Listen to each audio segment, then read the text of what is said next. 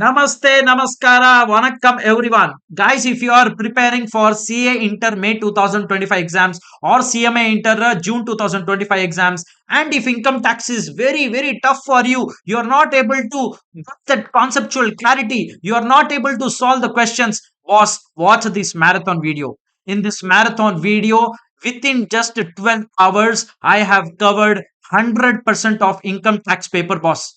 All the concepts have been covered. I have not left even a single concept. Trust me on this. And this video is recorded in 100% English language.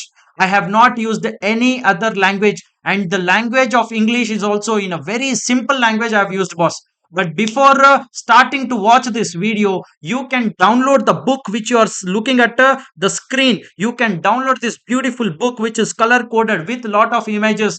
For your examination it is applicable, and you can download from the link which is given in the description. Now, how to approach the video? See, in this 12 hours also, few topics I have taught really less speed deliberately, because I understand that concepts like capital gains, TDS, there are a lot of amendments and there are a lot of confusing concepts, boss. So I have recorded those particulars, few particular chapters have been recorded at a little less speed, boss. If you are already comfortable in those concepts, you can watch the video at 1.5 speed. Generally I would recommend, if you are preparing freshly for income tax, then you watch the video at a normal speed. If you are a repeater in exams, or if you have already covered the syllabus once or twice, then you can watch this video 1.5 times only. Why I am saying 1.5 times only you should watch, sorry, at 1.5 speed only, why I am recommending is so that you will save your time, boss. Because the time is very crucial, the exams are around the corner, and hardly you are left with a few days. If and this income tax paper is just a 50 marks paper, you can't just spend whole time on just income tax paper, no. But see, 12 hours of video, if you watch at 1.5 speed, within 10 hours, hardly you will cover the whole 100% coverage of the syllabus will be done for income tax paper, boss. And trust me, I have taught the concepts in a very easy language, boss. Once you watch this video, directly jump into questions. You will be able to solve all the questions.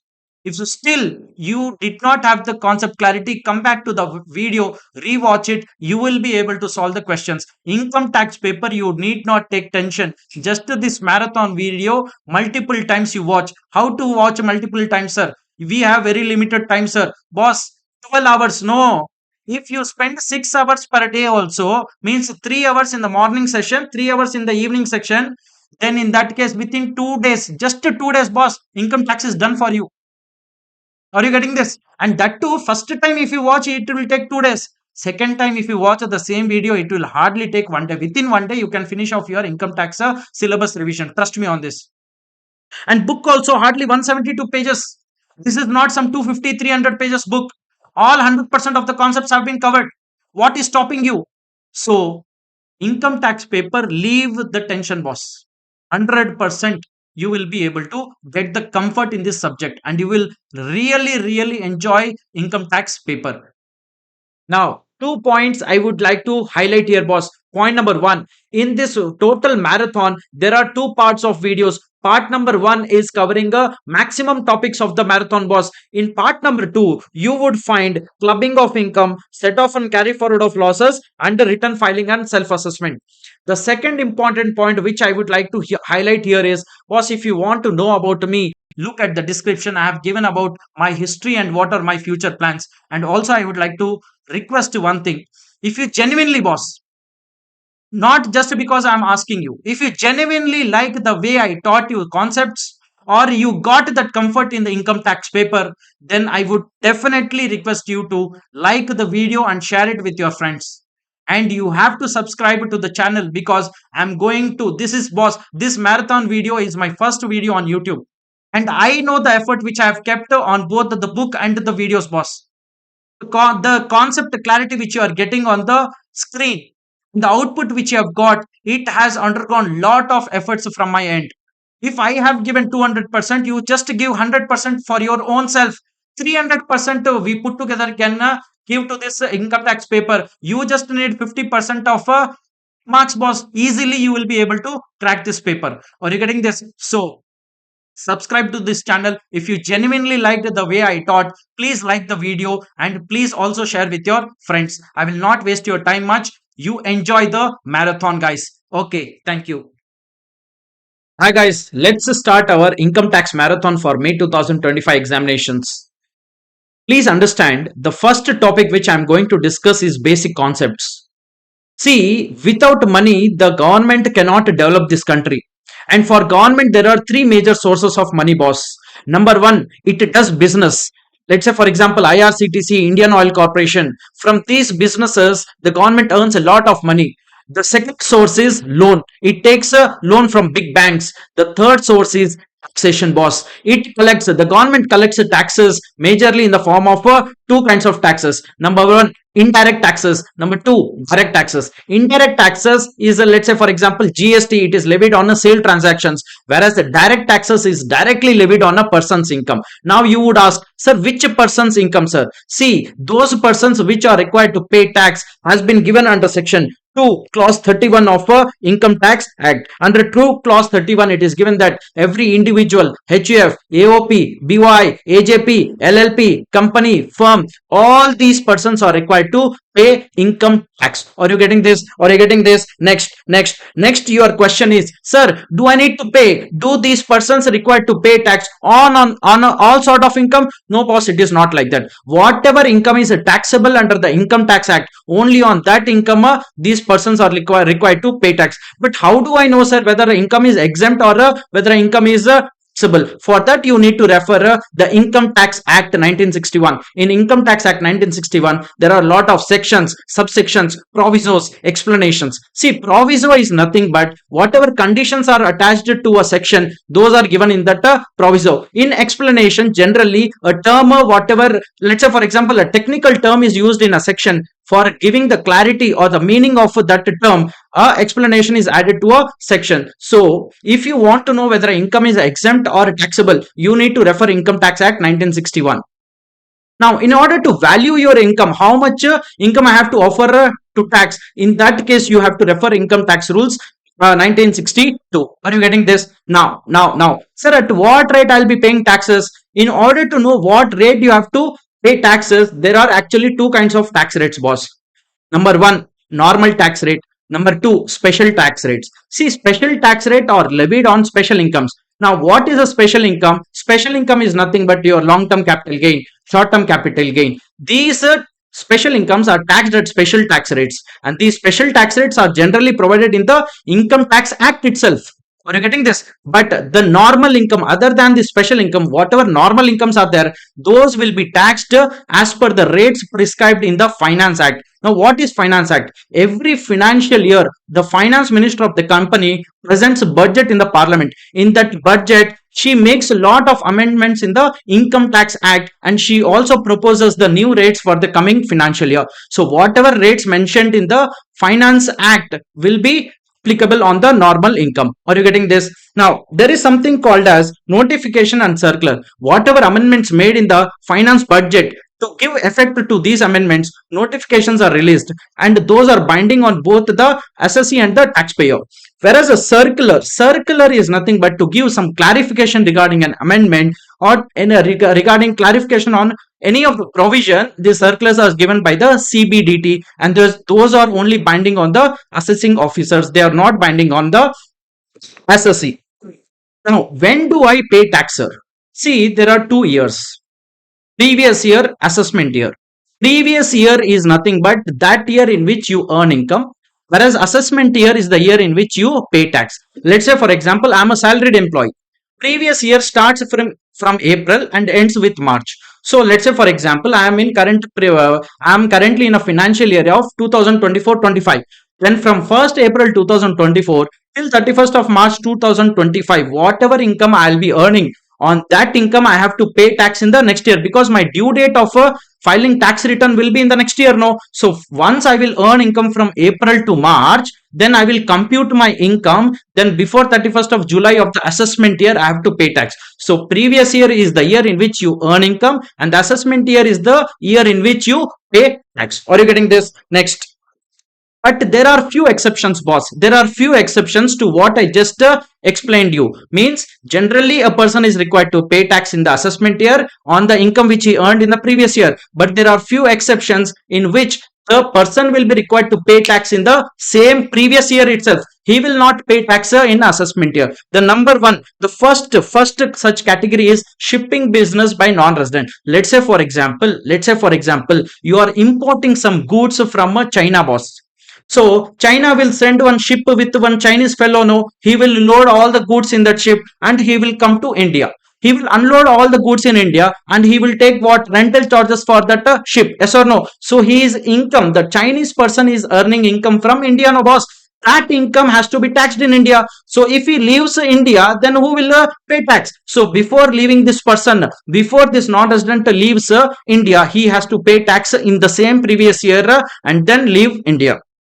Then in the case of person leaving India, let's say for example, person like Vijay Mallya wants to leave India permanently. In that case, the government will first stop him, collect taxes from him, then only they will leave that person to leave India. Then there is something called as AOP, BOI, AJP. If you know, these persons are actually formed for a particular purpose, for constructing building, for some construction purpose or something. If that purpose is met, the entity itself comes to an end, boss. So in these kind of persons category, they have to pay tax in the year in which the purpose is met and the entity comes to an end.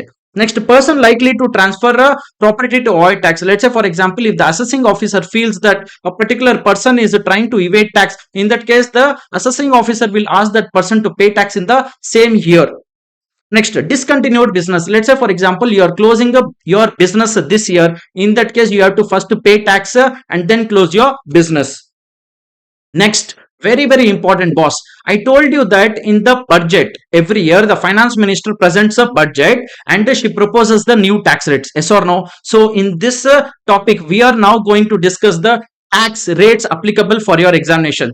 Please understand the tax rates applicable for you are given in Finance Act 2024. So whatever tax rates have been prescribed by finance minister in Finance Act 2024, in budget 2024 will be applicable for May 2025 examinations. See, whenever you read whenever you read the tax rates, boss, whenever you read tax rates, you have to bifurcate the taxpayers into two categories: individual, HUF, AOP, BOI, AJP. These will be under one category and all other taxpayers will be the second category. Why, sir? Because for these category of taxpayers, the government has given, or the income tax department has given, two kind of tax regimes, boss. One is called the default tax regime, the other is called optional tax regime. One is default tax regime, the other is optional tax regime. See, generally these persons are required to pay tax by default under the default tax regime only. But if they wish to opt out of the default tax regime, they can opt out and they can pay tax under the optional tax regime. I repeat, these persons are generally required to pay tax under default tax regime, boss.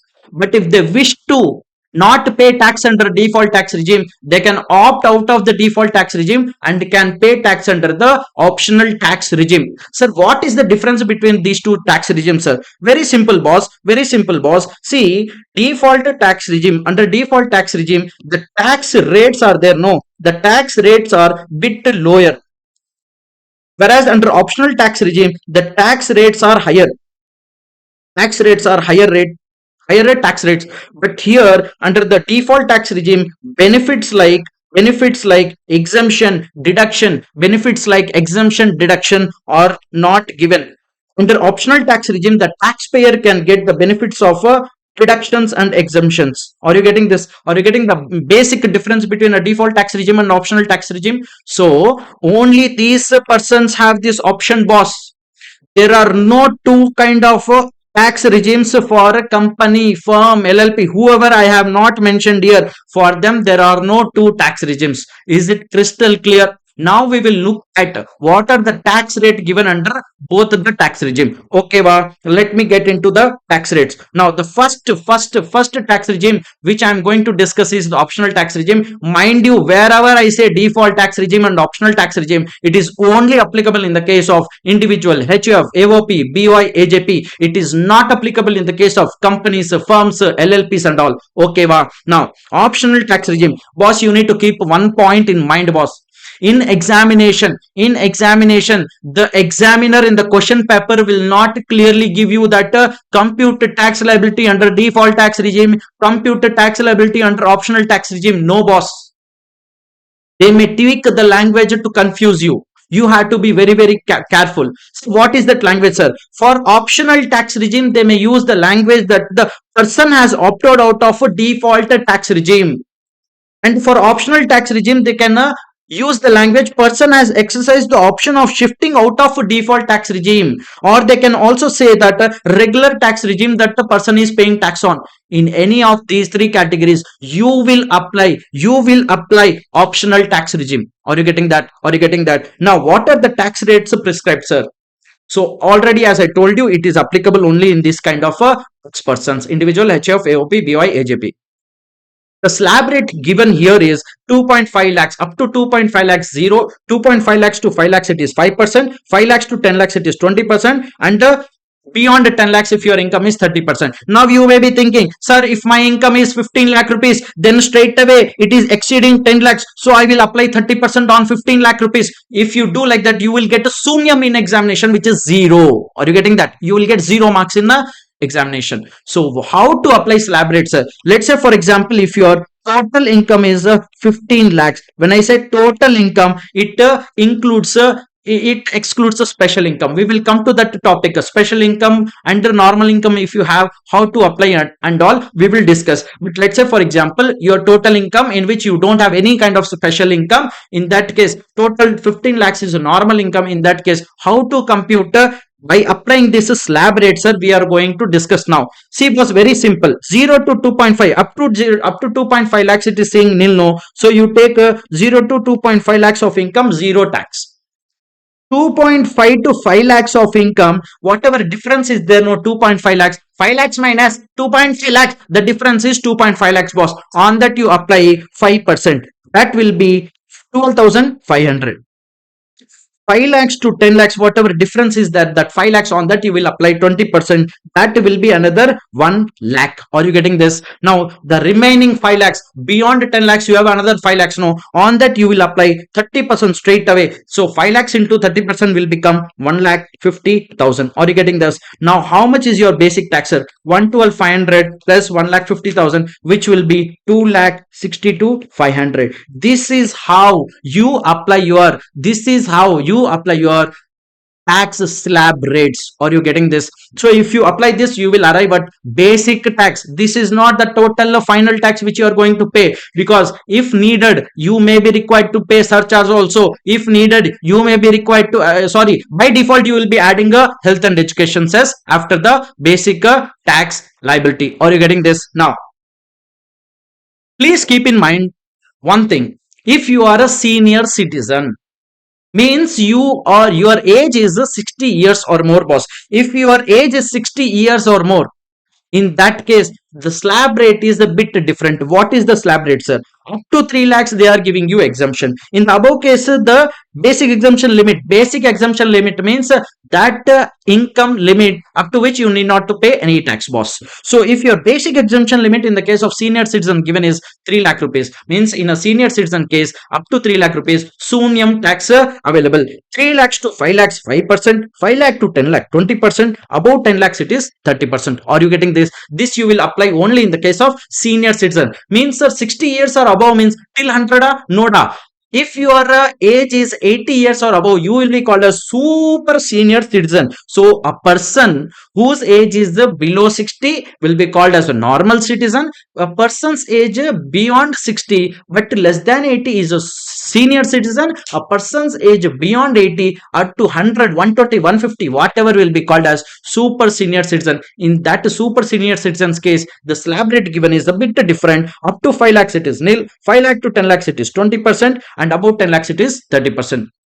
Now there is one catch, one very important point. Whatever senior citizen and super senior citizen high slab higher basic essential limit slab rates, I told you these two slab rates is only applicable if the senior citizen and the super senior citizen is a resident. If senior citizen is a non-resident, if a super senior citizen is a non-resident, still this basic exemption limit and this slab rate only will apply.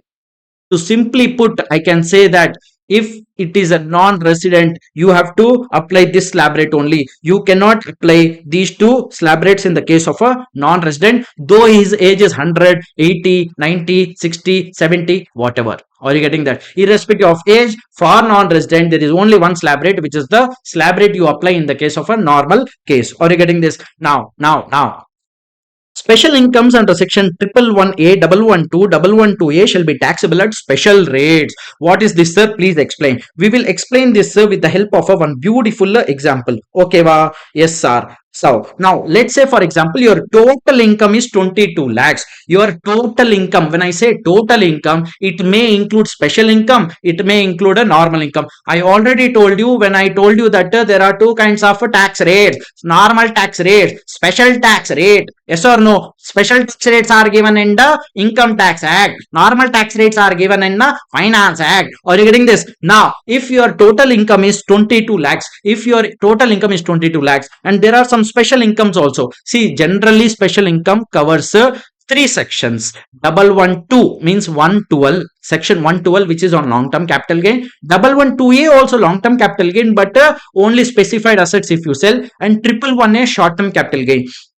So those incomes are considered as special incomes. So on long-term capital gain, on short-term capital gain, if you have income of 4 lakhs and 8 lakhs, also you have a normal income. So if you add these three, it will sum up to 22 lakhs. Are you getting this? The sum of the special incomes and normal incomes is called a total income. Now, sir, in this kind of a scenario, can I directly go and apply 22 lakhs as a slab rate, sir? Slab rate, can I compute? No, because I told you special incomes will be taxed under special rates. So you can apply slab rate only on the normal income. You cannot apply slab rate on the special income. So how do you do this is, let's say, for example, the long-term capital gain which you have here, is, let's say, for example, 112 income, 112 income. In fact, now the tax rates, be it 112A or 112, it is a 12.5% only. Let's say, for example, I am saying for example. So, for example, the long-term capital gain has to be taxed at 10%, short-term capital gain at 15%. Then first you will compute on 4 lakhs how much it will be, 40,000, and on 8 lakhs 15% is how much? 8 lakhs into 15% is 1,20,000. These two are called special tax, and on this 10 lakhs you will apply the basic exemption, the slab rate. You will not apply the slab rate on a special income. On this, if you apply the slab rate, let's imagine he is a normal person, he is not a senior citizen, he is not a super senior citizen. In that case, his base tax will come 1,12,500. Sir, how do you know, sir? Even you should know, boss. Up to 10 lakhs by default it is 1,12,500 only. You cannot go and compute, you will understand this. Now what has happened? I applied the slab rate only on a normal income. I did not apply my slab rate on special income. For special income, I took special rates, which is 10% and 15% on the respective income. So now what I will do, 1,12,500 plus 40,000 plus 1,20,000, all three put together will be called as basic tax. On that I will apply either surcharge if it is applicable. In this case, it is not applicable. And if on this all these three put together, whatever income will whatever tax will come, that will be called as a basic tax. On that I have to apply what my health and education says. So now you understood why this line is given here, that the special incomes shall be taxed at special rates. Are you getting that? There is one small CBDT circular, boss. It says that if you are a person whose birthday falls on 1st April and you are turning 60 this year only, then in that case 31st March itself will be deemed as you have achieved 60 years of age, and you can claim the higher basic exemption limit slab rate in the previous year in which 31st March is there. Are you getting this? The same concept applies in the case of super senior citizen when you attain 80 years of age. Now, whatever we discussed, slab rates, everything was under optional tax regime. No, when I started itself, I told you this is optional tax regime. Now we will be discussing the tax rates under or the slab rate under default tax regime. I already told you for the individual HF, AOP, BY, AJP, there are two categories: default tax regime, optional tax regime. Now, under default tax regime, the slab rate is given. No, that slab rate is applicable for individual HUF, AOP, BY, AJP. It does not apply for, actually, I told you here itself, for all other assessees, there is no regimes. Yes or no? Now, there is one important point. In optional tax regime, when we just now discussed the slab rates, we discussed that for senior citizen there is a different slab rate, for super senior citizen there is a different slab rate. But mind you, under the default tax regime, whatever the slab rate is given, it applies for normal person, senior citizen, super senior citizen, non-resident, whoever it is. There is only one slab rate given under default tax regime. There are no different slab rates like what is given in optional tax regime. Are you getting this? In optional tax regime, three slab rates are given for three different person, but in default tax regime there is only one slab rate for all these persons including. Are you getting this? What is the slab rate given, sir? Up to 3 lakhs it is nil, 3 to 7 lakhs 5%, 7 to 10 10%, 10 to 12 15%, 12 to 15, above 15 it is 30%. So the same concept what I taught how to apply the slab rate, you will apply here also. Are you getting this? Next, same dialogue of special income shall be taxed at special rates under default tax regime also. Are you getting this? Next, I told you in this when I explained you the default tax regime differences, default and normal tax regime differences, optional tax regime, I told you that benefits will not be given to you.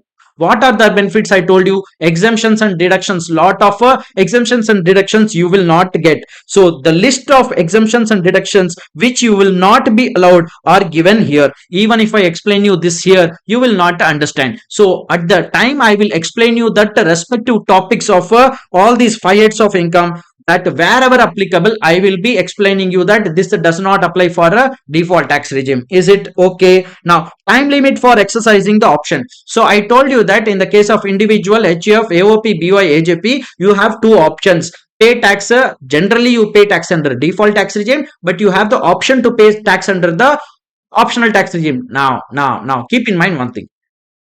If you are assessee, means this individual HUF, AOP, BY, AJP does not have PGBP income, means you may have any kind of income. You may have salary income, you may have a capital gain income, you may have a house property income, you may have a income from other sources, but you do not have PGBP income, means you don't do business, boss. So if you are a taxpayer being an individual HUF, BOI, AJP who does not have any PGBP income, in that case every year you can change your tax regime. Let's say for example, this year I want to pay tax under default tax regime, I can pay.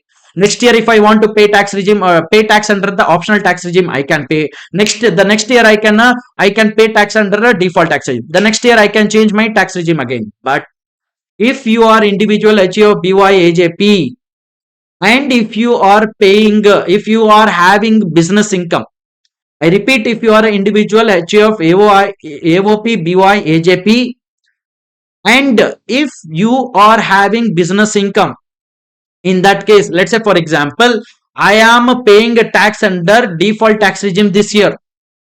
I have the option to change my tax regime next year. Next year, let's say for example, I pay tax under the optional tax regime. No problem, good enough. Then if I want to come back to default tax regime again, only once I can come back. Means generally the income tax department wants the business person not to change the tax regime very often. Means if the person is paying the tax, having a business income, paying tax under default tax regime, only once he can go to optional tax regime and come back to default. Once he has went to optional tax regime and came back to default tax regime, then he is locked for lifetime. Then he cannot change every year. I hope the concept is clear. I will repeat. In the case of a person other than having a business income, they have the option to choose whatever tax regime they want every year.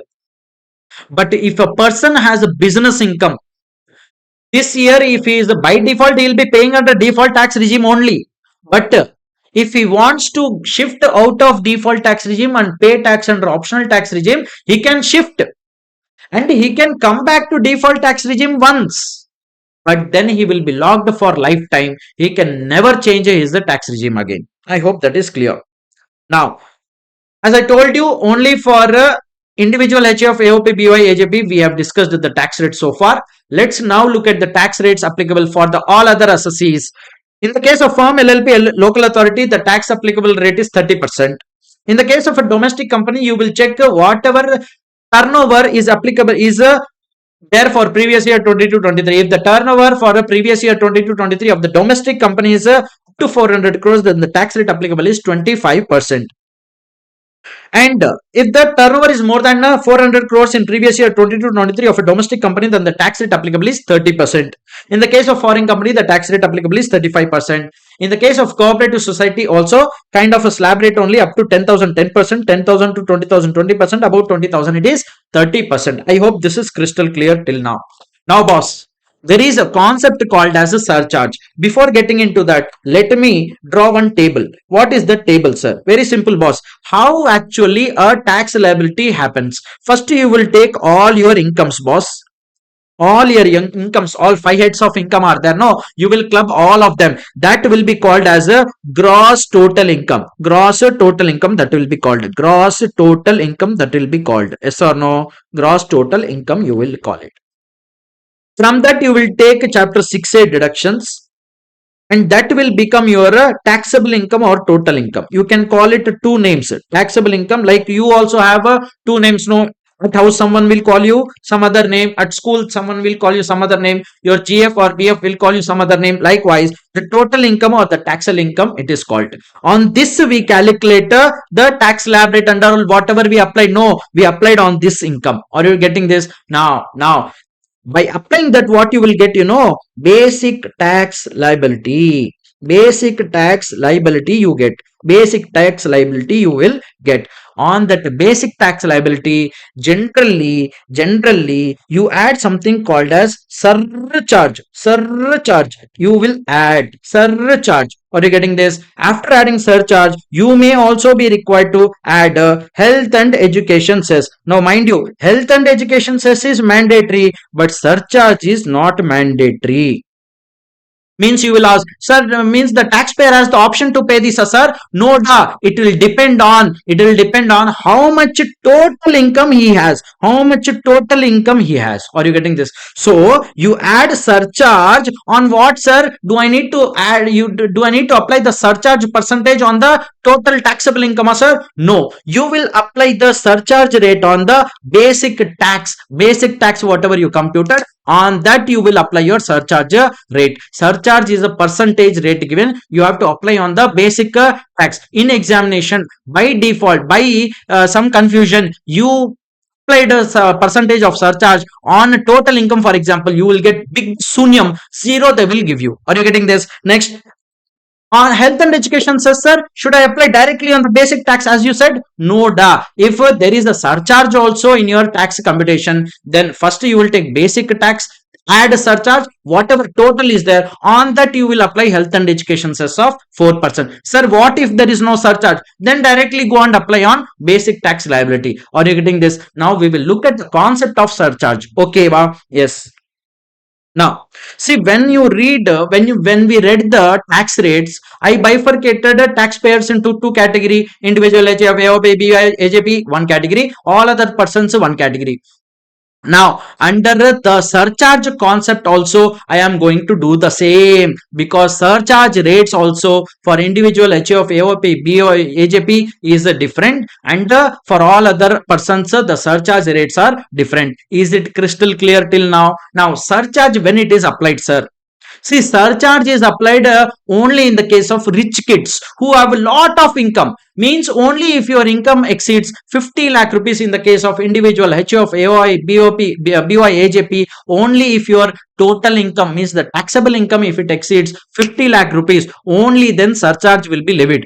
If you are a poor guy, your income is less than 50 lakh rupees, then surcharge will not be levied. Means only rich guys can only pay extra tax. No, da. Basic tax is levied on everyone. Surcharge is an extra tax. Who will pay extra tax? Who has extra money? Yes or no? So only if income exceeds 50 lakh rupees in the case of individual HUF, AOP, BY, AJP, then surcharge will be levied. In all other persons case also surcharge is levied, but we will discuss a little while later. Let's look at the slab rate. I mean the surcharge rate. Let's look at the surcharge rates applicable for you. So these are the surcharge rates, boss. This look like slab only, no, like we discussed the slab rate 0 to 2.5 lakhs, 0, 2.5 lakhs to 5 lakh, 5%. That slab rate we applied a different concept. Yes or no? But here whatever you see is not a slab rate. Surcharge is not slab rate. Sir, what do you mean, sir? Let's say for example, my income is 75 lakhs. My taxable income is 75 lakhs this year, then I fall under this category, no da, because it says more than 50 lakhs up to 1 crore. Then straight away I will apply 10%. I will not apply like this 0 to 50 lakhs, 0. Beyond 50 lakhs, 25 lakhs I have, because 75 lakhs is my total income. So 25 lakhs into 10%. Then you will get a Sunyam in examination. So surcharge is never a slab. Whatever total income or taxable income you have, you see where you fall, and that surcharge you apply on the total or taxable income's basic tax liability. Are you getting this? So what is the surcharge rates given, sir? Please mind you, this is only applicable in the case of individual HUF, AOP, BOI and AJP. We will discuss the surcharge rate in all other taxpayers in a little while. Are you getting this? Yes. Let me get this here. Now 0 to 50 lakhs, if your total income is, then nil, no need to pay any surcharge. If your total income is exceeding 50 lakhs but up to 1 crore, then you will pay surcharge of 10%. More than 1 crore up to 2 crores, 15%. More than 2 crore up to 5 crore, 25%. More than 5 crores, 37%. Now we have two tax regimes, no? Default tax regime, optional tax regime. Do you remember? There is two important points you will keep in mind, boss. If let me tell you one thing. If you are paying tax under the default tax regime, you are paying tax under the default tax regime. If you are paying tax under default tax regime, the maximum surcharge rate applicable in your case will be 25% only. If you see here, surcharge rate I have given for more than 5 crore income is 37%. But that 37% you will not apply in the case of a default tax regime. Simply, if I have to tell, this surcharge rates whatever are there will be applicable in the case of optional tax regime only. In default tax regime, till here everything is same. And even beyond income of 5 crores, it is 25% only. Are you getting this? Means in the case of default tax regime, the maximum surcharge rate will apply is 25%. And under optional tax regime, you can apply on income of more than 5 crores, 37%. Is it clear? Now, keep in mind one point, boss. If the total income is up to 2 crores, both on special income and normal income, you will apply same surcharge rate. I repeat, to total income of taxable income of 2 crores, you will apply same surcharge rate on both special income and normal income. But the moment total income exceeds 2 crore rupees, in that case, straight away for special income apply 15%. Don't think anything. Don't even look at how much is the special income amount. Straight away 15% you apply on special income. Then once you take total income, reduce the special income, whatever left out is what? Normal income, no? On that normal income, you check this slab, or slab means, I mean, you check this category. Let's say, for example, after reducing from total income, after reducing the special income, whatever normal income is there, if it falls under this case, then the surcharge rate is 10%, no, but you apply 15%. Because once the total income exceeds 2 crores, once the total income exceeds 2 crores, straight away for special income to 15% only by default. And on normal income, you have to at least pay surcharge of 15%. When I say at least, you cannot apply 10 crores, though your normal income is more than 50 lakhs, but up to 1 crore. Are you getting this? But let's say, for example, from total income, you reduced special income. Why you reduce special income? Because on special income, straight away you will pay surcharge of 15%. Now, whatever left out normal income is there, if it is exceeding 2 crores, but up to 5 crores, for example, that normal income other than special income, in that case, you will apply 25%, because at least 15% you are already paying, no? Are you getting this? We will take one example and try to understand in a beautiful manner whatever I told. But if I have to summarize surcharge, was very simple. Generally, you have to pay surcharge with these rates. But if you are paying tax under default tax regime, then maximum surcharge you will pay is 25%. If your total income exceeds 2 crores, in that case, special income straight away give 15% surcharge. Normal income is there, no, apart from special income, whatever normal income, for that you will check this category where does it fall. But minimum 15% you will pay on a normal income as surcharge. We will take one example which is given in the material, and let's try to understand with the help of an example. This is the example, boss. Very beautiful example. Total income excluding special income means the first column represents the normal income. Second column represents the special income. Third column represents the total income. Fourth column represents surcharge on special income. Fifth column represents surcharge on normal income. Let's take the first case. I told you what, first see, boss, you have to follow procedure. Method you have to follow. It will become easy for you to apply the surcharge rates. First see, total income, is it exceeding 2 crores or not? Why I am saying this? Because if the total income is less than 2 crores, be it a special income or normal income, you will apply the same rate. Are you getting this? So here the total income is 45 lakhs. Now if you remember, up to 50 lakhs, was there a surcharge? No, surcharge is 0. So on 45 lakhs, nil surcharge. Okay, wow. Cool, very cool, no? Next. 95 lakhs means the total income exceeded 50 lakh rupees. Yes or no? But is it exceeding 2 crores? No, it is less than 2 crores. So if I see 95 lakhs, it is exceeding 50 lakhs but less than 1 crore. So whatever rate prescribed is what? 10%. I will apply 10% straight away on both normal income and special income. No need to think. So 10%, 10%. Cool. Next. 1 crore 15 lakhs. So boss, whatever you are seeing here is amounts in lakhs, boss. Here heading it is given amounts in lakhs. So 115 means what? 1 crore 15 lakhs. Is it exceeding 2 crores? No. Less than 2 crores? Yes. Then both special income, normal income, same surcharge? Yes. But 1 crore 15 lakhs falls under which category? Third category. Beyond 1 crore, less than 2 crore. What is the rate given? 15%. So 15%, 15% on both the incomes. Next, 3 crore 45 lakhs means the total income exceeded 2 crores. Yes or no? Now, when I told when the total income exceeds 2 crores, straight away on special income, what?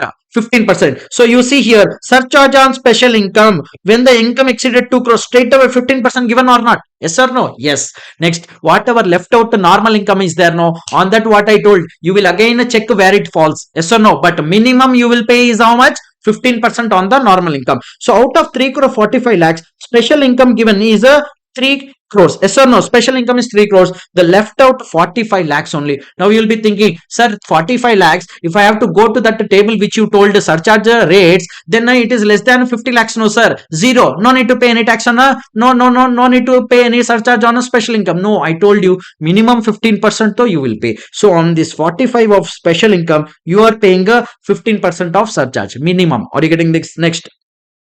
7 crores 60 lakhs means already exceeded 2 crores. Then you have to see for special rates direct, it is a special income, it is a 15%. On the normal income, again you will see the slab. 60 lakhs means beyond 50 lakhs but less than 1 crore. But the surcharge rate given for that category is 10%, which is not minimum 15%. So in this category, straight to 15% on the normal income. Next, 4 crores exceeding 2 crores on the special income, straight away 15%. Are you getting this? On the normal income, it is 1 crore 50 lakh rupees, means the surcharge rate is 15%. We require a minimum 15 only, so good enough, no issues. Next, 6 crore 50 lakhs, straight away on special income 15% because the total income exceeded 2 crores. Now on the normal income, we will check. Normal income, same again 15%. No problem. Next, 4 crores exceeded already 2 crores total income. On the special income, straight away 15%. On the normal income, 3 crores means what? Beyond 2 crores but less than 5 crores. Yes or no? 25% category. Now, I will not apply 15% on the normal income. I have to pay 25% only because 15 was minimum, not straight away. On special income, straight away 15% if the total income exceeds 2 crores. Are you getting this? So on this category, you see we are paying 25% of surcharge. Are you getting this? Next, 5 crores 50 lakh rupees on special income, straight away 15%. 3 crores same category 25%. The last one is very very important, boss. Now whatever we are looking at this table, no, this is as per the optional tax regime. So let's look at optional tax regime, how it happens. Then we will also look at alternatively, if it is a default tax regime, then what change you will get here. 7 crores is the total which exceeds 2 crores. So special income, straight away 15%.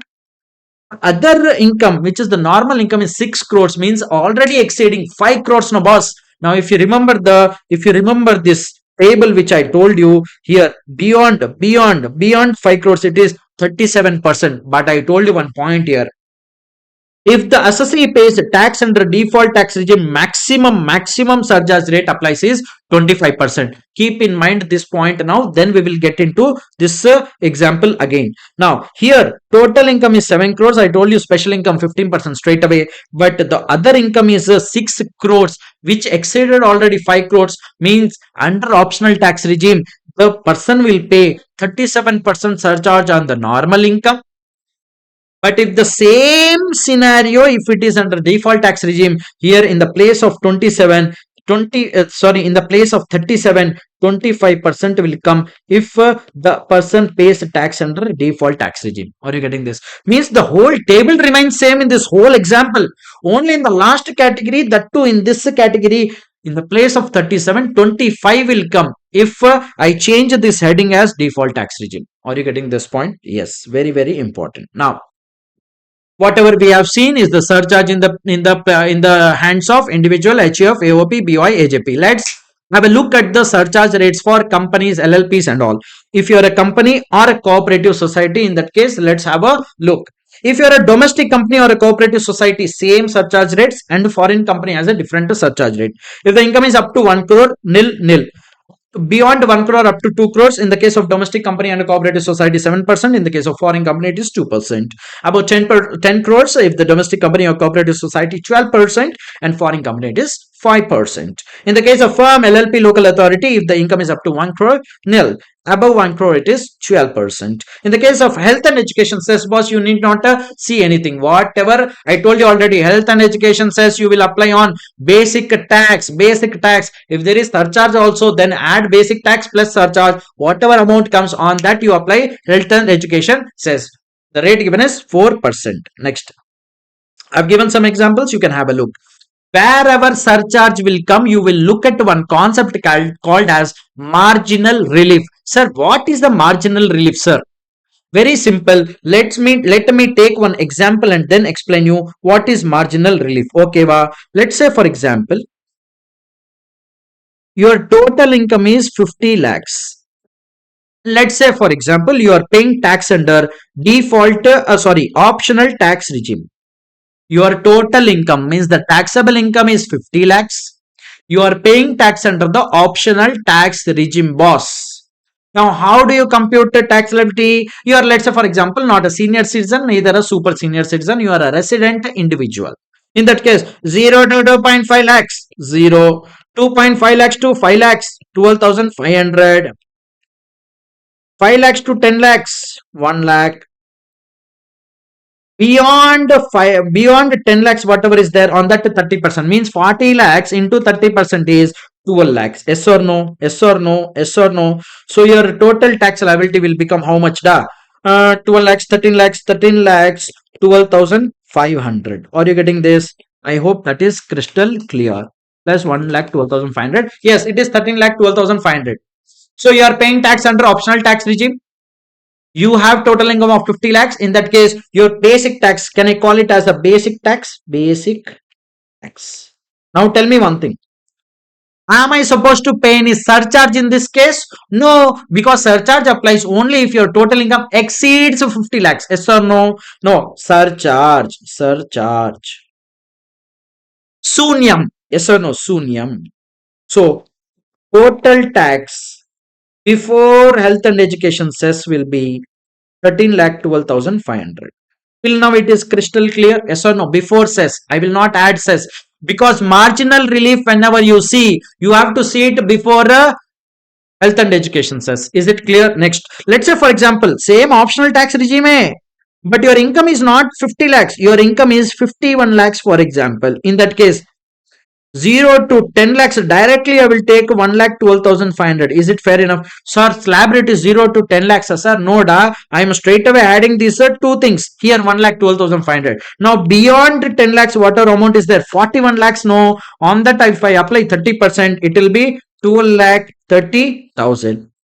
What is the total? Plus 112,500. If I do 13 lakh 42,500. This is called what? The basic tax. Yes or no? Now tell me, in this category, is the surcharge applicable? Of course applicable, boss. Your income is more than 50 lakhs. You are a very rich guy. Let him pay more tax. Yes or no? So add. What I'll add? Add surcharge. What is the surcharge applicable in this case? 10% noda, beyond 50 lakhs up to 1 crore, 10%. So 10% on what? Not on 51 lakh, boss. You will apply on basic tax. So if I have to add this 1 lakh 34 to 50, I have to add. Now total taxable tax liability, before cess, boss, very important. You cannot do this assignment after cess. You will go mad. You will get a sunyam. Before cess will be how much? Tell me this. 1342 500 plus 134250. How much it is? 14 lakh 76,750. Now be very attentive. Boss, you tell me how much your income has increased by. First scenario 50 lakhs. Second scenario 51 lakhs. Means income increased by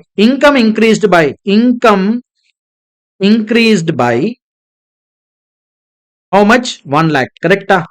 In first scenario, if your income is 50 lakhs, in the second scenario, if your income is 51 lakhs, income increased by 1 lakh. Yes or no?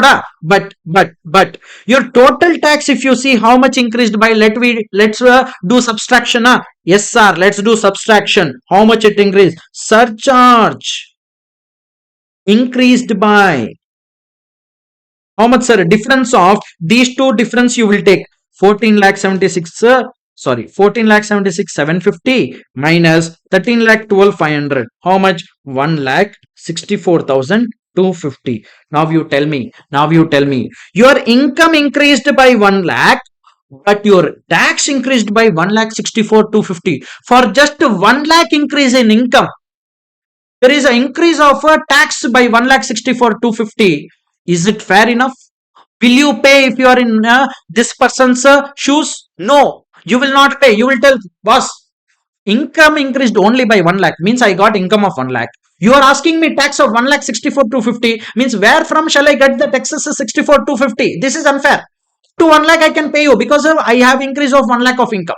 So whatever unfair increase in the in the tax liability, you know why this happened? Because of surcharge, boss. Because here you see surcharge is 0. And here surcharge is increased. Are you getting that? So generally, due to just increase in 1 lakh, you are getting a surcharge increase of due to increase in 1 lakh by income, you are getting a tax liability increased by 1 lakh 64,250. That is why whatever that unfair increase is there, no, 64,250, that is called as marginal relief. Marginal relief. But how will we present this in exam, sir? Very simple. You will present like this. You will present like this. From this 1 4 to 1 4 14 lakh 76 250, you will rest less marginal relief. You will write 64 250, and the balance tax whatever is there now on that you will pay health and education cess. Are you getting this? This is a marginal relief concept. So whenever you see surcharge and if income increases just a little by, you have to check a concept called as marginal relief. Why we took marginal relief? Because increase in income is less than the increase in tax. So tax increased more than income. In that case, you can take a relief. Means the government told, okay, boss, let's not do this unfair justice to this person. Let's do justice only. So they gave relief called as a marginal relief. Are you getting this? Are you getting this? Yes, you are getting this. Whatever I have taught you here, it is already there in the form of example. The same example which we have seen, 64 to 50, it is there here also. Now there is a concept called as rebate, boss. Now keep in mind one thing. This rebate concept, no, rebate. It applies only in the case of resident individual. Only individual, that to resident only it applies. It does not apply in all other cases. What is this rebate? Means for papa less income persons, the department wants to not tax them. They don't feel like taxing that person. Who are these persons, sir? Again, two tax regimes, boss. Optional tax regime, default tax regime. If you are paying a tax under optional tax regime, if your income, total income, if it is up to 5 lakh rupees, if your total income is up to 5 lakh only, in that case, either 12,500 or the tax amount whatever is there, no, whichever is the lower will be given as a rebate. Rebate is exactly kind of a benefit, boss. From your tax liability you will reduce that rebate, then whatever left out, that you have to pay tax. Means rebate is kind of a benefit given to people who have a less income. So if you are paying tax under optional tax regime, if your income is up to 5 lakhs only, in that case you will get a rebate. How much rebate, sir? 12,500 or actual tax liability, whichever is lower, you can take as a rebate from your tax liability. Are you getting this?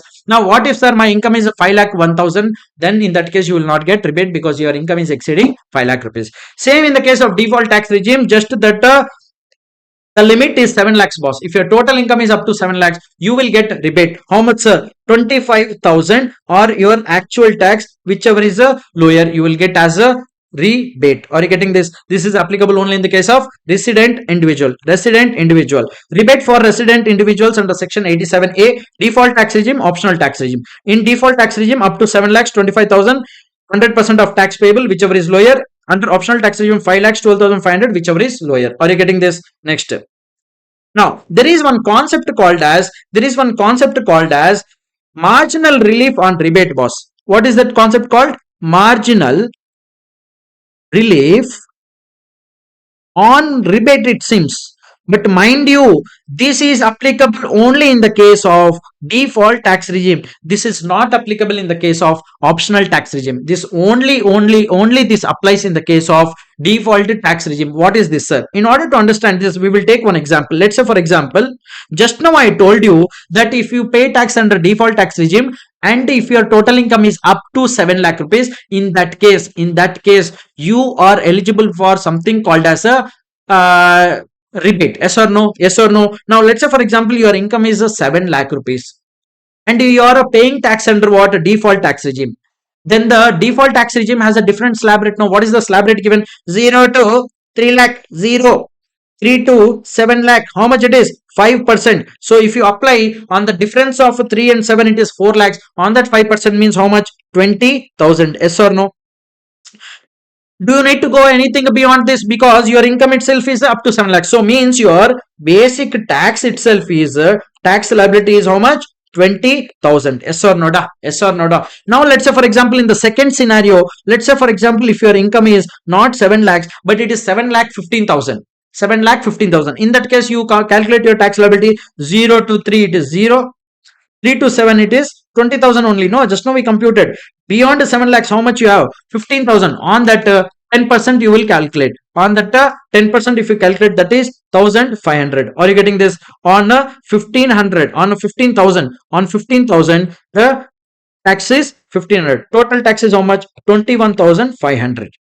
I repeat, you are under default tax regime. This concept only applies on a default tax regime. This concept is not there in optional tax regime. This concept is called as marginal relief on a rebate. Are you getting this? What is a rebate under default tax regime? If your income is up to 7 lakh rupees, 25,000 or your actual tax liability, whichever is lower, you will get as a rebate. Now in this case, in the first scenario, you are eligible for rebate. No, because your income is only up to 7 lakhs. It did not exceed 7 lakhs. So in that case, how much rebate you can take? 25,000 or actual tax liability, whichever is lower. Now if I compare 25,000 with your actual tax liability, which is 20,000, which is lower? 20,000. No, so I can write here less rebate. How much I'll get? 20,000 totally. Yes or no? Then my income tax will become zero. No, are you getting this? My income tax will become zero. But will you get any rebate here? Will you get any rebate here? No, because your income already exceeded 7 lakhs. So there is no rebate here. But so I will write what here? Sunyam. Then my tax liability will become what? Tax liability will become a 21,500. Here tax liability is how much? Zero. Yes or no? Now. Okay, close look, boss. How much your income increased by? 15,000. How much your tax increased by? 21,500. You got it. Your income increased by just 15,000, but your tax increased by 21,500. How much unfair is done to you? Income increased by 15,000. Income increase is 50,000. Tax increase is a 21,500. So I can say 6,500 is the unfair, boss. Difference of 21,500 and 15,000 is 6,500. Where from you will get that money? Income increased by 15,000, good enough, no issues. And tax increased by 21,500. Then up to whatever income increase is there, you can pay tax. But beyond that, how you cannot pay tax? So whatever unfair increase in the tax liability due to just increase of little bit income, that is the given to you as a marginal relief on a rebate. Are you getting this whole concept? This is applicable only in the case of default tax regime, boss. Please keep in mind this one point. Okay, wow. Now concept of marginal relief on rebate in case of a resident individual paying tax only under default tax regime. If the total income exceeds 7 lakhs, then rebate is available. Thus whatever steps I have done is given here also, and the same example here also it is there. 6,500 you will get as a marginal relief on a rebate. Then you will pay only tax of 15,000. Next, agriculture income, boss. Generally agriculture income means, what do you think? Sir, whatever I grow out of land, that is agriculture income. But as per income tax, apart from that also there are three kinds of income which are considered as agriculture income. So I can say in total there are four kinds of agriculture income, boss. Number one, whatever you grow out of your land, which is agriculture production of any kind of agriculture produce is a agriculture income. Means whatever income you will generate by selling this agriculture produce as it is. Let's say for example, you grown tomatoes from a land, so that tomato as it is, if you sell it off, that is called as agriculture income. So whatever profit you will make, that is called agriculture income. Number two, if let's say for example you are not growing anything, but you have agriculture land, and that land if you have given on rent to someone for doing agriculture activity, then whatever rent you will receive will be called as agriculture income. Number three, let's say for example, apart from giving land, you have given one a small storage building to that person. Then whatever building you gave for agriculture storage purpose, that building rent whatever you will get is a agriculture income. Number four, if you run a nursery means you sell some small pots, plants or trees, that income is also called as agriculture income. Now keep in mind one thing, all these incomes which I told you, four incomes, one by selling of agriculture produce as it is without doing anything. Next, rent from agriculture land, rent from a building which is used for agriculture storage purpose, and number four, from running nursery. All these incomes are straight away exempt. Income is totally exempt. Now, but there are some special incomes, boss. Special income. But there are some special incomes which is not totally income, not totally agriculture income. What are those, sir? If you manufacture tea, then only 60% of that income will be treated as a agriculture income. Rest 40 will be treated as business income. If you are manufacturing, growing and curing coffee, then 75% is agriculture income, 25% is a business income. If you are growing, curing coffee, but apart from that, you're roasting and grounding also that coffee. You are doing some overaction. Then only 60% is agriculture, 40% is the PGBP. If you're growing and manufacturing rubber, in that case, 65% and 35%. Now. Let's say, for example, in the example which I told for agriculture income, that if you grow tomato as it is, if you sell it off, then it is totally agriculture income. You no need to pay any tax. Totally exempt. But let's say, for example, you took tomato from the land. You only grown the tomato. You did agriculture activity. Apart from doing that, you took the tomato, converted into ketchup by doing some chemical process and all you did. You added some chemicals and all. You converted the tomato into ketchup. Then you sold in the market. Then there is a trouble boss for you. In the first scenario, only tomato you grown from land as it is tomato, 100 kgs sold to someone, totally agriculture income, no tax. But by growing tomato, after growing tomato, you converted the tomato into ketchup, some other product, then you sold in the market, then two kinds of income will arise. Number one, PGBP income. Yes, business income. The number two is agriculture income. Sir, why agriculture income? Because the moment you means from the activity till you grown the tomato from the land is called as agriculture activity only. Problem arose only when you started processing this tomato into ketchup. So till the moment you converted that seed into tomato, that is called agriculture activity. From tomato to ketchup, whatever process is there, on that you have to pay tax under PGBP head. Sir, how to compute? So for a tomato growing activity, you will take fair market value of the tomato till you process the seed into tomato. Agriculture income you have to compute. For that, you will take fair market value less whatever growing cost of tomato is there. No, some fertilizers you would have used, some labor cost you would have incurred. All that cost you can reduce. Then whatever balance income is there, that is called agriculture income. You no need to pay any tax on this.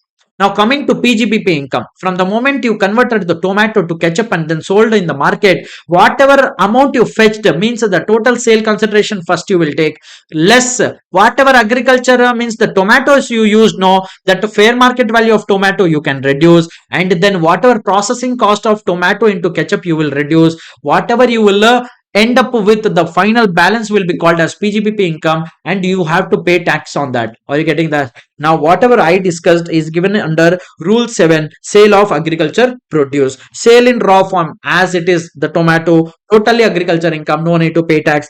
Then sale after optional process means you converted tomato into ketchup. In that case, two kinds of income will arise: agriculture income and PGBP income. Agriculture income, how do we compute, sir? Fair market value minus cost of agriculture produce, that is called agriculture income. PGBP, how to compute, sir? Sale of final product, whatever sale price is there, less FMV value, process cost if you will reduce, you will get something called as PGBP. Is it crystal clear?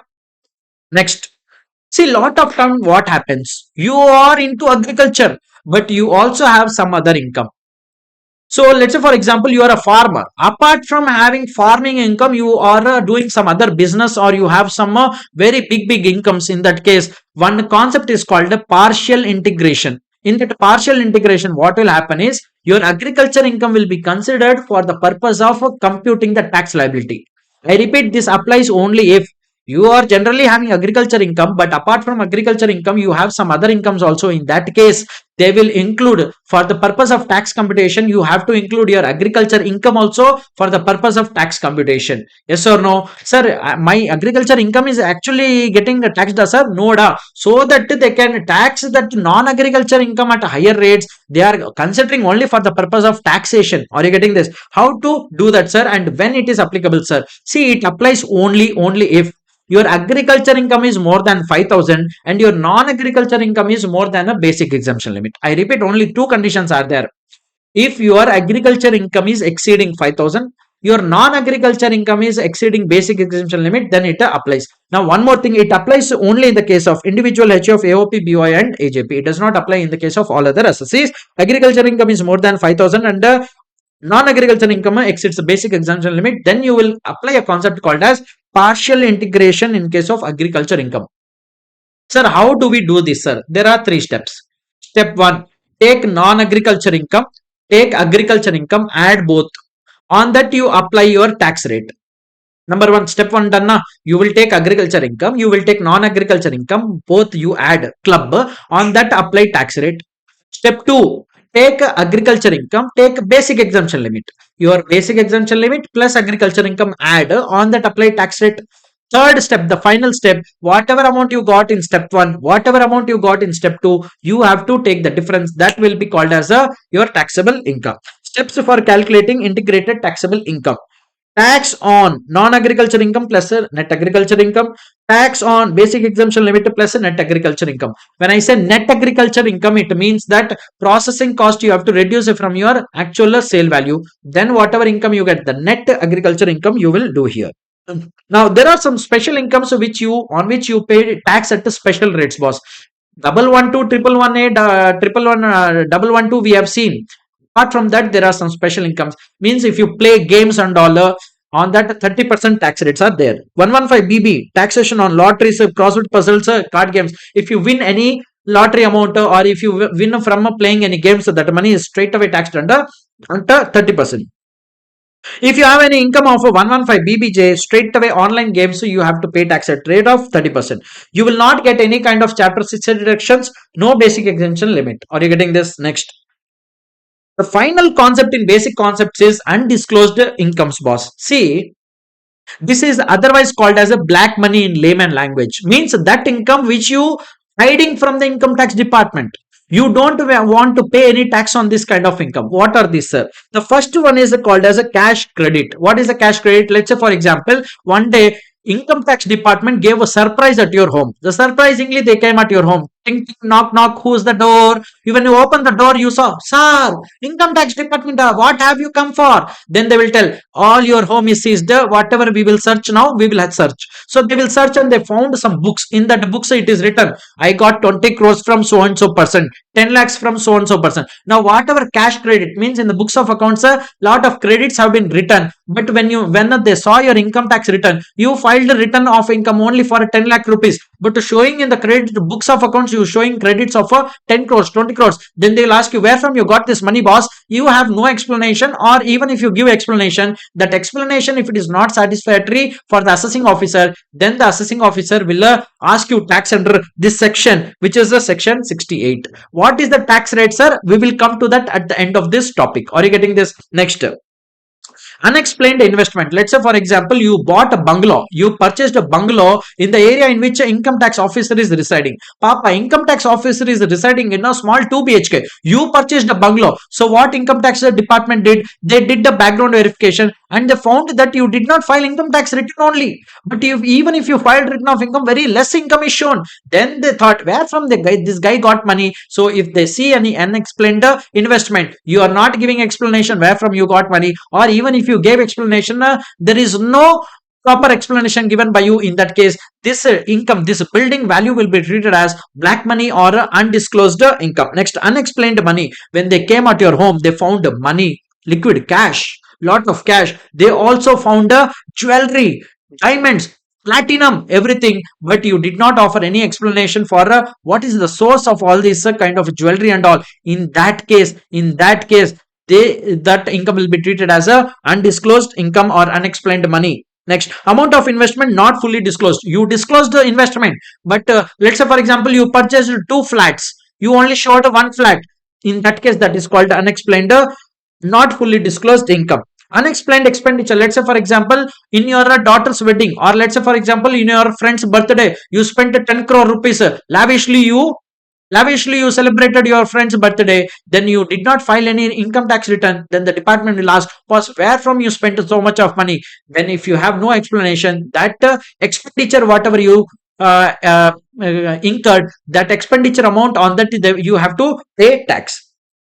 Amount borrowed on a repayment only. Let's say, for example, you took some hand loans. In that case also, if you take any hand loans, and that hand loan amount will be also treated as unexplained money, and you have to pay tax. So what is the tax rate applicable? Simply, boss, in all these categories what I discussed, the tax rate applicable is 60% plus 25% surcharge plus 4% rate. Straight away 25% surcharge And on this income, you will not apply your basic exemption limit to slab rate and all. Straight away 60% plus 25% surcharge plus 4% health and education cess you will apply. Whatever amount is there, you have to pay as a tax liability. There will be no basic exemption limit. There is no set off of losses. So this ends our topic of discussion, basic concepts. Thank you. Hi guys, let's start our next topic for marathon revision, which is residential status. This is also one of the smallest topics, but yet important. Now, I will start with one of the beautiful examples. Let's say, for example, you know Virat Kohli, right? Virat Kohli is a Indian cricketer who is residing in India. Generally, he will be in India only. Let's say, for example, he has a house in Australia. He owns a house in Australia and he has rented that house to some Australian person outside. Now, Indian person, Mr. Virat Kohli, is owning a house in Australia and he has given it on rent to someone outside India. So, where he will be receiving the rent? Outside India, that is in Australia, he will receive. But who is receiving? Indian person. Now, see, where is the controversy arising here?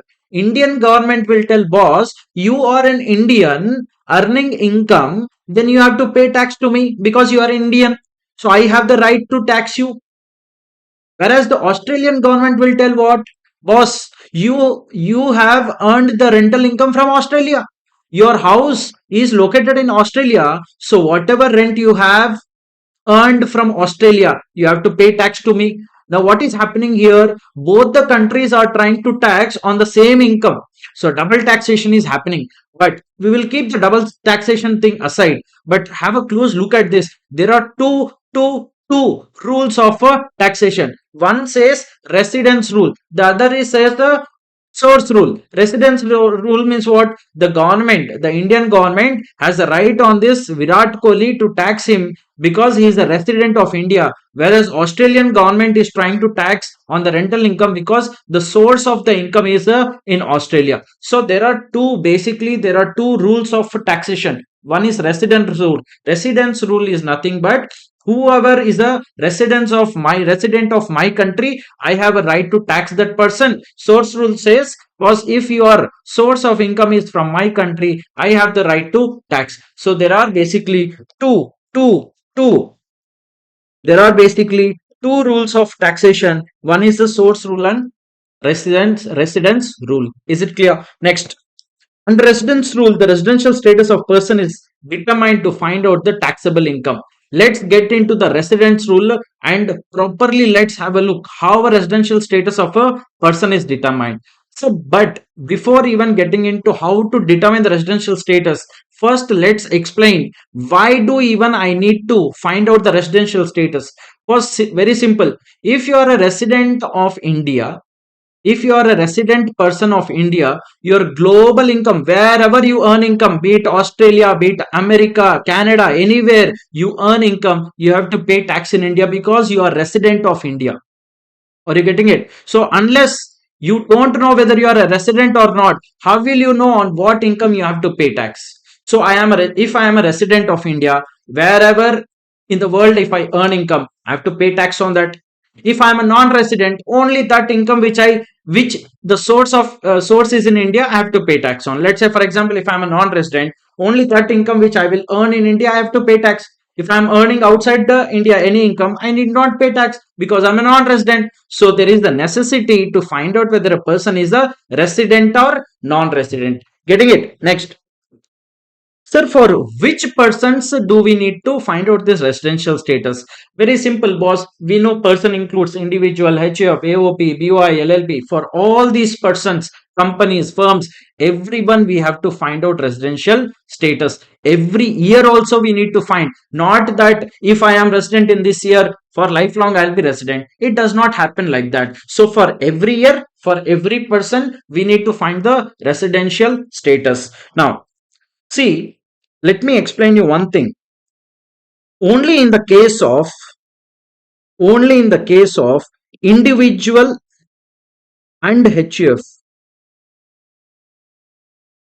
there are three categories of residential status. In all other persons, that is firms, LLPs, company, cooperative society, whatever, there are only two categories of residential status. I repeat, in the case of individual and HUF, there are three categories of residential status. In all other persons' case, there are only two categories. So, what are these categories? See, in the case of individual and HUF, an individual and HUF can become resident, ordinary resident, resident, not ordinary resident, and non-resident. In all other persons can either become resident or non-resident. So what is this? Please explain. See, resident, ordinary resident means generally you are resident only.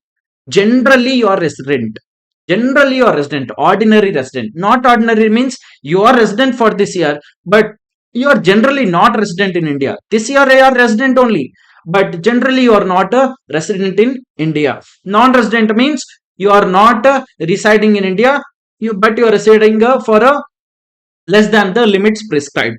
Now, let's try to understand this. So this here I have given you a point. Only individuals and HF can become resident, not ordinary. But in the case of all other persons, you will only see either resident or not resident. Are you getting it? Now, how to find out residential status, sir? See, boss, there are basically two kind of conditions. One, basic conditions. Two, additional conditions. Basic conditions, there are two conditions. Condition 1, condition 2. Additional condition also you will find two conditions. Condition 1, condition 2. You can see here, basic condition there are two conditions. Additional conditions also there are two conditions. But now whatever I am going to discuss right now is in the case of individual. Now what I am explaining is the residential status of individual, how to find out. So in the case of individual, we need to find out residential status. In that we have totally two kind of conditions. One is the basic condition, the other is additional condition. Under basic conditions we have two conditions, under additional condition we have two conditions. In basic condition, any one condition if you satisfy,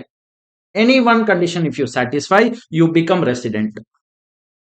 Once you become resident, once you check the basic conditions, then you need to go to the additional conditions and check how many conditions that person is satisfying.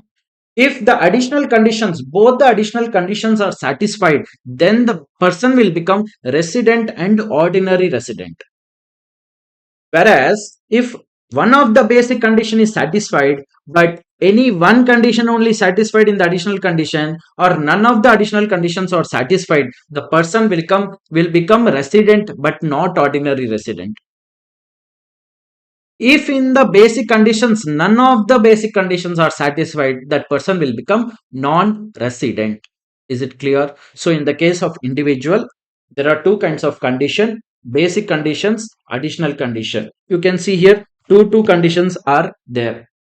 If you satisfy out of these basic condition, any one, boss, even one satisfied, no need of two conditions satisfying, because here you will see I have given or, means one or two, any one satisfied, you will become resident. So let's say for example you did not satisfy any of these two conditions. In the basic condition you did not satisfy both of the conditions, or not even one condition satisfied, you will become straight away non-resident. So once you check this basic condition, you have to move to the additional conditions, and you have to check whether both the additional conditions are satisfied or not. You can see here and is written, means in additional conditions you need to satisfy both the conditions. If you satisfy any one basic condition, both the additional condition, you become resident and ordinary resident. You satisfied any one basic condition but did not satisfy both the additional condition, you become resident but not ordinary resident. You did not satisfy even any one condition in basic condition, you straight away become a non-resident. Now what are these conditions? See, in basic condition, the first condition given is you have to stay in the current previous year in which you earned income more than 182 days. You have to reside in India, stay in India more than 182 days during the previous year. Second basic condition says in the current previous year 60 days or more you have resided, and in the last 4 previous years you stayed collectively 365 days or more. What are the additional conditions, sir? In additional conditions, if you have resided, means you are a resident in India for minimum 2 out of the 10 previous years, out of the 10 previous years, if you are resident for minimum 2 years, in that case this condition will be satisfied. The second additional condition which you need to satisfy is minimum 730 days out of 7 previous years. 730 days collectively, not in each year 730. So all 7 years put together, if you have stayed 730 days or more in India, then you are satisfying the second additional condition also. Whatever I have taught just now, it is summarized here. Basic condition, anyone satisfied, you will become resident. Basic condition, not even one satisfied, boss, then you straight away become a non-resident. If you once you satisfy the basic condition, then you will further check what additional condition. In additional condition, any one only satisfied, boss, you satisfied any only one condition, in that case you will become resident, not ordinary resident. Additional condition both satisfied, in that case you will become resident plus ordinary resident. Is it clear? Next, there are a few important points. Stay in India includes territorial water also, because India is not just land. Even if you are in air, even up to 12 nautical miles in water, you are considered as a being in India. Now, the stay in India need not be continuous. For few days, you may go to America and you can come back. But the residence, the stay will be checked for a previous year from April to March. Is it clear? So, period of stay need not be continuous. Both the date of departure and date of arrival are to be considered in India. The day you board the flight, the day you landed into India, both will be considered that you are in India only. Citizenship is different from residential status. This is very important. See, citizenship is nothing but by birth I get citizenship in India. If I have born in India, I am a citizen of India. But residential status depends on how many days you have stayed in that country. I may be citizen, Indian citizen. Let's say, for example, I went to America for 1 year. For one previous year, I went to America. Did I stay for not even a single day? I stayed in India, boss. For that year, I'll become non-resident. But mind you, I am Indian citizen only because I was born and brought up in India. For this previous year, I went to America. So what is happening here? Citizenship. I am an Indian citizen, but a non-resident because I did not stay in India for almost a year. Is it clear? Next, there are some special cases in which we have to little bit alter the basic conditions. Is it okay? Now, in the case of, so there are two scenarios. In the case of Indian citizen being a member of a crew of a ship which is leaving in India, I repeat, Indian citizen being a member of a ship, crew member of a ship, or an Indian citizen leaving India for the purpose of employment. Two things I covered. Next thing is Indian citizen or a person of Indian origin visiting India. Generally, he resides outside India, but he is visiting India this year and his Indian income is less than or up to 15 lakh rupees. These three cases, let me explain you here. Indian citizen leaving India as a crew member or ship or for employment. So, I'm an Indian citizen. I may leave India as a member of a crew of a ship, or I may be leaving India for the purpose of employment, or I'm a person of Indian origin, or I am a Indian citizen. Generally, I reside outside India. But this year, I have come to India to visit India, and my Indian income is less than or equal to 15 lakh rupees. Now, mind you, to 15 lakhs, which I am saying, this does not apply in the crew member and person leaving India for employment. This only applies for Indian citizen or person of Indian origin visiting India. Are you getting this? So, in these three cases, case number one, Indian citizen leaving India as a member of a crew of a ship. Case number two, Indian citizen leaving India for the purpose of employment. Leaving. In these two first cases, leaving. Now, third case, visiting. Indian citizen or person of Indian origin visiting India, but his income is up to 15 lakhs. Indian income. Don't include foreign income. Up to 15 lakhs. These three cases put together, you have to alter the basic condition. First condition only applies. Second condition you have to just ignore. In these three cases which I just told, you have to ignore the second basic condition. What is second basic condition? 60 days in current year, 365 days in last 4 years. Condition just ignore. Only one condition applies to them. One basic condition applies to them, which is 182 days or more. So once they satisfy this 182 days or more in the current previous year, then you will check the additional conditions. Then you will determine the residential status. Now there is one more special case. Indian citizen or person of Indian origin visiting India, but his Indian income is more than 15 lakhs. You remember in the first special case, we discussed the third scenario where I told that Indian citizen or person of Indian origin visiting India less than Indian income less than 15 lakh rupees. In that case only, just that in the second special case, Indian citizen, person of Indian origin visiting India, income is more than 15 lakhs. Indian income is more than 15 lakhs. In that case, both the basic conditions are there. No, they will be applicable.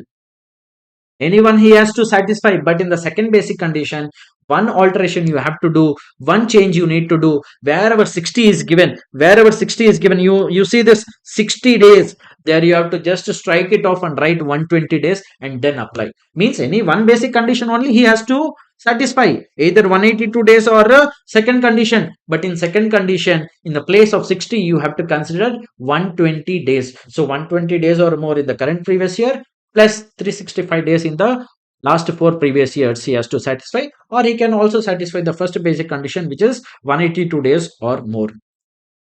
There is one more tweak here. If he stays more than 120 days, more than 120 days in the current previous year, but less than 180 days, 182 days in the current previous year. So he stayed for more than 120 days, but he did not stay for more than 182 days in this current previous year. In that case, he will straight away become resident, not ordinary resident. Is it clear? Is it clear? So let me just repeat it very quickly. This is a special case. There are two special cases. Case number one, three persons are included. Two persons are leaving India. One person is coming India. Who are these two persons leaving India? Indian citizen being a crew member leaving India for in a ship. Indian citizen for purpose of employment leaving India. Third person is Indian citizen or person of Indian origin, also Indian citizen or person of Indian origin visiting India. His income is Indian income is up to 15 lakh rupees. In these three cases, in the first scenario, you have to just ignore the second basic condition. In the second special case, Indian citizen or person of Indian origin visiting India having Indian income of more than 15 lakh rupees, you have to change the second basic condition. In the place of 60, you will take 120 days. Rest all remains the same. So one special attachment to this second special case, that if that person is staying for more than 120 days in India but has stayed less than 182 days in India during the previous year, he will be straight away called as resident, not ordinary resident. I hope that is clear. So that's what is given here. Indian citizen living India, crew member, everything is given here. Now, sir, who is a person of Indian origin? The person of Indian origin means he or his parents or his grandparents were born in undivided India. Now there is one rule 126, which helps you to determine the number of days of stay of a crew member. See, in the case of a crew member, generally he resides in India, but as a member of a crew, he leaves India in the ship. No. So whatever time he was out of India, in that ship out of India, he will be going. That time you have to remove from his period of stay in India, correct? So what is that time? From the day he entered into continuous discharge certificate to the date of signing of a CDC, continuous discharge certificate, that will be treated as not in India. Other days he can be treated as in India. Now, there is a concept called a deemed resident. This is applicable only in the case of Indian citizen. Indian citizen. This does not apply in the case of person of Indian origin. So let's say, for example, if an Indian citizen is not liable to tax anywhere in the world, boss. In India, he is not liable to tax because he is not residing in India only. Likewise, he is not satisfying any other country's rules for taxation. Or let's say, for example, he is residing in a country, let's say for example tax haven country, where there is no tax at all. So he is not paying taxes anywhere, but he is an Indian citizen. In that case, he will be deemed that he is a resident of India and he'll be taxed. But there is one condition, that is Indian income should be more than 15 lakhs. So I repeat, if you are an Indian citizen and you are not liable to tax anywhere in the world due to any reason, but your Indian income is more than 15 lakh rupees, you may be non-resident in India and your Indian income is more than 15 lakh rupees. In that case, you will be deemed as resident, not ordinary resident. Resident, not ordinary resident. Indian citizen having Indian sourced income more than 15 lakhs and not liable to tax in any other country due to domicile or any other similar nature, right? Only Indian citizen is taxed. A deemed resident is always a resident, not ordinary resident. I hope that is clear. Now, whatever we have discussed so far is applicable only in the case of individual, resident, individual, or non-resident individual, or resident, not ordinary individual. Now, what we are discussing is determining the residential status in the case of a HUF. See, in HUF, it is a bit different scenario. First, what you will do in the case of HUF is, for HUF separately, see, HUF is a separate entity, Karta is the separate individual. Yes or no? HUF is a separate entity, Karta is an individual who is just the head of the HUF. Yes or no? So, how to determine residential status in the case of a HUF? In the case of a HUF, you have to first check where is the control and management of that HUF is taken. If the control and management of the HUF is even partially or totally within India, that will be called as a resident HUF. If the control and management of the HUF is in India, it will be called as a resident HUF.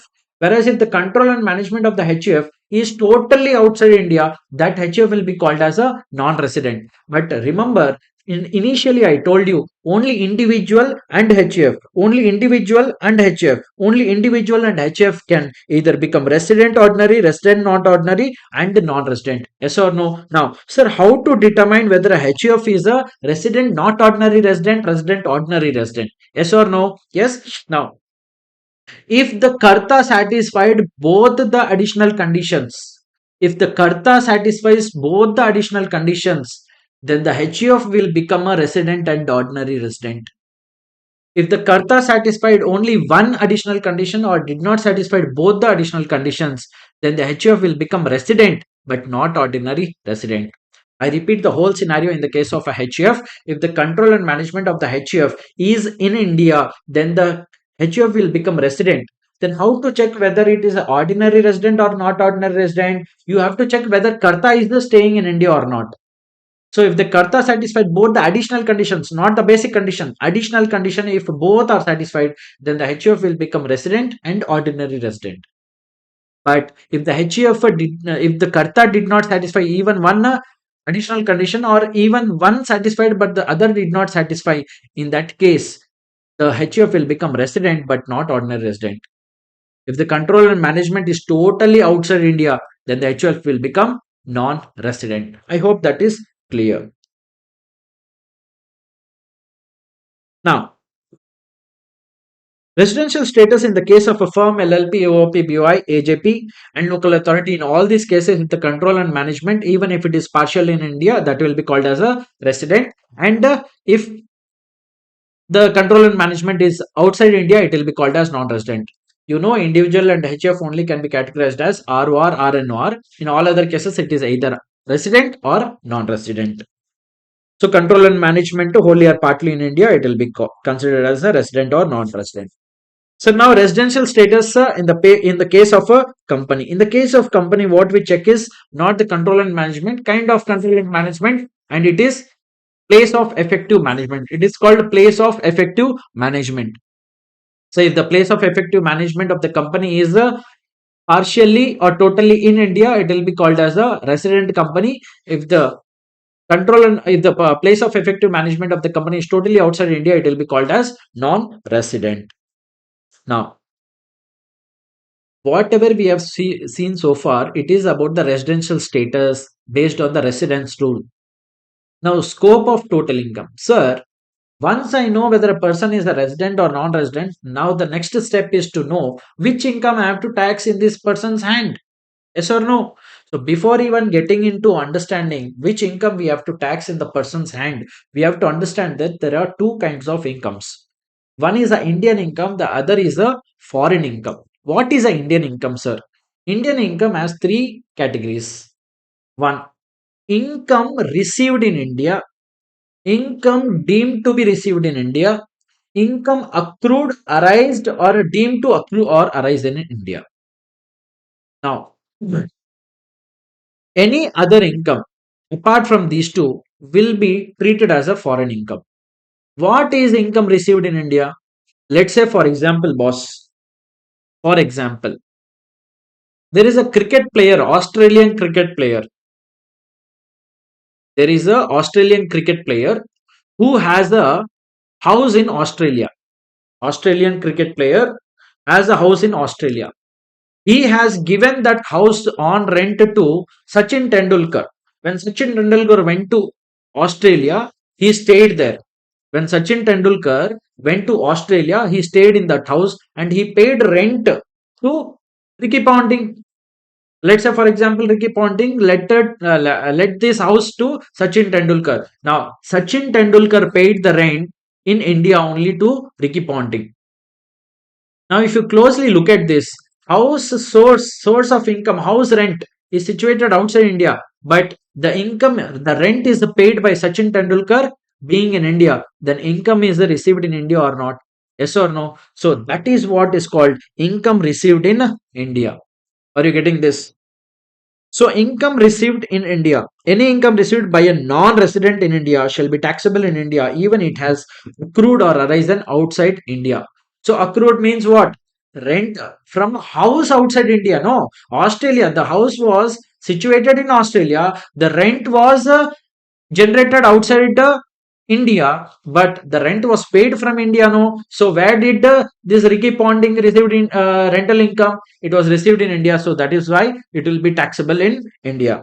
Rental income received by Mr. Ricky from letting out a property situated in Australia to Mr. Sachin, Indian resident, shall be considered as income received in India.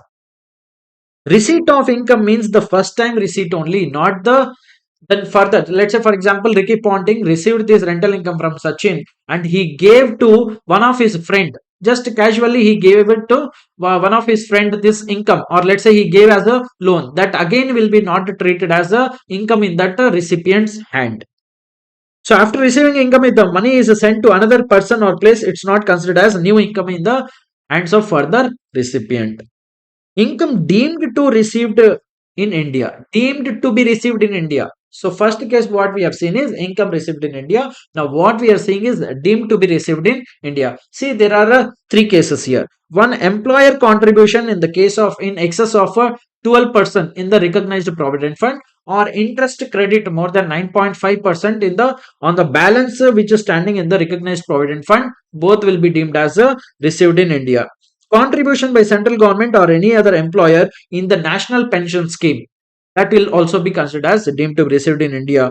Amount transferred from unrecognized provident fund to recognized provident fund, to the extent it is representing the employer's contribution and interest thereon, will be treated as income deemed to be received in India. Now, deemed to accrue or arise. Please understand this. See, accrue or arise concept is actually, I mean, the terms accrue and arise are not defined in the Income Tax Act.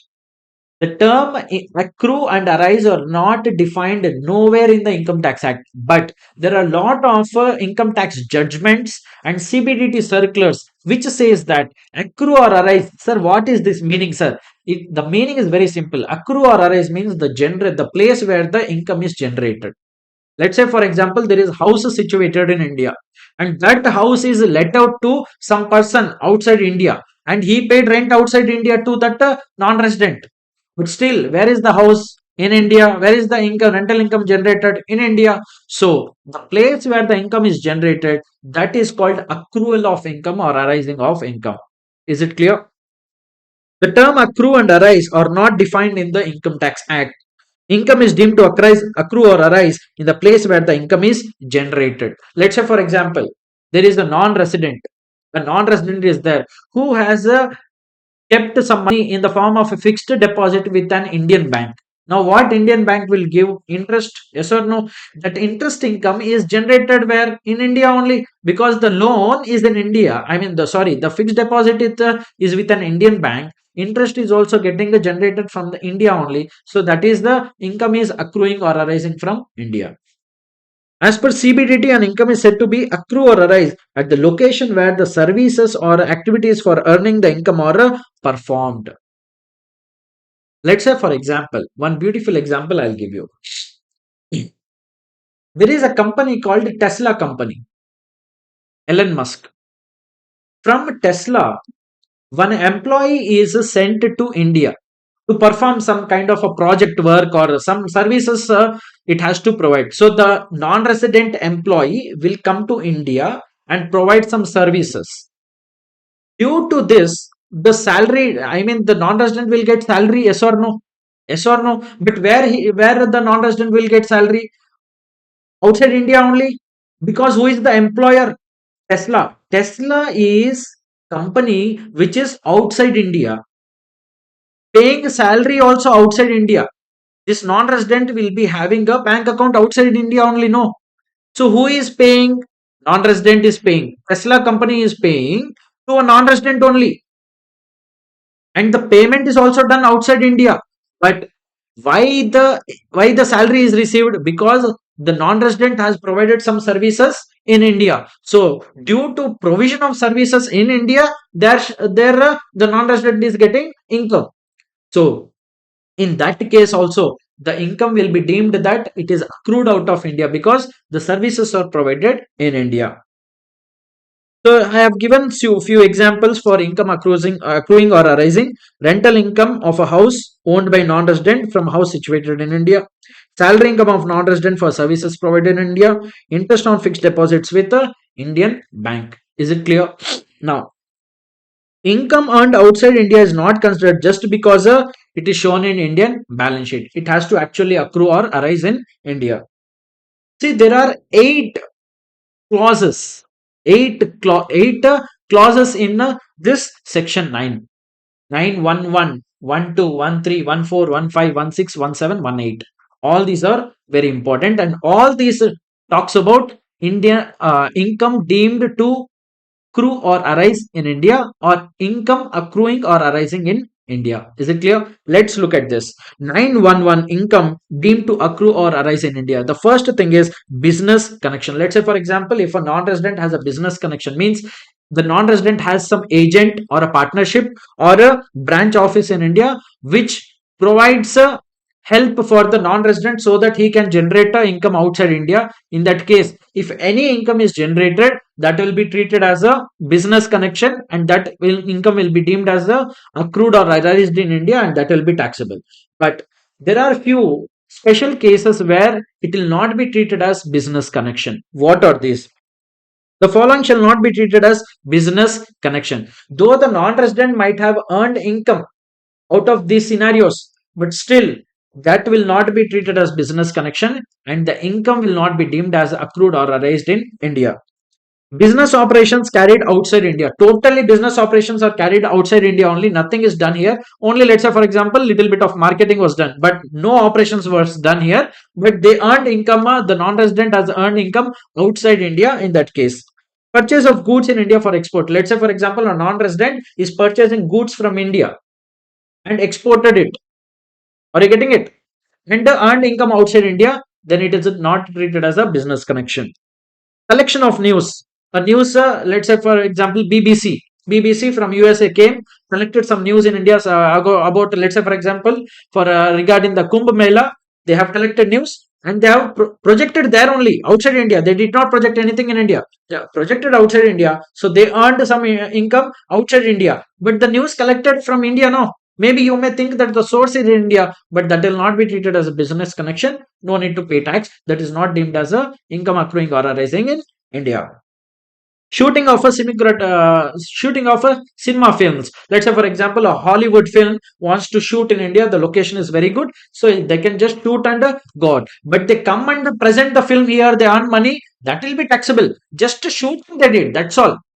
Few clips they have taken here. They went there. They sold the tickets there only. They are earn income outside India. Then it will not be treated as a income deemed to accrue or arise in India. Display of uncut diamonds. So if in some jewelry exhibition the diamonds are presented, in that case any income generated by non-resident will not be taxed. The next thing is salary payable by salary payable for services rendered. Just now I told you about this Tesla example, where a non-resident employee is sent by a non-resident company to India to provide some services, and if this person, non-resident person, gets some salary for providing services in India, that will be treated as a deemed income deemed to accrue or arise in India.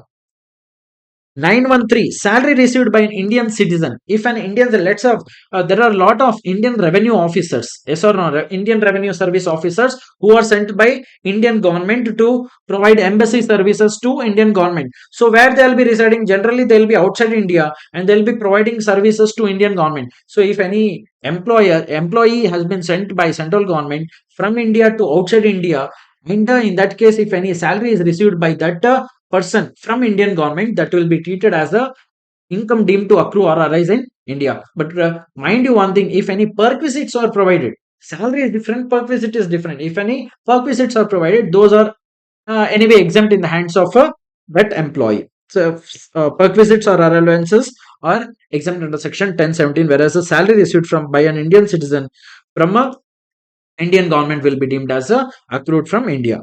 914, dividends from an Indian company outside India. Let's say, for example, there is a non-resident who is holding Reliance India company shares. If any dividend is received by that non-resident, it will be taxed in India. 915, interest income received by non-resident. See, interest income. Let's say, for example, there is a non-resident who has given loan to three parties, boss. There is a non-resident given loan to three parties. Number one, either to government of India. Let's say, for example, Indian government is taking loan from a non-resident. What the Indian government will pay? Of course, the government will pay interest. Yes or no? Interest. Then the interest will become a income for that non-resident. Then he has to pay tax on that. Yes or no? Interest income received by non-resident from government. So first scenario is done. Second scenario, non-resident is giving loan to a resident. Let's say, for example, I am a resident. I am taking loan from a non-resident. Then I have to pay interest to that person. That interest will become income to that person. So he has to pay tax. So what it will become income deemed to accrue or arise in India for the non-resident? Yes or no interest income? But let's say, for example, I took loan from non-resident, but by taking this loan, this money, I did not do anything in India. Rather, I invested in some business outside India only, for example. So I took loan from a American person. That loan amount, I did not do anything in India. That loan amount I used to start my business or earn income outside India only. Let's say, for example, in America only, I opened one restaurant. There only I'm earning income. Nothing, no income is getting generated here. No, sir, you are paying interest. No, sir, that is getting generated. Yes. So if I paid interest for the loan which I took, but I did not use the loan for doing any business in India, then that interest which I paid to that non-resident will not be taxed in the hands of non-resident. If I had taken the loan for the purpose of doing some business or for the purpose of generating some income in India, then only the interest which I paid to this non-resident will be taxable in the hands of a non-resident. Is it clear? Resident person means interest income received by non-resident from a resident person, means from me, except when interest is paid towards loan used for a business income generation outside India. So if I took loan from a non-resident, but I did not use that loan amount to do something to generate income in India, then that interest which I am paying to that non-resident will not be taxed in his hands. It will be taxed only if by taking loan, if I did something here, I generated income out of that loan amount here in India. In that case only, if I pay interest to that non-resident, it will be taxed in his hands. Non-resident towards loan for carrying on business or profession. Now, two scenarios we discussed. In number one, non-resident giving loan to government, non-resident giving loan to resident. Now, the third scenario is non-resident giving loan to a non-resident. What is this? Yes, if a non-resident is giving a loan to non-resident, let's say for example, there are two non-residents, Chris Gale and Ricky Ponting. Both are non-residents. Let's say for example, Chris Gale gave a loan to Ricky Ponting. Now, what Ricky Ponting will do? He has to pay interest to Chris Gale. No, that income will not be taxed unless Ricky Ponting takes that money, comes to India, and he starts some business. Out of that business, he earns some income in India. In that case, Ricky Ponting, whatever interest he will pay no to the Chris Gale, that interest will be taxed in the hands of Chris Gale in India. So what I told, if a non-resident, Chris Gale is giving loan to Ricky Ponting has to pay interest. No, that interest will be taxed in the hands of Chris Gale. Only if Ricky Ponting took that loan amount and did some business in India, generated some income out of that. Only in that case, the interest income will be taxed in the hands of Chris Gale. If let's say, for example, Ricky Ponting took that amount and generated some income, let's say, for example, he started business, but he started in Australia, not in India. In that case, that interest income, why it will be taxed in India, boss? Not taxed. Next is the royalty income. See, royalty is very simple. Let's say, for example, I have created a formula for cancer, one tablet. I created a formula. That formula, if I have to sell to someone, I have to collect some royalty. Yes or no? Let's say, for example, there is a company, Bharat Biotech.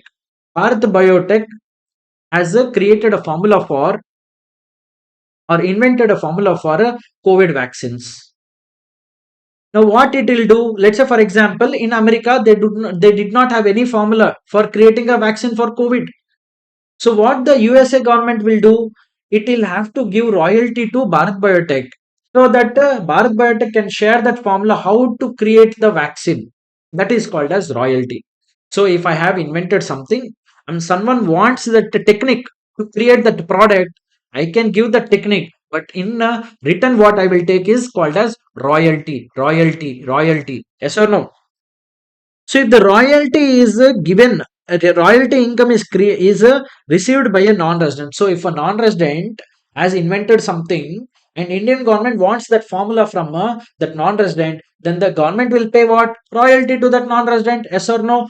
That is covered here. And the resident person, except when it is paid for right property or information used for business generation outside India. So the non-resident created a formula. I am a resident. I am taking what? That I am taking that formula from that non-resident.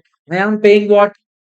Royalty to that person. But by taking that formula, if I did some business outside India rather doing in India, then it will not be taxed. If I took that formula and generated some income in India, same in the case of interest income, boss, whatever we discussed, same scenario here also applicable. Are you getting this? So I took that formula to create income in India, then only the royalty will be taxable in the hand of that non-resident. If I took the formula, but I used that formula outside India to generate some income, in that case, whatever royalty I am paying, being a resident to that non-resident, still it will not be taxed in the hands of non-resident. The third scenario also same thing. If a non-resident is paying a non-resident, another non-resident royalty, but it will be taxed only in the case if that non-resident who is paying royalty has taken the formula and did some income generation in India. Now, what is royalty? Here it is given. There is one exception in which the royalty will not be taxed in the hands of non-resident. If the non-resident receives the royalty in lump sum amount from any person who is a resident for selling a computer software and hardware under a government approved scheme, in that case it will not be taxed. It is totally exempted. Now, what is royalty? Here it is given. You can have a look later. What is the next one is what if Fee for technical services. Let's say, for example, Indian government wants to build a metro. First time Indian government wants to build a metro. So it went to Japan. Look at the technology. Oh, very good technology. But we don't have that technology. Now what we'll do, Indian government will ask the Japan government, sir, please send your technical experts to India so that they can give us a plan how to construct this metro. That plan we are requesting that technical services. Yes or no? So if we are importing some technical services, we have to pay fees for that. No, so that fees is called as fees for technical services, payable by government. So if any Indian government is paying fees for technical services to any non-resident, that fees will be taxable in the hands of non-resident. Same if a resident person, I am taking some fees for technical services from a non-resident, I have to the non-resident has to pay tax on that fees received from me. But I am taking the technical services to generate income outside India, then the non-resident will not be required to pay any tax. Same scenario like interest or royalty, whatever we discussed. If a non-resident pays a fees for technical services to another non-resident, but that non-resident should do something or should generate some income in India, only then the fees for technical services will be taxed in the hands of non-resident. And what is the meaning of FTS I have given here. The next thing is gift. Let's say, for example, I have a friend outside India and I am gifting to that non-resident anything. Gift of money, if I am giving, in that case, it will be taxed in the hands of my friend non-resident. From 2023 onwards, they have included one more thing. If a gift received by resident and not ordinary resident, let's say, for example, I have a friend who is a resident, not ordinary resident, and I have gifted him something. That gift, whatever he received, will be taxable in the hands of that person who has received the gift. Now, sir, we have seen who is a resident, who is a not resident, what is the Indian income, what is a foreign income, everything. Now tell us the taxability, sir. So we will merge these two concepts. We know who is a resident, we know what is the Indian income or foreign income. If we merge these two, what we can conclude is, in the hands of resident, what all income should be taxable, Indian income taxable or foreign income taxable or not taxable or. In the hands of resident, not ordinary resident, which income has to be taxed. In the hands of non-resident, which has to be taxed, which has to be not taxed. Let's see. See, if you are a resident, ordinary resident, your global income is taxable, boss. Indian income, foreign income, any kind of income, fully taxable. If you are a non-resident, two extremes, resident, non-resident.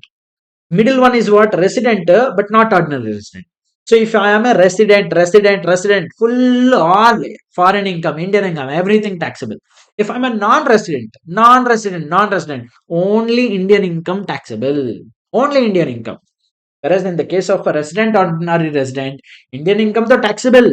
In foreign income also there is one special income which will be taxable. Let's have a look at the table. If I'm a resident, ordinary resident, Indian income taxable, foreign income taxable, other foreign income taxable. Anything is taxable. In the non-resident case, Indian income taxable, foreign income not taxable. But when it comes to resident, not ordinary resident, Indian income taxable. If you look at the foreign income, income from business or profession controlled or set up in India. Let's say, for example, I am a CA. I am generally resident but not ordinary resident. Not ordinary resident. So I have a consultancy firm started in Bombay. I started a consultancy firm.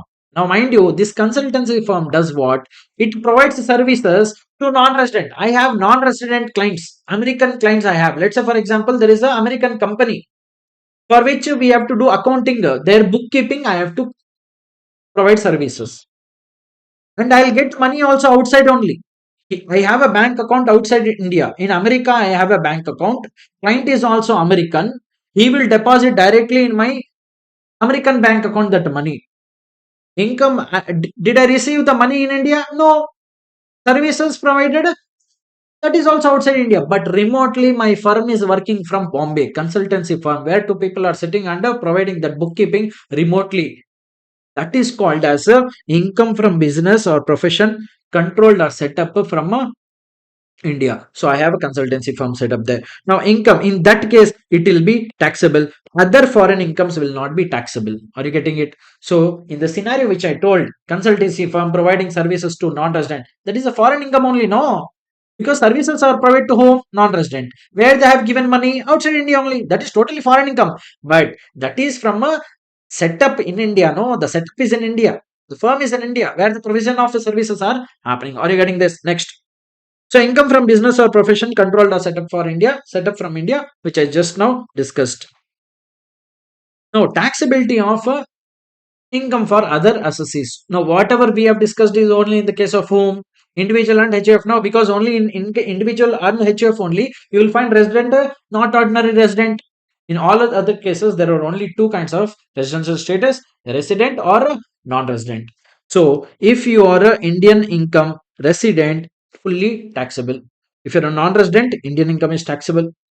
If you're a resident, foreign income is also taxable. If you're a non-resident, foreign income is not taxable. So this ends our discussion on residential status. Hi guys, let's continue our marathon discussion with the first head of income, which is income from salaries. Whenever you read this chapter, you have to imagine yourself as an employee. Then only you will understand this chapter in a better manner.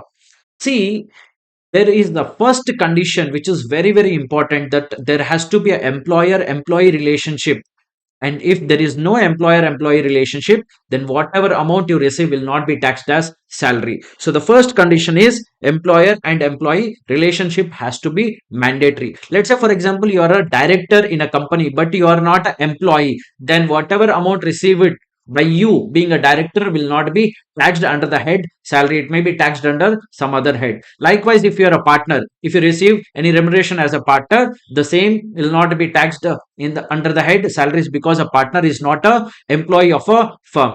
Likewise, the MP or a MLA, they are not government employees, but so whatever amount they will receive, that will not be taxed under the head salaries.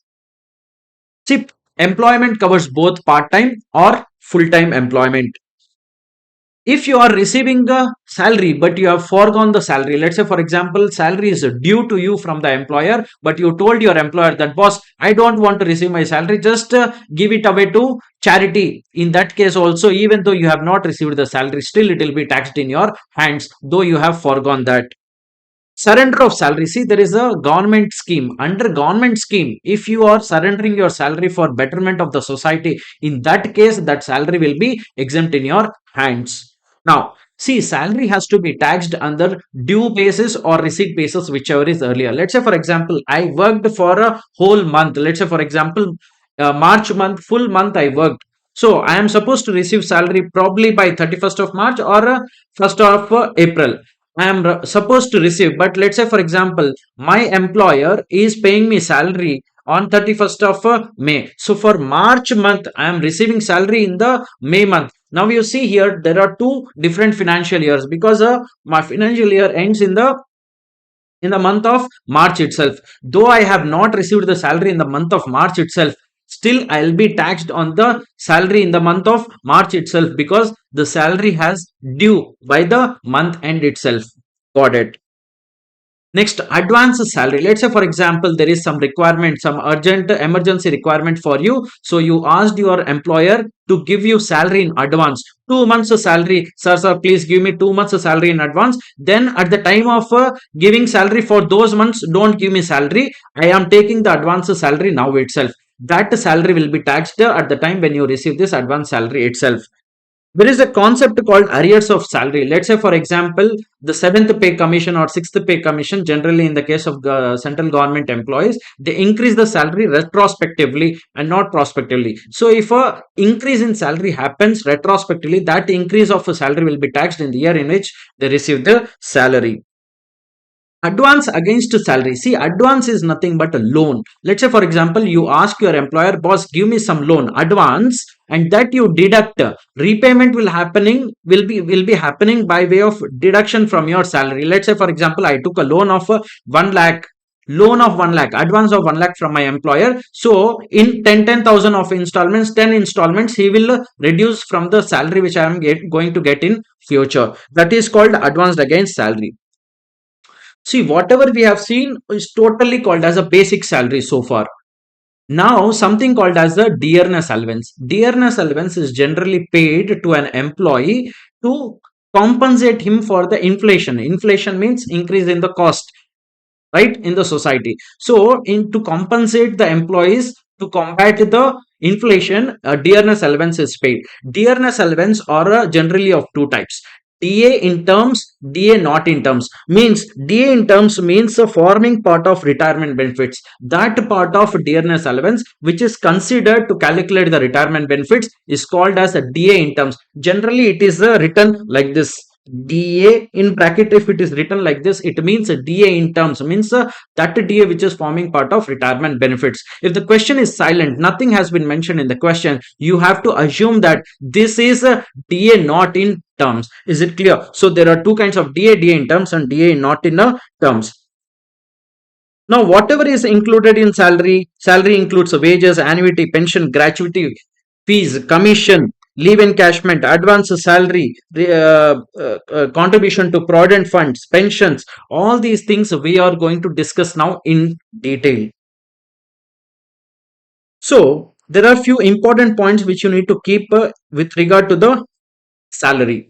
If employer bears the burden of tax, let's say for example, if employer is giving you any allowance or perquisite, and the employer says that boss, on this tax will be paid by me only, you need not pay any tax. In that case, the benefit is flowing to you, no, because on behalf of you the employer is paying a tax. So the tax benefit which is coming to you will be taxed in your hands as a salary only. But there is one exception. If the employer pays a tax on a non-monetary perquisite, given to you, on that, if the employer himself has a paid tax on behalf of you, that will be exempt in your hands. Salary earned in India is taxable even if it is paid outside India. Salary payable by government to a citizen who is rendering services. Let's say, for example, Indian foreign services officer is rendering services outside India, and the salary is paid by Indian government to him. That will be taxed in India. But allowances and perquisites given to this Indian foreign services officer who is serving outside India on behalf of government, for him, if any allowances or perquisites paid, that will not be taxed. Those will be exempted. Pension received abroad is also taxable. Exemption to foreign individuals. You must be knowing there will be lot of embassies in India. In India, there will be like US embassy, UK embassy. So these embassies will be having employees who are coming up from abroad. Yes or no? US will have US citizen only working here. For those citizens, exemption is given in respect of remuneration or salary, whatever they are receiving. But there are two conditions attached to it. If services rendered in India as an employee of foreign enterprise, in that case, if the person who is coming from abroad is staying not more than 90 days, and if the non-resident who is coming in a foreign ship, in that case maximum 90 days he should stay in India. In these two cases, the exemption will be given. So there are three things covered here. One is a person as a working as an employee of an embassy, totally exempt salary. If you are a person of a non-resident, if you're a non-resident person and has come on behalf of some foreign enterprise, in that case maximum 90 days you can stay, so that your salary would be exempted. And if you are coming in a foreign ship as a crew member of a foreign ship, in that case, if you're for a non-resident, in that case maximum 90 days if you are staying in India, that salary will be exempt. If you are staying more than 90 days, it will be fully taxed. Now, allowances. See, allowances, the meaning of allowances is that you are receiving monthly fixed amount. How much you are going to expend out of that expenditure, out of that amount, it is irrespective. Let's say, for example, for uniform, 10,000 is given every month. It does not matter whether you have purchased 6,000 uniform or 7,000 uniform. Monthly fixed amount will be given you, which is called as allowance. Are you getting this? Next. there are few fully taxable allowances under both the tax regimes. There are few exceptions to this, but generally these three allowances are fully taxable allowances, which are fully taxable. The first is city compensatory allowance. It is given so that the employer can compensate for the higher cost of living in cities. So if an employee is employed in a city where the cost of living is very high, then a allowance is given, which is called as city compensatory allowance. The next allowance is entertainment allowance. This is generally given to government employees to accommodate the customers. In that case, it is the fully taxable. It is fully taxable, but there is one exception. If you are a government employee, then 16(2) under 16(2), and if you are a employee who is opting under optional tax regime, a deduction is given. Deduction is given, which we will be discussing at the end of this chapter. Next is transport allowance. See, transport allowance is generally given so that you can commute between or travel between your office to house, house to office. This is a transport allowance. And transport allowance is generally fully taxable. But if you are a handicapped person, in that case, up to 3,200 per month is given as a exemption. So you can see 3,200% in case of blind, deaf, and handicapped employees, it is exempt. Then allowances which are partially exempt under the optional tax regime but fully taxable under default tax regime. The first one is house rent allowance. See, for example, you are an employee and you are employed in a company, but in that city, in the city in which you are serving the employer, you do not have any own house. So what you will be doing? You will be renting one house, and to pay that rent, your employer is giving you monthly fixed amount for so that he can help you to pay you the rent. Are you getting this? In that case there are two scenarios. One, depending on where you are employed, in which city you are employed, the exemption will be calculated. So whatever we are discussing here is partially exempt under OTR, optional tax regime. So first one is house rent allowance. House rent allowance is given for compensating the rent which the employees pays. If the employee is employed in a metro city, see, generally metro city does not mean that if there is a metro in that city, it is a metro city. It is not like that. As per Income Tax Act, only four cities are treated as metro cities: Delhi, Kolkata, Mumbai, and Chennai. So if you are employed in these metro cities, in that case, whatever lower of these three will be given as exemption to you. Exemption will be given under section 10, 13A. HR actually received for relevant period, rent paid minus 10% for relevant period, 50% of salary for relevant period. You have to calculate these three, and whichever is lower will be exempted. Now, what is relevant period, sir? Relevant period is the period for which you have taken the house on rent. So let's say, for example, if I am not employed in a metro city, in that case, if you are employed in a other than a metro city, in that case, you will have to compare these three things: HR actually received, rent paid minus 10% of salary, and 40% of salary. Now, sir, what is the salary? Salary for a HRA, the salary is basic salary plus the DA in terms and commission as a fixed percentage of turnover. Whenever they say commission as a fixed percentage of turnover, in examination they may give you a turnover. What is the gross turnover of that employer? On that you have to apply the percentage. Are you getting it? Next, exemption is not available to employee who lives in his own house. Let's say, for example, you are employed in a city, but in that city itself, you already have a own house. In that case, whatever HRA you receive from your employer, still it will not be exempted. It is fully taxed. And the relevant period means duration for which accommodation was occupied during the previous year. Now there are some special allowances. Special allowances. Let's look at them. See, special allowances to meet expenses of office duties. So while performing your office duties, whatever expenses you incur, for that the employer will pay you something called as special allowances. In this, there are few allowances covered, like helper allowance, research allowance, uniform allowance, traveling allowance, daily allowance, conveyance allowance. Helper allowance, if you have any helper while performing the duties, that kind of a allowance, research allowance for performing the duties. If you are doing some research and for that you are incurring cost, so that to compensate you for the research expenses, the employer pays you uniform allowance to perform the duties. If you are wearing any uniform, traveling allowance, if you have to travel somewhere to get to the business, that kind of allowance, daily allowance for the daily expenses, and the conveyance allowance for commuting to client places. In these type of allowances, what is the exemption, sir? The amount of exemption will be lower of allowances received and the actual expenditure whatever you incur. Now, whatever we have seen just now is special allowances for performing the official duties, but for special for there are also few special allowances which are given for personal purposes. Now, generally these personal purposes expenses are given in the case of army people, or for central government employees. Okay, let's have a look at this. If you are employed in a hilly area, some hill station, in that case you will get this kind of exemptions. If you are also employed in border, you will get few exemptions. Tribal area, driver.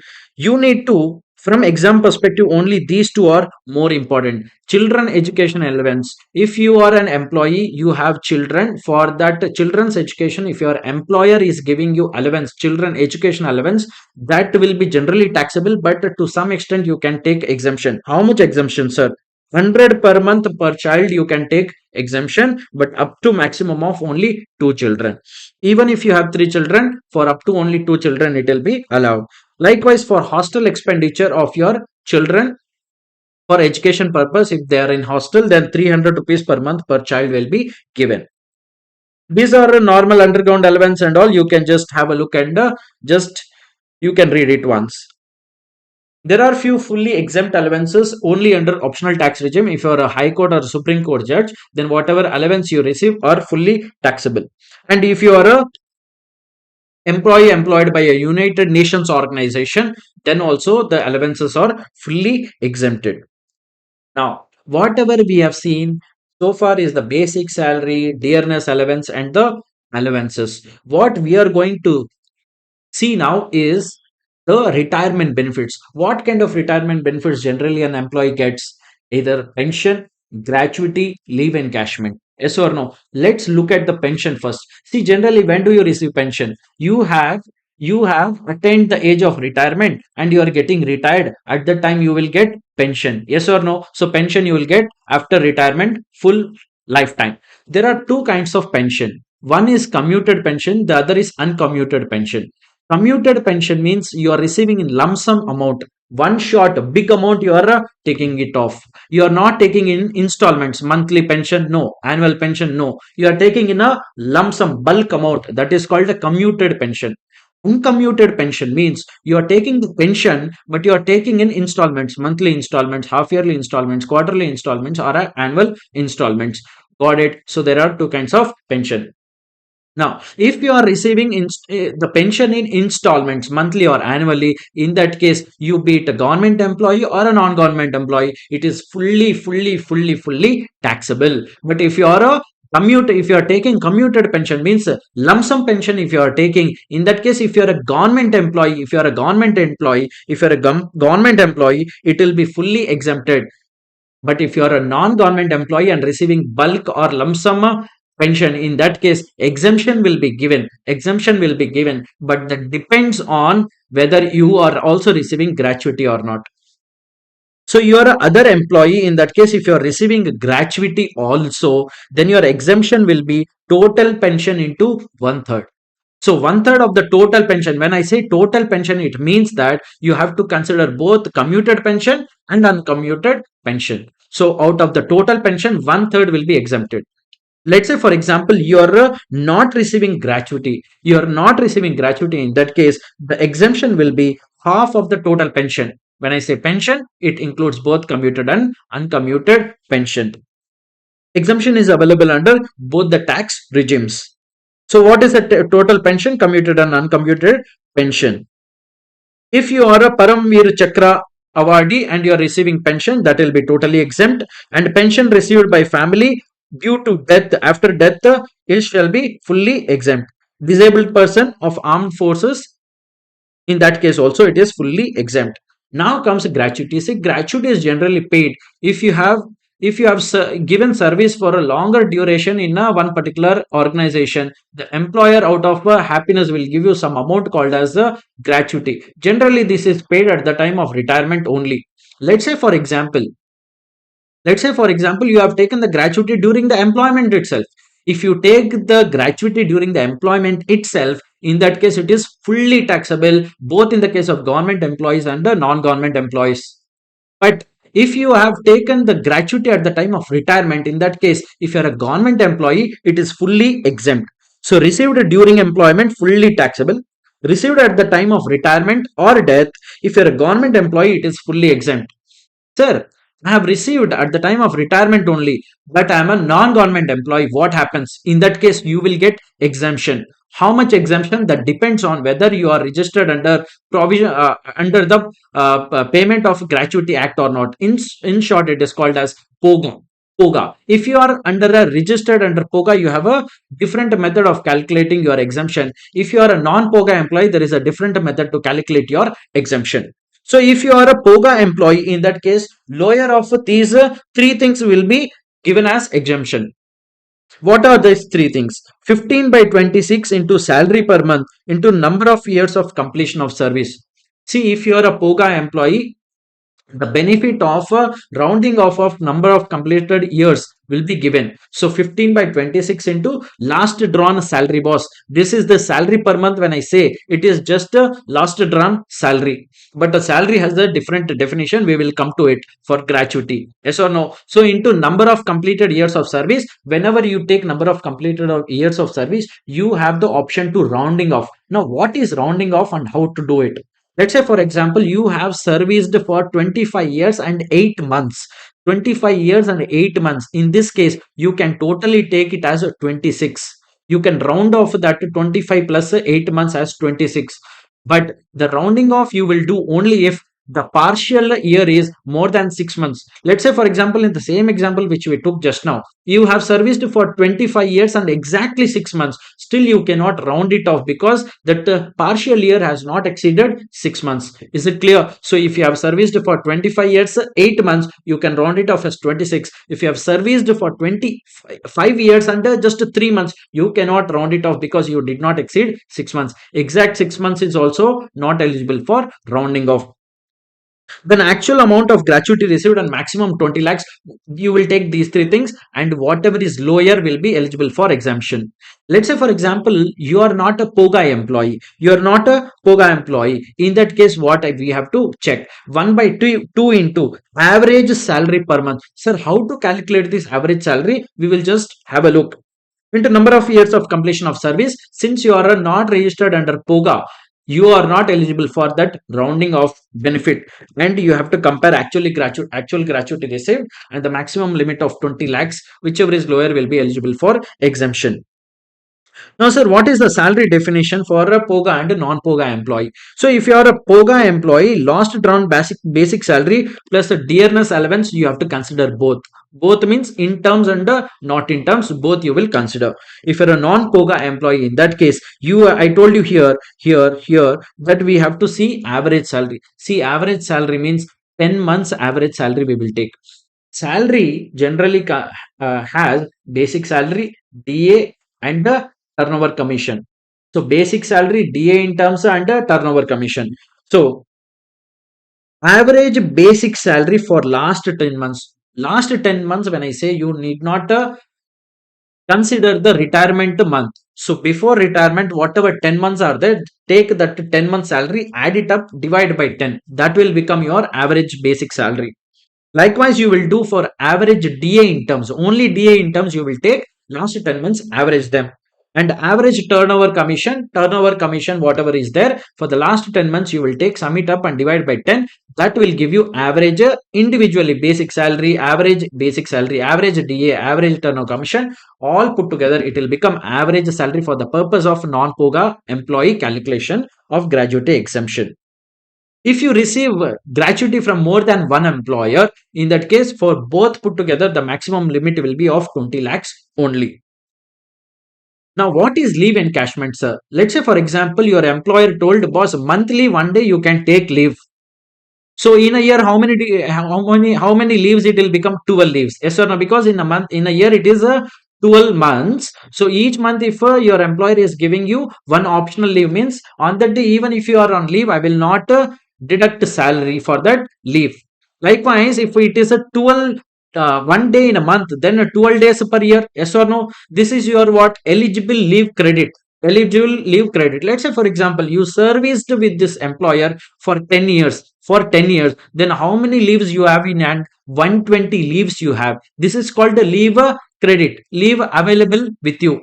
Out of this leave available, let's say for example, you utilized 30 days of leave, then what is the total balance leave credit you have? It is only 90 days. Yes or no? These 90 days, when you are at the time of retirement or during the employment also, you can ask your employer, see boss, for 90 days you gave me leave, but I did not take leave, so I want to take money for the days I worked, or even on a leave days I had worked. So give me money for these 90 days. That is called leave encashment. You are encashing your leave. Is it clear? In the case of leave encashment also, it is like a same story, that at the time of during the employment, if you encash your leave, it is fully taxable whether you are a government employee or a non-government employee. But if you have taken the leave encashment at the time of retirement, and if you are a government employee, it is fully exempt. But if you are a non-government employee and encashing your leave during the at the time of retirement, in that case, if you are a non-government employee and encashing your leave at the time of retirement, exemption will be given. That exemption will be of lower of these four things. First, actual leave salary received. Next, 10 months into average salary per month. Leave credit into average salary per month, and maximum 25 lakhs. Now, see, average salary per month here, whatever it is given, exactly like non-POGA employee, whatever we discussed, how to calculate that average salary for 10 months. If you remember, exactly same method you will follow. For this leave credit, which we just now discussed in our example, leave credit, 120 days I had leaves on hand, 30 days I utilized, 90 days is balance. But here there is one twist. Leave credit directly you will not go and multiply 90 into average salary per month here. You will not directly multiply 90 days into average salary. You have to convert that leave credit into number of months. How do you compute that? 90 divided by 30 days in a month, no, generally 90 divided by 30, if you do, it will come no, to 3 months of leave credit, that you will multiply by average salary per month. That will give you the third option. Are you getting this? Yeah. So leave credit in months, leave allowed minus leave taken, maximum 30 days for each completed year. So how many maximum leaves your employer can give you in a year is maximum 30. In our example, it was a 12 months in a year, no, 12 days of leave in a year. In our example, likewise, maximum how much your employer can give you is maximum 30 days only in a year. Your employer can give you leave. Even if he has given more leaves, let's say for example, he has given 45 days of leave in a year, still you will calculate as per maximum 30 days. Now average salary, as I told you, it is the same story like in the case of non-POGA employee, whatever we calculated. Now comes the provident fund. So you need to understand how the PF actually works, boss. PF, whenever you read PF, just imagine that your employer has opened one savings account. That savings account is called as a provident fund account. What happens in savings account? You will take some amount, you will deposit there. Just you will deposit, nothing you will get in return. You will get in return what? Interest on that amount what is there in the balance of that account. Yes or no? So what is a provident fund account? Your employer will create a provident fund account for you when you join the organization. Out of your salary, little bit amount will be deducted and will be deposited in that provident fund account. He is deducting from you, from your salary, he is deducting a little bit amount and depositing. Same similar amount, almost equal amount, he will also contribute into that account in that year. From his own pocket, he will contribute. So there are two contributions now. One from your salary he has deducted and deposited in that account, PF account. Second, employer's own contribution also he gave. Now, what will happen on these two amounts? You will get interest. So, what is that? Third, interest on employees' contribution, means the contribution what you made, on that you will get interest. And the fourth is interest on employer's contribution. So two contributions are there. On that two interest you will receive. So what are the total components in the provident fund account? One, employer's contribution. Two, employees contribution. Three, interest on employees contribution. Four, interest on employer's contribution. This is what is the nature of provident fund account. So basically there are five types of funds, boss. One, recognized provident fund. Recognized means it is recognized by the commissioner of income tax commissioner of income tax. He is recognizing that provident fund. Two, unrecognized means this provident fund is not recognized by the commissioner of income tax.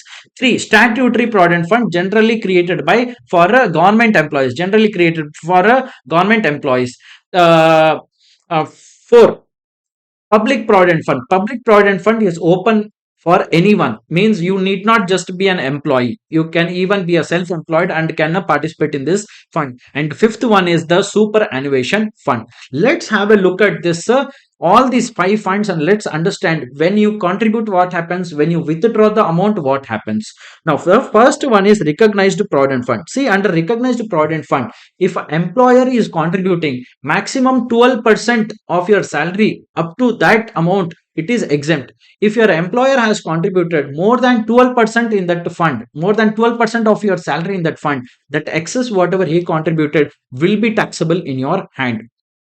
Employees contribution means you, from your salary, if some amount is getting into that fund, it is eligible for deduction under ATC, provided you are opting the optional tax regime. Now interest, I told you there are four components. Now the next one is interest on employees contribution and employers contribution. See, interest up to 9.5% per annum, it is exempt, boss. I repeat, interest credited on employer's contribution and employees contribution up to 9.5% per annum, it is exempt. But there is one exception, and the exception says that interest exemption of interest credited on employees contribution to PF account. Before 1/4/2021, whatever interest you were receiving, it was fully exempt. Fully, not even this 9.5%, nothing. So whatever interest you were receiving before 1/4/2021, it was fully exempt. But the law has changed after 1/4/2021, and it says that on the employers, on employers contribution and beyond 2,50,000, exempt. Contribution on employees contribution exempt up to interest on contribution of 2,50,000. Let's say for example, out of my contribution, I have contributed 4 lakh rupees this year. Let's say for example, my contribution is 4 lakh rupees. So my contribution exceeded 2 lakh 50 or not? How much it has exceeded? 1 lakh 50. On that 1 lakh excess of the employees contribution, on 1 lakh 50,000 of excess contribution, whatever interest I will receive, that will be not exempted and it will be taxable. Exemption up to only 2,50,000. Beyond 2,50,000, whatever I contributed, employees contribution will be taxed. Let me re-explain this in a simple manner. Generally, interest on contributions, be it employer contribution or employee contribution, it is exempt up to 9.5% per annum. So before 1/4/2021, it was fully exempt. But now up to 9.5% it is exempt, and whatever excess interest you will receive will be taxable. But if your contribution, employees contribution, if it is more than 2,50,000 rupees, then whatever excess contribution you made, on that interest whatever you will receive will be fully taxable. But whatever interest you received below 2,50,000, within 2,50,000, will be exempt to the extent of 9.5%. Let's say for example, in that fund in which you are contributing, also your employer is also contributing. In that case, the limit of 2,50,000 will become 5 lakhs. So if your employer also contributed in that, then the limit of employees contribution should be 5 lakh rupees. Beyond 5 lakhs, whatever interest you receive will be taxable. Within 5 lakhs, it will be exempt to the extent provided here. Now, what happens when we withdraw amount from the recognized provident fund, sir? See, if you're withdrawing the amount, there is an account, there is a balance, and you are withdrawing from that recognized provident fund account. If you are withdrawing within 5 years of your starting of your employment, it is fully taxable. So in order to not tax your withdrawn amount, you have to wait for 5 years. If you have withdrawn after 5 years, then nothing will be taxable. But if you have withdrawn within 5 years, it will be taxable. But there are few exceptions in which case, like even if you withdraw within 5 years, that will not be taxable. What are these cases, sir? So if you have withdrawn within 5 years due to ill health or discontinuance of your employer's business, your employer itself is closing down the business, then what you will do? That situation is not in your hand. Or due to ill health, you are not able to perform your duties. In that case, even if it is within 5 years, it will be exempt. So less than 5 years, transferred from account balance to another recognized provident fund account. From one recognized provident fund account, let's say for example, you switched the job boss from one employer, you have joined the other employer. In that case, from one RPF account, you are transferring your amount to another RPF account. It will be not taxable. Or if you are transferring your amount in standing in the RPF account to another NPS account, means National Pension Scheme account, in that case it will be not taxable even if it is within 5 years. All other cases it will be taxable, treating it as a unrecognized provident fund. Let's now have a look at the next provident fund, which is unrecognized provident fund. See, unrecognized, name itself is I am not recognizing it, yes or no? So see, at the time of contributions, nothing is getting taxed here. Employer contribution, at the time of contribution, it will not get taxed in the employee's hand. Even interest on a employer's contribution and employee's contribution, when it gets credited in the account, still it is not taxed. At the time of credits, it is not getting taxed. Employee's contribution, it is not eligible for ATC deduction. It will be taxed in his hands fully. But at the time of withdrawing, employer's contribution and interest on employer's contribution will be taxed under the head salaries, whereas interest on employees will contribution will be taxed under the head income from other sources. So whatever the taxation of employees contribution was, it is already disallowed. No deduction was given to employee, because generally RPF ATC deduction was given for unemployees contribution, but under unrecognized provident fund no deduction was given, means it was already taxed. So now you need not tax at the time of withdrawing that amount. Next one is statutory provident fund for the purpose of central government employees, fully exempt, boss. At the time of contribution, when you will make employer contribution, whatever you get, it is exempt. Interest also exempt. And also, if whenever you make a contribution, employees contribution will also be eligible for ATC deduction. At the time of withdrawing also, nothing will be exempt. Next comes the public provident fund. Public provident fund is applicable both for employees and non-employees. Like it is even for applicable for self-employed people also can contribute in that.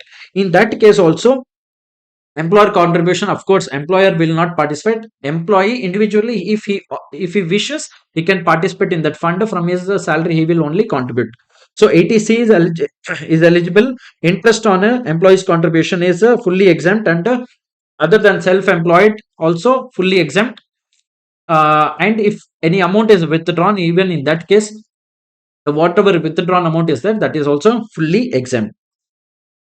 Now, superannuation fund. See, in this fund, superannuation fund, if you contribute, employees contribution is eligible for ATC. Employer contribution is exempt up to 7,50,000 per annum. Up to 7,50,000 per annum, if your employer is contributing into superannuation fund, that is exempt. But if he contributes more than that, let's say for example, he contributed 10 lakh rupees, he contributed 10 lakh rupees. In that case, 2,50,000, whatever excess is there, it will be taxed in your hands. Interest will be in both the cases will be exempt. This whatever we discussed in superannuation fund, this is during the employment. But let's say for example, at the time of retirement, whenever you receive that lump sum amount, it is fully exempt. In superannuation fund also, there is a unapproved superannuation fund that will be treated exactly as a unrecognized provident fund. Are you getting it? Next. There is something called as national pension scheme. If your employer contributes to NPS amount, will be taxable as a salary in your hands. Pension, national pension scheme. In that scheme, the employers contribute, in that case it will be taxed. Same contribution by central government in Agnivira corpus fund, that will also be taxed in the hands of that Agnivir. Now, there are a few payments which are type of salary, but they are called as profits in lieu of salary. So these are generally paid either before employment or after employment. Let's say, for example, you are terminated before your total contracts period. Let's say, for example, in the agreement which you entered into before getting into employment, it is written that you are getting hired permanently for 10 years, but your employer removed you in the 8th year itself. So he has to compensate you because he has breached the contract. For that, you will receive some amount that is called as a profits in lieu of salary. And there is something called as modification. Let's say, for example, he actually hired you for 10 years and he has made you work for another 2 3 months extra. That will be called as a profits in lieu of salary. And if you are receiving anything under key man insurance policy, that is also be taxed under profits in lieu of salary under section 17(3). Before joining or after cessation of employment, generally whatever you receive will be called as a profits in lieu of salary. Two classic examples for a profit in lieu of salary, boss. One is the retrenchment compensation, the other is voluntary retirement. Sir, what is a retrenchment compensation? Let's say, for example, due to some reason your employer has suddenly closed his business, or he has fired you from the employment. He is removing all his employees from the employment, then he has to compensate you under the Industrial Disputes Act. That Industrial Disputes Act says that if you are removing the employee without any prior notice, then you have to compensate that employee. That amount whatever employee will receive will be called as retrenchment. Retrenchment means removing all the employees, firing the employees from the organization. In that case, lower of the following will be exempt and the rest amount will be taxable in the hands of employee. 15 by 26 into average salary of 3 months into completed number of years of service, rounding off is allowed here. And the maximum 5 lakhs. Sir, what is salary here? Salary means basic plus DA in terms plus turnover of commission. Likewise, there is another concept which is voluntary retirement. Voluntary retirement receipts. Means generally it happens in the central government. That central government gives you an option. Because if you want to retire, you can retire now. Or if you want to wish, you can continue with your employment. So let's say, for example, if the employee wishes to retire, at that time the central government will give him some amount called as a voluntary retirement benefit or a receipts. That amount when he receives, the employee receives, it will be generally taxed, but there is a part of exemption which he can claim, and that is lower of these four. What are these, sir? Salary per month into 3 months into number of years of service. You have to ignore fraction, means the rounding off is not allowed. Salary per month into number of remaining months. Remaining months, it is not number of remaining years, it is number of remaining months of service. Actual payment received and 5 lakh rupees. The salary definition here also it is same, basic salary, DA in terms and turnover commission. Now comes something called as perquisites. See, basic difference between a allowance and a perquisite. What is it, sir? Allowance, fixed amount they were giving you. Yes or no? 10,000 for uniform, 5,000 for conveyance. Monthly it is fixed. It does not matter whether you have actually spent that amount or not. But in perquisite, you have both monetary and non-monetary perquisites. Means there are extra benefits apart from your salary, and it is not fixed priorly. It depends on what actual expenditure you have made. Getting it now? In perquisite arises during employer-employee relationship, it is taxable as salary. Perquisite may happen in a business also, but that is taxable under a PGBP, and perquisite can be in cash or kind, boss.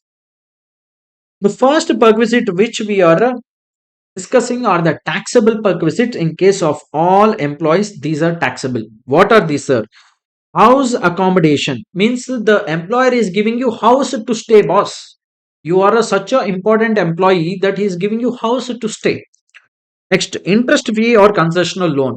Your employee, let's say for example, you are an employee and you asked your employer to give you loan, and that loan he has given, but he has given you at a very nominal rate of interest. In that case also, whatever benefit you are receiving, that will be taxed. Gift. Use of movable assets. So movable assets also, he may give you TV or a refrigerator to use. That kind of things are also covered here. ESOP, employee stock option plan. So the shares of the company are given to employees who have worked really hard. So they'll give the shares to these employees. And the contribution to RPF, we will just have a look at these things in a detailed way right now. First one is house accommodation. See, in house, there are two things, boss. Either plain house, only house is there, nothing, no furniture, only plain walls are there. Your furniture, you have to get it. The second one is furnished accommodation. Furnished house means house plus furniture is also given to you. So there are two cases. Let's now first look at the government employee case. So if you are a government employee and if a house accommodation is provided by the government to you for employment purposes, in that case, what is the amount taxable? Let's have a look. Accommodation provided to government employee. In case of unfurnished accommodation means there is no furniture given, only see, even in case of a furnished accommodation, first you will calculate the perquisite value thinking it is a unfurnished, to that you will add the furnished value. So how do we compute? There are two kinds of houses. One is unfurnished house, the other is furnished house. In unfurnished house there is no furniture, so directly I will compute my perquisite for that unfurnished house. But in order to compute my perquisite value of a furnished house, first I have to compute the perquisite value of unfurnished house, add furnished furniture perquisite. Then it will become perquisite for a furnished accommodation. Getting it now? In case of unfurnished accommodation, in case of a government employee, you have to take something called as license fee determined by the central government. That will be called as a perquisite. Less rent actually paid by employee. See, in all cases of perquisites, boss, if your employer is collecting some amount for giving this perquisite, of course that has to be reduced. No, what is the perquisite benefit? Let's say, for example, your employer is giving you 10,000 benefit, but also collecting 2,000 benefit from you. Then what is the net benefit you got? 8,000. So in all these perquisites, wherever we discuss, if employer has collected any amount from the employee, that has to be straight away deducted from the perquisite value. Is it clear? So perquisite value is license fee, but less if any rent are paid by or actually collected from the employee, that will be reduced, and that will give you perquisite value of unfurnished accommodation. In case of furnished accommodation, what I told you, in case of furnished accommodation, how do you find the perquisite value? First, find out the perquisite value of a unfurnished accommodation, add perquisite of furniture. So perquisite value of unfurnished accommodation, add furniture. In furniture, there may be two scenarios. One, furniture is owned by the government itself, or furniture is hired by the government and then given to you. If the furniture is owned by the government, then 10% of that current cost of that furniture will be added as a perquisite. If the furniture is hired by the government, of course, logically think, boss, the furniture, if it is owned, then it is given to you for usage. 10% of the cost of that furniture is taken as perquisite in your hands. If that furniture is hired by the government, then whatever furniture rental charges paid by the government to that purpose will be treated as perquisites in your hand. Less any charges collected from employee, as I told you, that will give you total perquisite value of furnished accommodation. Next, case number 2, accommodation provided to non-government employee. So you are a private organization employee in that case. In that case also, there may be two scenarios, unfurnished accommodation and furnished accommodation given. In case of unfurnished accommodation, see, in case of a non-government employee, in order to find out the perquisite value of a unfurnished accommodation, and if the accommodation is owned by the private organization, means your employer is owning the unfurnished accommodation, means that house is owned by your employer. In that case, depending on where the house is situated, your perquisite value will be determined. If your house is situated in a city where the population is up to 15 lakhs, in that case 5% of a salary is perquisite. If your house is situated, if the house which is given by your employer is situated in a population, in a city of population more than 15 lakhs up to 40 lakhs, then for 7.5% of salary is a perquisite. If the population of the city is more than 40 lakhs, in that case 10% of salary will be treated as perquisite. Any amount collected from you from employee will be deducted from that perquisite value. If the accommodation is not owned by your employer, from the private employer, but it has been taken on a rent, taken on lease or rent by your employer, in that case lower of these two amounts will be treated as perquisites. Actual amount of rent paid by your employer and 10% of salary will be treated as, whatever is lower in these two things will be treated as perquisites. And if any amount collected, that the same dialogue will be there, any amount collected from a employee has to be reduced from the perquisite value. In case of a furnished accommodation, so first you will compute the value of unfurnished accommodation, then you will add the perquisite value of furniture. So value of unfurnished accommodation, then add furniture. If it is owned, 10% of the furniture value will be treated as the furniture perquisite. If it is hired, then higher charges paid by your employer, reduce the amount which is collected from you. If accommodation is not given a house, but they told you, boss, you stay in a hotel, and whatever hotel charges are there, we will pay. Both in the case of a government employee or a non-government employee, they told that we will not give you house, nothing. You have to stay in a hotel, and whatever hotel charges are there, we will reimburse. In that case, you have to compare two things. Whichever is lower will become your perquisite. 24% of salary and actual charges paid to hotel will be lower, will be perquisite, and less any charges collected from you will be total perquisite value. Now, sir, what is a salary definition? In all these cases, whatever we have seen, no salary for the full house accommodation, whatever, wherever you see salary term, 24% of salary, 5% of salary, 7.5% of salary. So, what is that salary definition, sir? So, in that salary definition, there are two things. One includes, the other excludes. What you have you have to include, what you have to exclude. You have to include bad CM, bad chief minister, and exclude the other things whatever mentioned in this table. Bad CM is a mnemonic unit, just to remembering purpose. B for basic salary and bonus. B square here it is given, so two B's. One is basic concept, the other is bonus. A for allowances. Please be mindful, only taxable allowances you have to consider. If there is any exempt allowance, that you have to not consider. D means a DNS allowance, that too only forming part of retirement benefits. DA in terms you will consider. C for commission. M for all monetary incomes you will consider. Excludes, what we have to exclude, sir? Employer contribution to PF and interest you have to exclude. All perquisites under section 17(2) you have to exclude. Retirement benefits you have to exclude. Advance salary and arrears of salary, if any, received, that also you have to exclude for the purpose of this salary definition. Then you will compute on the perquisites. Now, let's say, for example, you are getting transferred from one place to another place. So currently you are residing in a house accommodation which is given by your employer. Now we are getting transferred.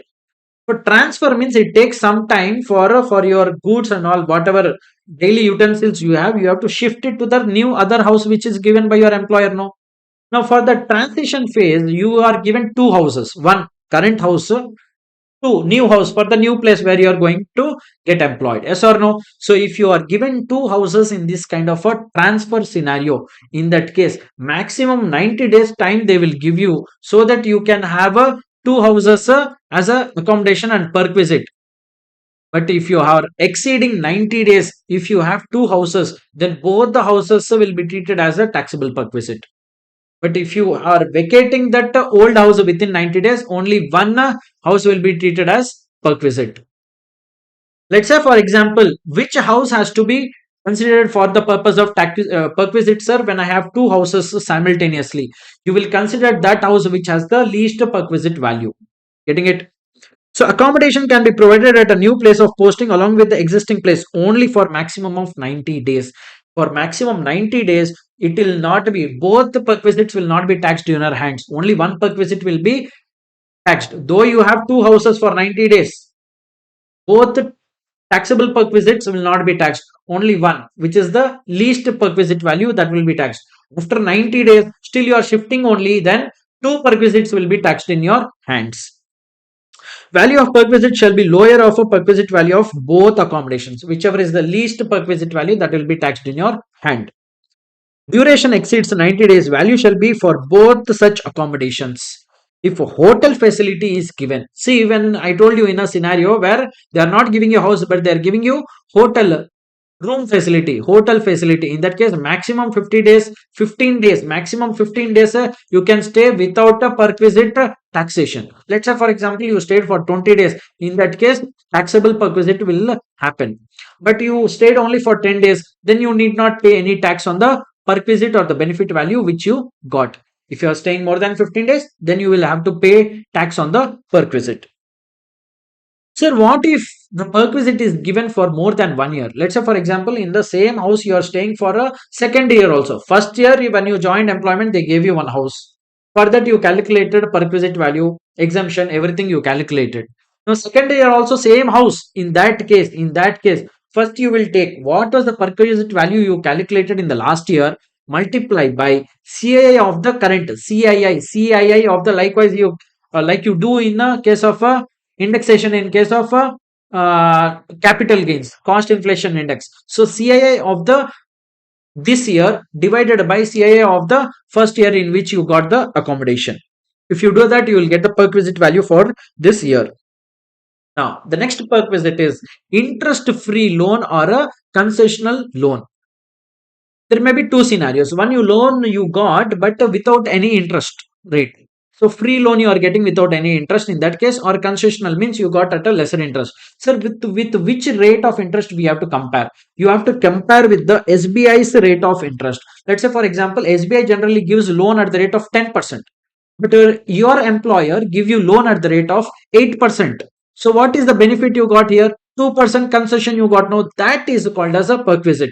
Or totally interest free loan, sir, then total 10% will be taxed in your hand as a perquisite, provided the loan should be minimum of 20,000 rupees. If you got loan only of 10,000 rupees, then no perquisite, nothing, even if you got the loan for a free of interest. Now, there is one more scenario excluding medical treatment. If you are taking loan from your employer for medical treatment purpose, then it is not taxable. Gift from employer. So let's say for example your employer is giving you cash gift. In that case it is fully taxable. Even if you got 100 rupees, 200 rupees, it is fully taxable without any limit. But you got gift in a kind. Let's say for example he gave you one motorcycle as a gift. In that case you have to value that, and if that value is exceeding 5,000 rupees, in that case it is fully taxable. If the value of the gift is less than 5,000 rupees, then it is not taxable. Only if you receive kind gift. Use of movable assets. So your employer has some movable assets and he is giving you to use that asset. He is not transferring the ownership of that movable asset. He is just giving you so that you can use it. In that case, if he is giving you laptops and computers, there is no perquisite value which is taxable. Nothing is taxable. But he is giving you any other asset, and that asset, if it is owned by your employer, in that case 10% per annum of actual cost less amount paid by employer. Let's anything if it is collected from your hands, in that case you have to reduce it. So if your movable asset is provided to the employee by the employer and the employer is owning that movable asset, in that case 10% of the cost of that movable asset will be treated as perquisite. If the asset, whichever is given, movable asset is given to employee, but that asset itself is hired by the employer, in that case, rent charges paid by the employer will be treated as perquisite in the hands of employee, and you can reduce the amount which is collected from you. Transfer of movable assets. In this case, the employer is not giving you the asset to use. He is totally transferring you, means he is giving you ownership of that movable asset. In that case, how to compute? If he is giving you computer and electronic items, in that case, the WDV value of the asset which you are receiving as an employee will be taxed in your hands. Depreciated value. How to depreciate, sir? If it is a computer and other electronic equipment, you will depreciate at the rate of 50% for each year completed your year of usage. So let's say for example your employer used a computer for 1 year and then gave it to you. So whatever cost for the employer less 50%, whatever 50% is there, that will be taxable perquisite in your hands. If a motor car is given to you, ownership totally, Appreciated value shall be at the rate of 20%. If any other asset apart from a motor car and computer is given, you will compute the depreciated value by using SLM method at the rate of 10%. Now comes the employee stock option. Let's say, for example, you really worked very hard in your company, and the company, out of happiness, gives you some shares at a very less price or even a freely. That is called employee stock option plan.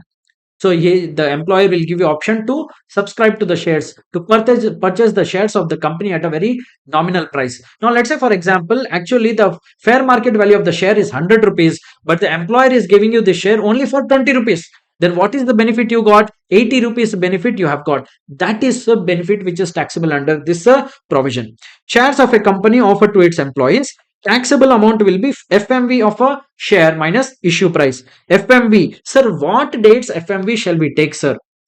Let's say, for example, if shares are listed on a recognized stock exchange, what is a listed share? Let's say, for example, Reliance Company. Reliance Company is a listed company. If that company shares are given to you, in that case, average of opening and closing price of a share on that date. Sir, which date, sir? On the date on which the option is exercised by the employer. On the date on which the employee wanted to purchase the shares. On that date, if the shares are listed, in that case, you will take the fair market value by taking average of opening and closing price of that share on the recognized stock exchange. Let's say the share is listed on more than one stock exchange, then which stock exchange price shall I take, sir? In that case, you will take opening and closing of closing price of a recognized stock exchange which has the highest volume of trading. In that recognized stock exchange in which the highest volume of trading happened, that recognized stock exchanges opening and closing price you will take for the purpose of FMV. Let's say, for example, on the date of exercising option there is no trading happened, then in that case closing price of the last trading session you will take it as a fair market value. Sir, what if the shares are not listed? In that case, whatever merchant banker decides the price, that will be fair market value. Now, employer contribution to recognized provident fund, superannuation fund, and NPS. All three put together, boss. All three put together. Recognized provident fund, statutory superannuation fund, and NPS, National Pension Scheme.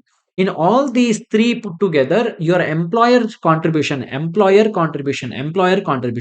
if it exceeded 7,50,000 in this year, that excess will be taxable in your hands as a perquisite. Let's say, for example, in RPF, your employer contributed 2 lakhs. In SAF, your employer contributed 5 lakhs. Total how much now? 7 lakhs. And in NPS, your employer contributed 2 lakhs. Totally how much now? 9 lakhs.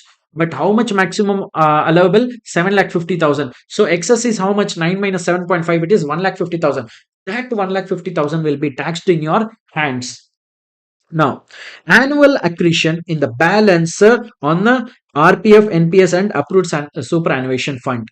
So let's say, for example, the total contribution which we just now discussed, it already exceeded 7,50,000. In that case, interest also you would have received no on this balance of excess balance of 7,50,000. How that will be taxed, sir? That is given under this formula. TP equals PC by 2 into R plus PC1 plus TP1 into R. Looks very complicated, this table, but it is very simple. Let me tell you what. See, TP means taxable perquisite, means which we are calculating.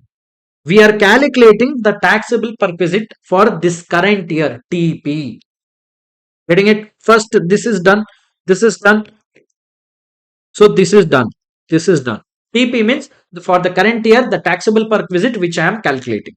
Sir, what is this PC, sir? This PC. PC is nothing but aggregate of amount of employers contribution in excess of 7.5 lakhs. Means in our example, 1.5 lakhs is excess or no? More than 7.5 lakhs. How much he contributed? 1.5 lakh in this year, no? Yes or no? So that is called a PC. PC. Okay, PC. Now, sir, what is this R? We will come to it later, little bit later. First, let's look at PC1 and TP1. Sir, what is PC1? PC1 is the total of whatever previous year's excess your employer contributed.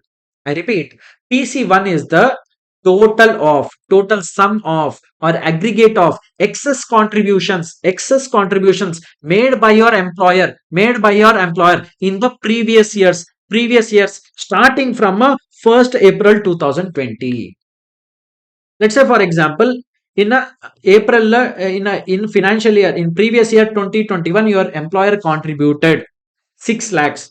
Is it exceeding 7 lakh 50? No, zero, nothing. So zero for 2021 previous year. Let's say for example in 21-22 previous year your employer contributed 10 lakh rupees. In that case how much is the beyond 7 lakh 50? It is 2 lakh 50,000 rupees. So to take that.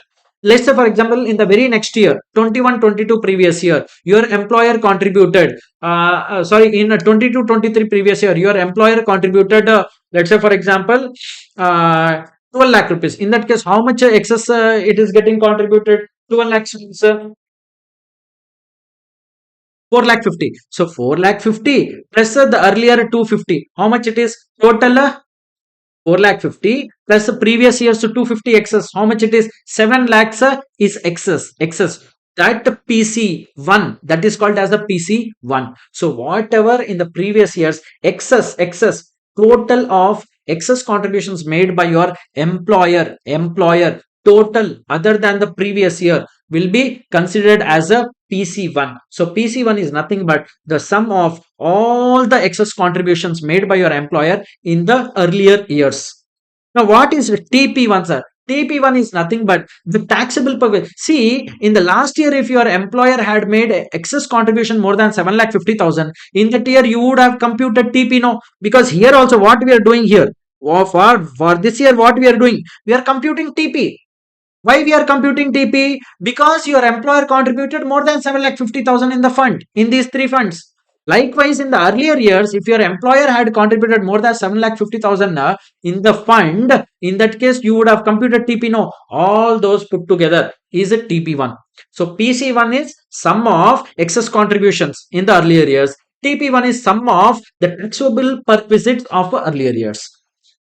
Now, what is R, sir? R is nothing but I by F average. What is FVAG and I, sir? I is nothing but the interest which is credited to your account. Amount or aggregate of amounts of income accrued during the current previous year in these funds. Whatever income has been accrued means the interest amount accrued in your in the account of these three accounts, in these three accounts, National Pension Scheme, Recognized Provident Fund and Superannuation Fund, whatever interest credited, that is your income.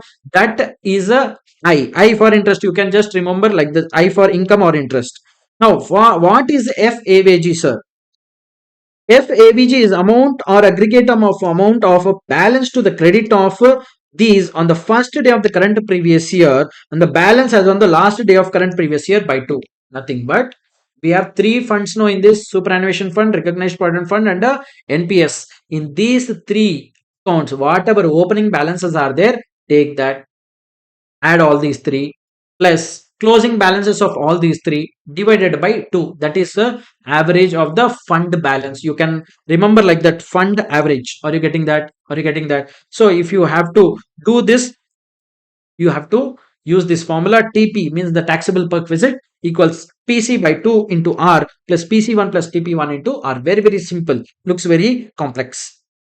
Any other benefits you are receiving will be fully exempt. There are few tax free perquisites. Telephone, if your employer is giving, fully exempt. Transport facility given provided by an employer being an airline or railways to his employees of an either free of charge at a concessional rate. So for if you are an employee, let's say Indigo is an airline giving it to its employees at a concessional rate, the transporter facility, in that case it is exempt in their hands. Or IRCTC employees, railway employees, they get concessional tickets, in that case also it is exempt. Perquisites allowed outside by government. Employer contribution to staff group insurance, that is exempt. Annual premium for a personal accident. Let's say for example employer takes a policy for employee for accident. If anything happens to the employee during the employment due to accident, while he is going to client place he got met with an accident, for that he will take, employer will take one insurance. No, on that insurance premium, if it is paid by employer, it is fully exempt in the hands of employee. Refreshments, let's say for example in the office, the employer gives you tea, coffee, biscuit and all, that is called refreshment. For that, if an employer is expending something, that is not taxable in the hands of employee. But subsidized lunch, let's say for example lunch, up to 50 rupees of lunch provided by employer, not taxable. If 200, 300, 500, like beyond 50 rupees lunch is provided, that will be taxed in the hands of employee. Recreational activities like club facilities, then amount spent on a training, if employer spends any amount on training of employees, that will be exempt in the hands of employee. Sum payable by employer to a RPF or an annual supervision fund up to limit prescribed up to 7,50,000, if you remember, that is exempt. Leave travel concession. What is this leave travel concession, sir? See, leave travel means if an employee wishes to travel within India on a tour purpose with his family or alone, any scenario, in that case, the travel expenses will be borne by your employer. That is called leave travel concession. So let's say, for example, you want to go by flight to Kumbh Mela with your family. So in that case, whatever flight expenses are there will be borne by your employer. He will only take care of it. That is called leave travel concession. That is exempt to some extent. We will look at that. Either on leave or after retirement or after termination from the employment, any time you can go, but within India only. You cannot go abroad. So even it includes for family also, not just for employee. Even employee can go with his family. Even family's expenses also, only for travel, stay and all, food and all. The employer, if he gives also, that will be taxable in the hands of employee. Only travel expenses will be exempt. Let's see what are these exemptions. And maximum 2 children you can take. You can't take 5 children. Sir, I got 5 children, sir, but exemption only till 2 children. And 2 journeys only in a block of 4 calendar years. 4 calendar years. In 4 calendar years, maximum 2 times you can travel. You can't say, sir, yearly 10 trips I will go. You give me expense, that will be exempt in my hands. No, it is not like that. Maximum two travels in a 4 calendar years. You know what is the calendar year? It starts from January till 31st of December. In 4 calendar years, maximum 2 you can travel. Sir, what if I did not go anywhere in these 4 years? Then you cannot take this credit, whatever is there. That you cannot take the credit to the next year. If the LTC is not claimed during any year of block, then one unavailed LTC can be carried forward to the next block of calendar years. So out of two, you did not utilize both. Still, you can take only one unutilized leave travel concession to the coming block of 4 calendar years. Now, sir, how much is exempt, sir? See, this exemption is available only under the optional tax regime. If you go by air, then economy fare of a flight is exempt in your hands. If you are not going by flight, you are going by any other mode of transport. Let's say, for example, you went by train or road, anything you go. If you go by rail or rail service is available at the place where you went, then AC first class rail fare, whatever is there, to that extent amount, it will be exempted. If you are not going by, if the place where you went there is no rail service, in that case, first class or a deluxe bus fare will be given as, to that extent of amount will be given as exemption. If there is no public transport, then equal to first class AC fare will be given as exemption. Now, medical facilities. Let's say, for example, you are an employee of an organization and you feel sick or feel ill. You fell ill. In that case, your employer pays your medical expenses. That benefit is exempt, but it is not exempt in all cases. Let's see what are those cases where it is exempt. Following medical facilities are exempt from tax. Value of medical treatment. Medical treatment in any hospital maintained by employer. You know, Dhirubhai Ambani or Mukesh Ambani has his own hospital, Kokilaben Hospital. In that hospital, he told all his employees, whenever you feel sick or ill, just go to my hospital, take treatment. In that case, whatever expenditure happened for the treatment, it is not taxable in the hands of employee. Reimbursement means you got treatment, medical treatment somewhere outside, not in your employer's hospital. and your employer is repaying you that amount of expenditure which you spent outside. In that case, in case of a private hospital, if you went for a treatment, it is fully taxable. But you went in a government hospital, it is fully exempt.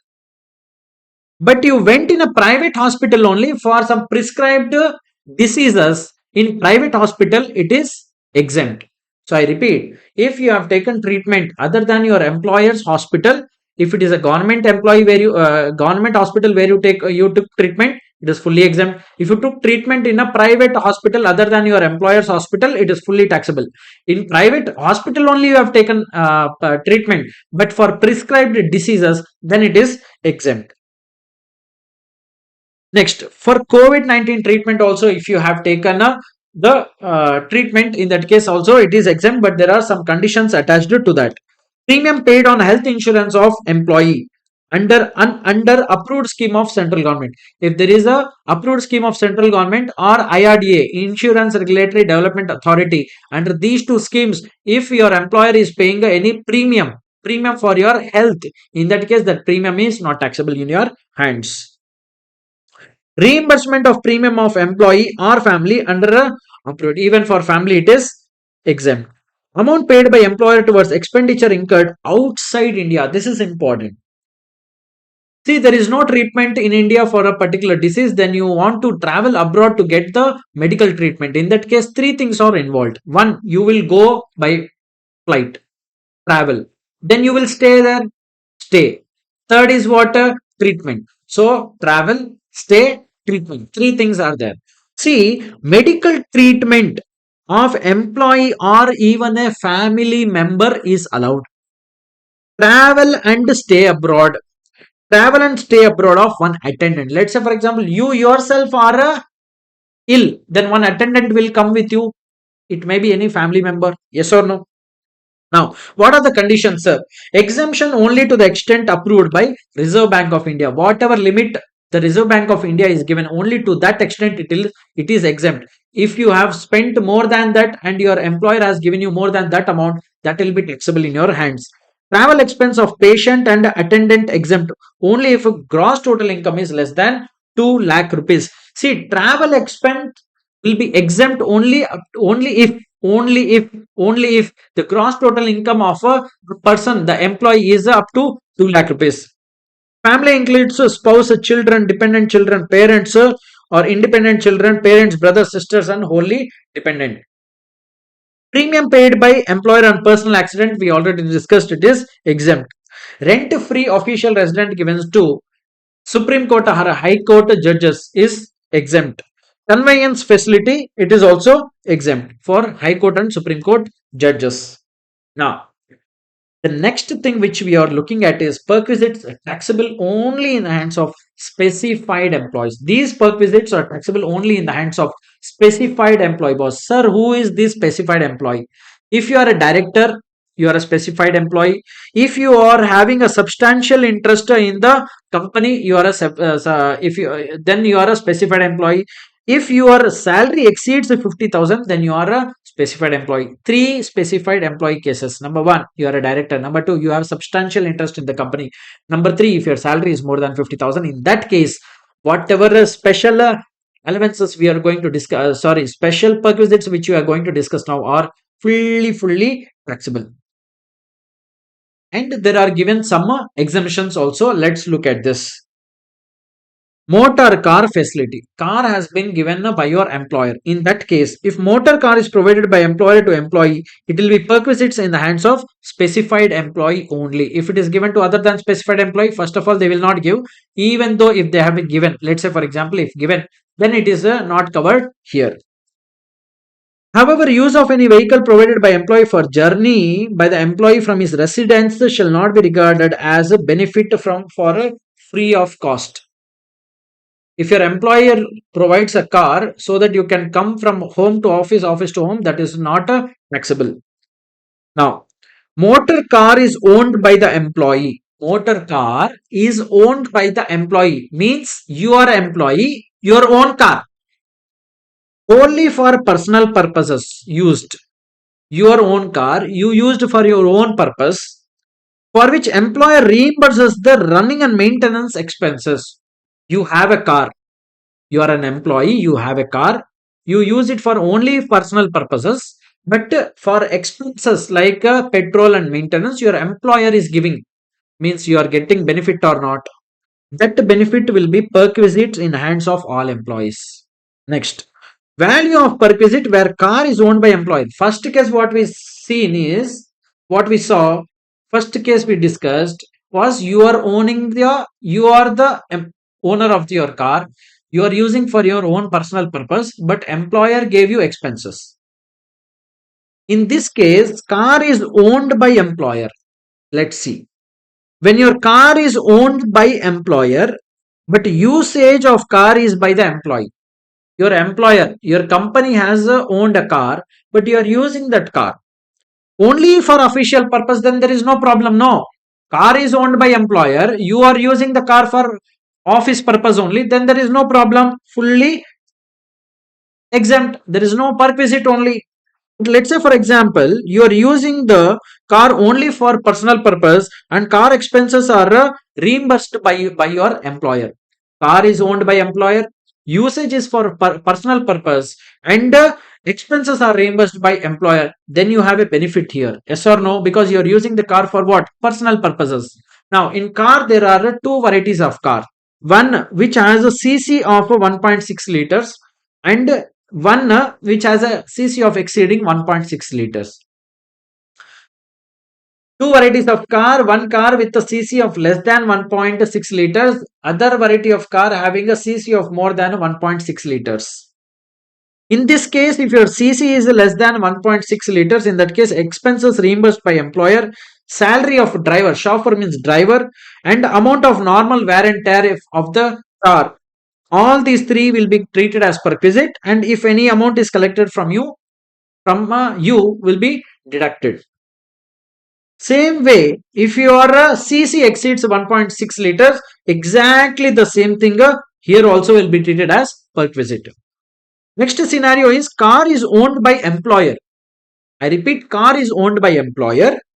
Partly you are using the car for office purpose and partly for personal purpose also, and expenses are met by employer. In that case, if the cc is up to 1.6 liters, 1800 per month will be treated as a perquisite, and if also driver also given, in that case 900 rupees per month for driver salary will be treated as perquisites in your hand.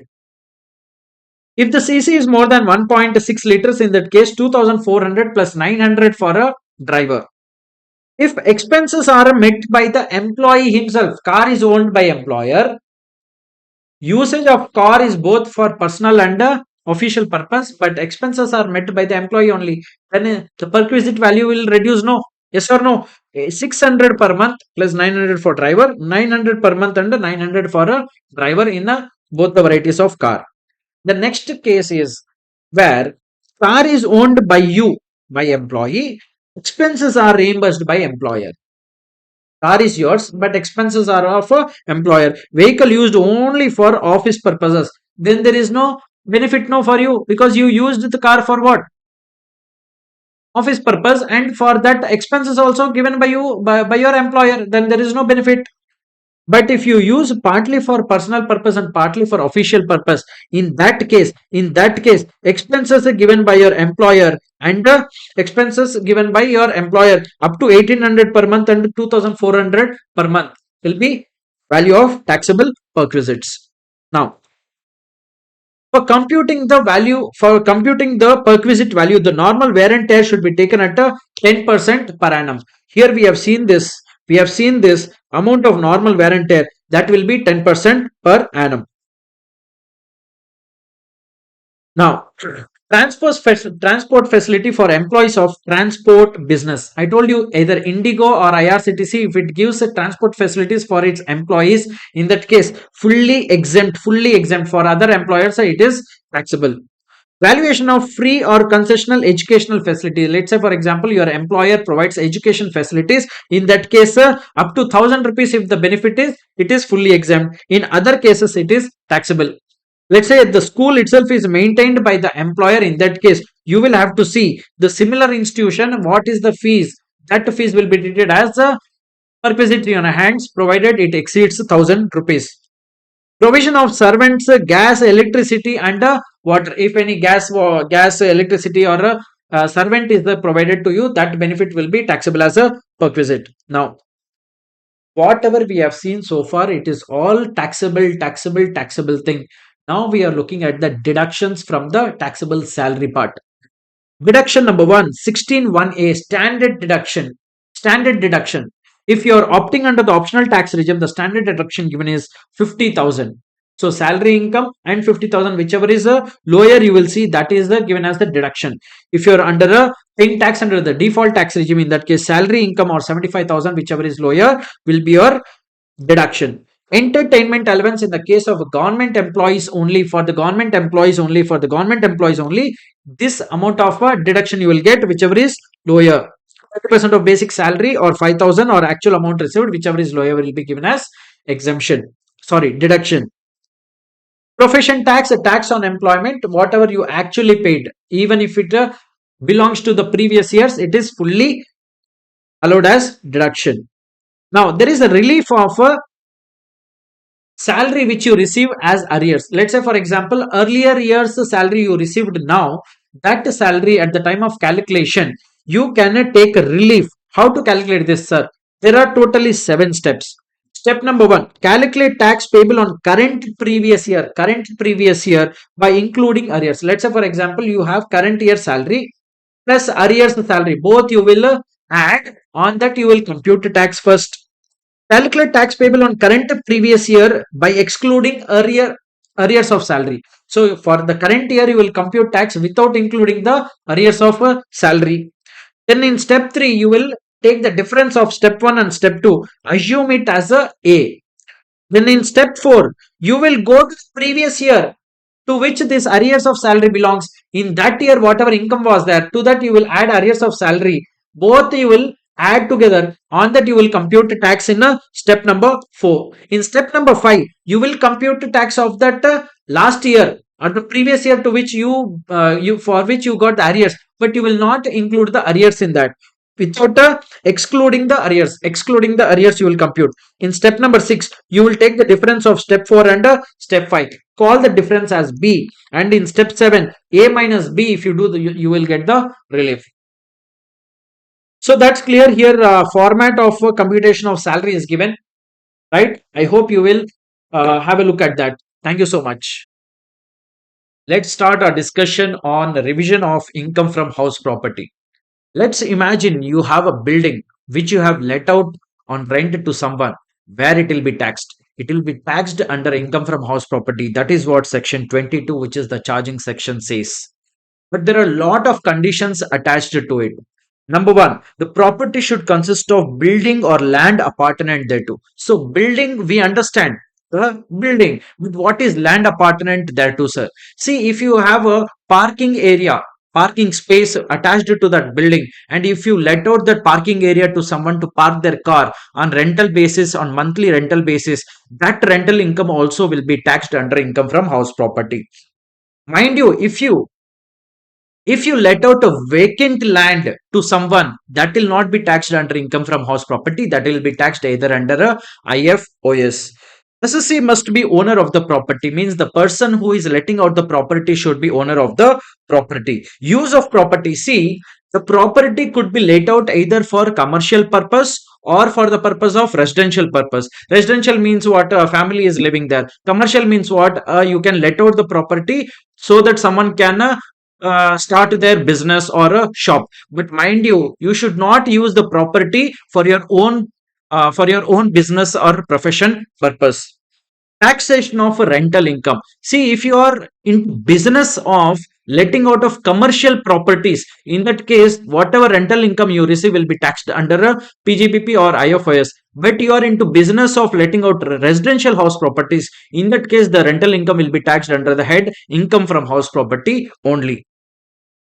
Then you must be aware of, lot of times the owners will give you building, I mean the house, also attaching with that they will give you furniture also on rent.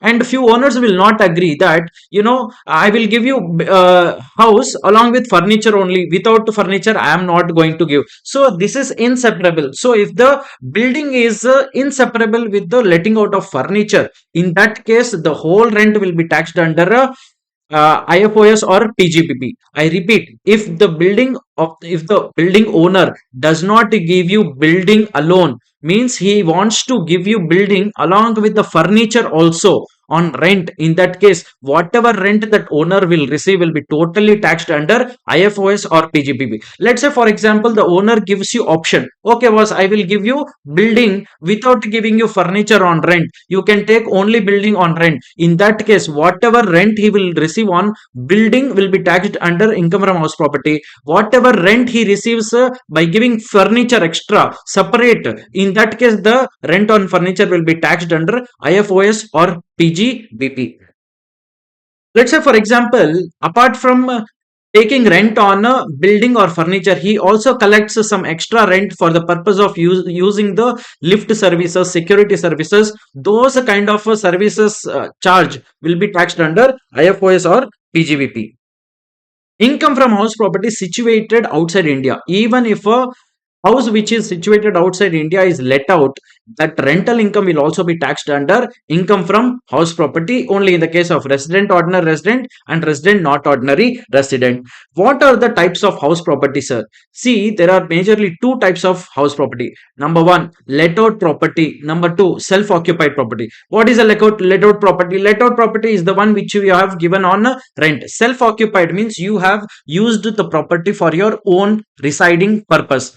In self-occupied property, if you have maximum two self-occupied properties, no issues. But if you are using the self-occupied properties more than two self-occupied properties, in that case maximum two will be treated as self-occupied property, and beyond two, whatever houses you are using for self-occupation will be deemed as a let-out property. I repeat, there are two kinds of properties. One is let-out property, the other is self-occupied property. Let-out property is the one which you have given on rent, and a self-occupied property which you are using for your own purpose. If you have more than two houses which you are using for self occupation, in that case whatever houses you are using more than two for self occupation will be treated as a deemed let out property. Let's say, for example, you have five houses, all five you are using for a self occupation purpose, for your own purpose. In that case maximum two will be treated as self occupied, the rest three which are in excess of two houses will be treated as deemed let out property. Now, so how to compute income from house property? First, you need to take municipal value. What is municipal value, sir? Value determined by municipal authorities for levying municipal taxes. Then you will take fair rent. What is fair rent? Fair rent means rent of a similar property in the same locality where you have let out the property. Whatever higher of municipal value and fair rent, that value we will take and compare it with the standard rent. What is the standard rent? Rent fixed by Rent Control Act. Now, whatever is lower of these two will be called as expected rent. What is expected rent? The rent, minimum rent which is expected from your property by the income tax authorities.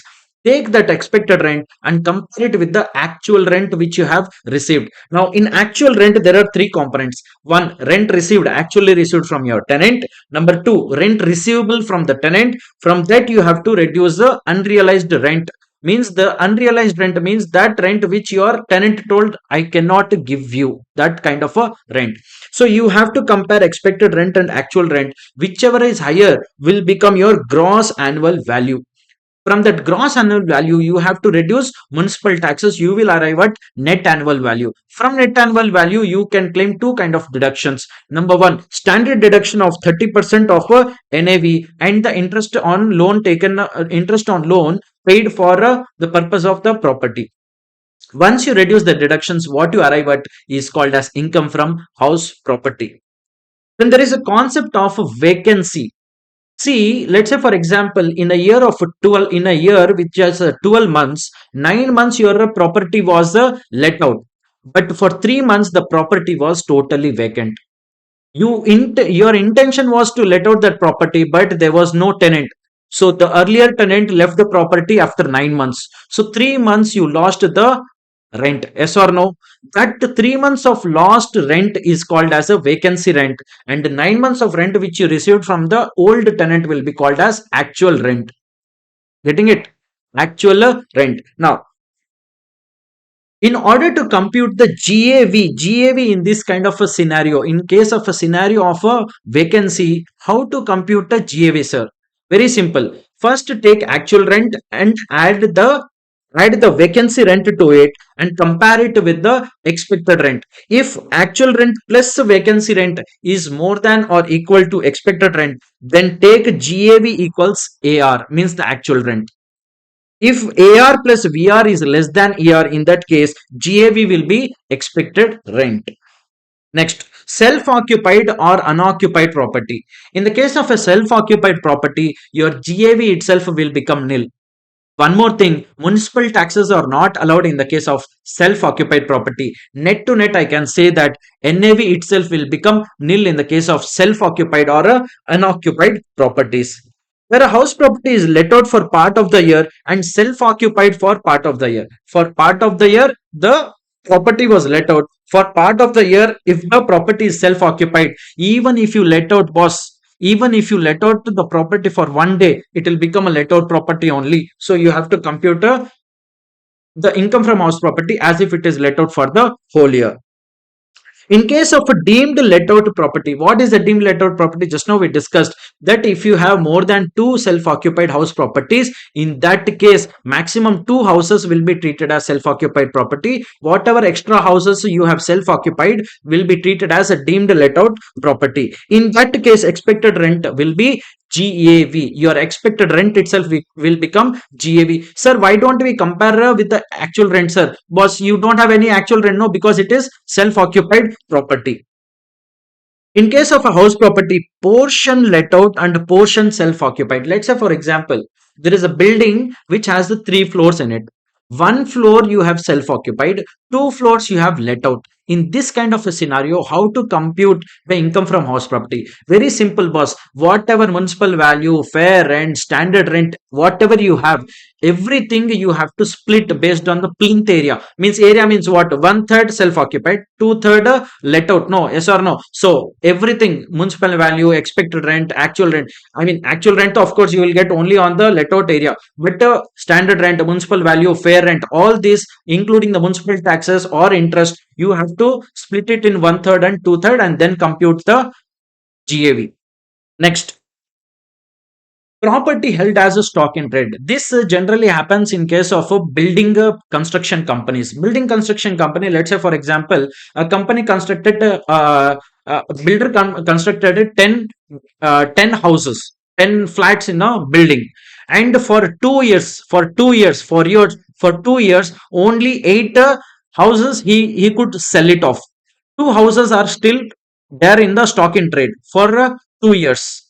So I repeat, there is a builder who constructed 10 houses in a building, 10 flats in a building, and within 2 years from the date of completion, he could sell only 8 flats. So two flats are still pending, which are to be sold. So these are still vacant only. He has not given it on rent, or he is not able to sell it. So after 2 years, these two flats which are still not sold will be treated as a let out property and it has to be taxed.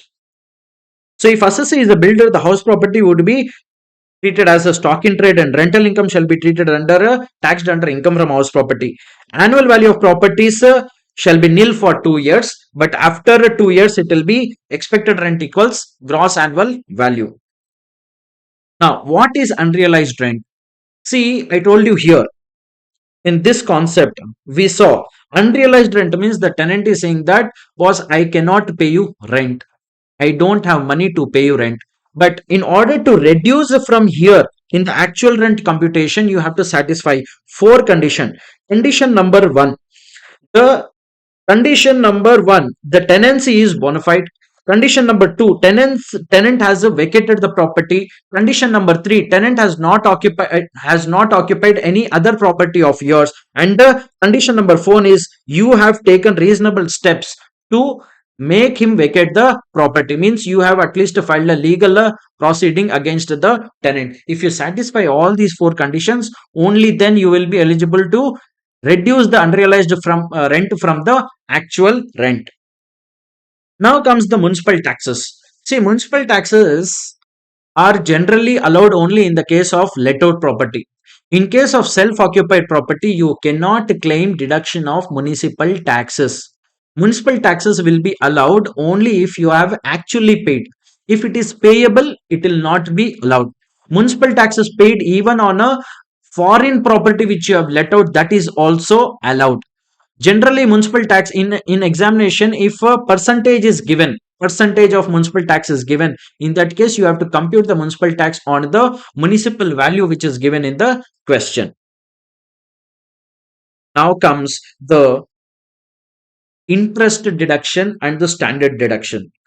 See, after you compute your GAV, you reduce your municipal tax, then you arrive at what? Net annual value. Out of that net annual value, two kinds of deductions you can claim. Number one, standard deduction at the rate of 30% of NAV. Number two, interest deduction. But based on the tax regime, the eligibility of deduction varies. If you are under optional tax regime, this I am discussing from the standpoint of standard deduction of 30%. If you are under optional tax regime and if you have a self occupied house, in that case, you will not get any standard deduction. Why? Because your NAV itself is nil, no boss. In case of a self occupied property, GAV is nil, less standard deduction, what you will be? Nothing you will have. But if the property is let out property, in that case, 30% of NAV you can claim as a standard deduction. Whereas under a default tax regime, same self-occupied property, nothing. In the case of a let out property, 30% of NAV you can claim as standard deduction. Now coming to the interest deduction, interest deduction under optional tax regime. On self-occupied property, there are two things. If you have taken loan before 1/4/1999, be it for any purpose, repair purpose, renovation purpose, construction purpose, purchase purpose, anything, maximum deduction of interest you will get is 30,000 rupees only. But if you have taken the rent after 1/4/1999, in that case, if you have taken the loan for the purpose of repair, renovation, in that case, maximum interest deduction you will get is 30,000. If you have taken the loan for the purpose of construction or purchase, and if you have purchased or constructed the property within 5 years from the date of taking the loan, in that case, 2 lakhs of interest deduction you are eligible for. But if you have taken loan, but within 5 years you could not construct or you could not purchase the property, in that case, maximum 30,000 of interest deduction you will get. So under optional tax regime, self-occupied property, loan taken before 1/4/99, any purpose you take, maximum deduction is 30,000. If the loan is taken after 1/4/1999, for repair purpose, if you have taken maximum 30,000, you will get deduction. If you have taken loan for the purpose of construction, in that case, within 5 years, if you could construct or purchase, 2 lakhs maximum you can claim interest deduction. If you have not constructed within 5 years, then maximum deduction you will get is 30,000. In the case of a let out property under optional tax regime, there is no limit for deduction of interest. Under default tax regime, for self-occupied property, nothing is allowed. Under default tax regime, you are not eligible for interest deduction at all. You are not eligible for interest deduction at all. But for a let out property, there is no limit. You can claim how much ever interest you wish to claim, how much ever you have actually paid. Now, interest is allowed even if it is not paid.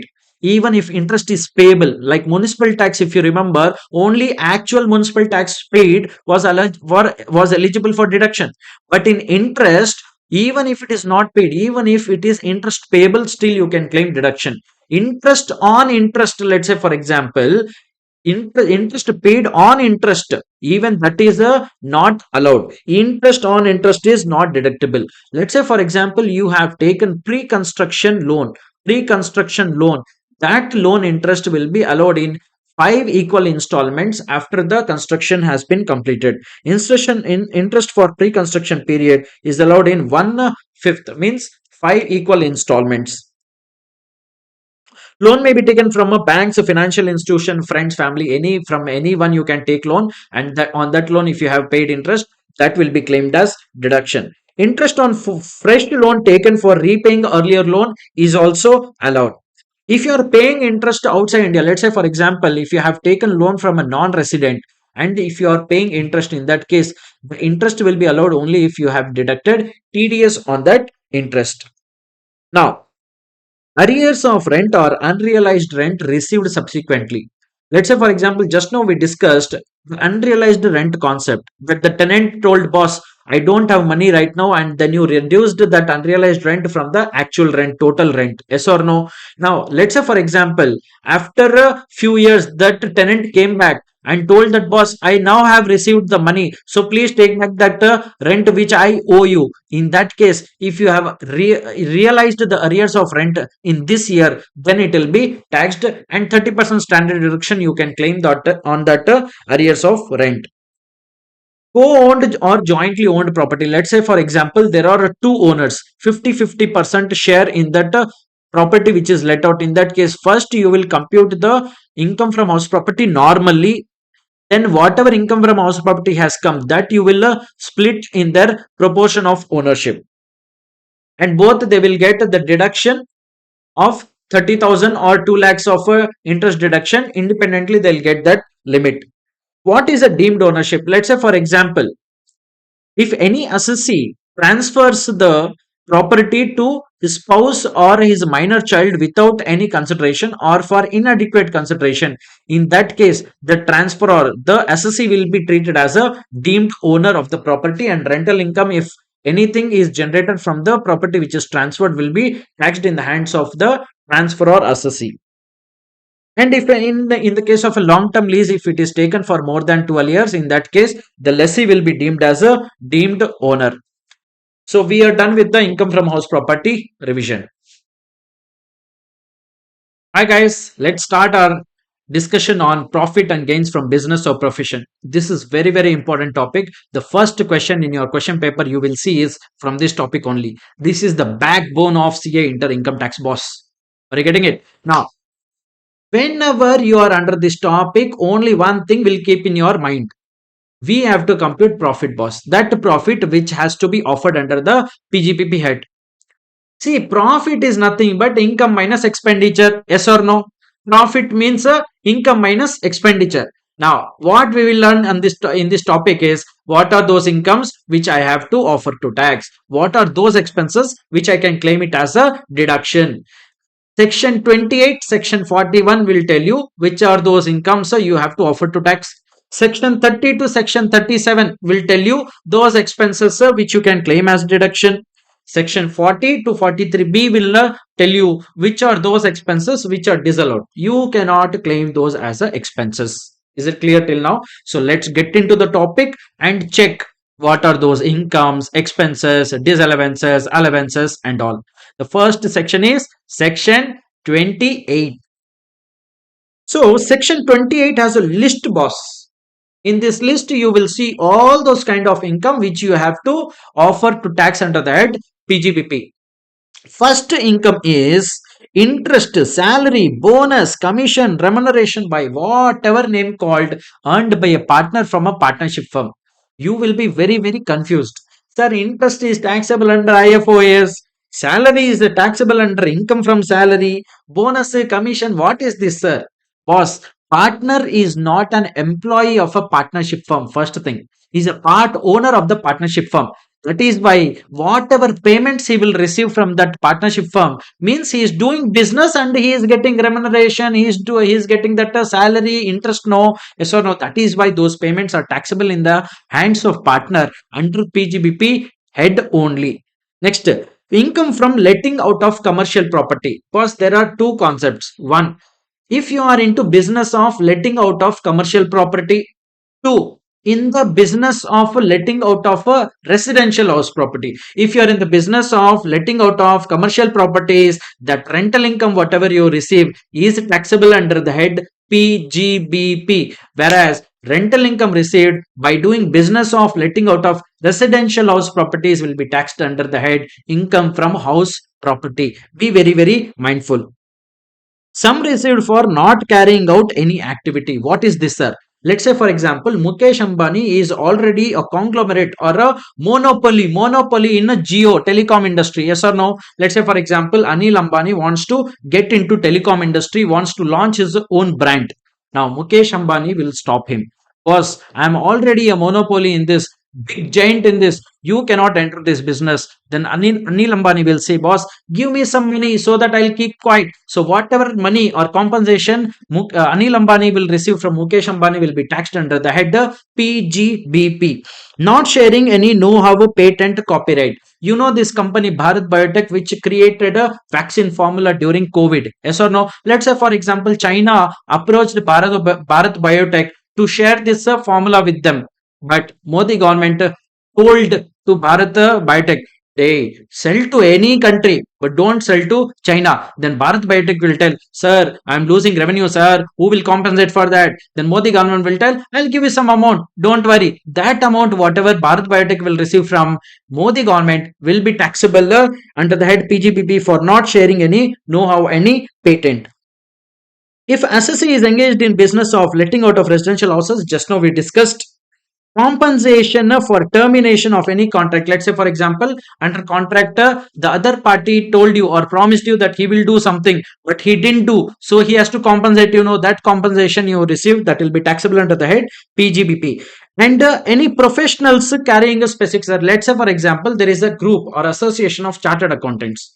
And that chartered accountants, from those chartered accountants, that group collects money so that they can provide training to these chartered accountants, that will be taxable under the head PGBP. Import entitlement license. There is one license which you have to take in order to import goods from outside country. Let's say, for example, this year I don't have business, only there is no demand only for the product. Why should I import? Then I have the license. What should I do with this? There is other person who needs the import license so that he can import some goods. So I can sell this import entitlement license to someone and he can import goods. So whatever amount I will receive from him for selling the import entitlement license will be taxable under the head PGBP. Next, Keyman insurance policy. See, recently Mr. Legendary Ratan Tata died. Yes or no? So, the business of Tata would have generally got affected. No. So, what happens? This Tata company would have already taken a Keyman insurance policy for Mr. Ratan Tata. Means if Mr. Ratan Tata dies, the whatever business got impacted, that they can get compensated by way of compensation received from Keyman insurance policy. So whatever amount they receive from KMP will be taxed under the head PGBP. So whenever you convert a stock in trade into capital asset, in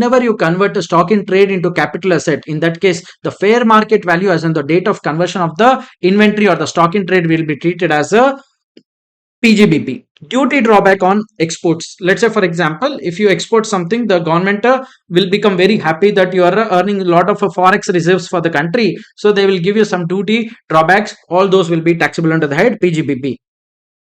If you transfer any asset which you have already claimed deduction under section 35 AD, then that asset, whatever amount you receive on the transfer, that will be taxed under the head PGBP. Duty entitlement passbook scheme. If you transfer that, on that, if you receive any profit, even that is taxable under the PGBP Act. So whatever we have seen under section 28, if you see these kind of incomes in your question paper, immediately tax it.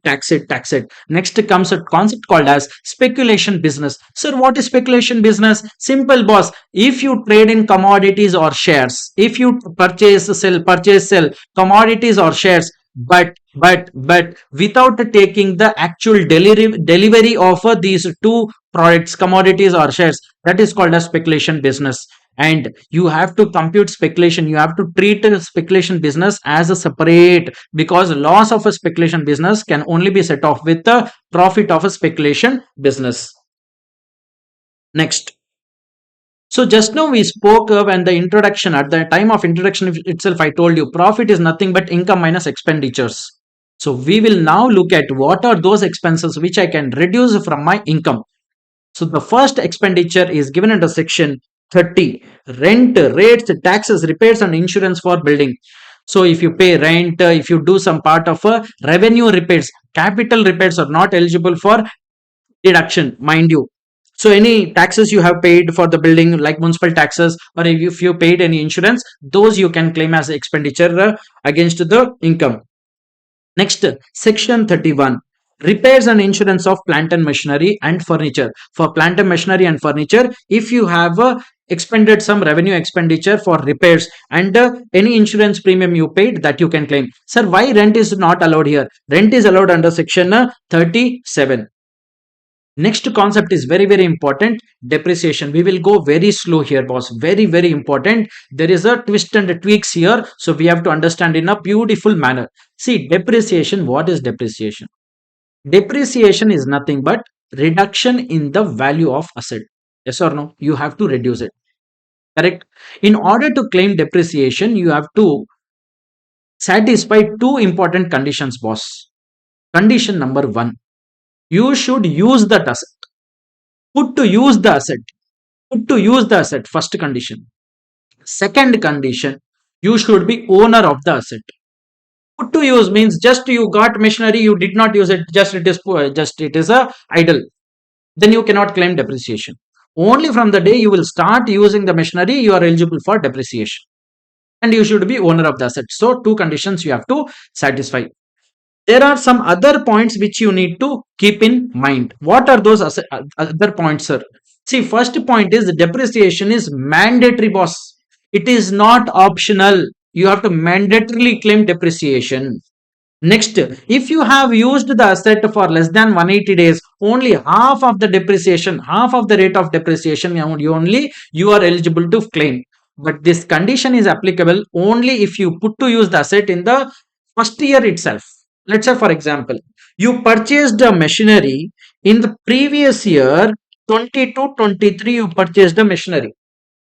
You purchased a machinery in the previous year, 22-23. But you did not start using this machinery. You started using the machinery in previous year, 23-24, for example. So in 23-24, even if you use in this year, in the next year, even if you use the asset for less than 180 days, still you will claim full depreciation. But whereas in this case, if I started using the asset in previous year 22-23 itself, and I used the asset for less than 180 days, in that case, half rate depreciation will apply.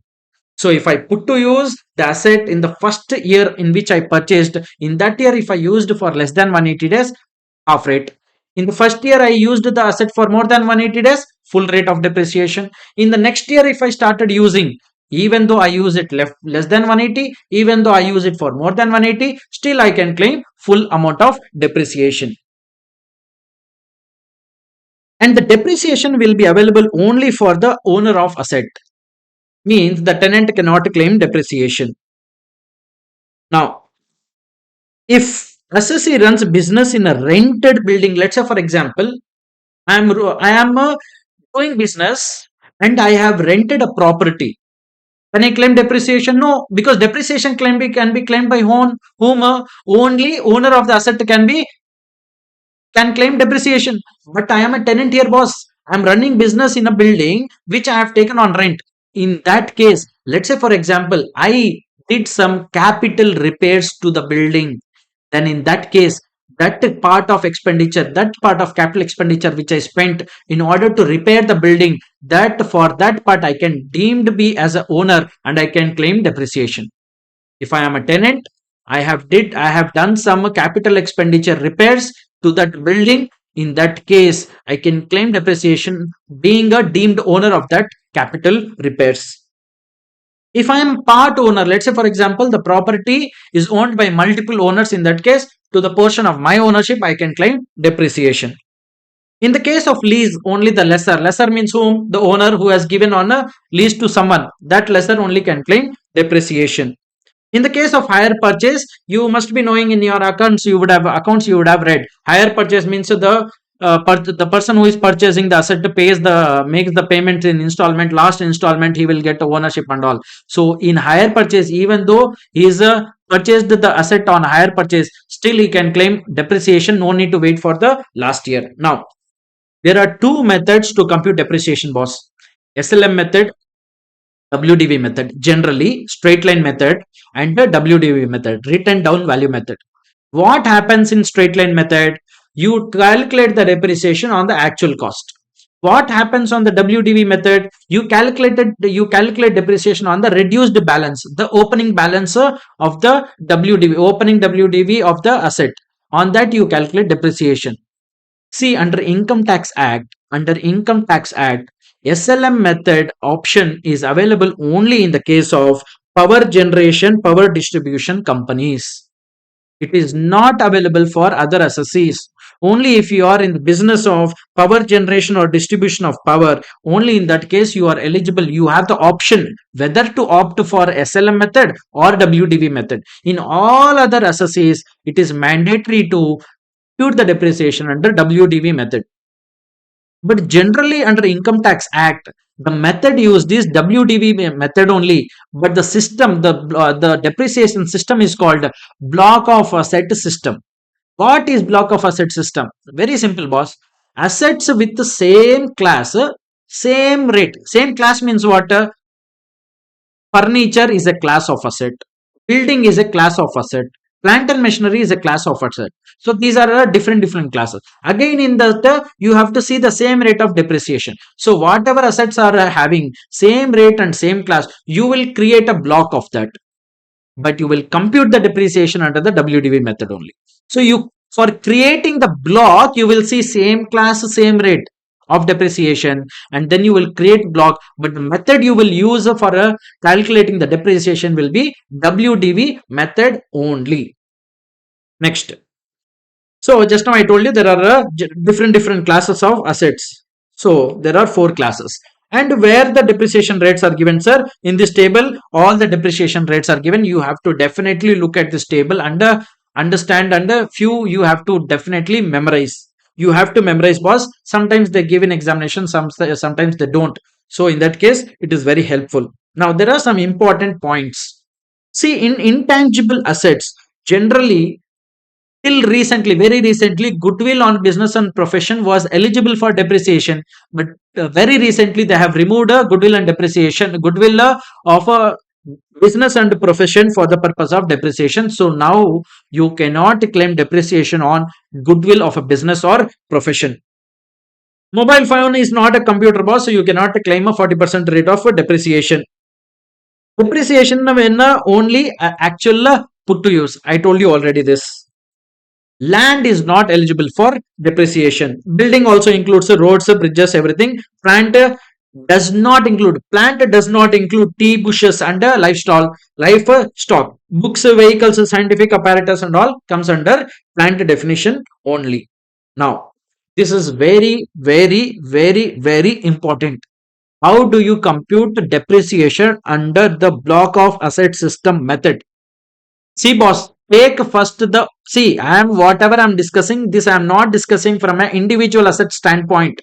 I am discussing this from the standpoint of a block. What I told, what is a block? Block is nothing but it will have all those assets of the same class with the same rate. Yes or no? First, you will take, in order to compute the depreciation, calculation of depreciation under block of asset method. First, take opening WDV of all the assets which are there in the block. Opening WDV. To that you will add. Naturally think, boss, opening at the start of the year you had opening WDV. Then you purchased a few assets, no? Yes or no? So add value of purchases made during the year in this block. So whatever value you will get, out of that what you will reduce? The sale value. In technical it is called money payable. Money payable is nothing but it looks like money payable. It is not payable, actually receivable. So sale value of all those assets which you sold during the year. So technically think, boss, opening WDV, add purchases means whatever you have in hand, less sale value. What you should technically get? What you should technically get? Closing WDV. But that WDV you will use for what? Depreciation purpose. So opening WDV, add purchase value less sale value will give you what? WDV for the purpose of depreciation. On that value you will compute what? Depreciation. And once you reduce the depreciation from that, what you get is closing WDV for the year. So opening WDV, add actual cost of assets acquired during the year, less money payable. WDV of assets transferred, that slum sale we will discuss separately. WDV of block for the purpose of depreciation, less depreciation actually allowed, and closing WDV you will get.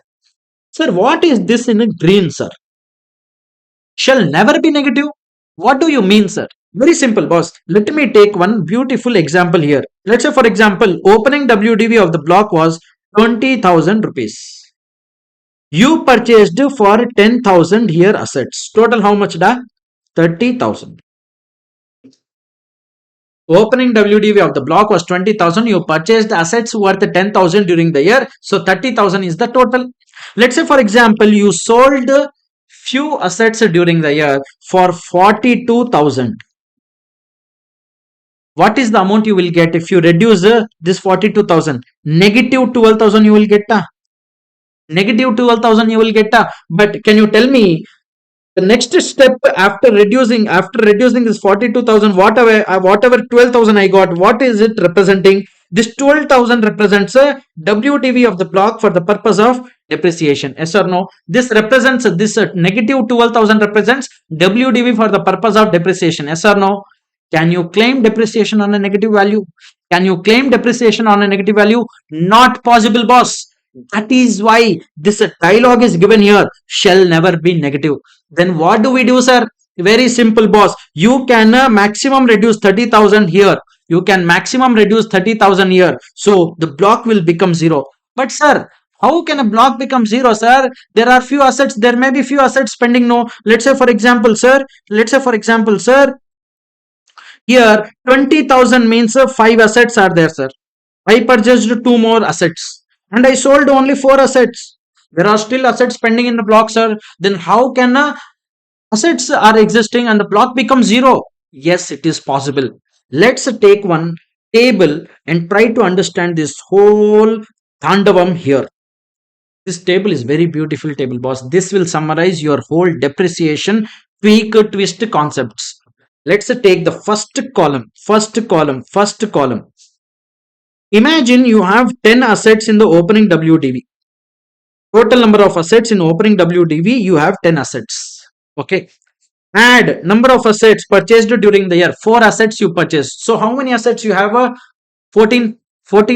Let's say for example, total number of assets sold during the year. Sold during the year is 8. So out of 14 assets, if you sold 8 assets, how many assets are still pending? 6 assets are there in your hand. Yes or no? Yes or no? Yes or no? Now, if the sale value is more than opening WDV plus purchase, is the sale value more than opening WDV plus purchase, means the upper value, is it less than the lesser value, is a lower value?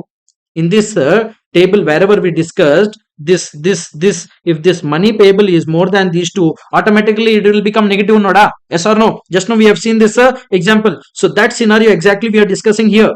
So we have 6 assets on hand and my sale value by mistake increased more than the purchase value and the opening WDV. In that case, my block will become nil but never negative, because on that negative you cannot claim depreciation. So one star mark I have given here. What is the star mark? Block can be nil but never be negative. STCG shall also arise in this case. Sir, STCG, how, sir? Because boss, in this case, if you see, 42,000 was the sale value. But what was that value you sold for? See, 30,000 worth of assets, 30,000 worth of assets you sold for 42,000 means there is a gain. There is a gain. This 42,000 is what? Sale value, boss. What you sold, 30,000 worth of assets you sold for 42,000, that 12,000 will become your short term capital gain. Got it? Next. Second column. Total number of assets 10, purchased 4, total will be 14, sold 8 assets. In still the same scenario, 6 assets you have on a hand still. But is Sale value more than opening WDV plus purchase. No. Means in this example, let's say for example, in the place of 42,000, if I remove this 42,000, I will just write 22,000 for example. If I write only 22,000 for example, then 30,000 minus 22,000 will I'll get positive result. I will get a positive result. No, 8,000. Then on that 8,000, can I claim depreciation or not? Can I claim depreciation on that 8,000 or not? Yes, of course I can claim. So that will be called as the balance of the block. On that I'll claim depreciation. The rest will become my closing WDV. That is what is given here. If sale value more than opening WDV plus purchase? No. If the sale value is not, then the balance you will see depreciation shall be computed on the balance amount in a block. I hope that is clear.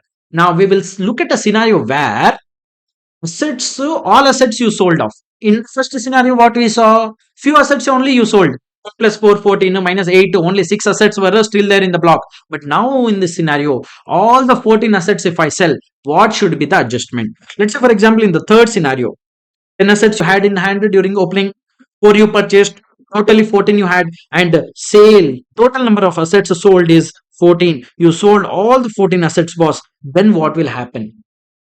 Then the block ceases to exist yes or no? Yes or no? Now, is the sale value more than opening WDV? Yes or no? Yes. If the sale value is more than the purchase value on the opening W, straight away you will get what? The short term capital gain. If the sale value is less than the opening WDV and purchase value, what you get? Loss, short term capital loss. I hope that is absolutely crystal clear, boss. Now, there are some important points which you need to discuss. If the asset acquired but not put to use, you are not eligible for depreciation. Actual sale price shall be reduced, not the FMV of the asset. What happens? No, a lot of times, let's say for example, the sale value what you are offering is less than the fair market value or the stamp duty value in the case of building. In that case, for the purpose of PGBP or capital gain, you take FMV or SDV. But for the purpose of depreciation, you will only take what? The actual sale value to reduce from the block. Money payable means a sale price. Condition of half rate of depreciation applies only in the year of purchase. This we have already discussed. Next, additional depreciation. Whatever we discussed on the section 32(1) is only the normal depreciation. Now there is a concept called as the additional depreciation. What is the concept called? Additional depreciation. What is additional depreciation? In addition to normal depreciation, you get something called as additional depreciation. There are few conditions to be met. Only then you will get this additional benefit. This additional benefit is under section 32(1)(2)(a) it is given. But mind you, this additional depreciation is not available if you opt for default tax regime. Under default tax regime, you are not eligible for default tax regime you are not eligible for additional depreciation. It is only available if you follow optional tax regime. Now, in order to claim additional depreciation, only on one asset is available, which is plant and machinery. Additional depreciation is available only on plant and machinery, and that too it should be a new plant and machinery. That too you should use that plant and machinery in a manufacturing business only. So first condition, you are not eligible for additional depreciation under default tax regime. Number 2, it should be a new plant and machinery only. Number 3, the assessee should be in the business of a manufacturing only. In these cases, if you satisfy, you are eligible for additional depreciation of 20% apart from the normal depreciation what you get on that machinery. Is it clear? Now, the same condition which I discussed, that if you put to use the asset in the first year for less than 180 days, then you will get half rate of depreciation. The same ditto concept, that if you use the asset next year, that and all. So same concept, if you use the asset for less than 180 days in the first year, in that case only half of the additional depreciation you will claim. Means only 10% you will be eligible to, the rest 10% you can claim in the next year. So conditions: new plant and machinery, business of manufacture.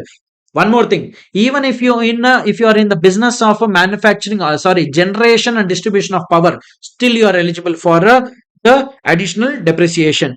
Must opt for optional tax regime, means it is not available under default tax regime. Additional depreciation is allowed only if a WDV method is followed. This is also important point, boss. WDV method, if you follow SLM method, you cannot claim additional depreciation. Only if the assessee follows WDV method, only then you will be eligible to claim a additional depreciation. What is the rate, sir? 20%. Less than 180 days, half rate, which is 10%. Next, the remaining additional depreciation can be claimed in the next year if the assessee still pays tax under optional tax regime. Very beautiful point, boss. Let's say, for example, in the first year in which you purchased the asset, you are under optional tax regime. So you claimed a depreciation of more than 20%. I mean, sorry, in the first year in which you purchased the new plant and machinery, you are paying the tax under optional tax regime. Okay, but you used the asset for less than 180 days. In that case, you will claim only half, which is 10%. What I told, the rest 10% you can claim in the next year. But in the next year, you can claim that rest 10% only if you are still under optional tax regime. Let's say, for example, you have shifted out of the optional tax regime, and you started paying taxes under the default tax regime, for example, in the next year. Then you are not eligible to claim that additional depreciation which is left of now 10%. In that case, what you will do is that additional depreciation which you could not claim, you will add it to the block of asset. You will add it to the opening WDV of the block of asset in the next year. Now, plant and machinery not qualifying for additional depreciation. What are those plant and machineries which is not eligible for additional depreciation? Second hand machinery you cannot claim, boss. I told you already, new plant and machinery should be there. If you are using the plant and machinery in office premises, residential accommodation, you cannot claim. If those are office appliances, road means, boss, simple. Use the plant and machinery for manufacturing purpose, you are eligible. That's all.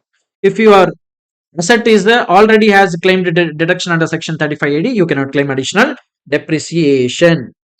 Business of printing is also eligible for it is also treated as a manufacturing business. You can also claim depreciation, additional depreciation on that.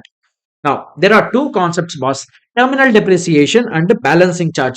These two concepts are applicable or eligible only in the case of power generation and distribution units if they follow SLM method. I repeat, this terminal depreciation concept and balancing charge concept is applicable only in the case of power generation and power distribution units if they follow SLM method.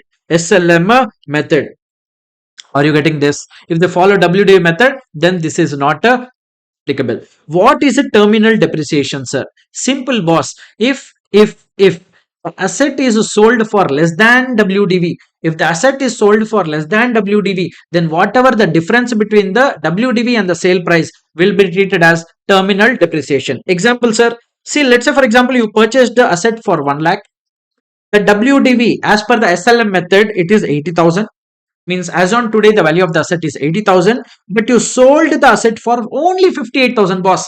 Then you sold the asset for less value or high value? Less value, no. 80,000 worth of asset, you sold it just for 58,000. Then there is a loss. How much loss? 22,000. That loss is nothing but called as terminal depreciation. Is it clear? So that is called a terminal depreciation. Is there a balancing charge? No. Is there a capital gain or loss? No. So you may be thinking, sir, this 22,000 is a loss only. No, but that itself is treated as what? Terminal depreciation. What is balancing charge, sir? In the same scenario, if you sold the asset more than WDV value, then you will get something called as balancing charge. But there is one twist here. Only to the extent of the actual cost of asset, whatever increased, whatever higher value you sold for, only that is called as a balancing charge. If you sell the asset for more than actual cost, then you will get capital gain also here. Let's see the example.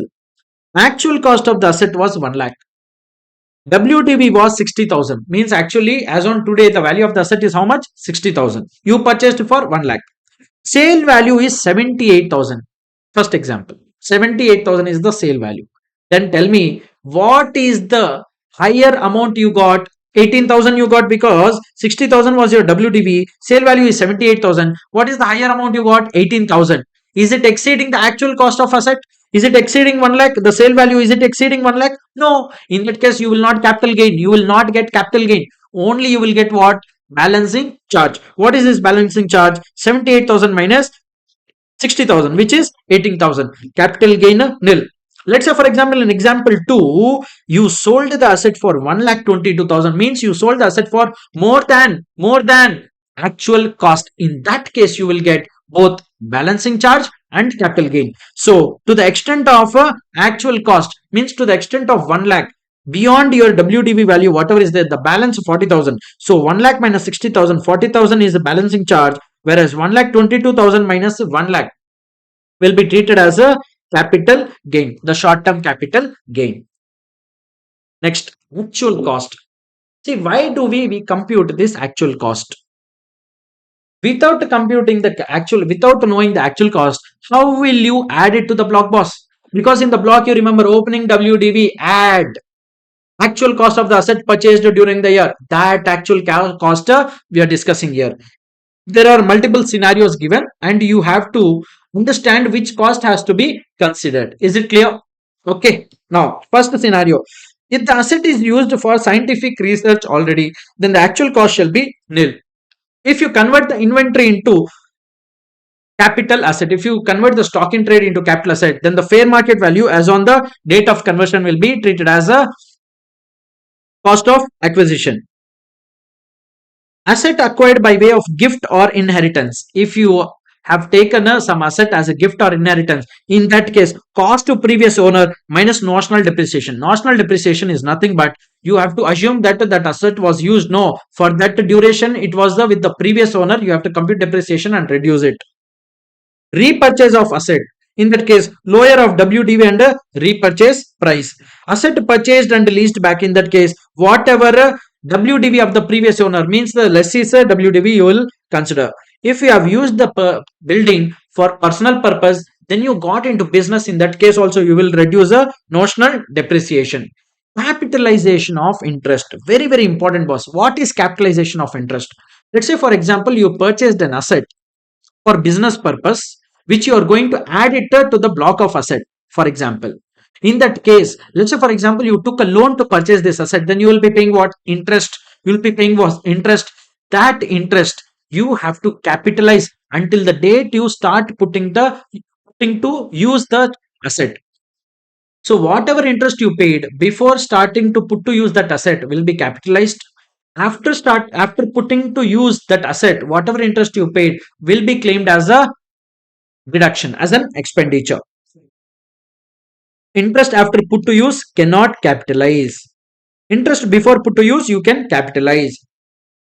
There are a lot of times excise duty you pay, that also if you are getting credit of that excise duty as a input tax credit, then that is not eligible. Subsidy or grant received from the government will be added to the should be reduced from the value of the asset.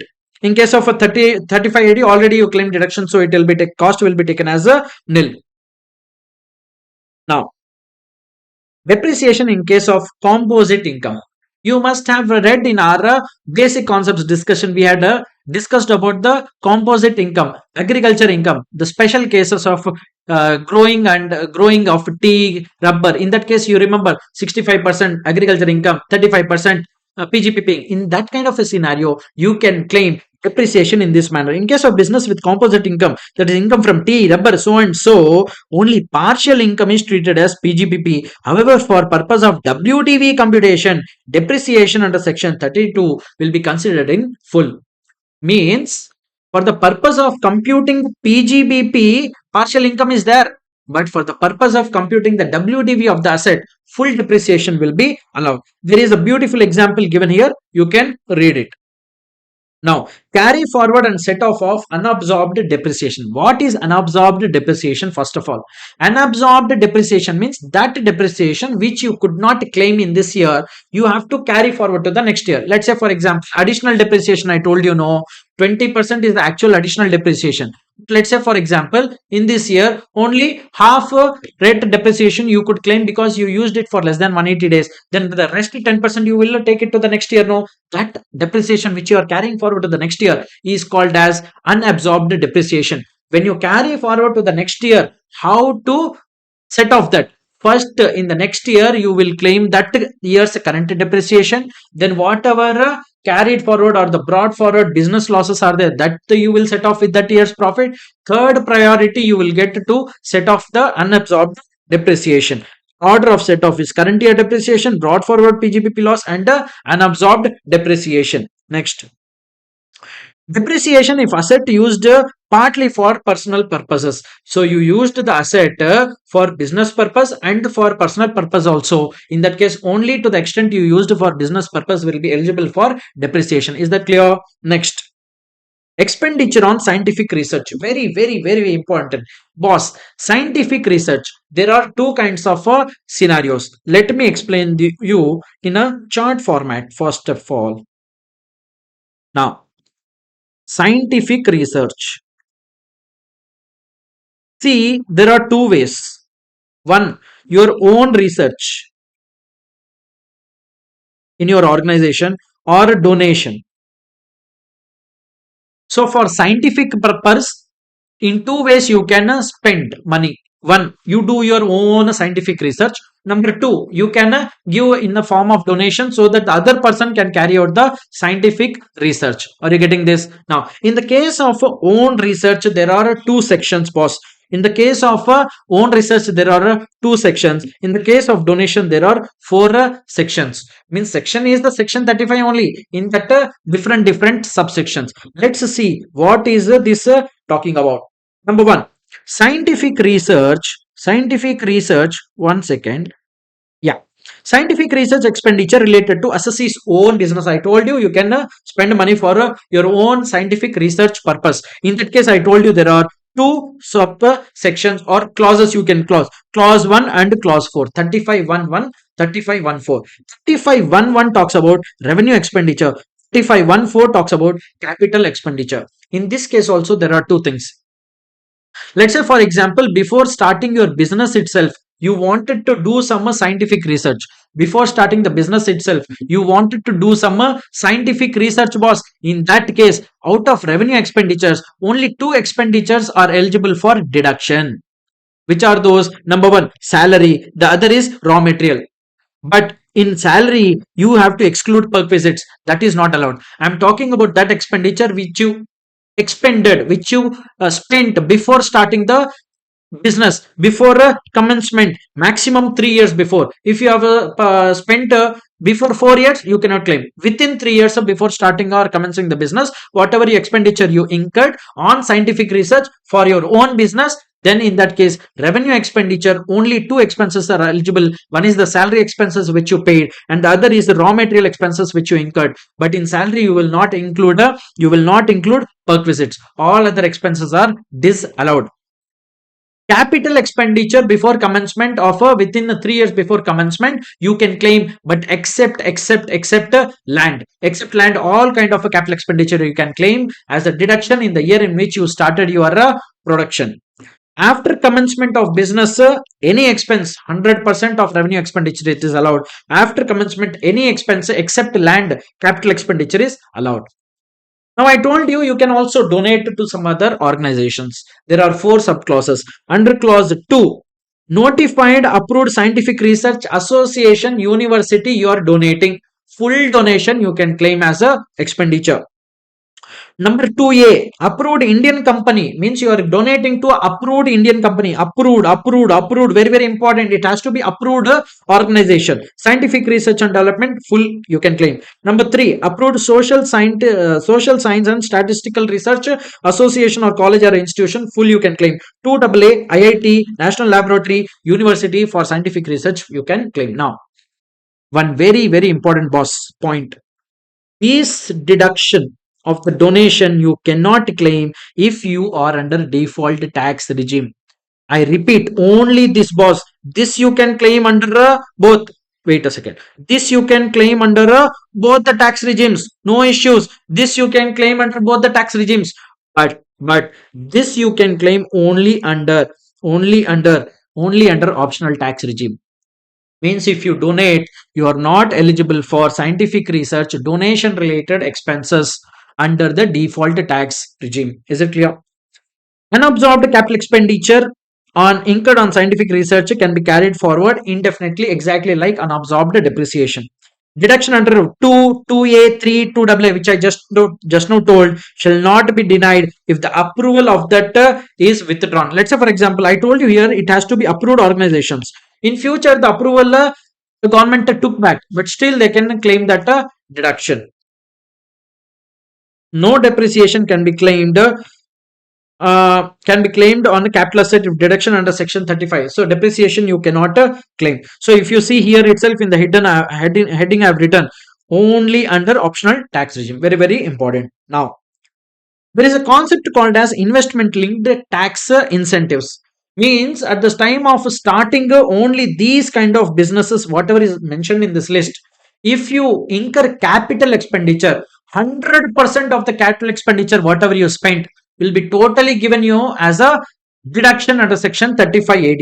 What are those businesses, sir? I repeat, if you start any of these mentioned businesses, if you start new business, if you are starting new business of any of these businesses, in that case, whatever capital expenditure you spend, total 100% of the capital expenditure you can claim as a deduction under section 35 AD. Let's look at what are those businesses. Cold chain facility means logistics, cold chain, yeah. Warehousing facility, cross country natural gas, hotel of 2 star or above, hospital with at least 100 beds, housing project under rehabilitation slum redevelopment project, housing project under affordable housing scheme, production of fertilizer, inland container depot, beekeeping, warehousing facility of a storage of sugar. Now, mindful, be very, very mindful. Warehousing facility for storing agriculture produce, it told. Then again, it is telling warehousing facility for storage of sugar because sugar is not a agriculture produce, boss. Any other product for warehousing is not eligible. So warehousing only agriculture produce and sugar only available. Warehousing for oil not possible. That is because oil is not a agriculture produce. Slurry pipeline, semiconductor wafer fabrication business, and a new infrastructure facility business. If you start any of these businesses and if you incur any kind of capital expenditures, then 100% of the capital expenditure is allowable under section 35 AD. Conditions for claiming deduction. What are the conditions, sir? Business shall be new. I told you it should not be old business, acquiring business and all. No, very brand new business, boss. The plant and machinery, if you remember in additional depreciation, it told that I will give you additional depreciation only if you have only new plant and machinery, it told. But under section 35 AD, to the extent of 20% of the total plant and machinery, you can have old plant and machinery. Yes, still you will be eligible to claim 35 AD deduction. So out of 100 rupees of plant and machinery, I can have 20 rupees maximum of old plant and machinery. 80 rupees I have to have a new plant and machinery. Got it? Now, old plant and machinery imported will be treated as new only. Let's say, for example, you imported a old plant and machinery from some other country. Still, it will be considered as a new plant and machinery only. No depreciation was the earlier claimed on such a plant and machinery which you imported. Some important points regarding a 35 AD. 100% deduction on capital expenditure incurred wholly and exclusively for a specified business. But mind you, boss, in capital expenditure, three kind of capital expenditures you cannot claim under section 35 AD. Number one, goodwill. Number two, financial instruments. Number three, land. GFLA. GFLA. LA means land, boss. Gafla you cannot do. Basically, Gafla you cannot do. For first one is goodwill, F for financial instruments, and LA for land. These three investments, if you have done, that is not eligible for 35 AD deduction. Land, goodwill, and financial instruments you cannot. One more important point. This is actually a point of section 40A3, but understand this. I told you that if you incur capital expenditure, that is eligible for 35 AD deduction. But At the time of purchasing these assets which are eligible for 35AD, you have to make payment through the prescribed amounts, means through banking channels, through online payment only you have to make payment. You cannot make payment through cross check. You cannot you cannot make payment through bearer check, bearer drafts, or cash mode of payment. You cannot do. Even if you do, then that asset will not be eligible for deduction. So what I told, in short, you have to make payment at the time of purchasing the capital asset. You have to make payment through the prescribed modes, means online payment or a bank through payment only. If you do payment by way of cash or even a bearer check, because bearer check is not account pay check and bearer draft is not account pay draft, so it has to be account pay check, account pay bank draft, then it is eligible. But if it is a bearer check and bearer bank draft, still you are not eligible for a deduction.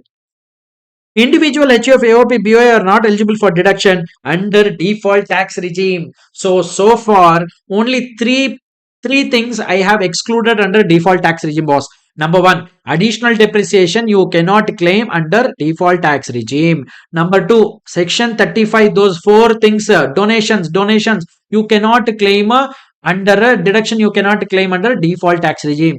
Third one is 35AD also not eligible for deduction under section 35AD. You cannot claim deduction under default tax regime, means only if you are under optional tax regime, being an individual HUF, AOP, BOI, AJP, in that case you can claim only under a optional tax regime.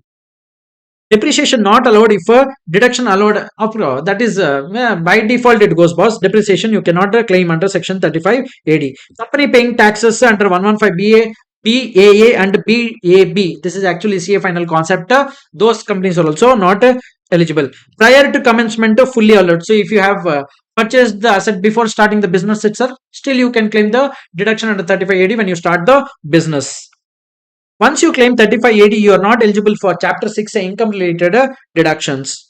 Loss of specified business can be carried forward and set off only with the loss of a specified business only. In case of hotel of 2-star or more, transfer business operations. Let's say, for example, a hotel, it started 2-star hotel or more, let's say 5-star hotel commenced the business. So whatever capital expenditure they have spent, that they claimed as deduction, but they transferred only the management, ownership and all, nothing. Only the management of the business operations of that 5-star hotel was transferred to someone else. Still it is eligible for 35AD deduction. It is mandatory to get books of accounts audited under section 44AB. You have to get your books of accounts tax audited mandatorily in order to claim 35AD. Now, there is a lock-in period, boss. Whatever assets you purchased on which you claimed already 100% deduction under 35AD, you cannot sell those assets. Though you cannot sell those assets within 8 years from the date of a purchase. You cannot even use those assets for non-specified business. What is a specified business? Those lists you saw, no? You saw, no? Warehousing facility, storage facility, 2-star hotel, hospital with 100 beds. Those are specified business. All other businesses other than these are non-specified business. If you use the asset for non-specified business within 8 years from the date in which you claimed a 35AD deduction, then there is an implication, boss. There is a tax implication. Let's have a look at this. Asset sold to outsider. You sold the asset itself. Outsider, then sale value is a straight away PGBP income. Means whatever amount you got by selling that asset will be straight away treated as a PGBP income. Asset transferred to other specified business. You transferred it to other specified business and anytime, but mind you, you transfer the asset to other specified business, no, which is also your own. Let's say for example, I have a 2-star hotel. So let's say for example, I have a 5-star hotel, one 5-star hotel, specified business, no. I have a 1-star hotel. Is it a specified business? No. But both are owning by me only. My own 2 hotels, my own 5-star hotel, my own 1-star hotel. So I am transferring from my own specified business that asset to my own non-specified business. In that case, no treatment.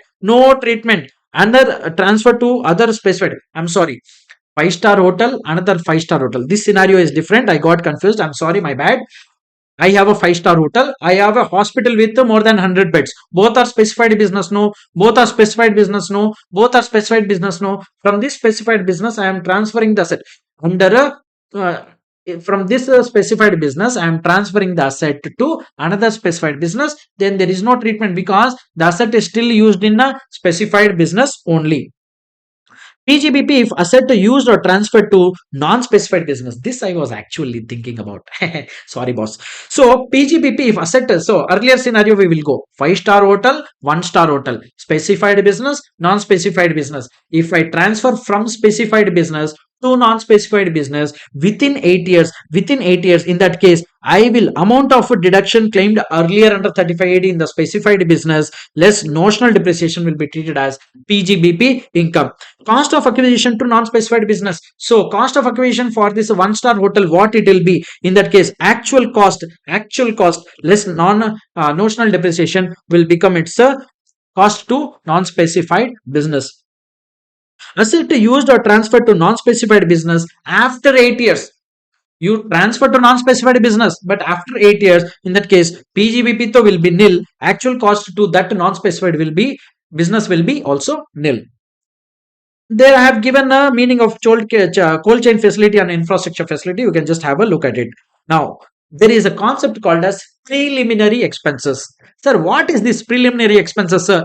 Simple, boss. Before starting your business, you incur a lot of legal expenses. No, you have to draft MOA, AOA, rental agreements, this agreement, that agreement, GST registration. All these are what before commencing your business, you have lot of expenses. Those expenses are called as preliminary expenses. Once you start your business, whatever expenditure you incurred before commencing your business, you are eligible to claim a deduction. But the deduction will be given in 5 equal installments. If I say 5 equal installments, can I say 1/5 will be given? 1/5 of the total expenditure will be given, but out of the expenditure which you incurred before commencing the business, only few expenses are eligible expenses. I repeat, out of the expenses which you incurred before commencing the business, only little bit amount only is a eligible expense. Out of that eligible expense, you will claim 1/5 for 5 years. Is it clear? Let's look at this. Cost which is incurred before setting up a new business or even for expanding a existing business. So business is there. You want to expand, you want to add one more unit. In that also, you expend a lot of money now before starting that unit. Even that expenditure is also eligible for deduction under section 35 DDD. Now, applicable to only Indian companies and resident non-corporate means it is not applicable for non-residents and foreign companies. In case of new business, expenses incurred before commencement. In case of expansion, expenses incurred till the date of commencement will be eligible. How much is eligible, sir? 1/5 is eligible. 1/5 of here one word is used, boss. Eligible, eligible, eligible. We will just shortly look at what is eligible, sir. Now, eligible expenses. Preparation of feasibility report, project report, market survey, all these are expenses which you incur before starting the business. Legal drafting of MOA, AOA, registration of company and all. Now, how much deduction I can claim, sir, under section 3580? Amount eligible for amortization. Amortization is nothing but 1/5 you are doing. No, that is called amortization. Getting it? Now, nature of assessee. Maximum eligible amount. Whatever maximum eligible amount you will get here, on that you will calculate 1/5. Amount of deduction each year. Are you getting it? So on what you will calculate 1/5? On the maximum eligible amount. Clear? Now, if you are a resident non-corporate, means you are not a company, but you are a resident. In that case, 5% of the cost of project is eligible. Sir, what is cost of project, sir? We will discuss that. Then amount of deduction will be 1/5 of the maximum eligible amount. Indian company, if you are an Indian company, higher of these two will become maximum eligible amount. On that you will claim 1/5. What is these two, sir? 5% of the cost of project or 5% of capital employed, whichever is higher. On that 1/5 you will claim. But keep in mind one thing, this maximum eligible deduction should not exceed the actual expenditure which you incurred. Now, what is cost of project, sir? Cost of project is very, very simple, boss.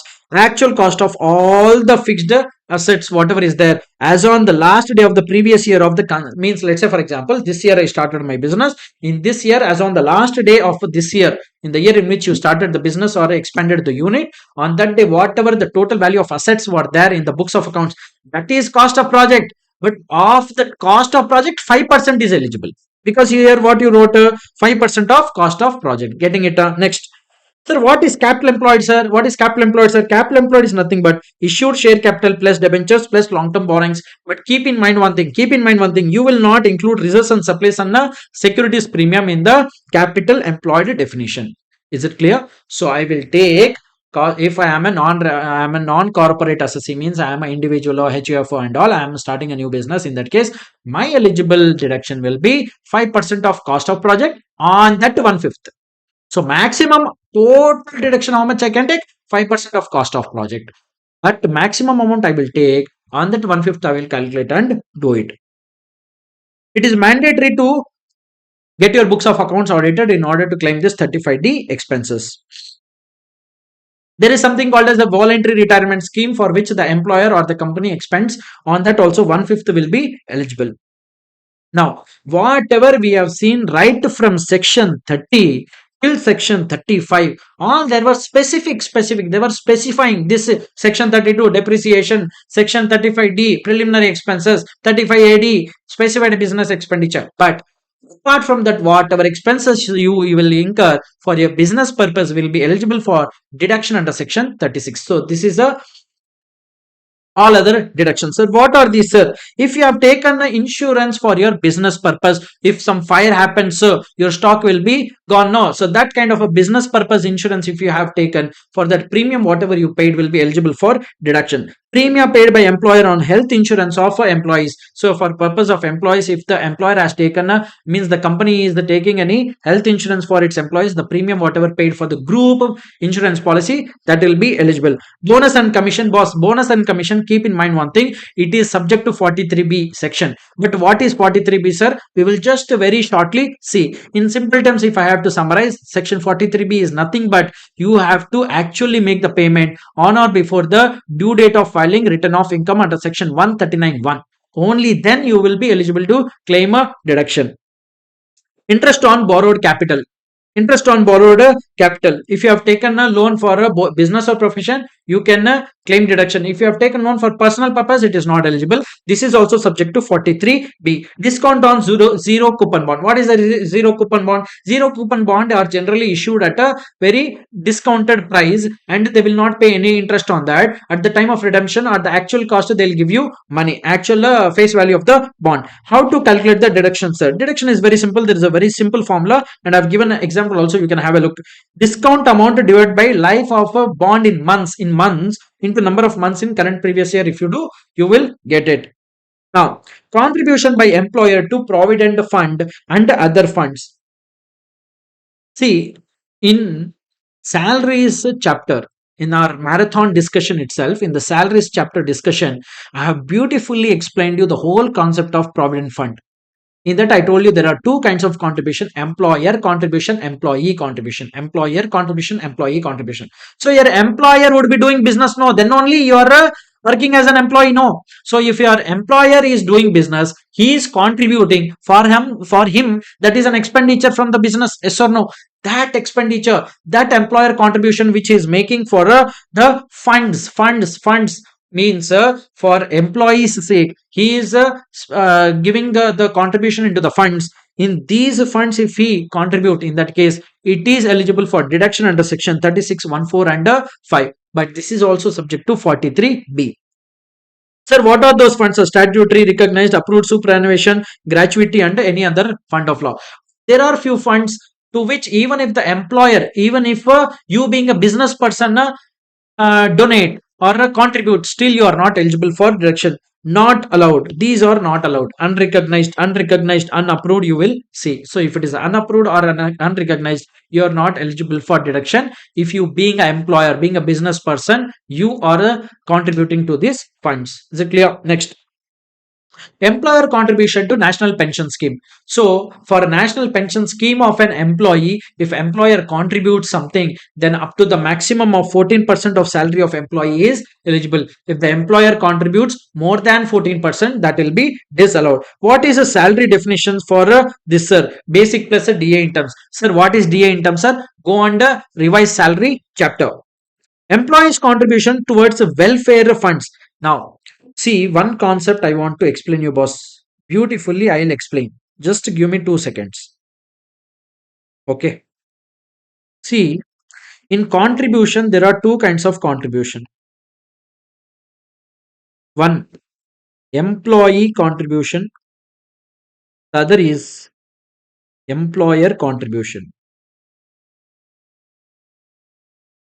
So there are two contribution. Employee from his own salary he will have to contribute. Employer from his own profits he has to contribute to the funds, recognized provident fund or whatever. So how does it actually work? See, the time of making a payment of salary to the employee, the employer will deduct the employee's contribution from his salary, and he will keep it with you, with the employer himself. I repeat, at the time of making a salary payment to the employee, the employer will deduct a little bit part from the employee's salary and keep it with the employer only. Next, the employer will get equal contribution from his own money. Take this two, both the money he will take and contribute into that fund.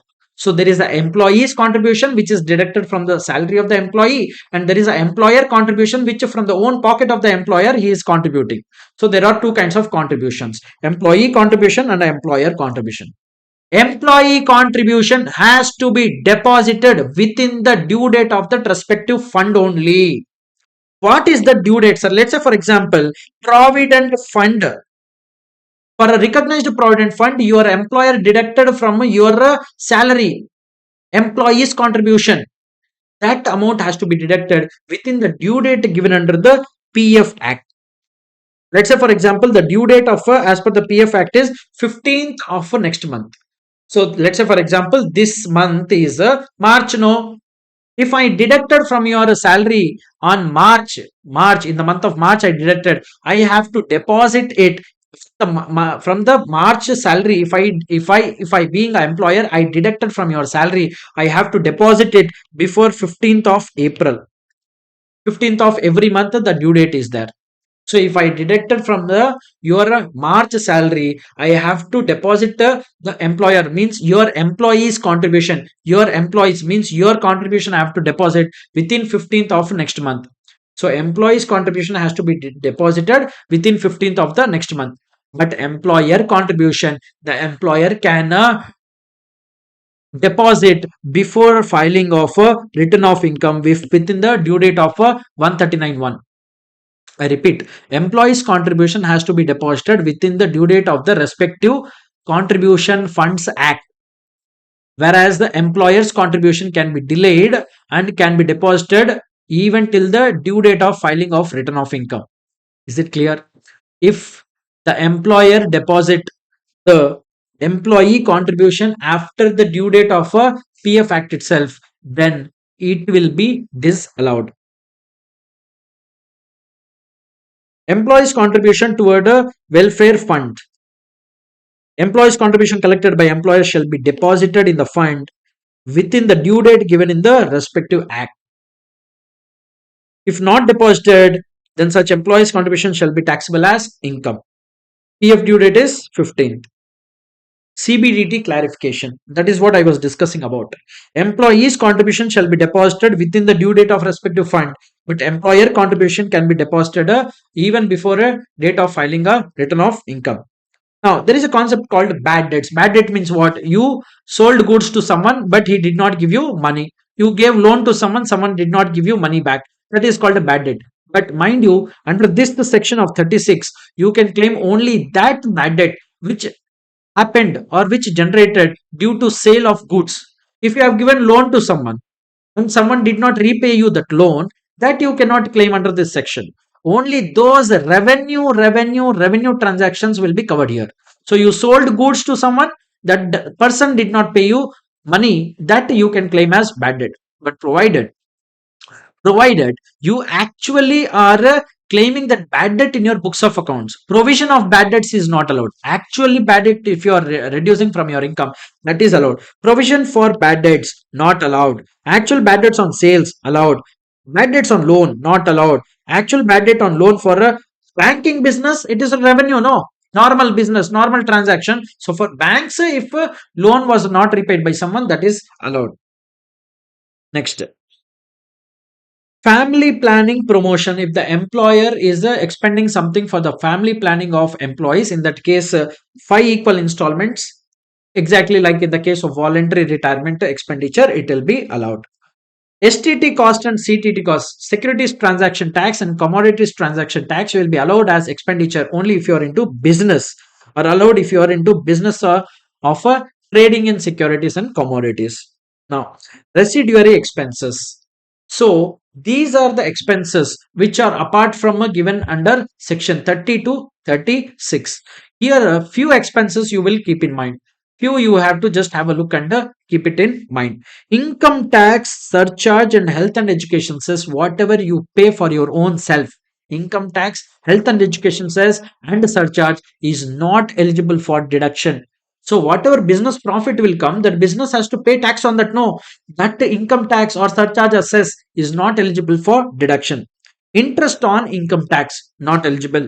Penalty under any law. See, penalty for a breach of a contract is allowed because contract is not a law. No, contract is you and the other party, you made agreement, you made a contract. That breach penalty is allowable, but penalty for a breach of law is not allowed. CSR expenses are also not allowed. Then what are allowed, sir? GST if you pay, that is allowable as a deduction. Interest on GST allowable. Penalty for breach of contract is allowable. There are some inadmissible deductions. See, what we have discussed so far, section 28, we discussed those incomes which are taxable. Less deductions, allowable expenses, right from section 30 to section 37 we saw. Now what I'm going to discuss is amounts which are not admissible, means disallowed. You might have already reduced in your P&L account, but you have to add it back now because those are inadmissible deductions, means you cannot claim expenditure, as you cannot claim these as a expenditure. What are those, sir? Number one, 40A1 and 40A1A. Let's say for example you are making some expenditure, but that expenditure you have to make payment for that expenditure to some non-resident or a foreign company. You have to make payment to a non-resident or foreign company for that expenditure, but at the time of making a payment to the non-resident or foreign company, you did not deduct TDS on that expenditure. In that case, 100% of that expenditure will be disallowed. Let's say for example you are making some commission payment to a non-resident. Commission you are eligible for a expenditure, no, in your books of accounts on the in the P&L. Commission you can debit as expenditure or not? Yes, you can debit as expenditure, but at the time of making this commission payment to this non-resident or a foreign company, you forgot to deduct the TDS on this commission payment. In that case, 100% of the commission amount will be disallowed. In that case, you have to pay tax on that commission amount. Same scenario, but if you are making payment to any resident, if you are making payment, let's say for example I am paying to my landlord rent for my business purpose, I'm paying rent. At the time of paying rent, I was supposed to deduct TDS, but I did not deduct the TDS. In that case, 30% of the amount of expenditure will be disallowed. Let's say, for example, I am paying rent of 10,000 and I did not deduct TDS. In that case, 30,000 will be disallowed, 70,000 will be allowed as a expenditure. There is one more thing. Let's say, for example, at the time of making this payment to my landlord, I did not deduct TDS, but my landlord is a very beautiful person. What he did, he went and he realized that I did not deduct TDS because he got total 10,000 in his hands. No. So he realized, boss, this person forgot to deduct TDS.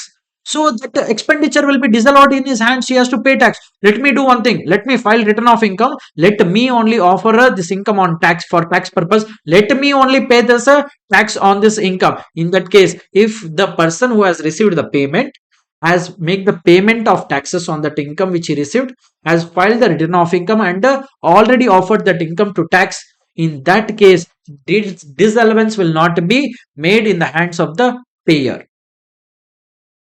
Are you getting this? If the payer fails to deduct TDS, but pay reports the income, files a return, and provides a certificate from an accountant, then there is no disallowance.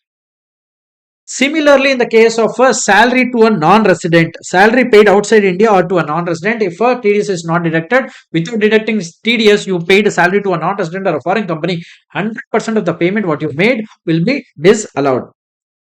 Tax on non-monetary perquisites. So in salaries we had revised monetary perquisite, non-monetary perquisite and all. Yes or no? So non-monetary perquisites whenever you are giving to your employee, if let's say for example you are giving non-monetary perquisite to your employee, then the employee is getting benefited. Then employee has to pay tax, no. But let's say for example you yourself told employer yourself, you are an employer and you yourself are telling that boss I will only bear the tax, you no need to worry about the tax. In that case employee's tax responsibility, if the employee is bearing, in that case that expenditure of taxation what the employer is bearing will not be allowed as a deduction.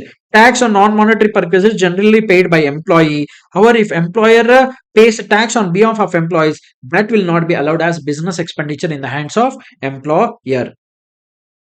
Now comes a very important, because there is an amendment in this section, was section 40B.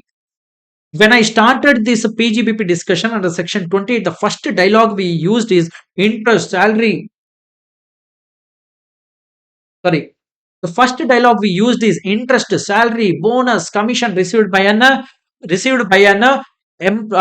partner from a partnership firm is taxable under the head PGBP. We discussed. Yes or no? Yes or no? Yes or no? Now, that income which is getting taxed in the hands of partner will be taxed only to the extent allowed under section 40B. What is this, sir? We are not getting this. Let me explain you in a beautiful manner. See, partner is different. Partnership firm is different. Yes or no? Partner individually he has to file his income tax return. Yes or no? He has to individually he will file his own income tax return. Firm again is an separate person, separate entity. It will also file its income tax return. So partnership firm, while computing its PGBP, it has to reduce whatever expenditures are there. In that expenditure, one of the expenditure will be salaries paid to partner, interest paid to partner, bonus paid to partner, commission paid to partner. These are all expenses, my boss. Yes or no? But there is one section which is section 40B. What does it say, sir? What is 40B's problem? 40B's problem is that it will allow only few or part of payments which are made to partner. It will not allow full payments. Whatever you made to partner, that will not allow in full. It will restrict. It will disallow part of it. So if you disallow means that disallowed expenditure is already taxed in the hands of partnership firm. That disallowed expenditure due to section 40B will already be taxed in the hands of partnership firm. Then the same amount cannot be taxed again in the hands of partner. No. Yes or no? So whatever 40B allowed, whatever expenditure 40B allowed, did the partnership firm pay tax on that? No, it did not pay because it was allowed as a deduction. No. So that 40B allowance is a tax hand in the hands of a partner. In very simple words, if I have to tell boss, let's say for example, 10,000 is the salary of a partner, which the firm has to pay to the partner. Yes or no? Out of that 10,000, let's say for example, only 8,000 is allowed by section 40B. Means 2,000 disallowed. Yes or no? Disallowed. Disallowed. Now tell me, on this 2,000, who will pay tax? Firm will pay tax. Because it is disallowed, no? On this 8,000, who will pay tax? You know, partner will pay tax. So whatever 40B allowed in the hands of the firm, the partner has to pay tax under PGBP. Whatever disallowed, 2,000 rupees, the partner will not pay tax. Are you getting this? So 2,000 will not again go and become income of a partner. It will not become, because that is already paid tax by the firm. I hope that is clear. Now we will look into what is disallowed, sir. Are you getting it? Now, before even starting, You must have heard in your law subject there is something called as a partnership deed. What is a partnership deed? Whenever a partnership firm comes into an existence, it has to prepare a partnership deed. It is a paper in which all the agreements are written. Yes or no? Partnership deed has to authorize the partnership firm pay partner remuneration and interest, any kind of payments. If in the partnership deed it is not authorized, then zero you will get a deduction. Nothing you will get deduction. Are you getting it? Let's start. Following payments made by partnership firm shall be disallowed. We are looking at those expenses which 40B has a problem with. It disallows it. Are you getting it? Means these payments will be taxed in the hands of the partnership firm. Salary, bonus, commission, remuneration to non-working partner. You must have a read in law, sleep-in partner, working partner. So if you are paying, so section 40B says that if the payment is made to any salary, bonus, commission made to non-working partner, it will disallow. Remuneration to working partner not authorized by deed. Just now I told you, if in the partnership deed, nowhere it is written that a partner is eligible for remuneration, partner is eligible for interest at the rate of 12%, 13%. If it is not mentioned in the partnership deed, then whatever remuneration paid by the partnership firm will be disallowed. Payment related to a period before partnership deed. Very, very important, boss. Let's say for example, you started a partnership firm. You started a partnership firm in the month of June 2025. For example, you started partnership firm in the month of June 2005. Let's say for your easy thing, I will take Jan, boss. Jan. Let's say for example, you started your partnership firm in the month of 2025. But at the time of starting the partnership firm, you did not have any partnership deed at all. You did not create a deed. But in the month of June, June 2025, you created partnership deed. And in that deed, you are writing, you all partners are writing that partners are eligible for monthly remuneration 10,000 rupees. For example, it is written. So let's say, for example, all the partners get remuneration yearly once. That too in the month of December, for example, they get. So in the partnership deed, it is written that in on a yearly basis, in the month of December end, we will pay salary. The firm will pay salary to all the partners. It is written, for example. But when did they create the deed? In the month of June. When did they start the business or the firm? In the month of Jan. Now the law says section 40B has an issue here. 40B says, no, I will not accept whatever remuneration you are agreeing to pay before creating the partnership deed. I will not allow. Means for the period of Jan to June, for the duration for which you did not have deed. You created the deed itself in the month of June, but you cannot authorize the payment before the date of creating the deed. So whatever Jan to June partners remuneration will be paid by the firm, no, that will be disallowed in the hands of firm. They should have created the partnership deed in the month of Jan itself. Then only full year's salary would have been allowed as an expenditure in the hands of partnership firm. They created deed later, but they thought that we will include the past periods remuneration also in this, but that is not accepted. I have given you a beautiful example. You can just read it. Now, interest up to the rate of 12% per annum only allowed by 40B. Let's say, for example, in the partnership deed, it is so beautifully written with color coded. It is written interest on partner's capital eligible for 20%. It is written. Still, 40B has issue. It says, boss, maximum 12% I will allow. You write 100% also there. I will not allow. So, whatever excess interest is there, you have to disallow in the hands of firm. There is a concept called representative assessee and individual capacity. Representative capacity and individual capacity. Let's understand. See, a firm, partnership firm can be created by individuals generally. A HUF cannot become a partner in a partnership firm, but HUF can be represented by Karta as a partner. Means, let's say, for example, there are three individuals are there as a partner in the partnership firm. They want to get one HUF as a partner. But HUF cannot become a partner in a partnership firm legally. That is a problem.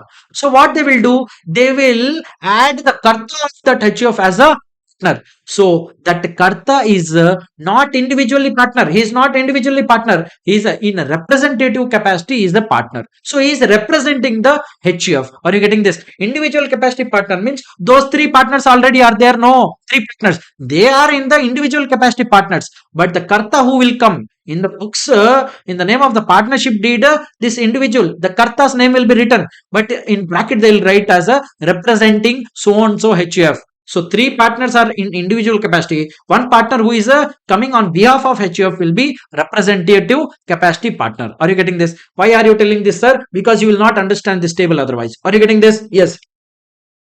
Partner on individual capacity means you are individually you are a partner. You are not representing any HUF. Interest received on individual capacity. Of course, no. For you are only, for you being a partner, you are receiving interest. In that case, treatment maximum 12% interest only allowed because you are receiving the interest as a partner, you being a partner. Number two, representative capacity means you are representing a HUF as a partner. Interest received on representative capacity means the interest which is paid by the firm is on the partner's capital, means on the HUF's capital. That also limit of 12% is applicable. Partner on individual capacity. I am partner on individual capacity. I am not representing an HUF, but receiving interest on representative capacity, receiving on behalf of a HUF. In that case, limit of 12% shall not be eligible. Partner on individual capacity, interest received on a representative capacity. In that case, limit of 12% not applicable. I am a partner on representative capacity and receiving interest received on individual capacity. In that case also limit of 12% will not be applicable. 40B limit of remuneration is applicable both in the case of individual and representative capacity. Is it clear? Now, sir, interest you told maximum 12%, but what about remuneration, sir? Is it fully allowed? No, 40B has an issue, and 40B has given a beautiful method or a method of computing the disallowance and allowance. How much is allowed is given here. See, remuneration in excess of the below prescribed limit is disallowed. Means to the extent of this much is allowed. Whatever you pay remuneration beyond this will be disallowed. How much it is allowed, sir? 6 lakhs of book profit, higher of 3 lakhs and 90%, other balance of book profit 60%. Sir, first 6 lakhs of book profit you will take. Out of that, you will compute two things. One, 3 lakhs and 90% of book profit. 90% of book profit means this is 6 lakhs of book profit, not the total 90% of not total.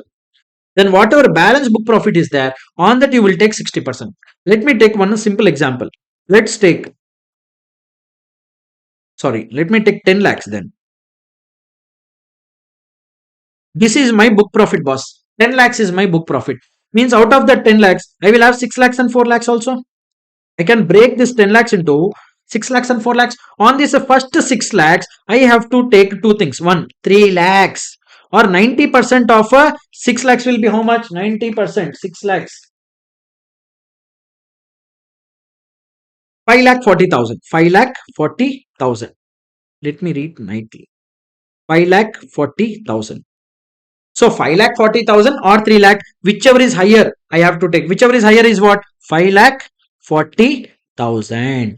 Then rest balance of book profit is how much? 4 lakhs. No. On that 4 lakhs, I will compute. On that 4 lakhs, I will have to compute 60%. 4 into 4, 6 are 24. No. Means 2,40,000. So total is how much? 540 plus 240. 780. 7,80,000. So up to 7,80,000 I can pay remuneration to partners. Beyond that, even if I pay, that will be disallowed. Let's say, for example, I paid 9 lakhs as the remuneration. Means the firm paid a remuneration of 9 lakhs to its partner. In this case, 1,20,000 will be disallowed. Rest 7,80,000 will be allowed. I hope that is crystal clear.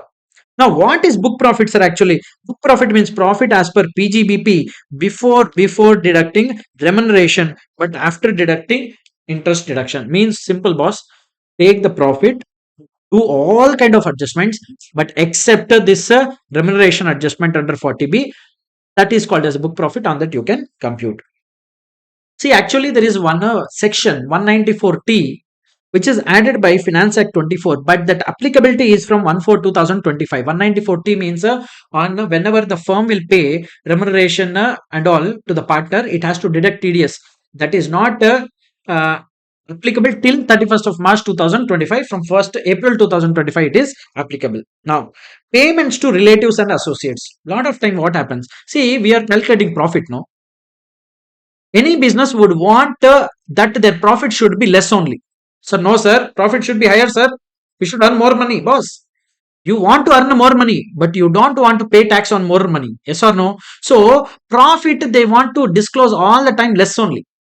How to reduce the profit? Either reduce the revenue or increase the expenses. Yes or no? How to increase the expenses? You show more bigger entries. You paid actually 10,000. Show 20,000 as an expenditure in your books of accounts. That is what you think. Yes or no? That is why this section has come. 40A2. It says that if you have made payment to any or known person more than the general limits, in that case, whatever excess payments you make, whatever excess payments you book in your books of accounts, unfair expenditure which you book in your books of accounts will be disallowed. Who is a relative, sir? It is given here. If you are an individual so and so, if you are a company so and so and all, you can just read it. Now, very, very important section 40A3. See, 40A3 says that it has only one problem, boss. Make online payment. Like Modi says, no, all online, digital India, digital India. Yes, digital India supported by 40A3. 40A3 says if in a single day to a single person for a single expenditure, if you have made payment more than 10,000 rupees, aggregate, in that case, that total excess whatever you made payment other than the prescribed modes will be straight away disallowed, boss. Are you getting this? If any payment or aggregate of payment exceeding 10,000 made to a single person in a single day other than the prescribed modes, that will be disallowed. Mind you, crossed check or a bearer check is a kind of cash only. Even though it is a check, it is not a through prescribed mode payment. Now, in the case of transport operators, if you make payment, the limit is not 10,000, the limit will be 35,000. So, for a transport operator, if you make payment up to 35,000, you can make payment in a other than prescribed modes. Cases where disallowance will not be attracted. Rule 6DD, it is called, means there are few exceptions. Means there is no bank in that, on that day bank was not working. Or commission agents, if you make payment. If you make to bank, payment to bank itself. Let's say, for example, you went to cash deposit. What they'll ask you, get the banking mode. No, now you have to make deposit of cash. So, if you make any payments to banks and all, that is the okay, you can make in cash. If you are purchasing any agriculture produce, or if you are making any payment to cottage industry, if you are making payment of retirement benefits up to 50,000, all these cases are not required to make payment through online mode only. Even if it is made in cash, that is still fine. Gratuity provision. See, provision is generally not allowed under income tax, boss. Actual expenditure should be there. So, for provision of gratuity, you can claim expenditure, but gratuity you are creating for a payable offer this year only. Let's say, for example, for an employee, you are eligible, you are liable to pay gratuity this year only. For that, if you are creating gratuity, good enough. Otherwise, gratuity is a provision for gratuity is not allowed. If you are actually making payment of gratuity under claiming it as deduction, it is good enough. 43A foreign exchange reserves. Let's say, for example, I purchased an asset from outside India, then of course that person would have billed me in dollars, no? Foreign currency, no? In that case, he created the bill one day, $90, $100, whatever. But maybe I am making a payment on some other day. In that case, the foreign exchange fluctuation will be there. No, due to that fluctuation, I may have a loss or I may have a gain. If there is a foreign exchange loss, add it to the block of asset. If I am purchasing any asset to which I am supposed to make payment, in that case, if there is a foreign exchange loss, add it to the block of asset. Foreign exchange gain have to be reduced from the block of asset. Next section is 43B. See, there is a due date called as a due date of filing return of income given under section 139(1), boss. Given under section 139(1). Generally, since we are under in CA Inter, one due date you remember, which is 31st of July, you remember. Generally, in the case of individuals, the due date is that only. For example, for expenditures, for few expenditures, whatever is mentioned here, if you have not made the payment before filing the return of income before the date given under 139(1), which is 31st of July, you are not eligible to claim deduction. Means you are just making entry in books of accounts as payable, but you did not pay it before 31st of July of the next financial year, which is 39(1) due date. Due date of filing return of income. In that case, total expenditure will be disallowed.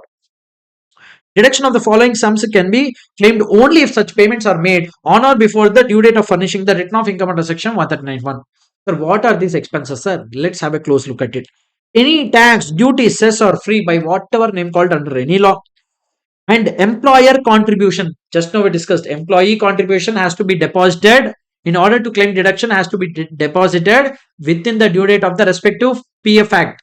But employer contribution can be delayed only till the 139(1) due date. Bonus or commission, I told you there itself, 43B. Leave encashment, use of railway assets. You are using any railway assets, and for that you are making any payment that has to be made within a 139(1). Interest on any loan you take from any public financial institution, any bank in that case, or you are taking any loan from a cooperative bank. In all these cases, you have to make payment before 139(1) due date, which is 31st of July in the case of individual. If the individual who is doing business has not made the payment within the due date, then that expenditure will be disallowed. Mind you, conversion of interest payable into loan. Interest you are converting into loan, that is not a payment. Are you getting it? Deduction will be allowed in the previous year in which the converted interest is actually paid. Only when you will actually make the payment of interest, then only it will be allowed. Otherwise, it is disallowed. Clarifications under section 43B. Whatever I clarified earlier, 43B is clarifying now. Contribution to welfare funds. Employees' contribution to welfare funds deducted from salary and considered as income under section 224 only if employee contribution is deposited within the due date of the respective fund. Deduction will be allowed. Employer contribution, if deposited within due date of 139(1), allowed. Payment to MSMEs, very very important, boss. There are few entities which are called as MSEs, means micro and small enterprises. Sir, what are these micro and small enterprises? Let me explain you that. Micro enterprise means the investment in plant and machinery and equipment is up to 1 crore and the turnover is up to 5 crore. And both the conditions, if they are satisfying, and then only it is called as a micro enterprise. Sir, what is a small enterprise, sir? Plant and machinery or equipment, investment up to 10 crore, turnover up to 50 crore. This is the MSE. You got to know what is a MSE now? Micro and small enterprise. You know what is the enterprise now?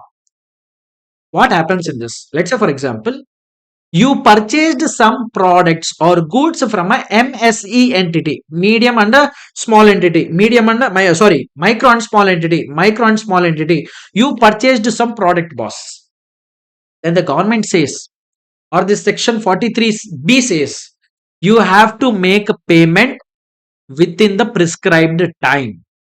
I purchased a good from or a product from MSE, micro and small enterprise. I will tell him, I will give you I will give next month, I will give you.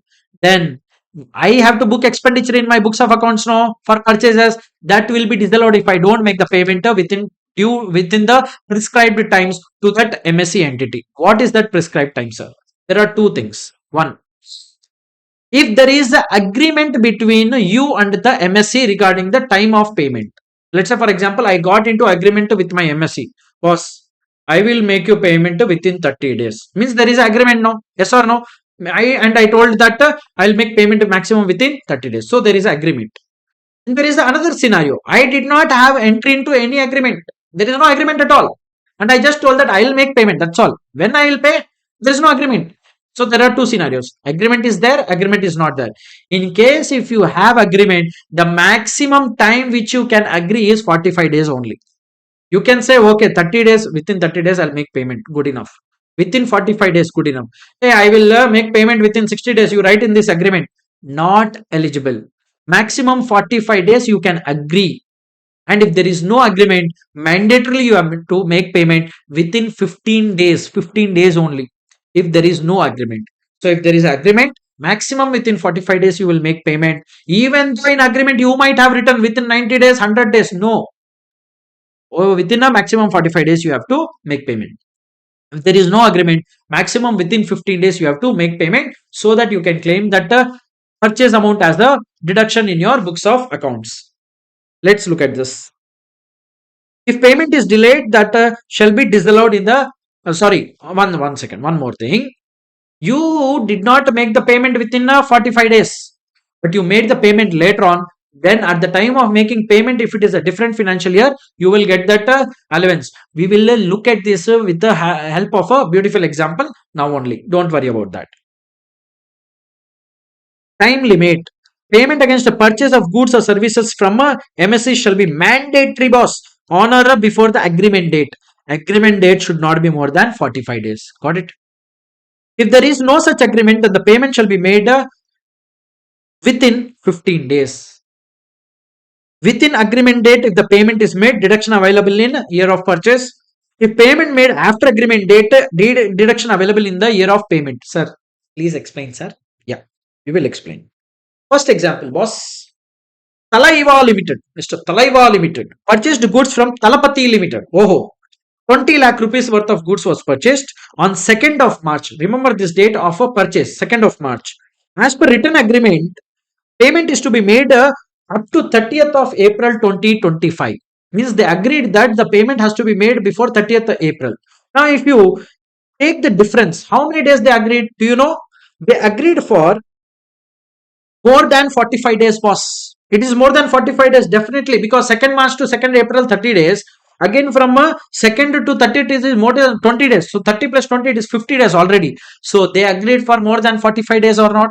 Means Thalaiva Limited purchase, no. So Thalaiva Limited has to make payment within 45 days. Though they agreed in the agreement that payment has to be made before 30th April, they agreed for more than 45 days. But I told you, the payment has to be made within 45 days if there is agreement. If there is no agreement, the payment has to be made within 15 days. And Thalaiva Limited made a payment to Thalapathy Limited like this on 30th March, a little bit payment, 6th April 4 lakhs, 15th April 3 lakhs, 6th May 6 lakhs. So let's look at how, in which year it will be disallowed, which amount will be disallowed in the which year, which amount will be allowed in which year. In this case, agreement is made for more than 45 days. Therefore, payment shall be made within 45 days from the date of purchase. Date of purchase of goods is 2nd March. Due date for payment is 16th April. Why 16th April? That is the 45th day of from the date of purchase. That is 45th day. Payment made up to 16th April. Up to 16th April will be allowed in the same year, but the payment made after 16th April will be allowed, but it will be allowed in the next financial year. Let's look at this. See, this 2 lakhs of payment, the actual date of payment was 30th March, whereas the payment is required to be made before 16th April. No. So here, before or after means whether the payment was made before 16th April or after 16th April, this column will tell you. So 30th March was the actual payment date. Did he make the payment before 16th April? Yes, it was made. So allowance of deduction will happen in financial year 24-25 only. Now you should have one doubt here, sir. Payment made on 16th of April. Payment made on 30th of March 2025. So deduction allowed in 24-25, good enough. Let's say in the next scenario, 6th April the payment was done.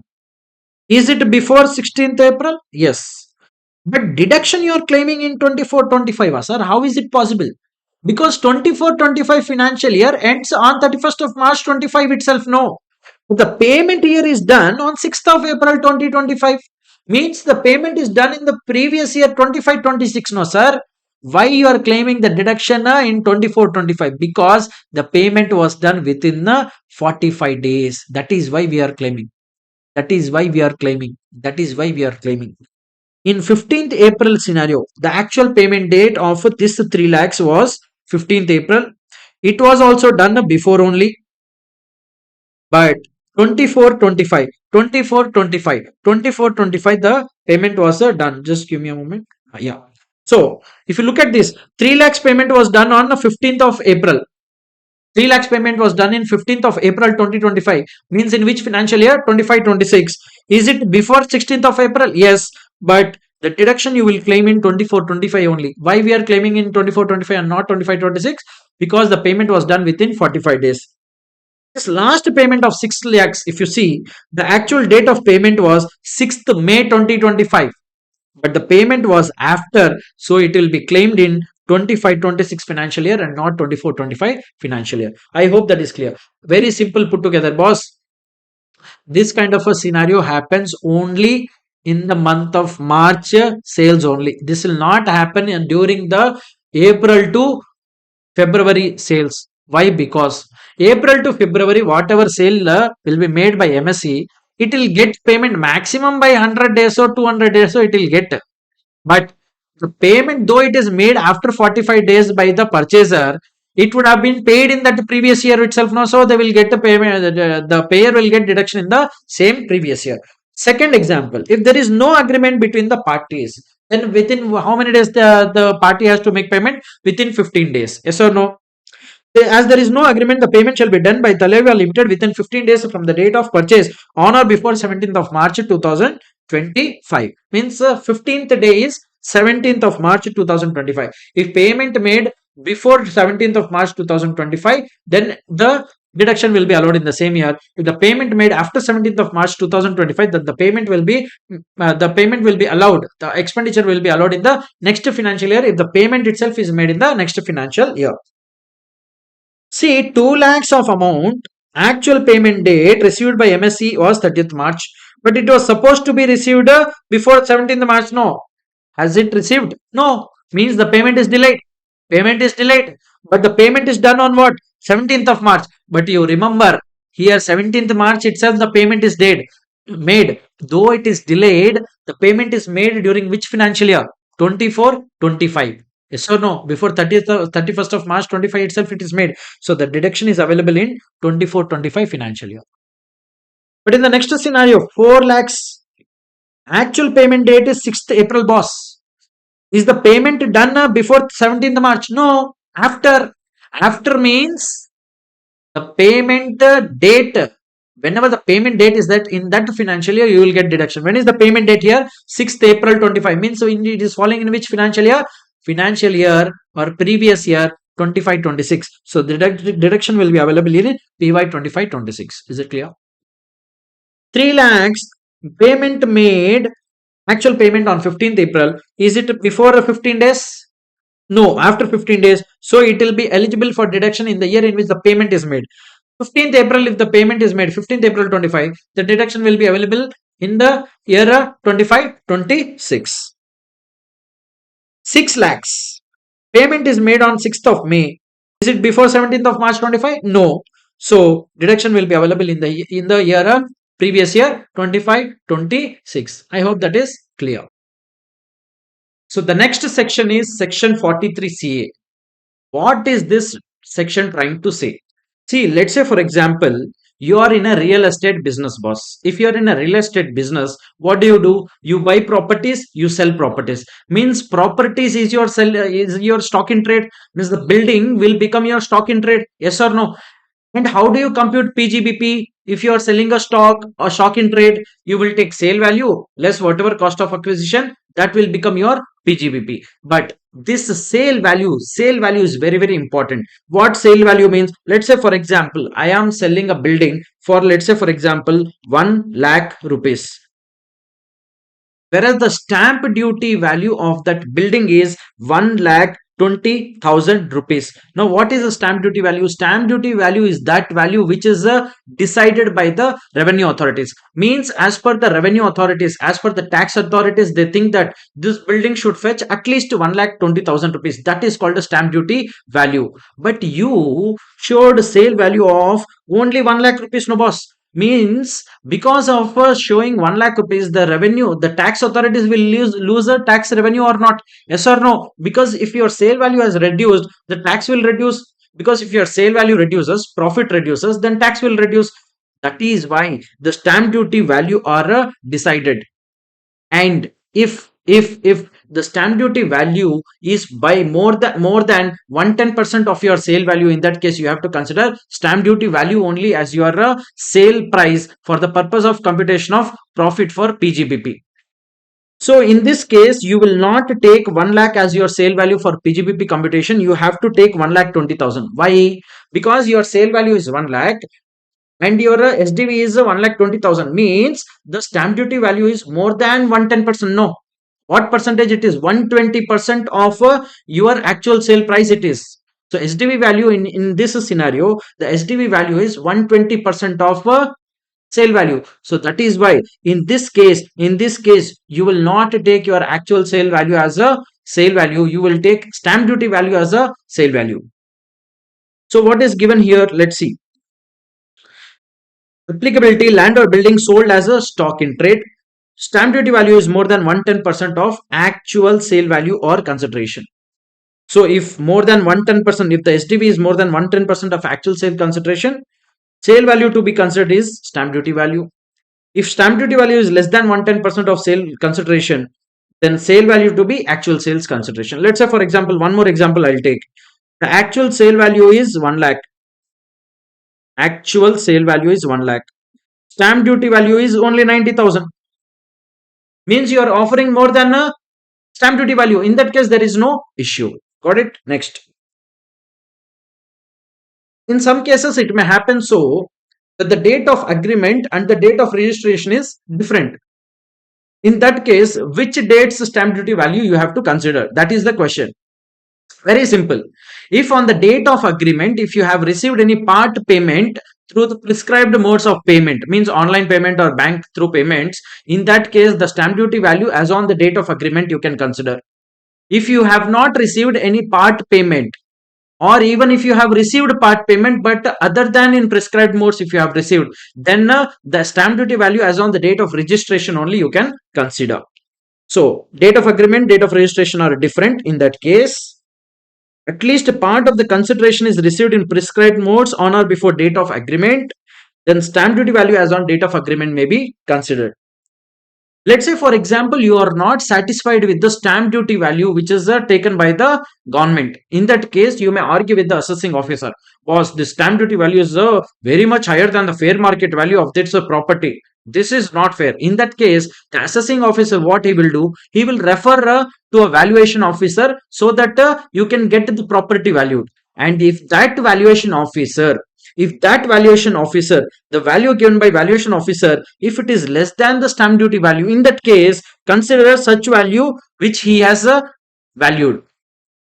But if the valuation officer gives you more than the stamp duty value, whatever considered earlier, in that case, we will take SDV only. I repeat, assessing officer referred to valuation officer to valuing the property. If the valuation officer gave a value more than the earlier SDV, then we have to take the SDV only. If the valuation officer gave less than the value of earlier SDV, then we will take such a lesser value which is referred by the valuation officer. Got it? Next, there is a concept of deemed income. If you remember when I started the topic, I told there are two kinds of two sections which actually speaks about income under the head PGBP. One is section 28, the list of items which we saw. The other is section 41. In section 41(1), what does it say? Recovery of any amount of expenditure already claimed. Let's say, for example, GST expenditure you first showed in your books of account, but later on you got a GST refund. Then that will be considered as income. Waiver of loan by government, it is specifically given as income under section 224. Waiver by trade creditors. Let's say, for example, you are one of the trade creditors waived. Means he told that, okay, boss, you no need to pay me anything. Then in that case, the principal part will be taxable. Interest will not be taxable because 43B gets triggered here. Waiver of capital nature loan will not be taxable because it is in the nature of capital.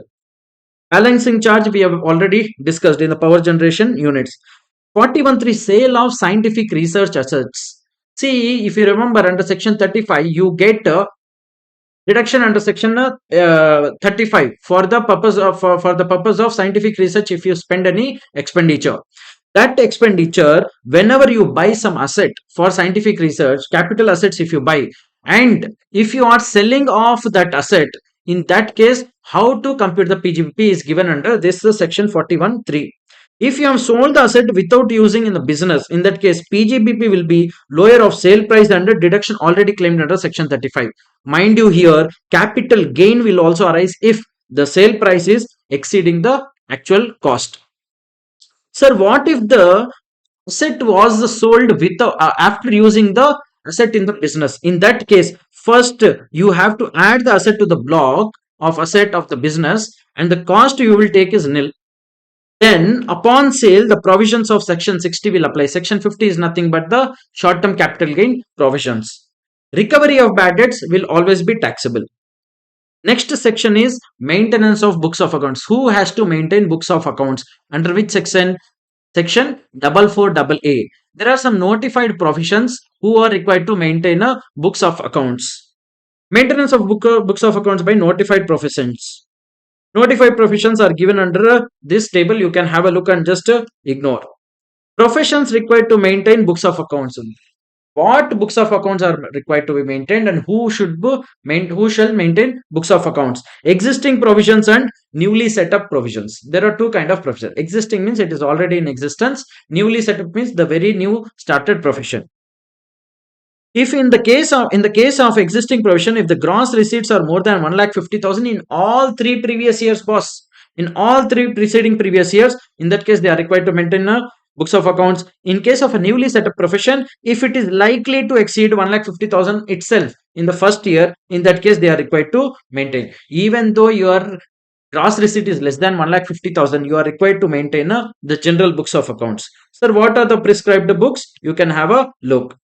Next, whatever we have seen above is in the case of notified professions. But other than the notified professions, who are those people who are required to maintain books of accounts? Other than the notified professions also, if you're an existing business and if your PGBP is more than 1,20,000 or your sales or gross receipts is more than 10 lakhs in any of the three preceding previous years, you are required to maintain books of accounts.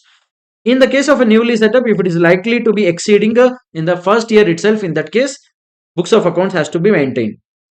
Mind you, in the case of individual and HF, a higher limit is given. PGBP, if it is exceeding 2,50,000 and sales or gross receipts uh, less than 25 lakh rupees, then in that case, the individual and HF is required to maintain books of accounts. If you do not maintain books of accounts, in that case, you are levied a penalty of 25,000. The books of accounts has to be maintained for at least 6 years. And if you are offering the tax under the presumptive basis under section 44 AD, ADA or AE, and if you have not offered the minimum income for under those sections, in that case also you are required to maintain books of accounts and pay tax on them. Next section is 44 AD, very very important, tax audit. See, there are three things. One, you are running a profession, or you are doing a business, and in special cases, if you are into profession, in that case, if your gross receipts are more than 50 lakh rupees, if your gross receipts are more than 50 lakh rupees, and if you're doing business, in that case, if your turnover is exceeding 1 crore, mind you, in your business, if all the receipts and payments both, if they are less than or equal to up to 5%, if it is, in that case, the turnover limit is 10 crore rupees. So up to 10 crores, you need not get your books of accounts audited. But if your receipts and payments are more than 5% in other than prescribed modes, in that case, your turnover limit is 1 crore. So if your turnover exceeds 1 crore, you have to get your books of accounts audited. In the special cases like 44 AD, 44 AD and 44 AE, if you are offering income less than the prescribed limits, in that case you have to maintain books of accounts and get them audited. So what if I don't get my books of accounts audited? In that case, you will get a penalty under section 271B, lower of the following: 0.5% of turnover gross receipts and 1,50,000, whichever is lower, will be levied as penalty. Presumptive basis of income for business people, 44 AD. See, if you are running a business and if your gross receipts is up to 2 crores, to 2 crores in the financial year or in the previous year, in that case, you are only required to offer minimum 8% or 6% of your gross turnover as a PGBP income. Sir, when 8%, when 6%?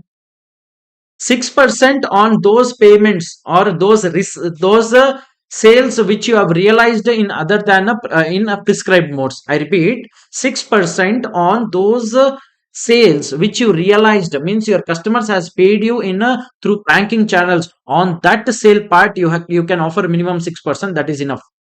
But if you have realized the sales in other than the prescribed modes, means either in cash or a crossed check, bearer check or bearer bank draft, in those cases you have to offer at least 8% of the turnover.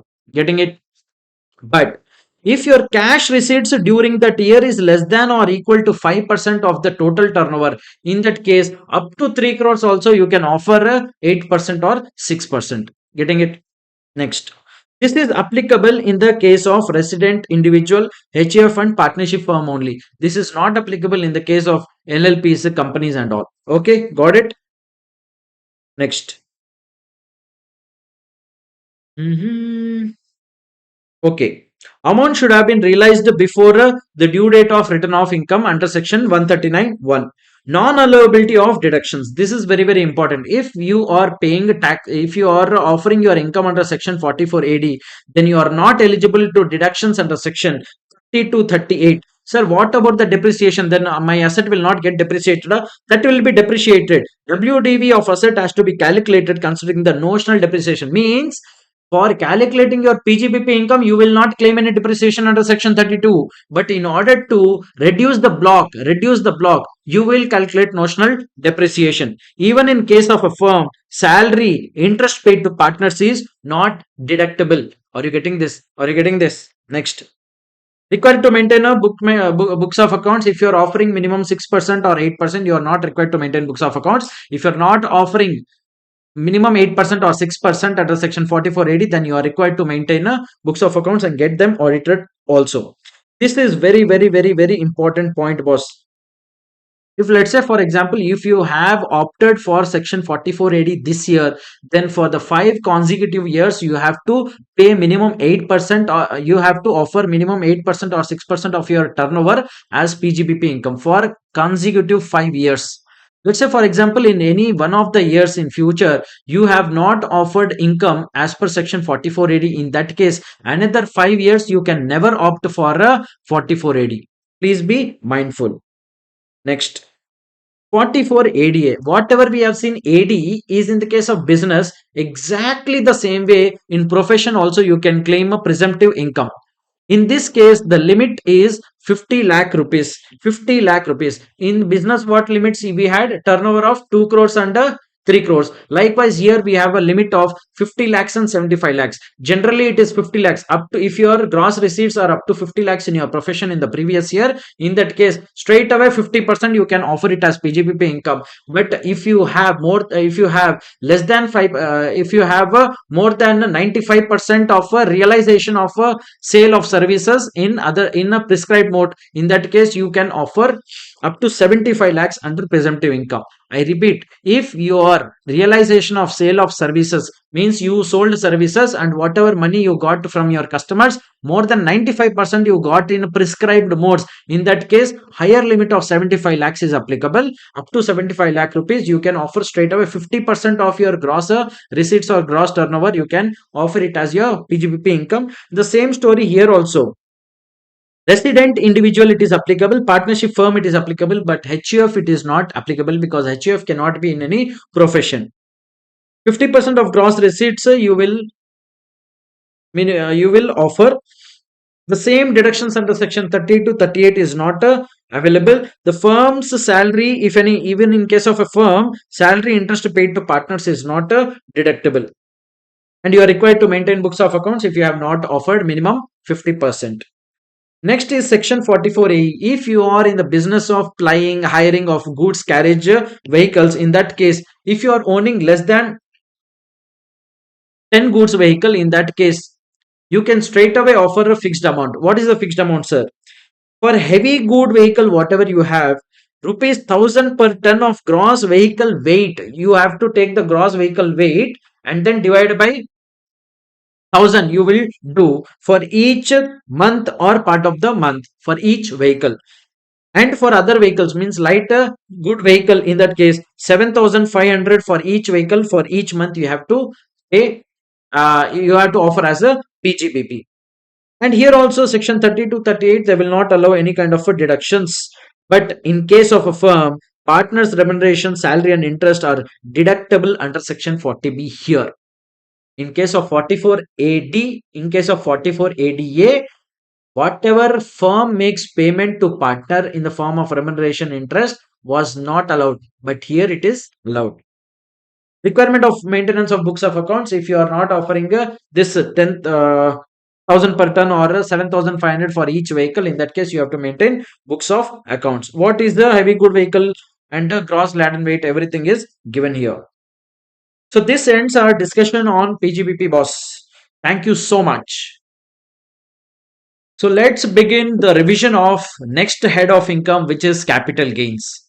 Imagine you have a building and you want to sell it. Of course, you will sell it for a profit, yes or no? So you have a building, you are selling it for profit. If you do this transaction, whatever profit you will earn will be taxable under the head capital gains. Why? Because the charging section 45 says that any profit or gain arising from transfer of a capital asset. I repeat, any profit or gain. So in your transaction, you earned some profit by way of selling that building or not, yes or no? So any profit or gain arising from transfer. Transfer means sale. So sale means transfer, transfer means sale. Transfer of a capital asset. Which capital asset in our example we have? It is building. Are you getting this? So any profit or gain arising from transfer of a capital asset made during the previous year shall be chargeable to tax under the head capital gains. So whatever profit you will earn by selling the building, you will tax it under capital gains head. In the previous year in which the transfer took place. So which year you need to pay tax? The year in which you made a sale transaction of that building. Are you getting that? So I repeat, there are three conditions attached to section 45, which is charging section for capital gain. Number one, there should be a capital asset. In our example, we have building as capital asset.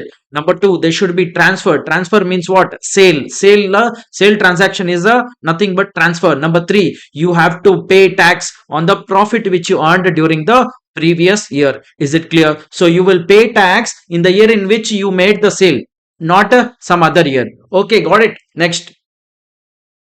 So what is the capital asset, sir? Capital asset has been defined under section 2 clause 14. Very beautifully it has been defined. Only two things are covered under capital asset definition. Only two things are, sir? Yes, because property, it says property of any kind held by assessee, whether or not connected with his business or a profession, and securities held by foreign institutional investors. So only two things are covered. But mind you, in property, the property word covers lot of things, boss. Any capital asset will be covered under property definition. No. So property of any kind, when it says any kind, it means that tangible, intangible, movable, immovable, everything is covered under this property of any kind of definition. Held by assessee, whether or not connected with the business or profession. What is this, sir? Little bit confusing. Very simple, boss. Let's say, for example, I am doing some business. I am an individual. I am doing business. For my business purpose, for running my business purpose, I purchased the building. So, of course, in your accounts, you would have read, if a business purchases a building or any asset, it will show it under its balance sheet.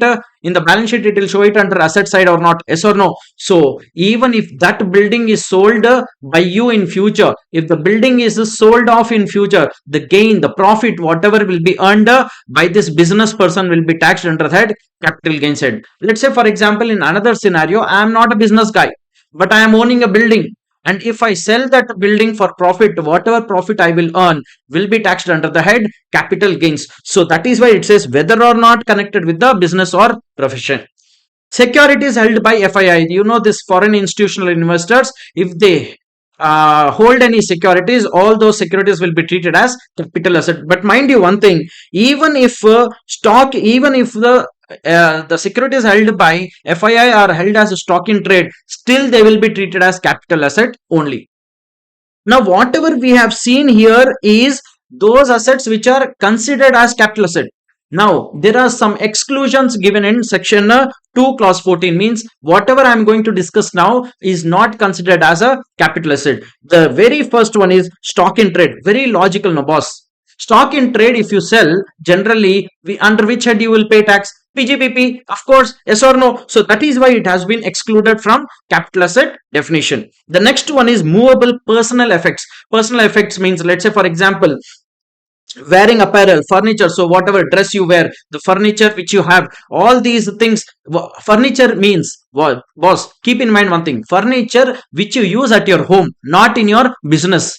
Getting it? So whatever personal assets you have, personal assets which you use it on daily basis, those movable personal effects are excluded from this definition. Held for personal use purpose, not for business. If you use the furniture for business purpose, that will be treated as a capital asset.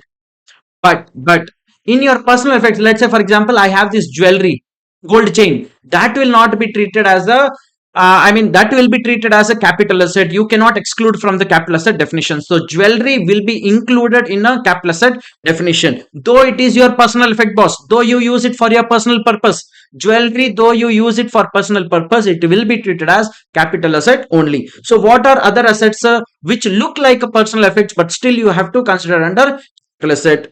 Jewelry, archaeological collections, drawings, paintings, sculptures, any work of art are to be considered as capital assets and not as movable personal assets. Getting it? Next, gold utensils means for eating purpose you are using gold. You are Maharaja. Silver bars, silver coins are a capital asset. But mind you, if you are using silver utensils for eating purpose, in that case they are not capital assets and no capital gain. Car, TV, mobile used for personal purposes are not capital assets. Next, the next exclusion from capital asset definition is rural agriculture land. Rural agriculture land. See, there are two things, boss. Number one, where is the land located? And what is the population of the area in which the land is located? These two things you need to check in order to understand whether the agriculture land is a rural agriculture land or urban agriculture land. Are you getting this? So first of all, you understand that, let's say for example, any town you take, it will have two things, boss. Local limits. One is called local limits. Local limits. Let's say for example, this is local limits. Whatever area you see here, this is local limit. Within that circle, this is called a local limits. Beyond that, whatever it is there, no, this is beyond the local limits. Keep in mind this thing. So any town you take, it will have some local limits for sure. Okay, and beyond that, whatever is there, that is not a local limit. Okay. Now, now see, depending on the population, we will decide whether that area, this area or this town, is it a rural area or a urban area. How do we decide, sir? Very simple. First, if the population is straight away less than or equal to 10,000, boss, if the population is straight away less than or equal to 10,000, you need not check area, distance, nothing you need not check. Every land situated in that kind of a town will be treated as a rural agriculture, rural land only. I repeat, if the population of the place in which the land is situated is less than or equal to 10,000, straight away that land will be treated as a rural land. Rural land, because that area itself will be treated as rural land or rural area. But if the population of the area in which the land is situated is more than 10,000 but up to 1 lakh, if the population is more than 10,000 but up to 1 lakh, in that case you will see to 2 kilometers from the local limits. From the local limits you will see another 2 kilometers. I mean that from this local limit another 2 kilometers whatever is there, no, that will be called as urban area. So local limits meant was generally this local limit will be urban area, no. The center of the town is urban. As you go far from the center of the town, you will see rural area. Yes or no? So this local limit is urban area. Another 2 kilometers also will be considered as urban area. If the land is situated outside this urban area, it will be called as a rural land. If the land is situated within this local limit and another within 2 kilometers of urban limits, it will be treated as urban land. Are you getting this clarity? Next, if the population of that town is more than 1 lakh, but up to 10 lakh rupees, in that case, instead of 2 kilometers, you will see 6 kilometers. So within local limits, if the land is situated urban land, another 6 kilometers from the urban land, from the urban local limits. I repeat, if the land is situated in the local limits, it is urban land. Another 6 kilometers within the local limits also, if it is situated, it is urban land only. But if it is situated, if the land is situated beyond 6 kilometers, beyond 6 kilometers, when the population is more than 1 lakh up to 10 lakhs, in that case, that land will be called as a rural land. If the population is more than 10 lakhs, in that case, in the place of 6 kilometers, you will check another 8 kilometers. So within local limits, if the land is situated, it is urban land. And within 8 kilometers from the local limits, if it is situated, still it is the urban land only. If it is situated, if the land is situated beyond 8 kilometers, then it will be treated as a rural land. Are you getting this? So what is excluded from capital asset definition is rural agriculture land. I said agriculture land, boss. Rural land may be used for agriculture, maybe not used for agriculture, but here what is excluded is only rural agriculture land. Are you getting this? Next, I have given one example. You can just try this out so that you will understand whether you are understanding the concept of rural land or not. Specified gold bonds and gold deposit bonds, even these are excluded from a capital asset definition. If I have to summarize very quickly, see boss, capital asset has been defined under section 2 clause 14. Two things you will consider: property of any kind, whether or not used for your business or not. Number two, securities held by FII. Even if a security is held by FII as a stock in trade, still it will be considered as capital asset. There are 5 exclusions from the capital asset definition. Number 1, stock in a trade. Number 2, movable personal effects. Number 3, rural agriculture land. Number 4, specified gold bonds. And number 5, gold deposits bond. Next, the capital assets are classified into 2 kinds, boss. 1, short-term capital asset. Number 2, long-term capital asset. Sir, why this classification? This classification is done because the tax rates are different for a different type of a capital asset. If you have a short-term capital asset and if you sell it, if you earn some profit, that will be called as short-term capital gain. If you have a long-term capital asset, if you sell that for some profit, the gain what you arrive at is called long-term capital gain. So long-term capital gain is taxed at different rates. Short-term capital gain is taxed at different rates. That is why the capital asset itself is bifurcated into 2 kinds. Number 1, short-term capital asset. Number 2, long-term capital asset. Sir, how do we understand or how do we determine whether an asset is a short-term capital asset or a long-term capital asset? That depends on the period of holding. Period of holding means very simple, boss. From the date you purchased the asset and from the till the date you sell the asset. From the date you purchase the asset till the date you sell off the asset. This duration is called your period of holding. For how many days you have held the asset, that is called your period of holding. So depending on the period of holding, we will determine whether a capital asset which you sold is a short-term capital asset or the asset which you sold is a long-term capital asset. Is it clear? In this case, boss, you need to keep in mind one very important thing, because there has been an amendment. In this categorization. There has been amendment. You will keep in mind whenever you will read capital gains chapter. You will have to keep in mind one date: 23rd of July 2024. Very important date. At multiple places, this data is important in your capital gains chapter, because on this date, from this date afterwards and before this date, the provisions have been changed. Now, capital asset is classified as short-term or long-term capital asset based on its period of holding. Let's first have a look at the table. If transfer took place before 23/7/2024, there are 2 tables. If transfer takes place on or after 23/7/2024. So on or after means even 23/7/2024 is included. Before means technically speaking 22/7/2024 and before. I repeat, on 23/7/2024 new provision will apply. 22/7/24 and before you will apply old provision. Are you getting this? If transfer takes place before 23/7/2024, how to determine short-term capital gain and long-term capital asset is given here.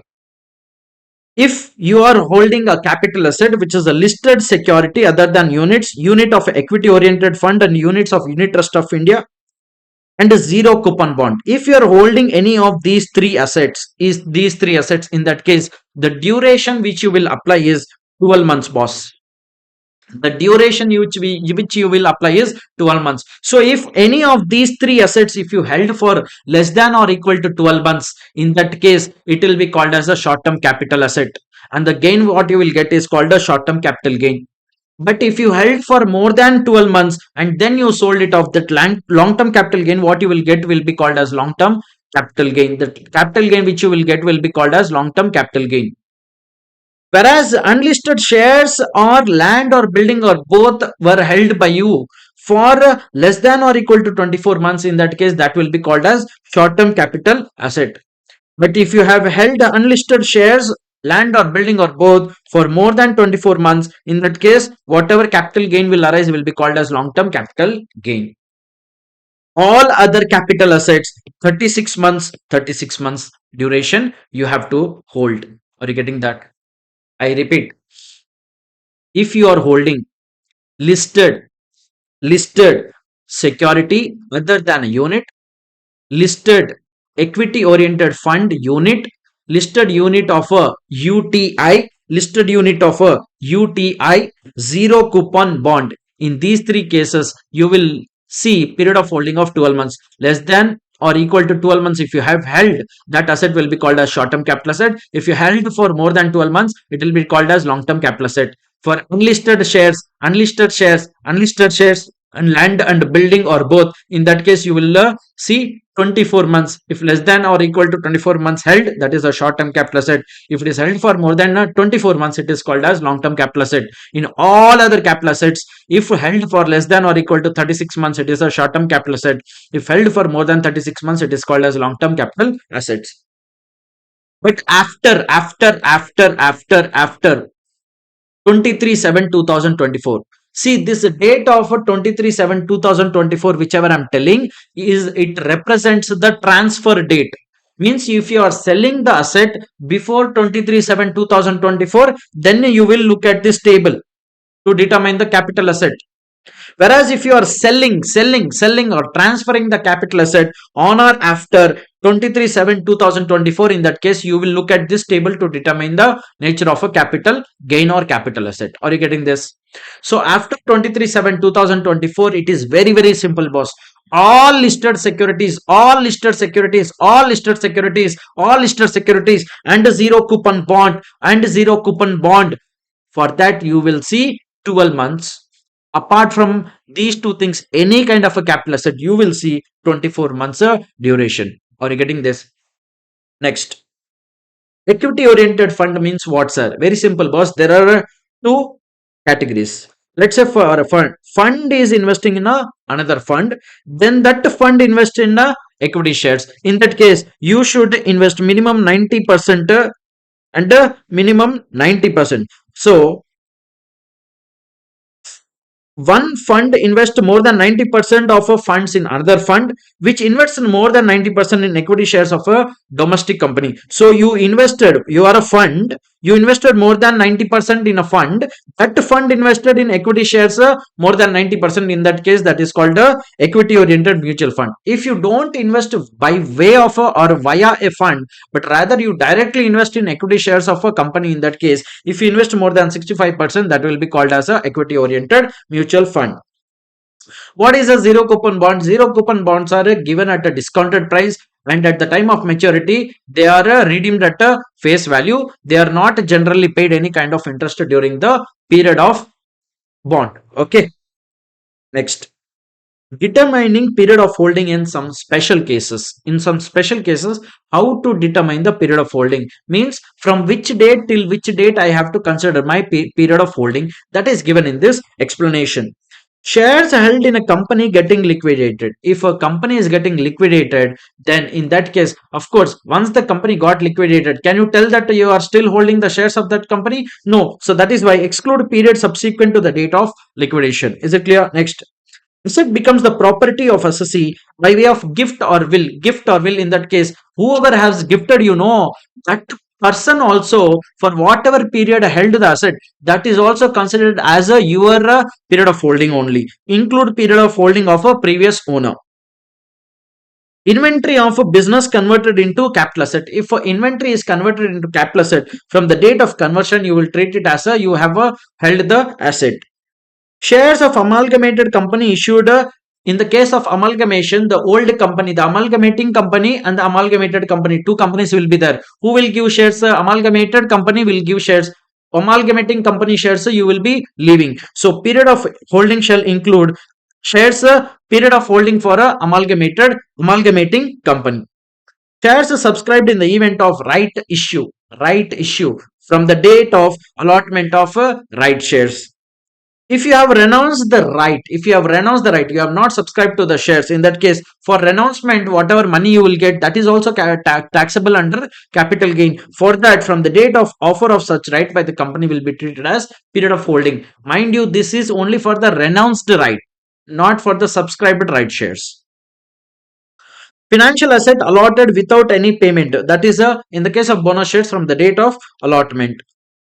Shares allotted in the case of a demerger, in that case, period of holding of shares in a demerged company. There are two companies, demerged company, resulting company. Are you getting it? Who will give new shares? Resultant company will give. So, but you have to take the period of holding from the day you purchased the shares or the allotment of a shares of a demerged company. Next. Equity shares allotted in case of conversion of preference shares into equity shares. So, if preference shares are converted into equity shares, in that case, the period of holding will start from the day you purchase the preference shares. Conversion of gold into electronic gold receipt, in that case, period of holding before the conversion. Allotment of specified equity, specified security or sweat equity shares from the date of allotment you will take. In the case of conversion of bonds into shares, from the period of holding of bonds itself, you will consider as your period of holding. Next. Sir, what is a transfer, sir? Transfer, generally, we think it is only sale which is considered as transfer, but it is not like that. Even transfer has been defined under section 2, clause 47. And there are multiple things given here. Let's have a look at that. Transfer includes sale. Sale, though we know we are selling something that is called as sale. Exchange means if I am giving something and taking back something from that person, barter system, even that is considered as transfer only. Next, relinquishment. What is relinquishment? Very simple was, let's say for example, there are two siblings, two brothers, and they are holding one property, 50-50% share in the property. One of the brothers told to the other that, boss, I don't want my share in the property, you take it off. So he is giving away his right in the property. That is called relinquishment. Giving away his right in the property. Even giving away that right in the property is treated as a transfer only, and it will be taxed in the hands of that person who has relinquished the right in the property. What is the extinguishment, sir? It is very simple, boss. Let's say, for example, you took a loan by mortgaging your property, and by mortgaging your property you took loan, and the person who has given you loan has told you that, boss, if you don't pay the loan on time, I will have a full rights to take the property from you, and I can have the right to also sell it off also. Are you getting it? In that case, if you don't pay the loan repayment on time, and if the other person gets the right in the property, then you are losing right in the property, yes or no? In that case, that losing a right in the property is also called as extinguishment, and that is also treated as a transfer. Compulsory acquisition. Lot of times for the road widening purpose, you must know that government compulsorily will acquire your property if your property is blocking the way. Are you getting it? So in that case, whatever compensation you will get will be taxed under capital gains. So if compulsorily your property is getting acquired, that is also treated as a transfer. Conversion of a capital asset into stock in trade. So you converted your business asset into a stock in trade. The conversion will be treated as transfer. Maturity or redemption of a zero coupon bond. Whenever a zero coupon bond matures, that period or that event is called as that event will be treated as transfer. Part performance of contract. In order to understand this, you can take this example. A agrees to sell a land to B for 50 lakhs. Payment shall be made in installments. However, before B makes the final payment, A hands over the possession of the land to B. Before B gave full money, before itself, A gave off the possession in the property to Mr. B. Even the full payment has not been made, B has taken possession of the land. This is considered as transfer. And in case of cooperative societies, you must be knowing, if you pay the membership of a cooperative society, you get the right in the property. That is also considered as transfer. Now, taxation of capital gain other than in the year of transfer. If you remember, in the first dialogue in section 45, the charging section, I told you that you have to pay tax in the year in which the transfer took place. Yes or no? But here are few special categories in which you will not pay tax in the year in which transfer has happened, but you will pay tax in some other year. Let's have a look. Generally, capital gain is chargeable to tax in the year in the year of transfer. However, in below cases, capital gain is taxed in different year other than the year of transfer. Very interesting. First thing is, in the case of insurance receipts. Let's say, for example, there is a building which is owned by you, and you had taken an insurance policy for this building. Means if something happens to building, then the insurance company will pay you the compensation for for whatever damage happened to the building. And let's say, for example, on some day, it was a day was very bad for you, and a short circuit happened and full building turned into ashes. So now you lost the building. Now what will happen? There is no issue for you because you will get the insurance compensation.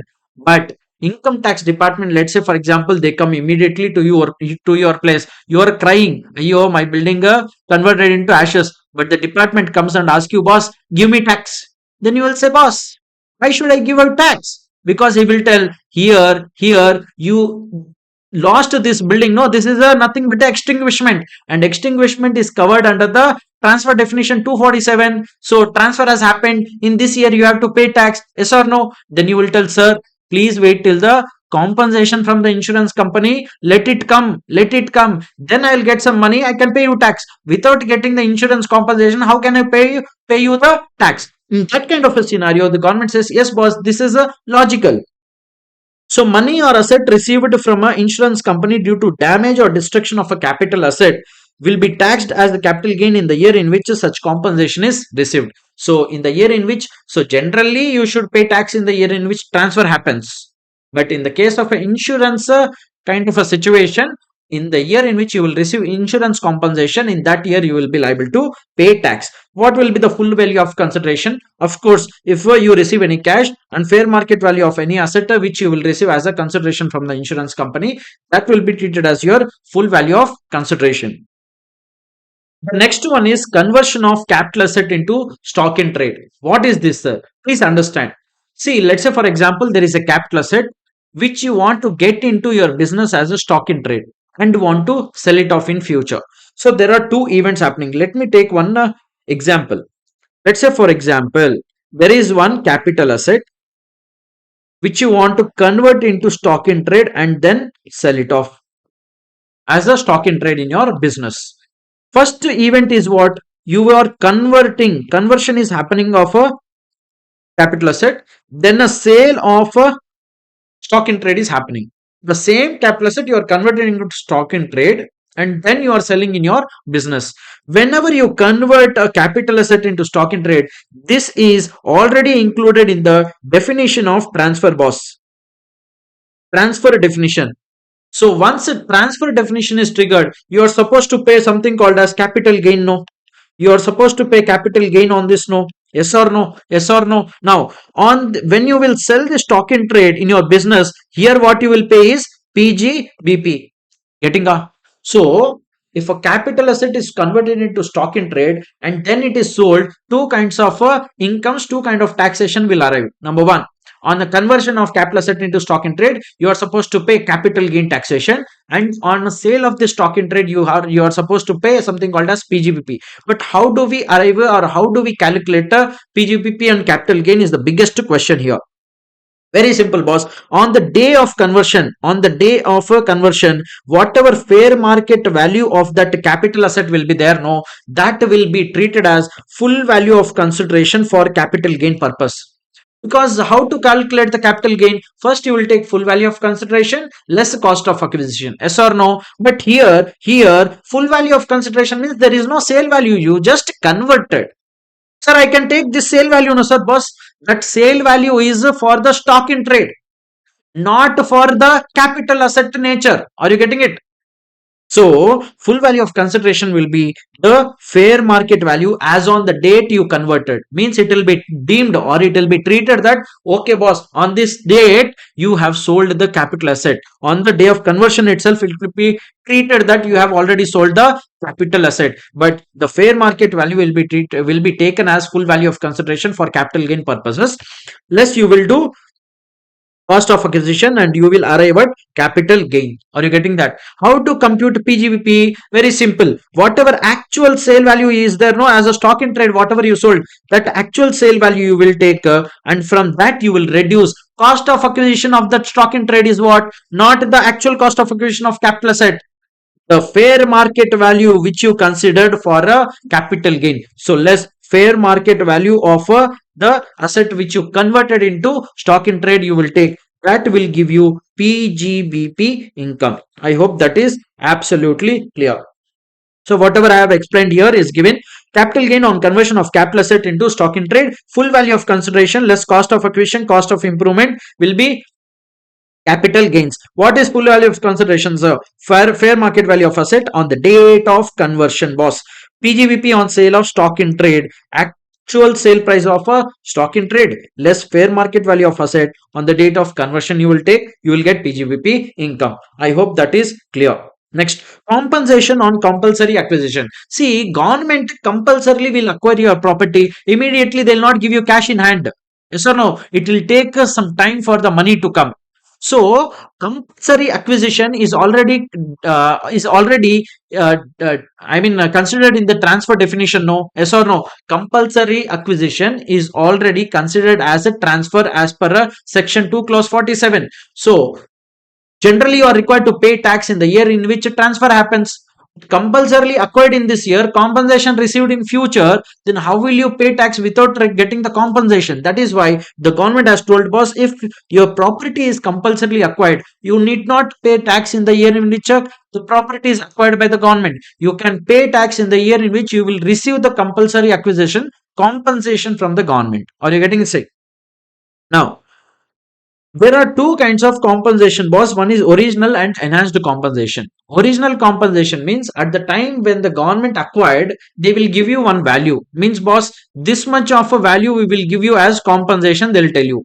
But let's say, for example, you are not satisfied with the value which the government is giving you. Let's say, for example, your building is compulsorily acquired by the government, and at the time of acquiring, the government told you, we will give you 10 lakhs. But somewhere in your mind, you are not satisfied, and you thought that this building should fetch at least 15 lakhs. Why the government is giving only 10 lakhs to me? I will go to the court of law and I will file a complaint. So, in the court of law, you filed a this thing suit, and after 2-3 years you got a judgment saying that yes, boss, 15 lakhs is fair enough. So in your favor, if you got the judgment, extra 5 lakhs you are getting, no, that is called as enhanced compensation. The initial 10 lakhs which the government promised you will be called as original compensation. Are you getting this? Yes. Next, original compensation is taxed in the year in which the compensation is received. Even the receipt of compensation may be in two kinds, boss. Number one, full lump sum compensation if you receive. Number two, you may receive in installments. Let's say, for example, out of the 10 lakhs which the government promised initial compensation, they will tell, I will give you in 3 installments. First I will give you 4 lakhs, then another 4 lakhs, then I will give you 2 lakhs. If the government says like this, then you have to pay tax. You have to pay tax in the year in which you receive the first installment itself, you have to pay the full tax. Are you getting that? If received in installments, you will pay tax in the first year in which you got the first installment. If received lump sum, in that year itself you pay the tax. Capital gain equals compensation minus cost of acquisition. Very logical.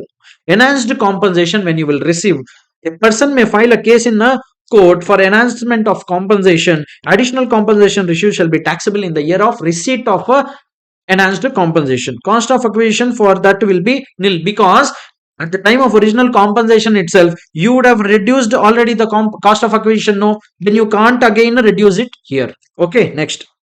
If initial compensation is received in installments, then it will be taxed in the year in which the first installment is received. There may be interim order and final order. So interim order is the, let's say for example, you filed a case. I mean you filed a case in the court, and the High Court has given you order, but you are waiting for the Supreme Court order. High Court order will be called as interim order. Supreme Court order is what? Final order. No, so you have to wait till the final order. Next.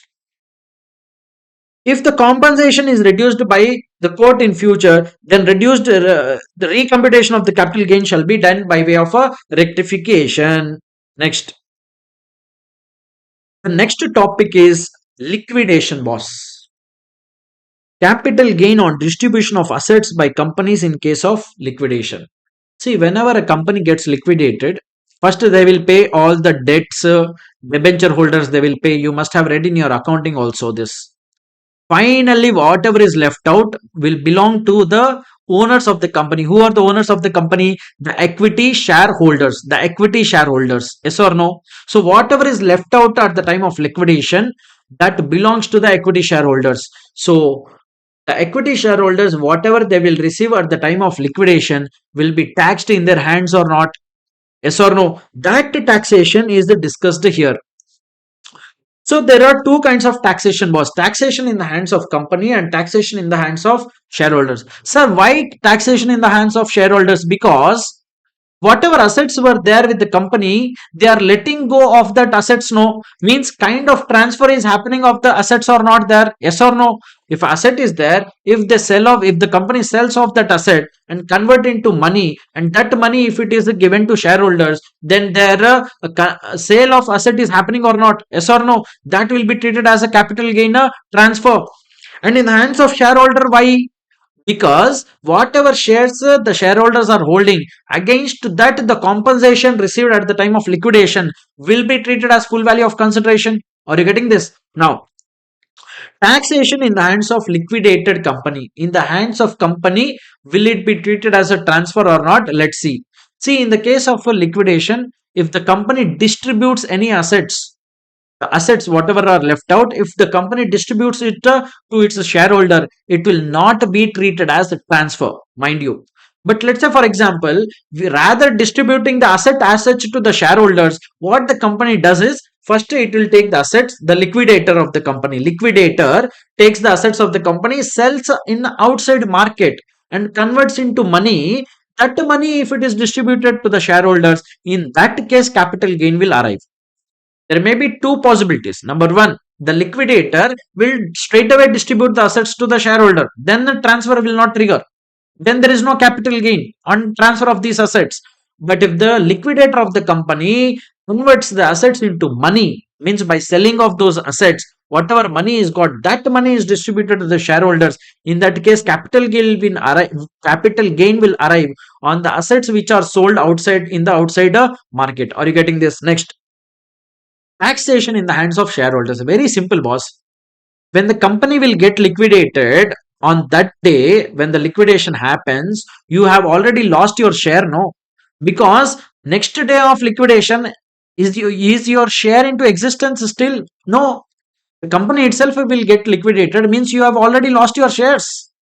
So, on the day the company will get liquidated, whatever money you will get will be kind of a sale consideration of your shares only, no? Are you getting it? So that sale consideration minus whatever money you spent for purchasing these shares. If you do, you will arrive at the capital gain on the sale of these shares. Are you getting it? So capital gain equals full value of consideration minus cost of acquisition of shares. What is full value of consideration? Whatever money you will receive or whatever assets you will receive from the company. But here there is one small catch. There is a section called as a section 222 clause C. What does it say? It says that in the event of liquidation, if the company distributes any assets, then to the extent of accumulated profits of the company, whatever are there, that will be treated as deemed dividend in the hands of a shareholder, and that will be taxed under IFOS. Are you getting it? Are you getting it? Let me take one small example, boss. Let's say, for example, this full value of consideration, whatever you got, full value of consideration, whatever you got is 10,000 rupees from the company at the time of liquidation, for example. And the company is having reserves or accumulated profits to the extent of 2,000, for example. 10,000 is the full value of consideration which you received, and the accumulated profits of the company are 2,000 rupees. In that case, out of this 10,000 rupees, I repeat, out of this 10,000 rupees, to the extent of accumulated profits, which is 2,000, will be deemed as a dividend and will be taxed under section 222C under IFOS in your hands, in the shareholder's hand, and the rest 8,000 will be taxed here. This full value of consideration, we will take 8,000, and the distribution of accumulated profits of company deemed dividend IFOS, this is 2,000. Are you getting this? Are you getting this concept? Yes. Next. Similarly, we have one more concept called as buyback. Where what is buyback? Whatever company shares are there, the company itself will buy back the shares. Let's say, for example, first the company issued shares for rupees 50 rupees. I purchased the share of a company for 50 rupees, for example, purchased for rupees 50. After few years, the company says that, boss, I want to buy back the shares at rupees 120 per share. When the shareholder will be benefited or not, because for 50 rupees he bought the share, now the company is buying back those shares itself for 120 rupees, then what is the benefit to which the shareholder is getting? 70 rupees, boss. 50 rupees he purchased for, the company is buying back at 120 rupees, then 70 rupees is the benefit for the shareholder, yes or no? Now this 70 rupees will be called as distribution of income by the company. Distribution of income by the company. Distribution of income by the company. Are you getting it? Are you getting it? Whatever excess paid by the company to the shareholder will be treated as a distributed income. In buyback, there is the amendment. In buyback concept, in this capital gain chapter, there is a amendment, and the amendment is applicable from on or after 1/10/2024. I repeat, the amendment is applicable from on or after 1/10/2024. So before 1/10/2024, there is a different adjustment in the case of buyback. On or after 1/4/2024, the adjustment is different. First, let's have a look. Let's have a look what adjustment is applicable before 1/4/2024. If buyback happens before 1/4/2024, 1/10/2024, I'm sorry, 1/10/2024, what is the adjustment? So if the buyback happens, taxability of buyback before 1/10/2024 by domestic companies, in the hands of company, in the hands of shareholders. See, in the very simple, if I have to put it, before 1/10/2024, in the hands of company, it was taxed. It was exempt in the hands of shareholder. After 1/4 on or after 1/10/2024, in the hands of company, it is exempted. In the hands of shareholder, it is taxed after. So ulta happened. Before 1/10/2024, the company used to pay tax on buyback. The shareholder used to not pay anything on any tax on a buyback. But after on or after 1/10/2024, company is exempted from a taxation on buyback, but the shareholder is liable to pay tax on a buyback. But how much tax, sir? Let's see. So before 1/10/2024, in the hands of a company on buyback, tax on distributed income at the rate of 20% has to be paid. Just now, whatever example I took, 50 rupees, 120, 70 rupees is the distributed income I told you. On that 70 rupees, whatever distributed by the company to the shareholder, by the shareholder. See this 70 I'm talking about. This 70 distributed income, on that the company will pay tax at the rate of 20% plus surcharge of 12 and 4%. No need to pay any tax by the shareholder, because whatever money, this excess 70, whatever shareholder got is exempt under section 10. Are you getting it? Next. If on or after 1/10/2024, if the buyback happens, I told you already, in the hands of company there will be no tax, but the shareholder is required to pay tax. Are you getting it? Let's look at how much tax. In the hands of a company, no tax. In the hands of a shareholder, see here in this scenario, in this liquidation scenario, we saw that in the hands of shareholder, two kinds of income arised. One, capital gain, the other is IFOS. Yes or no? Exactly in the same way, even in the case of buyback, in the hands of shareholder, two kinds of income will arise if buyback happened after, on or after 1/10/2024. Whatever money the shareholder will receive on buyback will be straight away taxed under IFOS. I repeat, whatever money he will receive from the company for buyback of shares will be straight away taxed under IFOS. Means I am talking about this 120 rupees, boss. This 120 is the total amount which he will receive. No, yes or no? 70 though it is profit. 50 was his purchase price of share. 120 is the price at which the company is buying back the share. So this 120 I'm talking about will be straight away taxed under IFOS. Then what is taxed under capital gain, sir? Because you told both capital gain and IFOS will come.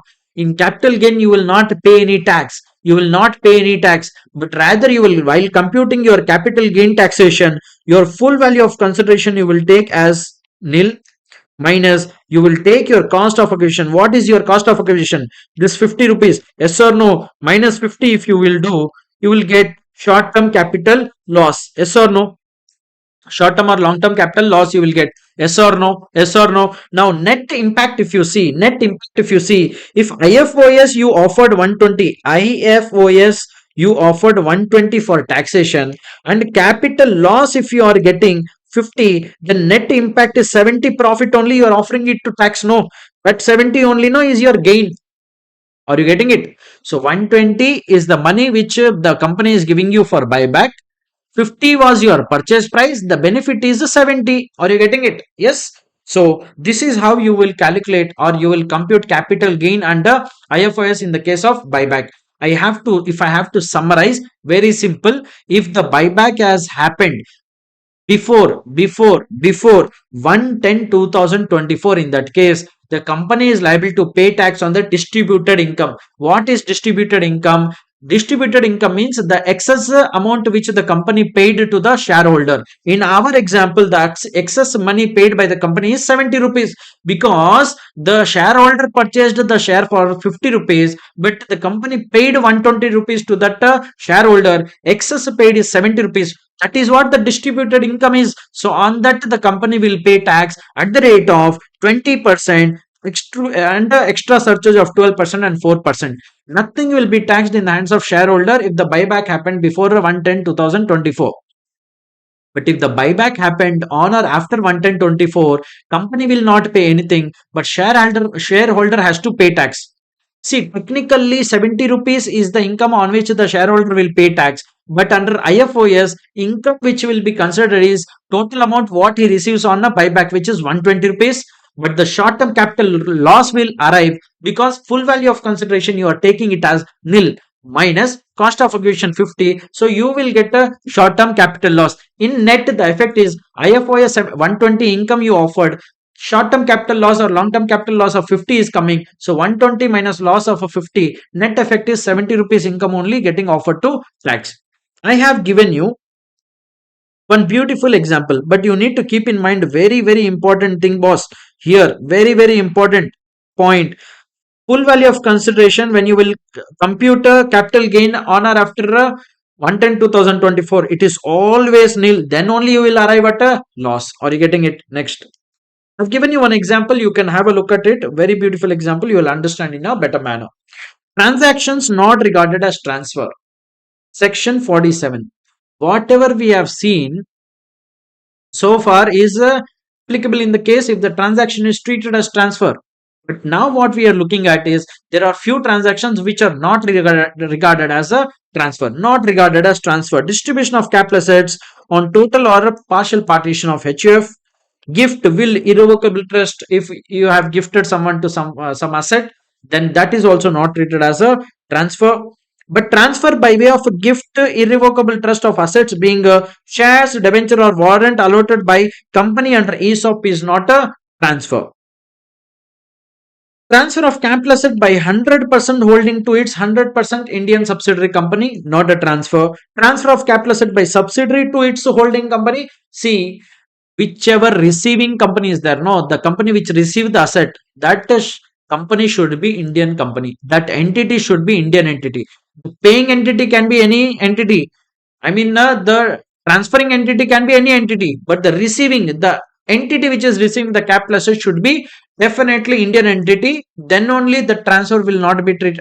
Then only the transaction will not be treated as transfer.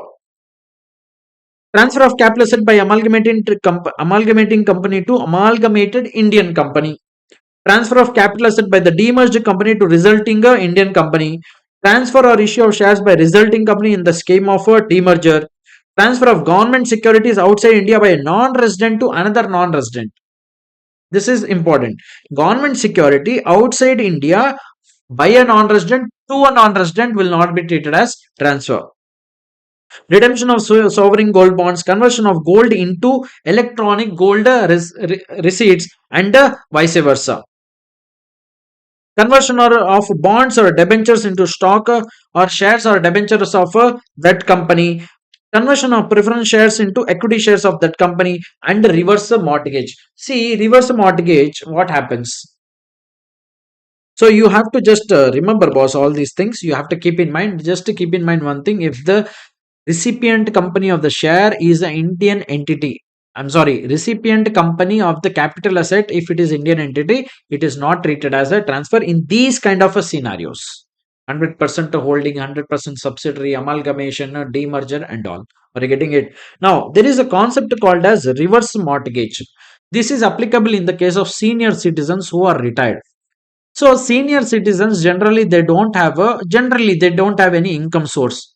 But let's say, for example, there is a senior citizen who is owning a house, residential house property, but he don't have any income. But he need money, no, for daily expenses. So what he will do? He will go to a bank. There is a reverse mortgage scheme. In that scheme, he will mortgage his residential house property, and the bank will promise to pay him either a bulk amount or a installments amount. Monthly, the bank will pay some amount. That is called as a reverse mortgage. Now, what happens in this reverse mortgage? The bank will take that property as a mortgage and will pay some amount to the senior citizen, be it in lump sum amount or monthly or quarterly, whatever fixed, they will decide.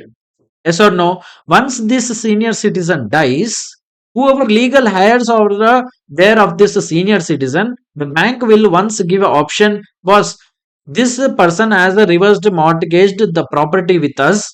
If you wish to purchase this property, pay back the amount which we gave to this senior citizen, then take the property and go home. If you are not willing to pay any amount to us, we will sell off this property and we will reduce the amount which we paid to this person. Whatever excess is left out, we will give it to you. This is the transaction.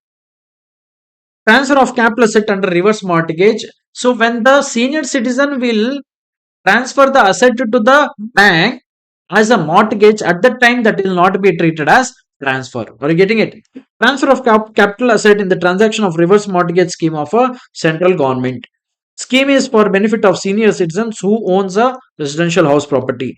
Senior citizen mortgages the house with the bank and receives lump sum amount or regular payments, and those payments are exempt under section 10. Senior citizen can continue to live in this house. Yes or yes. In this house, the senior citizen can continue to live and still he will be receiving money from the bank. Loan amount cannot be used for speculation or trading purpose by the senior citizen.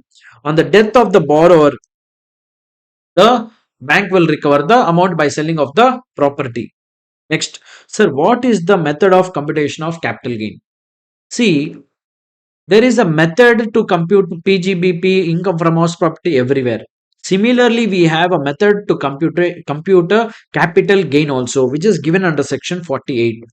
First, you will take sale value less the purchase value. That is what generally gives income, no? Yes or no? Similarly, think in that way here also. Sale value is technically here called as full value of consideration. Purchase value is technically called here as a cost of acquisition. If you have made some improvements to that property, that is called as cost of improvement. Are you getting it? So first it is full value of consideration, nothing but sale value was. Less transfer related expenses, they will give you deduction. So net sale consideration, you will get it.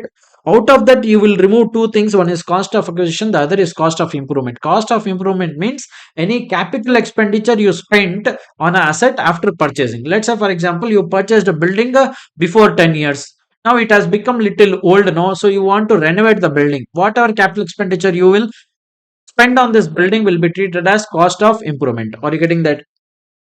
And you will arrive at capital gain. Now keep in mind one thing.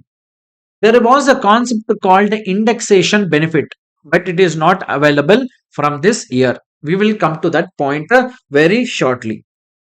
Now, indexation benefit. Second proviso to section 48. What is this index benefit, sir? Let me take one small example. Let's say, for example, in 2010, you purchased one property for 5 lakh rupees. We are now in 2024. Mind you, this indexation benefit has been recently abolished. It is not applicable now, but before it was applicable, no, on the transfers. We will come to that point. Okay, so let's say, for example, you are in 2024 and you are now selling that property for, let's say, for example, 25 lakh rupees. Now, at the time of selling, you have sold for excess, no. So you will compute what capital gain, yes or no. So how will you how will you compute the capital gain? Just now we have seen section 48. What does it say? Full value of consideration 25 lakhs, which is your sale value, less cost of acquisition 5 lakhs. Let's imagine there is no transfer expenses, there is no cost of improvement, nothing. So if you do this, what capital gain amount you are getting here? Let's say, for example, you are getting capital gain of 20 lakhs. This will be called as long-term capital gain. If doing like this, if I do like this, let's say, for example, sale value to will remain same, 25 lakhs. If I index my cost of acquisition, this cost of acquisition, rather taking it as it is 5 lakhs, if I do indexation to this 5 lakhs and convert with the CII of the current year and whatever the CII table, we will come to that. In that case, let's say, for example, this 5 lakhs, see, whenever you will do indexation, the 5 lakhs will be converted into some higher amount only. It will never convert into smaller amount than 5 lakh rupees. One thing is definitely fixed. So 5 lakhs will become higher amount only on indexation. It will never reduce. So let's say, for example, this became 10 lakhs by doing indexation. Now, if you compute your capital gain, how much capital gain you are getting? 15 lakhs you are getting. Long-term capital gain. Out of these two scenarios, tell me which is more beneficial for you. Indexation is more beneficial, no, because you got a less long-term capital gain means you will be liable to pay less long-term capital gain taxation, no. In this scenario, if you compute tax, you will get more tax. You have to pay more tax. Whereas in this scenario, you will be paying less taxes, yes or no. So indexation is a benefit. Why this happened? Because I indexed the cost of acquisition. What is indexation, sir? Very simple. You purchased the property for 5 lakhs in 2010, but you are selling the property in 2024. No, are you getting it? So at that time when you purchased the property was worth 5 lakhs. But what if you purchase it today? You nothing but the inflation effect will be given on this cost of acquisition, and then you will arrive at indexed cost of acquisition. If you remove that, you will get benefited and you will be liable to pay less tax. Let's look at the provision now. We have understood what indexation is and how it benefits to taxpayer. Indexation benefit. It is called a benefit. Indexation means adjusting the purchase price of an asset to compensate the inflation and reduce the capital gains. Just now what we have done. Indexation benefit is not allowed on transfer of any long-term capital asset on or after 23/7/2024. So if you are transferring an asset on or after 23/7/2024, you will not index the cost of acquisition. You will do indexation only if you are transferring the asset before 23/7/2024. Are you getting this?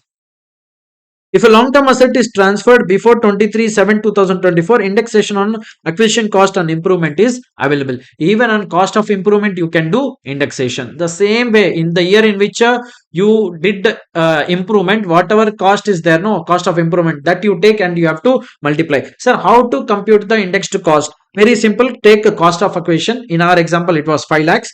CII of the year of transfer means in a year of transfer in our case was 2024, for example, 24/25 itself, for example, then I will multiply with 363, then divide by CII of the year of acquisition. In our example, it was 2010. Let's say, for example, I will take 10/11/167. So first I will take 5 lakhs, in our example 5 lakhs, into 363 divided by 167. I'll definitely get a higher amount more than 5 lakhs. That will become my indexed cost of acquisition. That I will reduce from my actual sale value. What I will arrive at is a long-term capital gain, because this indexation benefit is available only in the case of a long-term capital gains and long-term capital assets. So this you will not apply, the indexation you will not apply for transfers taking place on or after 23/7/2024. Similarly, the same formula you can use for indexed cost of improvement also. But there is one small exception, boss. One exception.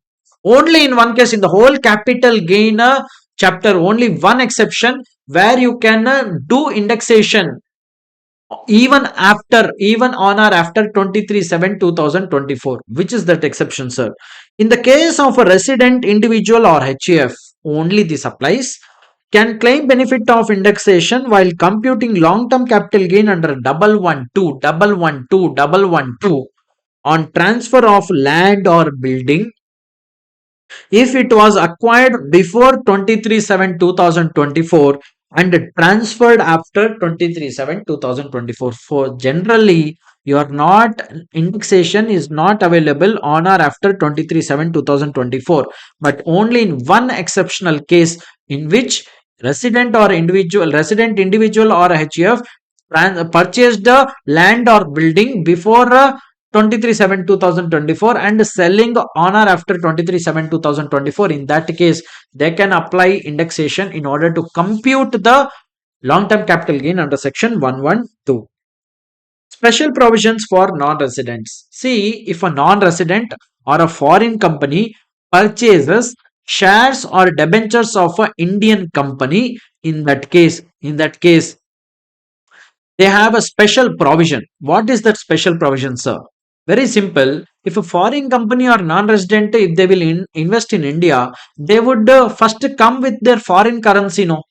Yes or no? They will get their foreign currency, convert into rupees, and then they will invest in Indian market. Yes or no? So for them, there is a benefit given, which is called a conversion benefit. For conversion benefit, there is a method given here. How to convert, at what rate to convert, which price to convert. Are you getting it? So in order to compute the capital gain in the case of a non-resident or a foreign company who invested in shares or debentures, there is a method given. Let's look at that.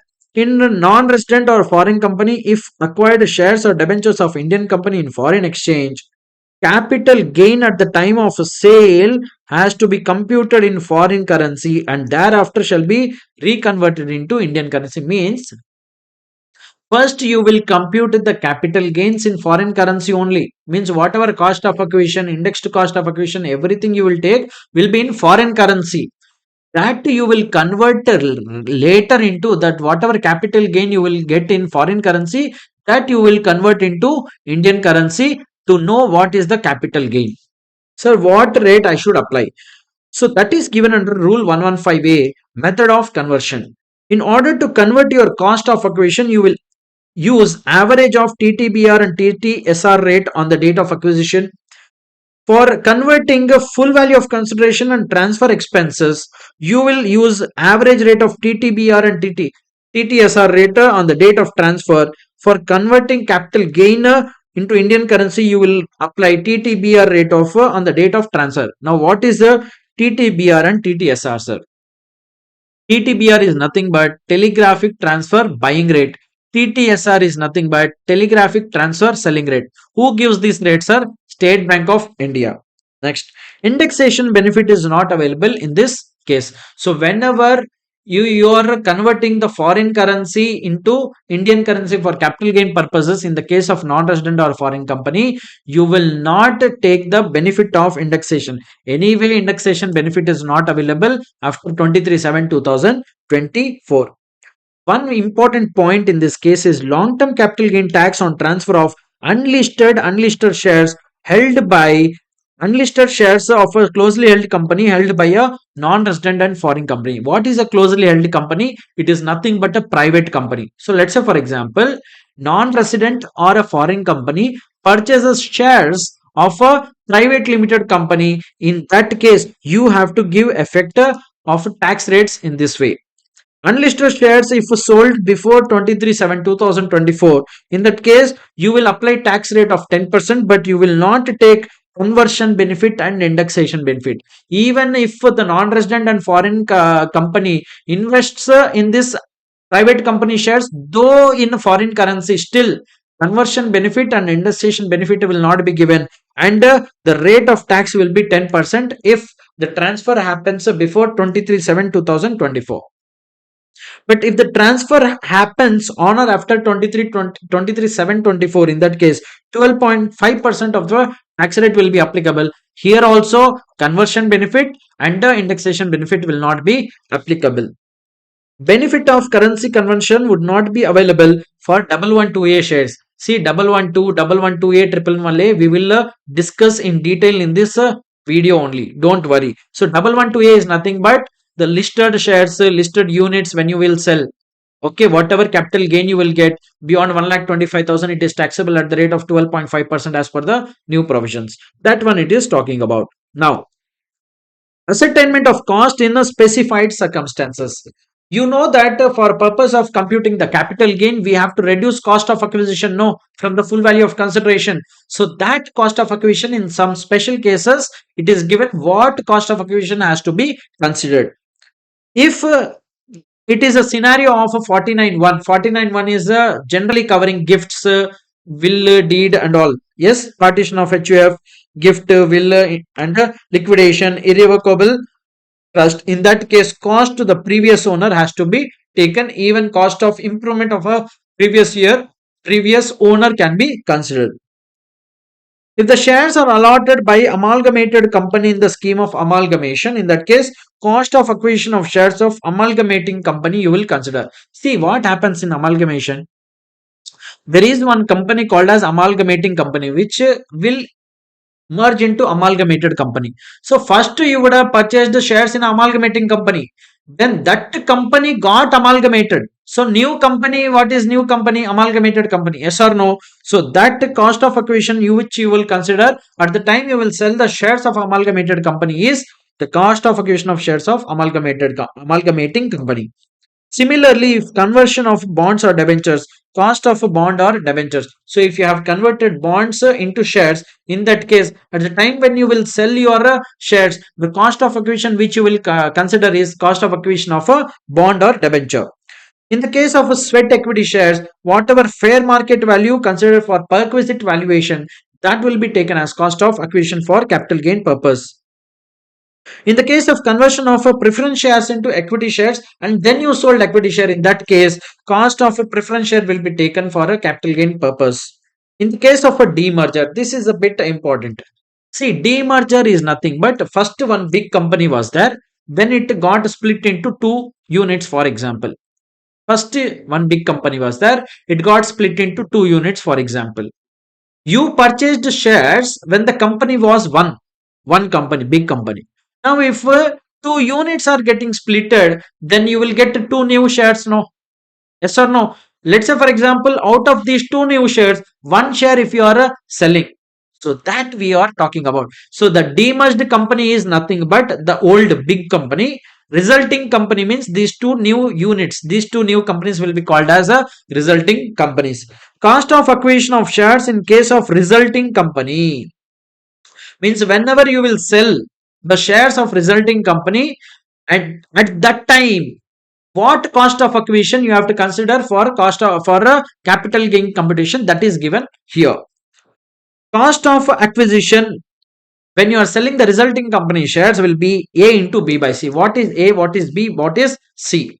A is nothing but the cost of acquisition of shares in demerged company, means the bigger company. Whenever you purchased the share for the first time in the old company, that cost of acquisition you will take B multiply with B net book value of assets transferred in demerged company, C net worth of demerged company. If I have to take small example very quickly, let's say for example, for 10,000 rupees you purchased shares in a Tata company, boss, Tata Limited, for example.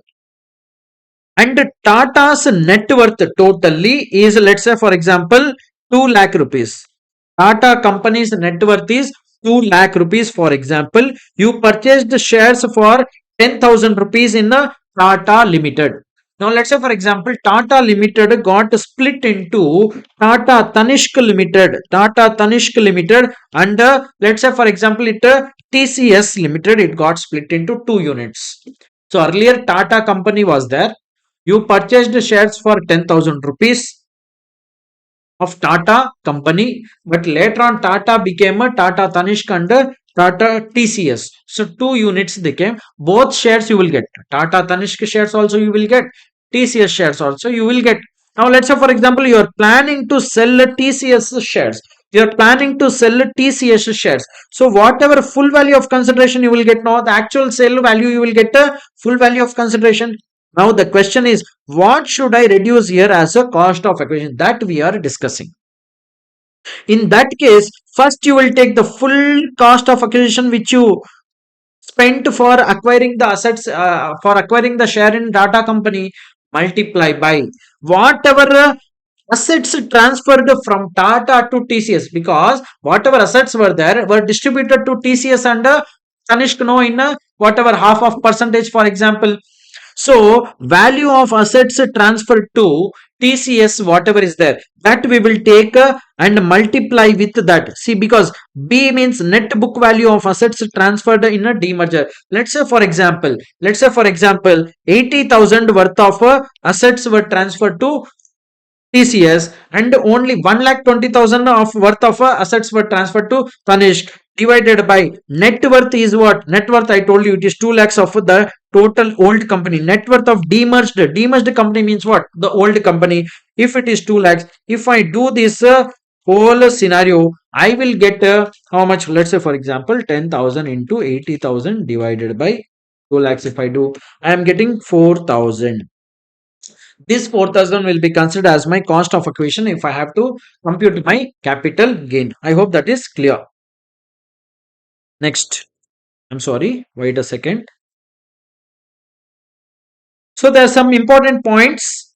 So C is nothing but the net worth. The net worth means what, sir? Paid up share capital plus general reserves as per books immediately before the demerger you will consider. Now there is a concept of cost of acquisition. See, this cost of acquisition concept of section 55 is applicable only in the case of listed equity shares, business unit trust unit of a business trust, and units of equity oriented units. So this section 55, the cost of acquisition under section 55 is only applicable in the case of listed three listed securities. Number one, equity shares, units of business trust, and equity oriented units acquired on or before 31st of January 2018 and transferred after 31st of Jan 2018. So any of these three assets which are listed, if you purchase before 31st of March on or 31st of Jan before 31st of Jan 2018, if you purchase them on or before 31st of Jan 2018, and selling them after 31st of Jan 2018. In that case, at the time of computing capital gain, you have to consider cost of acquisition as per section 55. I will repeat here. Let's say, for example, I purchased shares, listed shares of some company on, let's say, for example, 1st of April 2016. I purchased the listed share. One of the things covered under section 55 is the listed equity share. No, so I'm taking example of listed equity share purchased on 1/4/2016, for example. Now I am selling this share. Let's say for example on 15th of June 2019, for example. So I purchased the share on 1/4/2016 and selling on 15th of June 2019. So is it getting triggered by section 55 cost of acquisition? Of course it is getting triggered, because acquired on or before 31 1 2018. Is it there? Yes, I acquired shares before 31 Jan 2018. Transferred the shares after 31st of Jan 2018. Yes, of course I am transferring my shares after 31st of Jan 2018. In this kind of a scenario, maybe my cost of acquisition, actual cost of acquisition, maybe, let's say for example, it is a 10,000. When I purchased these shares on 1st of April 2016, I might have purchased the shares for 10,000. But for capital gain computation, when I sell off my shares, my full value of consideration will be something less. Cost of acquisition I have to do, no, this cost of acquisition I have to compute as per section 55. And what is that method given is, first you have to take lower of FMV as on 31st of March 2018 and the sale value or full value of consideration. You will compare these two. Whichever is lower will come, no, that you will compare with actual cost of acquisition. Whichever is higher will become your cost of acquisition for the purpose of computing capital gain. I repeat, if you have purchased a share, listed equity share, or listed unit of a business trust, or a listed unit of equity oriented fund, in that case, if you purchased any of these three things before on or before 31st of Jan 2018, but selling after 31st of Jan 2018, in that case, the at the time of computing capital gain, the cost of acquisition to be considered has to be considered as per section 55. Section 55 has given a method to consider cost of acquisition. What you will do, first you will take FMV as on a FMV of that share as on 31st of Jan 2018, compare it with the actual sale value. Whichever is lower will come, that you compare with the actual cost of acquisition at the time when you purchase that share or unit. That whichever is higher will become, that will be your cost of acquisition. Indexation not available for computing capital gain under 112A. That is very common. We will come to that 112A in some short of time. Computation of FMV as on 31 Jan 2018. Sir, here actual cost of acquisition we know, because that was the price which I spent at the time of buying my asset, I mean the share or unit. Sale value also I know, because I know at the time of selling at what price I am selling, but I don't know what is the FMV as on 31st of Jan 2018. Which FMV I have to consider? Very simple, boss. If it is a listed share or unit on a recognized stock exchange as on 31st of Jan 2018, in that case, FMV will be highest price which was quoted on 31st of Jan 2018 on the recognized stock exchange.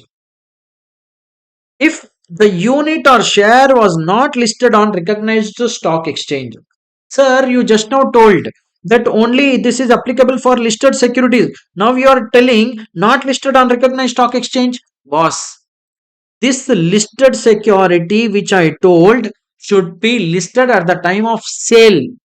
At the time of purchase, it might have been a listed one or a non-listed one. Does not matter.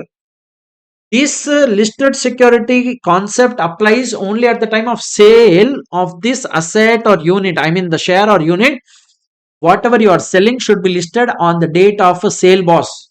Let's say for example, you purchased a share of a company in 2016. You purchased, in our example 2016, when you purchased, that company was not listed. But in 2019 when you sold this share, when you in 2019 when you, sorry, my bad, One second. Sorry. Yeah. So when you sold this share in 2019, by the time the company got listed, that scenario I'm telling you. Are you getting this? Or there may be a scenario where in 2016 also it was listed and 2019 also it is listed only. Yes. So if let's say for example unit or share not listed as on 31st of Jan 2018, in that case if you are considering or if you are calculating the capital gain for the units, in that case FMV will be NAV of that unit as on 31st of Jan. If you are calculating the capital gain for the share, if in case of share not listed on 31st of Jan, you will compute the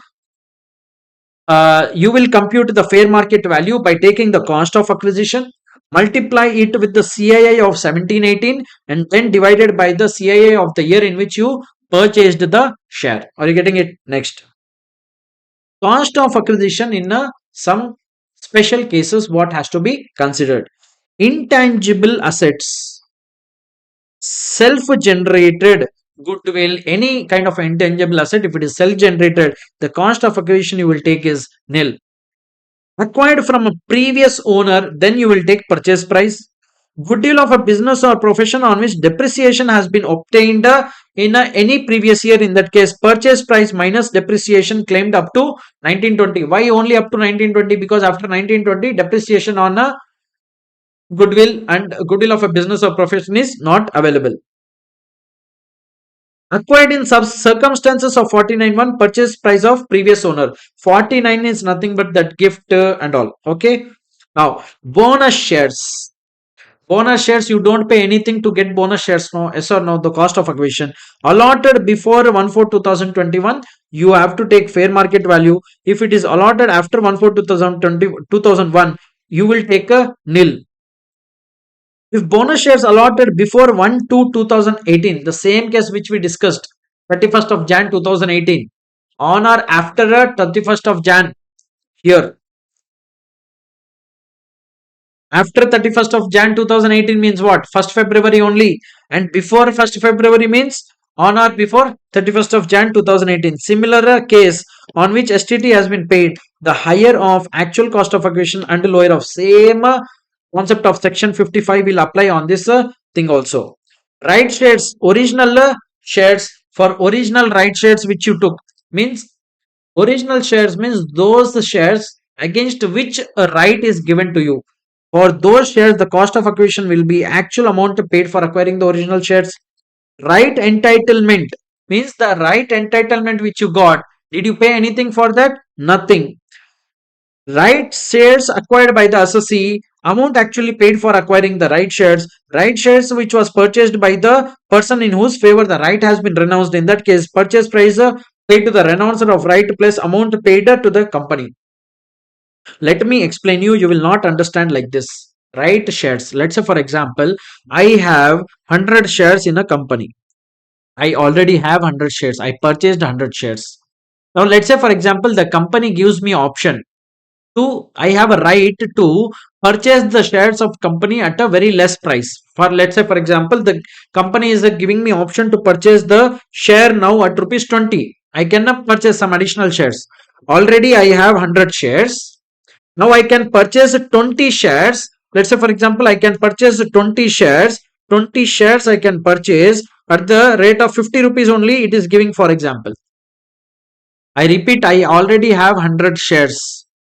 Now the company is giving me option to buy another 20 shares for just 50 rupees. Let's say for example when I purchased these 100 shares, the price was 120 rupees, for example. Are you getting it? In this case, original share means what? 100 shares, no, original shares. Original shares will be actual amount paid for acquiring, which is 120 rupees. This I will take as a cost of acquisition. Rights entitlement, nil. Nothing. I am not paying anything. Right entitlement. Let's say for example, this option, whatever is given, the right entitlement of buying 20 shares, I did not buy anything. I transferred these rights to someone else for some money. In that case, I will, whatever amount I will receive will be taxed as capital gain. For that cost of acquisition, I will take as nil. Right shares acquired by the assessee. Let's say, for example, rather than transferring my right in the shares, I have myself purchase the right shares. In that case, whatever amount I will be paying for acquiring the right shares, that will become my cost of acquisition. Right shares which are purchased by person in whose favor the assessee has renounced the right. Let's say, for example, I got the right from company to purchase, but I did not purchase. I have transferred this right to someone for some money. So he paid me, let's say, for example, 50 rupees so that he can get the right to in the shares. Once he will get the right in shares, he will purchase those right shares, yes or no, by paying the money. So two kind of money he is paying. Who is paying? The person who is buying the right shares is paying two kind of money. One, he has paid to me the renouncement amount, he has paid to me, and then the next amount what he paid to acquire these shares, to acquire these shares. So there are two kind of cost involved for him. Number one, whatever amount paid by that person to me for taking the right in the company to purchase the shares, and number two, the amount what he paid for buying the shares from the right issue. So purchase price paid to the renouncer of the rights entitlement plus amount paid to the company will be cost of acquisition in the hands of the person who has actually purchased the right issue. Long-term capital assets being equity shares, whichever we discussed just now. Cost of acquisition will be higher of actual cost. This is nothing but section 55, which we just now discussed, boss. Next. Where capital asset became the property of assessee before 1/4/2024 to 1/4/2001. See, whenever an asset is purchased before 1/4/2001, in that case, at the time of selling the asset in future, for the purpose of capital gain computation, you will take the cost of acquisition as a higher of actual cost of acquisition or fair market value as on 1/4/2001. Are you getting that? Next. Where the cost of property in the hands of a previous owner cannot be ascertained, in that case you will take fair market value. Now there is concept of cost of improvement. I already explained you that after buying a property, if you have made some capital expenditure on that property, that will be treated as a cost of improvement. If you made any improvement before 1/4/2001 to the property, just ignore it. After 1/4/2001, if you have made any kind of improvement on that asset, just consider it for the purpose of capital gain. Computation of capital gain in case of depreciable assets. This concept is already discussed in my PGBP video in a beautiful manner. See, let's say for example, you have a block of assets. You in your business, you will be having a block of asset system for the purpose of depreciation, for the purpose of depreciating the capital assets. No, whatever assets are there in your books of accounts, you will depreciate them by way of block of asset system. Let's say for example, you have 10 assets in the block. You purchased 4 assets, so total 14 assets are there. Out of that 14, you sold only 8 assets. So 6 assets are still pending in your hand. But for the purpose of selling these 8 assets, for the purpose of selling the 8 assets, the sale value, if it is more than the opening WDV plus purchases, in that case, the block can never become nil. But here the capital gain will arise. Block can never be nil, but short-term capital gain will arise. You can see this star mark. This concept is already discussed in my PGBP video also, exactly same table. If you have 10 assets in your block, 4 you purchased, 14 total assets, 8 you sold. But the sale value what you have is less than the opening WDV and purchases, then there is no scope for capital gain. Then whatever is left out, on that you will claim depreciation. Let's say for example 10 assets are there in the block, 4 you purchase, means totally 14 assets you have with you. All 14 you sold. And if the sale value is more than the opening WDV plus the purchase price, in that case, you will get capital gain. Yes or no? In the last scenario, 10 assets you have opening, 4 you purchased, totally 14 assets are there. All 14 you sold off, but the sale value, if it is less than the opening WDV plus a purchase price, in that case, what you will get? Short-term capital loss. In these two cases, why you are getting short-term capital gain and short-term capital loss? Because all the assets in the block you have sold. Here also you are getting short-term capital gain, but why? Though you did not sell all the assets in the block, the sale value already exceeded the value of the block. That is why you got a short-term capital gain. Here, why you did not get any short-term capital gain? Here, only part of the assets are sold. Still, there are few assets left. But the sale price also was less than the value of the block. The value of the block is more than the sale value. Then you have some balance left out. No. So, there is no scope for short-term capital gain or loss. So, you will understand this in a this diagrammatic form also. Capital gain in case of market linked debentures. There is a section 50AA which says that if you sell any of these three assets in even if you hold these assets for more than 12 months, 24 months, 36 months, any time of a duration you hold them, the capital gain which will arise will be all the time a short term capital gain only. Assets covered unit of a specified mutual fund. What is a specified mutual fund, sir? A fund where not more than 35% of its proceeds are invested in equity share is called a specified mutual fund. What is a market linked debenture units? Means a security where the returns are linked to market returns on underlying securities, unlisted bonds or unlisted debentures. So if you sell any of these three, if you sell any of these three, in that case, the nature of capital gain will always be short-term capital loss or a short-term capital gain, irrespective of the period of holding. Are you getting this? How to compute capital gain? Very simple. Full value of consideration, cost of acquisition, and expenses, transfer expenses. You will reduce. You will get STCG or STCL. I hope.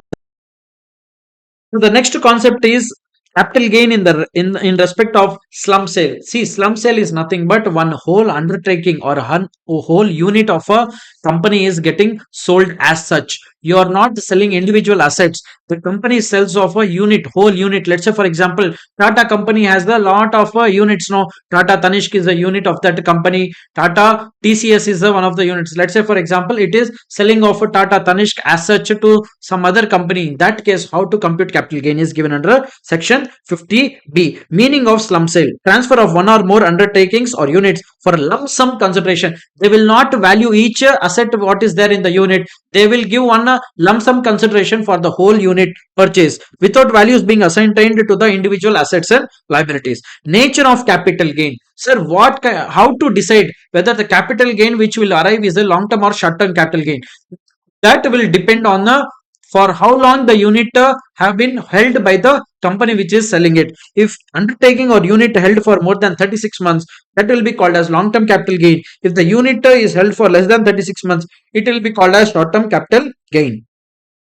Sir, what will be the tax rates? Capital gain tax rates. Long term capital gain tax rate will be 20% if the transfer happened before 23/7/2024.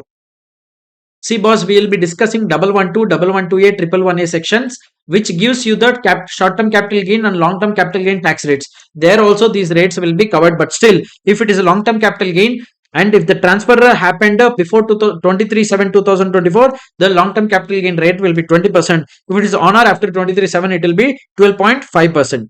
Indexation benefit is not available, boss. Short-term capital gain will be taxed at the normal rates. Sir, how to compute the capital gains? Full value of consideration you will take. For full value of consideration, here there is a method given. Full value of consideration is not the actual sale value in a slum sale. We will come to that point. Less net worth of undertaking which you are selling off, you will get a capital gain or loss. Just now I told you full value of consideration. We have to take a different value which is higher of FMV1 and FMV2. Sir, what is FMV1? FMV1 is FMV of capital assets as on the date of slum sale. FMV2 is FMV of consideration, monetary and non-monetary consideration, whatever you are receiving, that net worth of the undertaking. How to compute? See, net worth, for depreciable assets. For depreciable assets, you will take WDV. For all other assets and liabilities, you will take a book value. Revaluation you have to ignore. And in the case of 35 AD asset, you will take it as nil. So net worth is nothing but a value of assets minus value of liabilities. If net worth is negative, take a cost of acquisition as nil. Value of assets and liabilities to be considered for computation of net worth will be value of depreciable assets, WDV value, very logical. Self-generated goodwill you will take nil. Assets on which 35 AD claimed nil. All other assets and liabilities you will take a book value, ignore a revaluation of assets. Next concept 50C. See, if you are selling a land or building or both. And if the sale value is less than the stamp duty value, in that case, the income tax department may consider the stamp duty value as the full value of consideration. Let me take one example. Let's say, for example, actual sale value is 1 lakh. Please mind, I'm discussing section 50C only now. 50C. This is applicable only when you transfer land or building or both. So your sale value, actual sale value is 1 lakh. Let's say, for example, the stamp duty value of the property which you have sold is 1,30,000. In this kind of a scenario, you are offering less capital gain tax, no, because if you have reduced your sale value, the capital gain will reduce. When the capital gain tax will also reduce, the government will lose revenue. So you sold the property for 1 lakh, but the government is thinking that, boss, this property should at least fetch 1,30,000 in the market. So we will not consider for capital gain 1 lakh rupees. We will consider the stamp duty value which is 1,30,000. This scenario will happen only if the stamp duty value of the property is more than 110% of actual sale value. If the stamp duty value of the property is more than 110% of the actual sale value, in that case, the government will take stamp duty value as a full value of consideration for the purpose of computation of capital gain. So let's say, for example, in this case, 1 lakh is your actual sale value and the stamp duty value is 1,30,000. Means how much percentage it is more? 130% of actual sale value is the stamp duty value. That is why the stamp duty value will be considered as a full value of consideration for capital gain computation. Let's say, for example, in this example, the stamp duty value is not 1,30,000, but rather it is only 1,05,000. 1,05,000. In that case, what is the percentage of actual sale value this stamp duty value is? The stamp duty value is 105% of actual sale value. In that case the government will not take a stamp duty value even though it is more than the sale value, because the stamp duty value is not exceeding 110% of the actual sale consideration. You are getting it? So whenever the stamp duty value will be more than the sale value, in that case only will consider the stamp duty value if it is exceeding 110% of the actual sale consideration.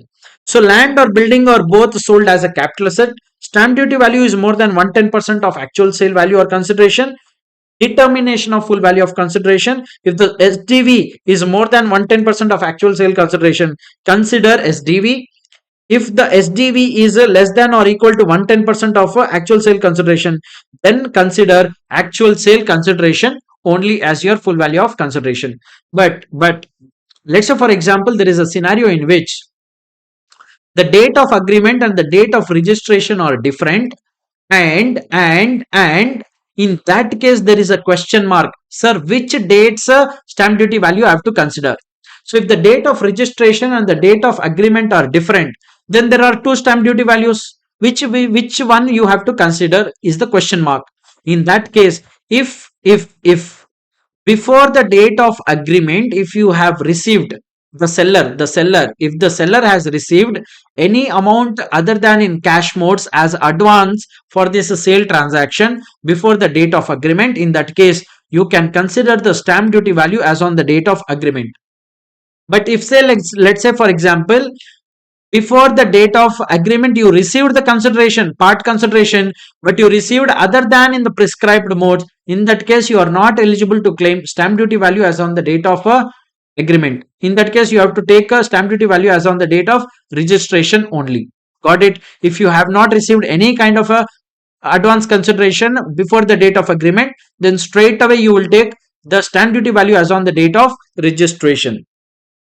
Consideration of stamp duty value. This table is very easy. Is date of agreement and date of registration same? Is the question mark. If it is no, it is not same. Payment done in prescribed modes before date of agreement. If it is yes, SDV as on which date to be considered? As on the date of agreement. Is the date of agreement, date of registration are same? No. Payment done in prescribed modes before date of agreement? No. In that case, you will take SDV as on date of registration. If date of agreement and date of registration are same, then you will take date of SDV as on the date of registration. If you are not satisfied with the stamp duty value which is considered by the income tax department, in that case, the assessing officer can refer the valuation of the property to a valuation officer. And if the valuation officer gives a higher value than the stamp duty value, in that case, you will take the stamp duty value what was considered by the assessing officer. But if the valuation officer gives a value less than the stamp duty value which was considered by the assessing officer, in that case, whatever reduced value was given by valuation officer, that you will consider as full value of consideration. Next, section 50CA. Determination of full value of consideration in case of unquoted shares. In case of unquoted shares, straight away you will take the fair market value of unquoted shares or the actual share consideration, whichever is higher. Now, there is a concept called advance money forfeited. Let's say, for example, you got into an agreement to sell your property to someone. You entered into agreement to sell the property to someone, and that party who is planning to buy also gave you some advance. Let's say, for example, you received advance of 2 lakh rupees for selling your property, but due to some reason the buyer could not buy your property. So you told what to the buyer? Boss, I cannot give you back your advance money because I lost a party because of you. I will not give. In that case, you are forfeiting the advance money which you received 2 lakhs. You are not giving back that advance money to the buyer. I mean, that person who was planning to buy, who has left the agreement, who has just gone away. But you have taken that 2 lakhs and you have not repaid that person the amount which he was given to you. In that case, that is called as forfeiture of advance money. In this case, you have to remember one date which is 1/4/2014. If you have forfeited the amount before 1/4/2014, if you have forfeited the amount before 1/4/2014, in that case, at the time of calculating the capital gain, when you will actually sell off your property to some other party, at the time whenever you will calculate capital gain, at the time of reducing your cost of acquisition, from that cost of acquisition you will reduce this advance money which is forfeited, which is 2 lakh rupees. But if the amount is forfeited on or after 2014, then it will become your income from other source and you have to pay tax on that under section 56 to 9. Next, exemption of capital gain or compulsory acquisition of agriculture land which is in urban limits. If your urban agriculture land has been compulsorily acquired by the government, it is exempt. Now, whatever we have seen so far, it is from the perspective of taxing a capital gain. But now, under these sections 54, B, D, E, C, and F, you will get exemption from that capital gains which we computed from so many sections. The first section is section 54, capital gain on a residential house. See, let's say, for example, if you are owning a residential house and you are selling a residential house, in that case, you are selling a residential house. In that case, whatever capital gain will come, that you can exempt if you reinvest the capital gain which you earned in a different residential house property. So you are selling one residential house property, you are again buying one residential house property. In that case, whatever capital gain you earned by selling the residential house property, that capital gain will be fully exempted. You need not pay any tax. If you reinvest only the capital gain portion, you need not reinvest full sale value. Only capital gain what you earned, if you can reinvest in one more, in buying one more or constructing one more residential house property, then you will get exemption under section 54. This is applicable in the case of individual and HF. There are few conditions attached to this section in section 54. What are these conditions, sir? Number one, the new property which you should invest in, the capital gain which you will invest in a new property should either be purchased 1 year before the transfer or within 2 years after the transfer, or if you are constructing the property, then within 3 years you have to construct. If the capital gains which you earned, if it is up to 2 crore rupees, means within 2 crores, let's say for example, if your capital gain on the property which you sold is 1 crore 50 lakh rupees only. In that case, you have the option to buy or construct two properties.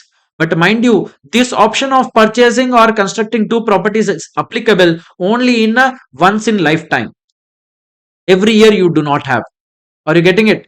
Now, the transfer of the old asset, the asset which you are transferring, on which you are getting a capital gain, should be a long term capital assets. Conditions for claiming exemption: transfer of a residential house, building, land, or apartment thereto must be a long term capital asset. Income from such house should be chargeable under the head income from house property. Utilization of a long term capital gain. Where I should utilize, sir? If the long term capital gain is more than 2 crores, I told you if it is within 2 crores, you can buy two properties or construct two properties. If the long term capital gain is more than 2 crores, in that case, only maximum one property either you can buy or construct. So if the long term capital gain is more than 2 crores, buy one residential house property within 1 year before or 2 years after the date of transfer, or construct within 3 years. If the long term capital gain is less than 2 crores, in that case, once in lifetime opportunity, you have to buy or construct two properties. If, let's say, for example, in this year you have not bought, in this year you sold the property, the old property, you got the capital gain, but you are planning to buy in the next year. In that case, whatever capital gain amount is there, that you have to put in a account called as a capital gain account scheme with the notified banks. Quantum of exemption: how much exemption I will get, sir? I told you already, you need not invest the full sale value of old asset. You have to just invest the capital gain portion. If you invested full capital gain, full exemption you will get. If you invested partial capital gain, then partial exemption you will get. If cost of new house property more than or equal to long term capital gain, full long term capital gain exempt. If cost of new house property is less than long term capital gain, then exemption will be only to the extent of investment in a new house property.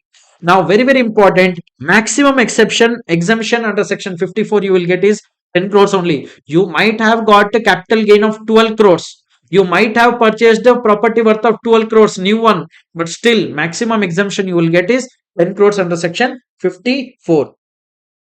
Sir, there is a lock-in period. Lock-in period means whatever new property you purchased, for getting exemption under section 54, you cannot sell that property for another 3 years. What if I sell off within 3 years, sir? In that case, for computation of capital gain on transfer of that new house property, the cost of acquisition shall be reduced by the capital gain earlier exempted under section 54. Now there is one more section called as 54B. In this case, you are selling a agriculture land. Of course, you will sell a urban agriculture land, no, because if you sell rural agriculture land, it is not a capital asset. There is no transfer. There is no taxation. So what you are selling here is a urban agriculture land. So under this section 54B, you have to sell a urban agriculture land, but you again have to buy a agriculture land only, but that can be either a urban agriculture land or a rural agriculture land. So what is given under section 54?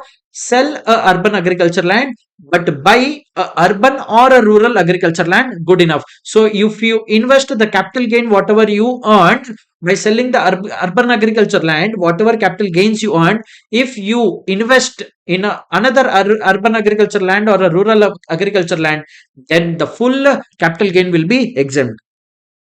This is applicable in the case of an individual and headship. There should be a transfer of urban agriculture land used for agriculture purposes within 2 years before transfer. Shall purchase another another agriculture land which is either urban or rural within 2 years. You have to purchase. How much quantum of exemption, sir? New agriculture land value, if it is more than or equal to capital gain, full capital gain exempt. If the cost of new asset is less than the capital gain, then only exemption is up to cost of new asset. Again, here also same 3 years lock-in period, same adjustment when you sell the new asset. Now there is a section 54D. Under this section, if your industrial undertaking has been compulsorily acquired by the government, in that case, this section 54D exemption you can claim. So you have to reinvest in one more either land or building for setting up your new unit or industry. This is applicable in the case of any SSC. Condition for claiming exemption: compulsory acquisition of land and building. If any compulsory acquired land and building is there, out of that, if you are getting any capital gain, in that case, land and building should have been used by the person or the assessee for the purpose of industrial undertaking for 2 years, and he should buy or construct other land or building within 3 years. In that case, he will get exemption under section 54D. Quantum of exemption is same cost of new asset if it is more than capital gain. In that case, full exemption. If cost of acquisition, cost of new asset is the less than capital gain, in that exemption will be to the extent of cost of new asset. Consequences same, 3 years boss. It will be reduced from the cost of new asset when it is sold. Now there is the section called as 54EC. 54EC. For whom it is applicable? For any assessee it is applicable. What you should sell? You should sell long-term capital asset being land or building or both. See, understand, if you are selling a land or building or both, and if it is a long-term capital asset, if the long-term capital gain what you are earning, if you invest within 6 months, within 6 months from the date of transfer, if you invest in any of these bonds, in that case you will get exemption to the extent of maximum 50 lakh rupees. Okay, wow. So specified bonds should be redeemable after 5 years. What are these bonds, sir? NHAI, RECL, PFC, IRFC bonds. How much exemption, sir? Cost of specified fixed asset. Specified asset, if it is more than capital gain, fully exempt. If it is less than capital gain, it will be exempt to the extent of a new asset which you purchased. Maximum exemption, I told you, maximum 50 lakh rupees. So here the lock-in period is not 3 years, it is 5 years. Whenever you will sell it off, it will be taxed.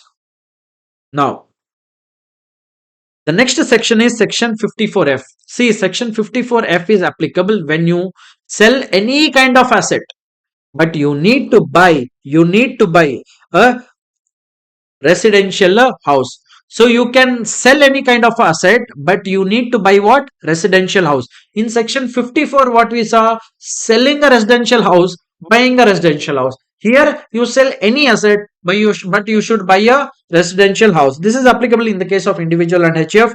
Transfer of any long-term capital asset other than a residential house. Transfer of a plot of land is also eligible for exemption. The assessee should not own more than one residential house as on the date of transfer. Means when you will do this transaction, you should not own any other house. Should not own more than one residential house on the date of transfer. So one house you can own at the time of selling this asset, and you are buying the new residential house. The assessee should not purchase any other residential house within period of 2 years or construct within period of 3 years. Once you claim exemption under section 54F, you cannot construct or purchase a new asset within 2 or 3 years. Means you cannot purchase asset within 2 years. You cannot construct a residential house property within 3 years. I repeat. Let's say, for example, this year you are claiming exemption under section 54F. How we are claiming exemption? First condition, at the time of claiming exemption, you should not own more than one house apart from the house which you will buy under this section 54F. But once you claim exemption under section 54F, you cannot buy within 2 years a new residential house or construct within 3 years a new residential house. I hope that is clear. Utilization of long-term capital gain under section 54F. Buy one residential house property in India within 1 year before or 2 years after transfer, or construct within 3 years. How much of exemption, sir? This is very, very important. Because from section 54 till section 54 EC, I told you that you have to reinvest only capital gain part. So there, computing capital gain was easy. But here, the computation of capital gain is a bit different, which is going for exemption under section 54F. Let's have a look. If the cost of new house property is more than the net sale consideration, in that case, full long-term capital gain exempt. If this kind of a dialogue comes, it means that you have to invest the total sale value. It is not just the capital gain which you need to invest. In section 54 till 54 EC, if you had invested only capital gain, that was okay. But under section 54 F, you have to reinvest the total sale value of the old asset. If you reinvested the total sale value of the old asset in the new asset, in that case you will get full long term capital gain exemption. If you have reinvested only part of the sale value of the old asset, you will get part exemption only. Are you getting this? If the cost of new house property is less than net sale consideration, in that case, long-term capital gain, which is exemption under section 54F, will be long-term capital gain into investment in new house divided by net sale consideration. But there is one point which is very important here again.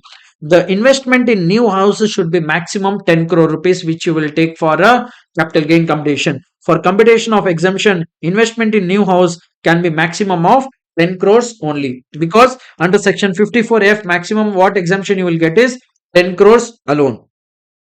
Here also there is a lock-in period of 3 years, and you cannot purchase a new house within 2 years, or you cannot construct a new house within 3 years. This we already discussed.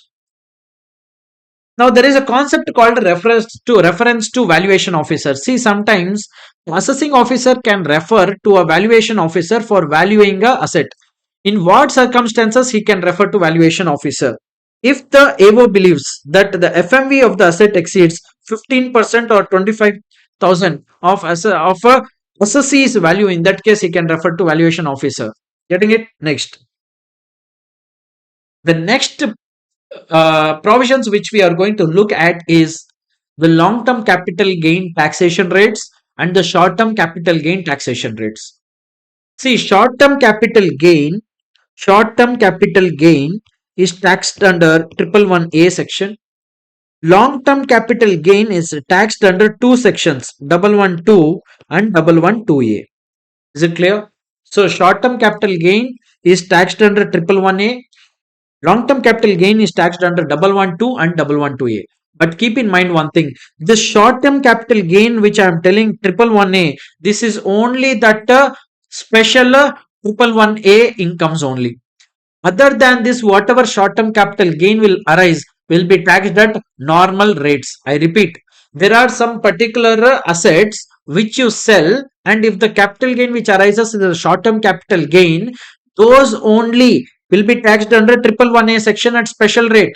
Apart from those assets, if any other is sold as a short-term capital asset, in that case, the tax will be taxed under a normal tax rates. But in long-term capital gain, you have only two sections to tax them. One is 112 and 112A. Is it clear? Next. Let's look at the first section, which is short-term capital gain 111A. So if you have a short-term capital gain, then and that too on specified assets, if you have short-term capital gain, you will tax them under 111A. What are these assets, sir?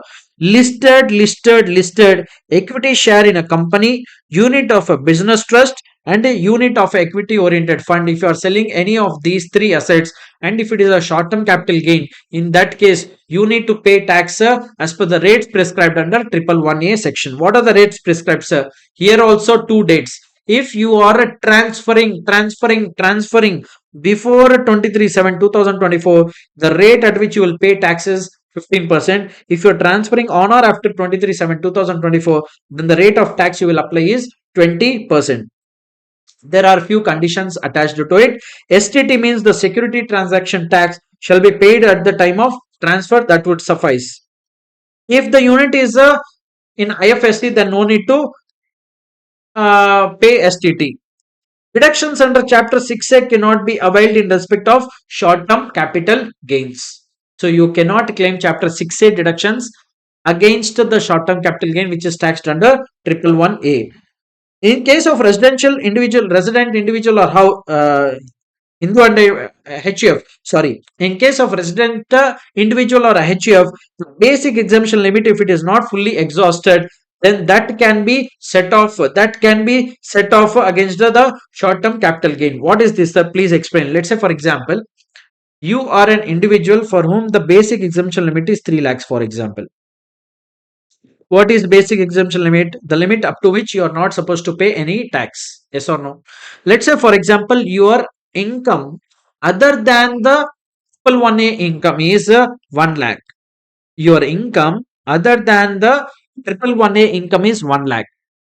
Now, if you are not supposed to pay tax up to 3 lakh rupees, and if your income other than triple 1A income is 1 lakh, and let's say for example your triple 1A income is 2 lakhs, or let's say for example 1 lakh 75 only. Your triple 1A income is 1 lakh 75. This is triple 1A income. This is normal income. This is basic exemption limit. In this case, you're and you don't have any other income, boss. Only these incomes you have. In that case, normal income 1 lakh. Are you supposed to pay any tax because it is not exceeding a basic exemption limit? And you have unexhausted basic exemption limit, no, 2 lakh rupees. Out of 3 lakhs, 1 lakh is normal income. But the other 2 lakhs still you have no unexhausted basic exemption limit. That you can set off with this 1 lakh 75,000, means you are not required to pay any tax. Are you getting this? Are you getting this? Next. Sir, what if in this scenario my triple 1A income is 4 lakh 75,000? In that case, to the extent of 2 lakhs, which is unexhausted basic exemption limit, you will set off, and the rest to 2 lakh 75,000 you will pay tax under triple 1A section. The next section is 112 long term capital gain. Before getting into 112, let's first take off a 112A. Then whatever left out other assets will be there. No, that will be covered under 112. So what is a 112A? 112A will be applicable only in case of three assets transfer. If you transfer only these three assets, any of these three assets, then only 112A will happen. What I am discussing under 112A is long-term capital gain on transfer of three kinds of assets, boss. What are these three assets, sir? Listed equity share, recognized stock exchange, unit of a business trust, unit of equity oriented fund. If you transfer any of these three assets, and if these three assets are a long term capital assets, in that case up to 1,25,000 of long term capital gain is straight away exempt. Whatever long term capital gain you earned more than 1,25,000 will be taxed under 112A section. What are the tax rates, sir? Here also you will take the cutoff date. What is the cutoff date? Before 23/7/2024, after on or after 23/7/2024. So before 23/7/2024, the 112A rate was 10%. On or after 23/7/2024, the tax rate under 112A is 12.5%. Mind you, under 112A, indexation benefit is not available. Notwithstanding anything contained in section 112, long-term capital gain exceeding 1,25,000 shall be taxed at concessional rate. And I told you all these three assets. Date of transfer, if it is before 23/7/2024, then in that case 10% on long-term capital gain exceeding 1,25,000. If the transfer took place on or after 23/7/2024, then rate of tax shall be 12.5% of a long-term capital gain exceeding 1,25,000. Total exemption on long-term capital gain cannot exceed 1,25,000. I hope this is clear. There is some condition attached to this. In the case of equity share, listed equity share which you are selling, STT should have been, securities transaction tax should have been paid both at the time of purchase and selling. But in the case of equity oriented fund and unit of business trust, only at the time of transfer, if the STT paid is good enough. Same basic exemption limit, if it is not exhausted, it can be set off. Chapter 6A deductions you cannot get. Now let's look at 112, the last section which is left out.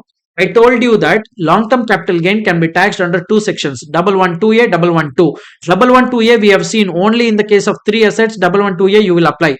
In all other assets case, you will apply 112 for long-term capital gain taxation. First thing is unlisted securities or shares. If the here also the cutoff date of 23/7/2024 will apply. If you are transferring these assets before 23/7/2024, then you will apply these rates. Okay, va? Unlisted securities or shares transferred before 23/7 2024, and if it is transferred by a non-resident or a foreign company, in that case the rate of tax shall be 10%. But mind you, no indexation and no foreign currency fluctuation benefit is given to them. In the case of all other assessees, 20% with indexation benefit will be given if you are transferring unlisted securities or shares. If you are if you are selling listed shares or a zero coupon bond, but other than units, listed shares, if you are selling, in that case you have an option of 10% without indexation benefit or 20% with indexation benefit, whichever is more beneficial to you. Listed securities or a zero coupon bond. Mind you, here these listed securities other than units and zero coupon bonds, this is other than those 112A listed securities and units. All other assets you will apply 20% without 20% with the indexation benefit. But mind you, indexation benefit, I already told you, it is not applicable currently. Are you getting it? We have seen the cutoff date under indexation provision only. When the transfer takes place on or after 23/7/24. So before 23/7/2024 there was an indexation benefit, but now onwards, on or after 2020 23/7/2024, if you are selling any asset, though it is a long term capital asset, indexation benefit you will not get.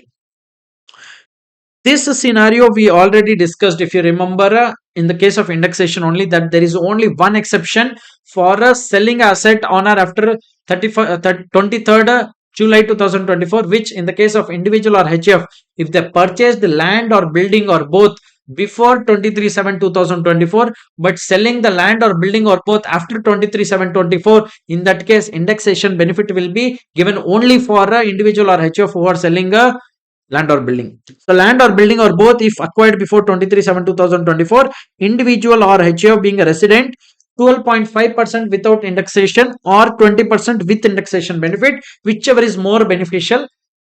As per that rate, they can pay tax on that long-term capital gain. All other assessees is mandatorily required to pay tax on the land or building or both selling after 23/7/24 at the rate of 12.5% without any indexation. So land or building or both if acquired after 23/7/2024, then there is no indexation benefit. Straight away you will pay tax under the rate of 12.5%. So acquired land or building or both acquired before 23/7/24 by an individual or HF and selling that land or building or both after 23/7/24, in that case only you can compare two things. One, 10%, 12.5% without indexation, 20% with indexation. Is it clear? Next. There are some important notes. In case of residential HF, the basic exemption limit, if it is not totally exhausted, long-term capital gain can be reduced to the extent of unexhausted basic exemption limit. Once again, now, debentures and bonds. If you are selling debentures or bonds, transfer, redemption, maturity of listed, unlisted debentures or bond before 23/7/2024, then long-term or short-term capital gain based on a period of holding. Transfer or redemption or maturity of unlisted debenture or bond on or after 23/24, always short-term capital gain. This is nothing but the section 55 which we discussed. If you remember here, this is talking about, this section was, where is it? Somewhere we discussed 50 AA here. All the time it will be short-term capital gain that it is discussing about. Next. Long-term capital gain from transfer of listed shares other than listed shares which are covered under 112A or debentures of an Indian company acquired in foreign currency will be taxed as follows. 20% without indexation but with foreign currency fluctuation, because this is in the case of non-resident or a foreign company. Non-resident foreign company acquired in foreign currency, in that case 12.5% without indexation but with foreign currency fluctuations on or after 23/7/2024. Deductions under chapter 6A cannot be availed under section 112. So this ends our capital gain discussion. Thank you so much. So let's begin our next topic, which is income from other sources. First, see, we already know there are five heads of income under Income Tax Act: salaries, PGBP, income from house property, capital gains, and income from other sources. If you look at those four heads, salary or PGBP or capital gain or income from house property, there are specific incomes which are getting taxed under these heads. So if any income is not specified under those four heads, it will automatically get taxed under this head, which is income from other sources. Any income which is not taxable under the head salary, income from house property, PGBP, or capital gain shall be taxed under income from other sources. Is it clear? Now, there is a charging section, which is the section 56, which gives you a list of incomes which will be taxed under income from other sources. The first income given is dividend income. What is a dividend? If a company earns very good profits, it will give away those profits to owners of the company. Who are the owners? Shareholders. So if any profit is given to the shareholders, that is called as a dividend, and that income whatever received by the shareholder is called as a dividend income, and that dividend income will be taxed in the hands of the shareholder. Is it clear? Now, there is a concept called as a deemed dividend, boss. There is a concept called as a deemed dividend. Sir, what is this deemed dividend? It actually is not a dividend, but the income tax act will deem that as a deemed dividend. Let me take one example.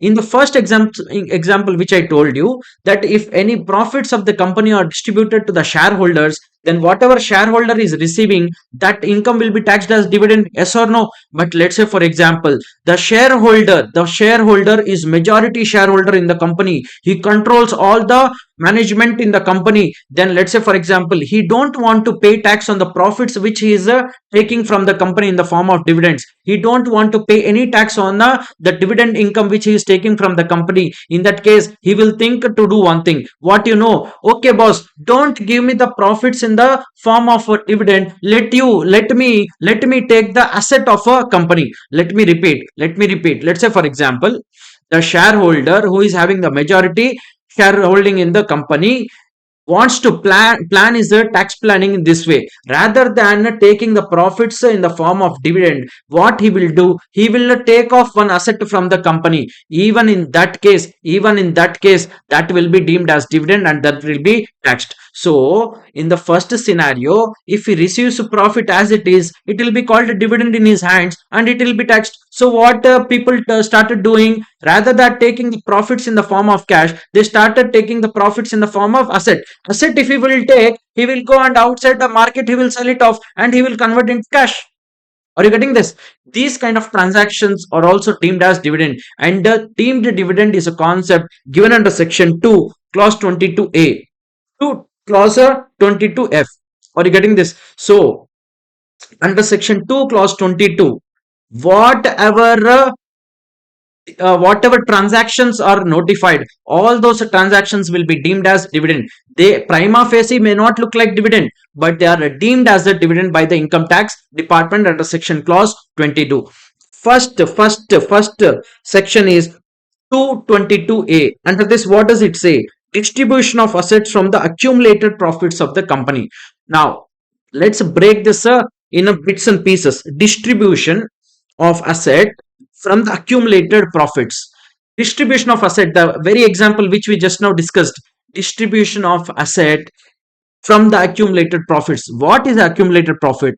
Accumulated profit is nothing but reserves. Reserves, there may be two types: revenue reserve, capital reserve. Are you getting this? There may be these and all you would have already read in your accountancy. There are two kinds of reserves. One is revenue reserve, the other is a capital reserve. Yes or no? So whatever reserves the company has, that is accumulated profits only. No, if once the company earns profits, out of that little bit is already given as the dividends to the shareholders. Whatever is left out, that will be called as reserves only. Where you will see reserves in the balance sheet, on the liability side, just below the share capital, you will see reserves. Are you getting this? Any distribution of accumulated profits, whether capitalized or not, by a company to its shareholder is deemed as dividend. Sir, I am not understanding, sir. Any distribution of accumulated profits, we are understanding that the distribution of accumulated profits, reserves in hand, whether capitalized or not. What is this, sir? See, whether capitalized or not, we will understand with the help of a example. What is that example? Let's have a look.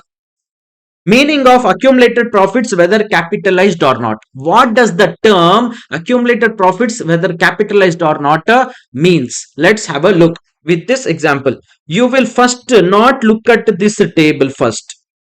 You will only look at this balance sheet which I have given here.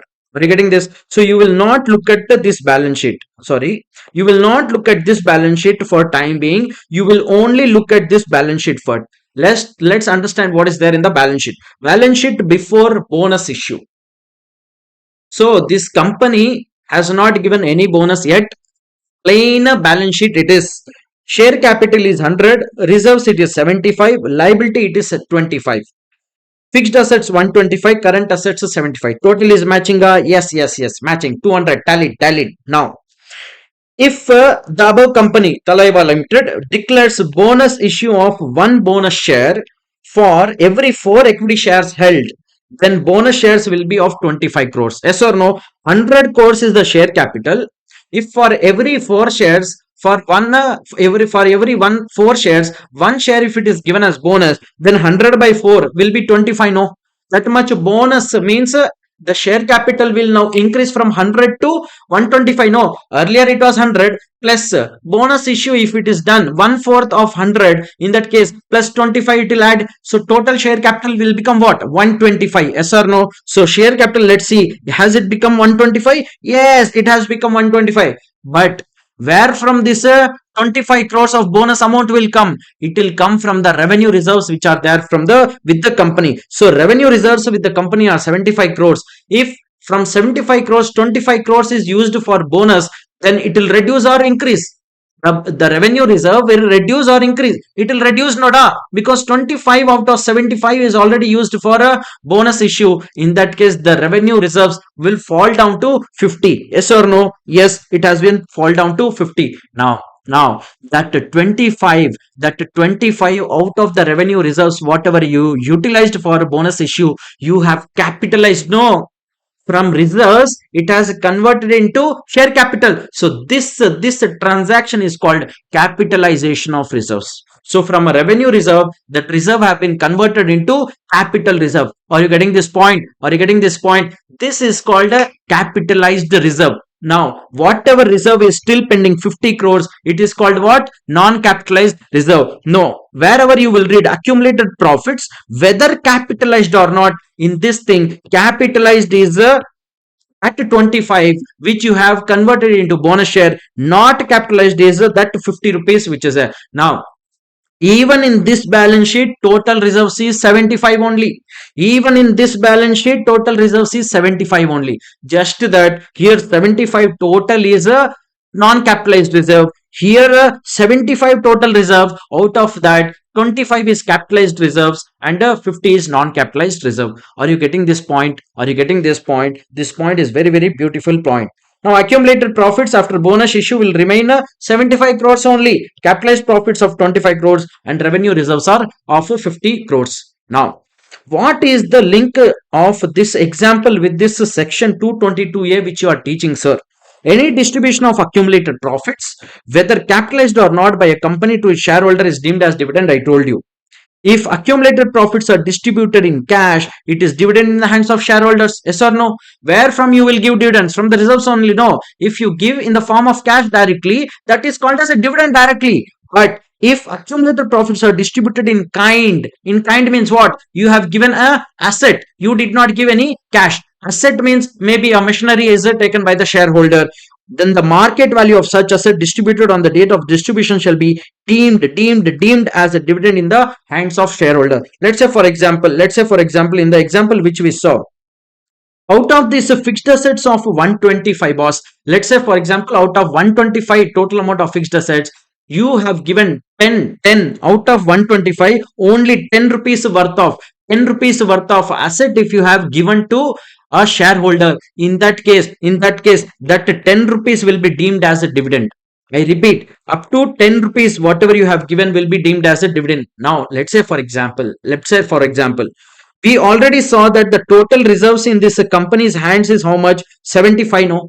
Total reserves in the hands of a company is 75, yes or no? And the total assets is 125, yes or no? Let's say, for example, you have given slowly I am repeating, so just to focus. 75 is total reserves with the company, total assets with the company are 125. Let's say for example you have distributed 90 rupees worth of assets from this 125 to the shareholders. In that case, to the extent of reserves, it says, what is the language used in the section 222?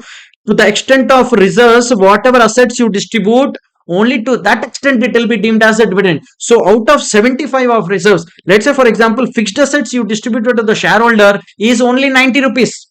Out of 125 of a fixed asset, 90 worth of a fixed asset you have given to your shareholders. In that case total 90 will not be deemed as dividend, because your reserves are only 75 rupees. So to the extent you have the accumulated profits or reserves, only to that extent whatever assets have been distributed to the shareholders will be treated as deemed dividend. In this example, if let's say for example 60 rupees worth of assets are given, then total 60 will be deemed as dividend, because 60 is less than 75, means within the reserves only. If the fixed assets are distributed 100 rupees, in that case only 75 will be deemed as dividend. Are you getting this? If 80 rupees worth of assets are given to shareholders, then only 75 will be deemed as dividend. If 50 rupees worth of assets are given to shareholders, in this case only 50 will be deemed as a dividend in the hands of shareholders. This same concept of whether capitalized or not,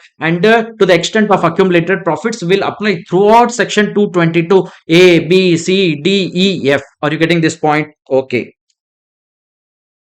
In case of a bonus shares, there is no release of assets, hence there is no deemed dividend, because we saw that in the case of a bonus issue, just that the capitalization of profit happened, but no asset has went out of the company. Next, distribution of debentures, deposit certificates to shareholders, and bonus share to preference shareholders.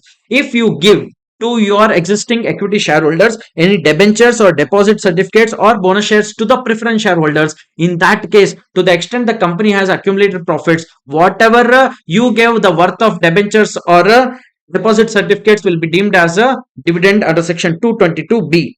In the case of liquidation, you know that in the case of liquidation, the company, what it does, whatever is left out assets are there, it will distribute to its shareholders. If in that event of liquidation any assets are distributed to the shareholders, to the extent the company has accumulated profits, whatever distributed to the shareholders will be deemed as dividend in the hands of shareholders.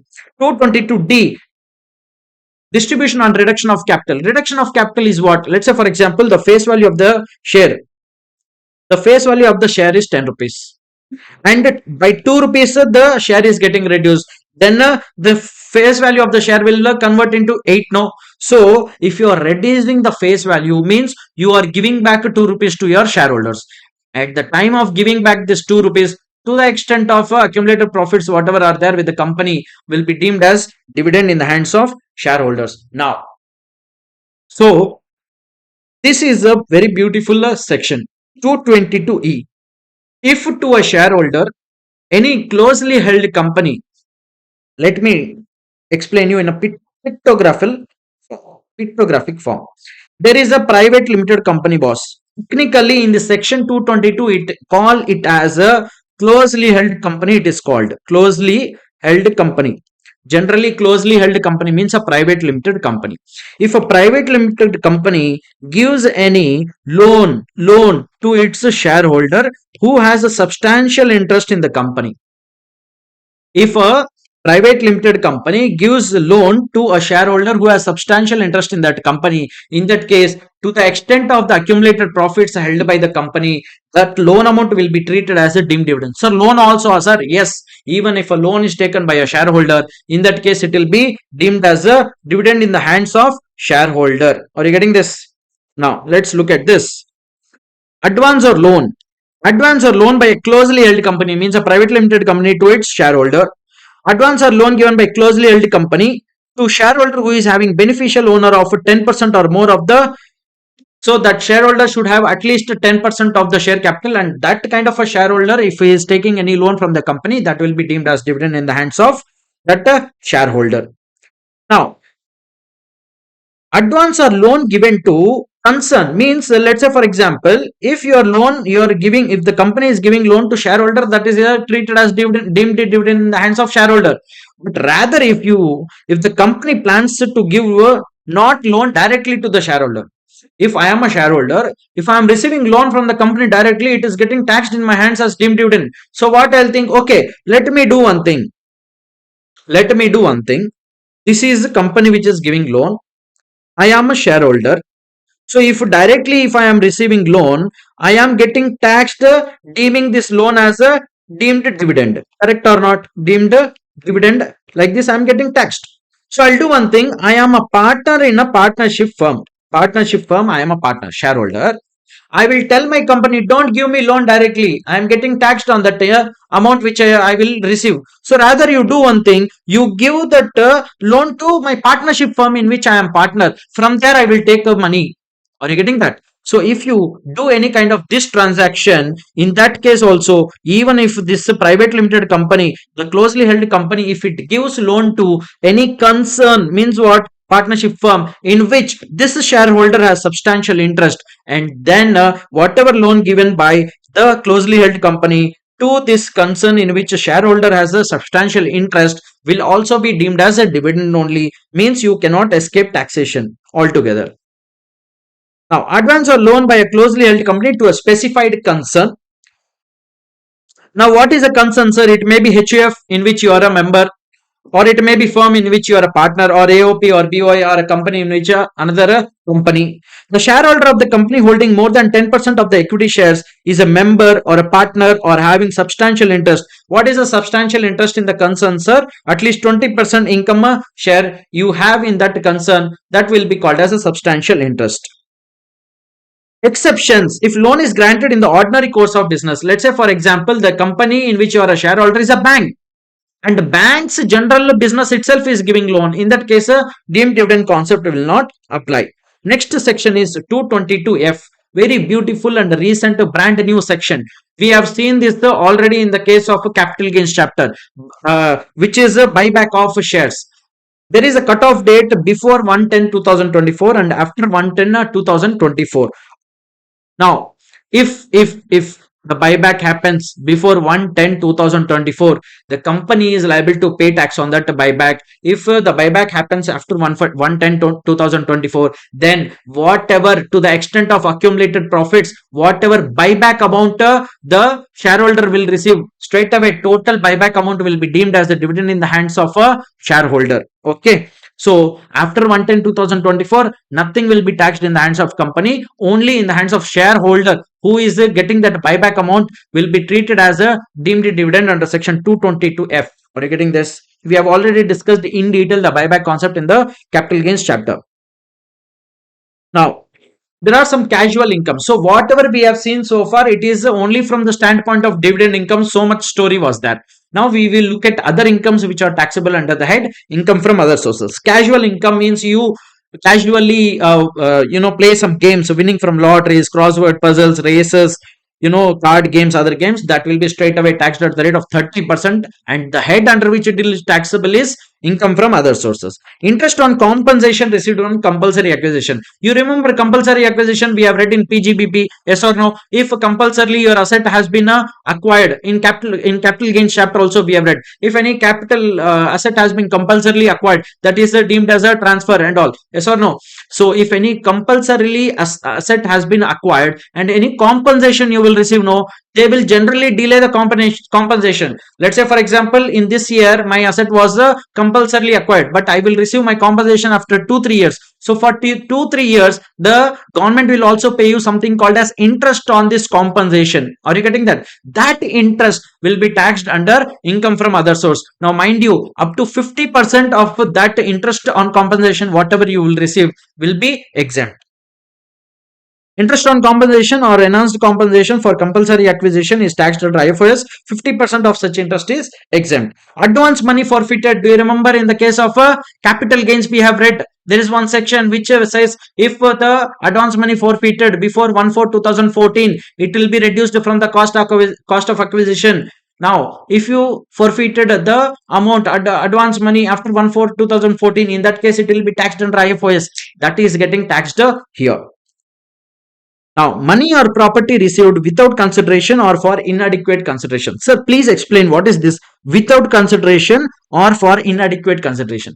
Without consideration means freely you are receiving, boss. You did not pay even a single rupee. With inadequate or for inadequate consideration means you paid some money, but you did not pay for the full value of the asset. Let's say, for example, there is a 1 lakh worth of asset I am buying. 1 lakh worth of asset I am buying. I only paid 20,000 to that person and he gave me asset. That is called inadequate consideration. Without consideration means what? Freely I got 1 lakh worth of asset. Are you getting that? Now, these are the assets which are mentioned if you receive without consideration or for inadequate consideration. In that case, that whatever you have received, the benefit only. No, if you receive something for free, that is benefit for you. Or if you receive something for lesser value, actual value is 1 lakh, you paid only 20,000, then 80,000 is benefit for you. No, that benefit will be taxed in the receiver's hand. Means your hand under the head income from other sources, and that will be taxed under section 56(2)(10). Money or cash. If someone is giving you freely cash or money, in that case whole amount will be taxed under IFRS if the same exceeds 50,000 rupees.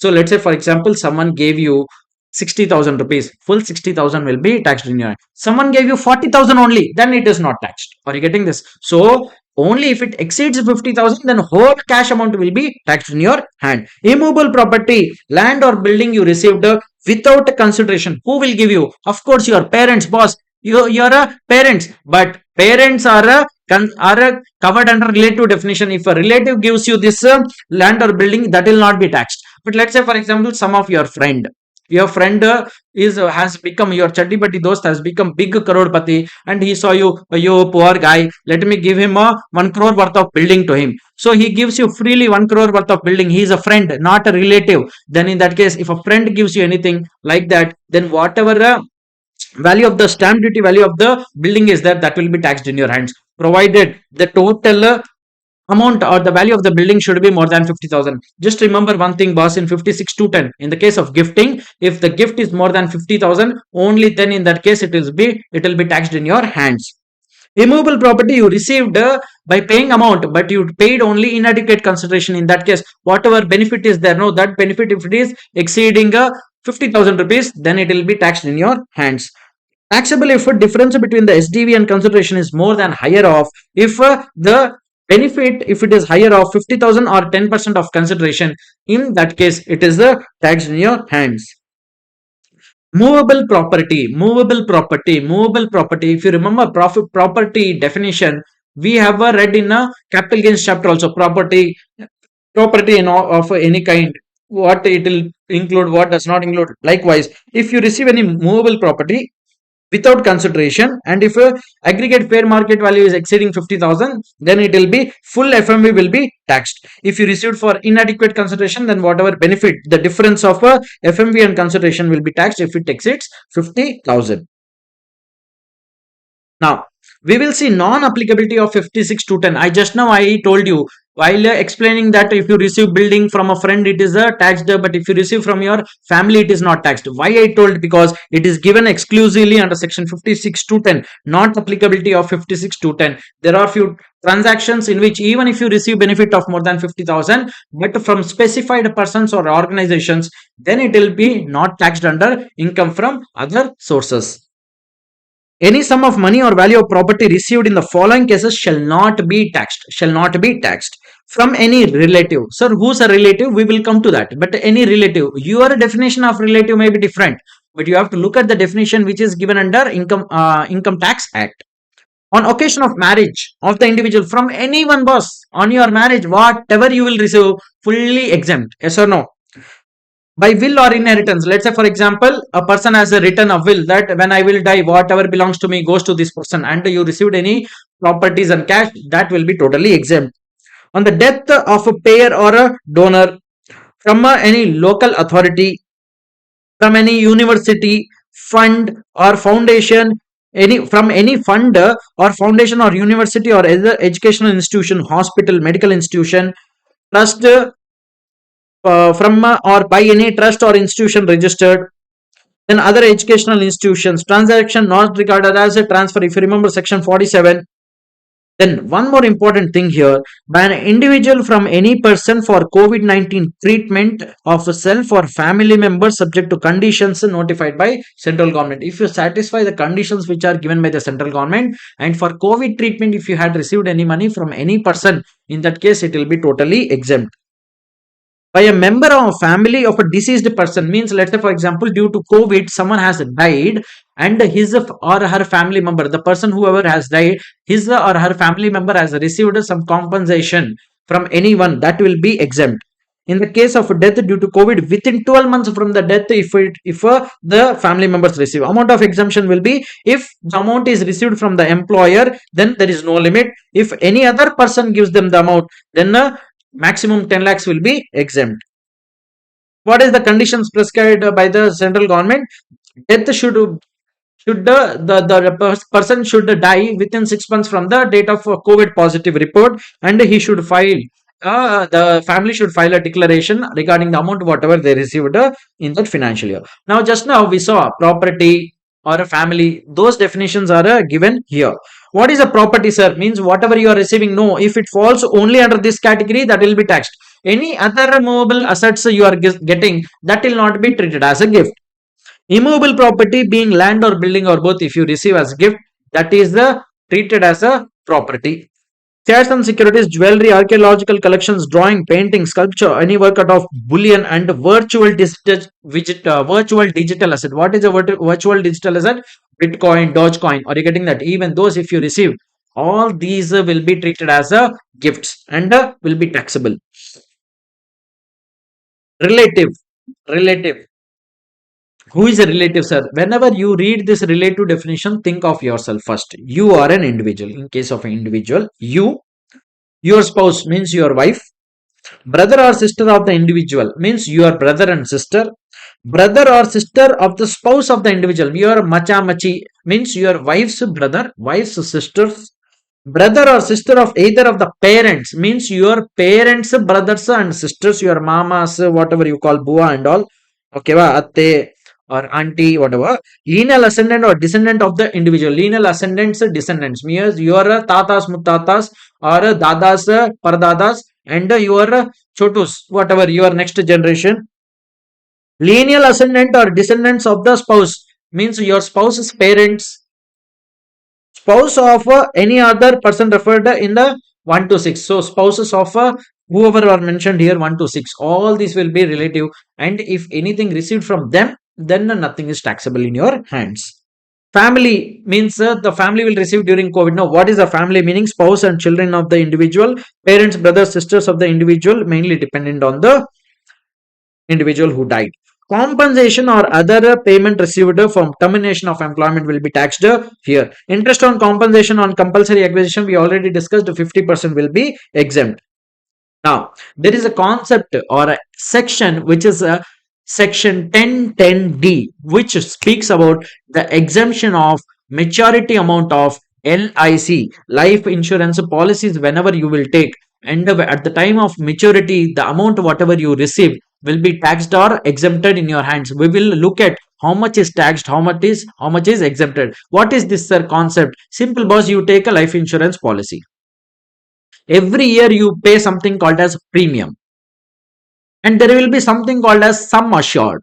Sum assured means if something happens to you, how much assurance is given by the life insurance company that they will pay you or your family members the money. That is called sum assured. What you pay on an annual basis is called premium. Maturity, when it will happen, let's say for example the policy duration is 10 years. Up to 10 years, nothing happened to you. Then at the end of 10th year, you can happily go and tell boss, whatever I paid up for so many years, 10 years, you give me back that money with the bonus, interest, whatever. Then they will give you back that money. Are you getting that? With the including bonus and all. This is generally the concept of life insurance. Now let's look at what is that portion of amount which will be exempted in your hands. Any sum including bonus received under life insurance policy is exempt under section 1010D. It is not as simple as this line saying that everything is exempt. If everything is exempt, then why are we reading here? The following table summarizes the exemption available under section 1010D. Before getting into this section 1010D, you have to recall section 80C, boss. In 80C, if you remember, you had read one thing called as a life insurance premium contributions. If the policy taken before 1/4/2012, then up to 20% of sum assured is allowed. If a policy taken after 1/4/2012, up to 10% of the sum assured is allowed as a deduction under section 80C. If a policy is taken after 1/4/2013 for a specially able person under 80 who is having a disability, in that case, up to 15% of the policy amount is allowed. That you have to recall because you have to connect it in this section also. Life insurance policy before 1/4/2003. Before 1/4/2003, it is fully exempt. Means taxability of sum including bonus received by the what is exempt? The maturity amount, whatever you will receive, that amount is exempt. It is saying means after the life of the policy will end, whatever amount you will receive, no, that is fully exempt. If the policy was issued between 1/4/2003, but before means after 1/4/2003, but before 31/3/2012, if it was issued, in that case, if premium for any year which you paid during those years, if it was up to 20%, then the maturity amount will full exempt.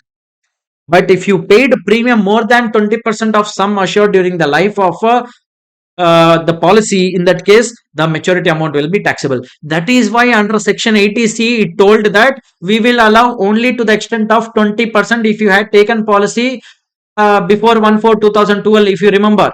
Yes or no? So before 1/4/2012, if you had taken the policy, only up to the extent of 20% of the sum assured was allowed. No, yes or no? But you did overaction and you paid in excess of 20%. That will have impact here. If you paid more than 20% of sum assured as a life insurance policy and you wanted to claim deduction there, then here also it has impact. Then the maturity amount will get taxed. So if you paid the premium of the policy less than 20% of the sum assured, then at the time of maturity, whatever amount you will get will be totally exempt. But if you any duration of the during the life of the policy you paid for any 1 year, for even 1 year you paid more than 20% of the sum assured amount as a premium, then at the time of maturity, whatever amount you receive will be fully taxed in your hands.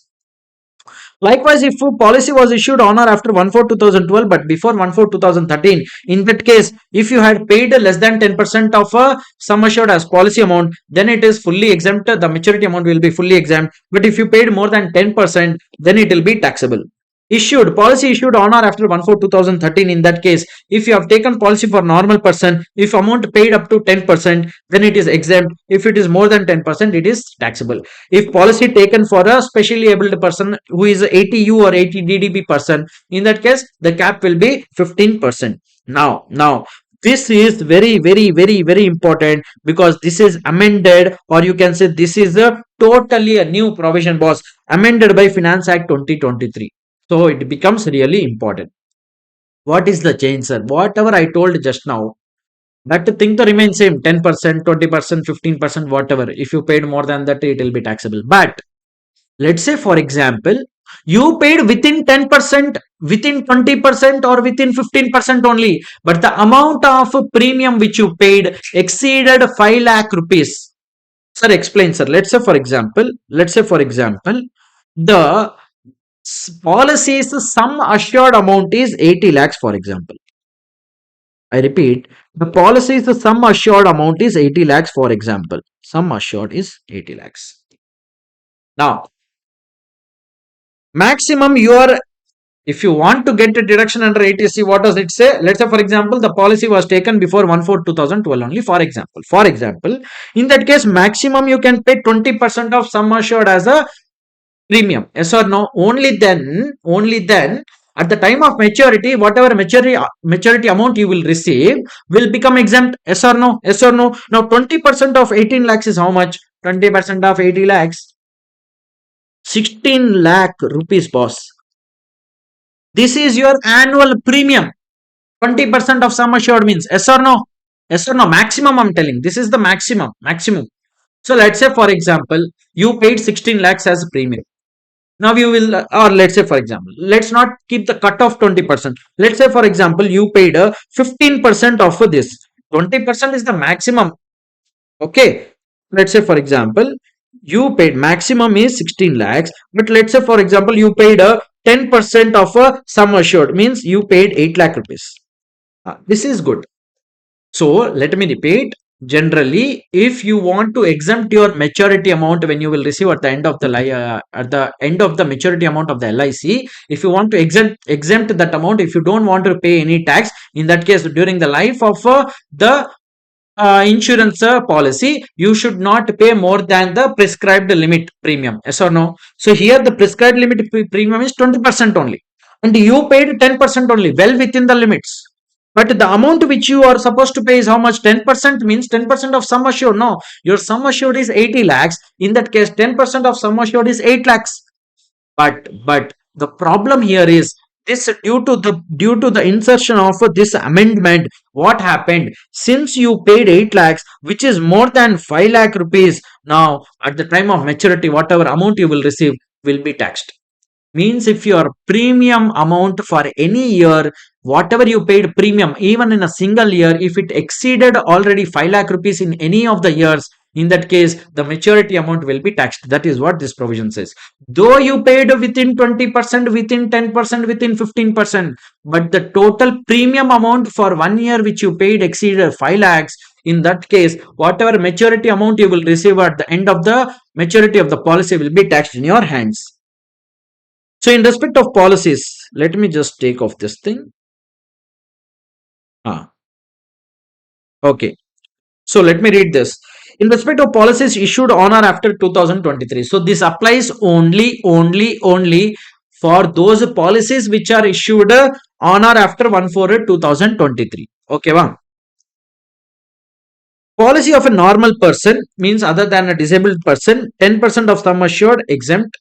10% of sum assured, more than 10% if you paid it, taxable. In case of 80U, 80DDB, same 15%.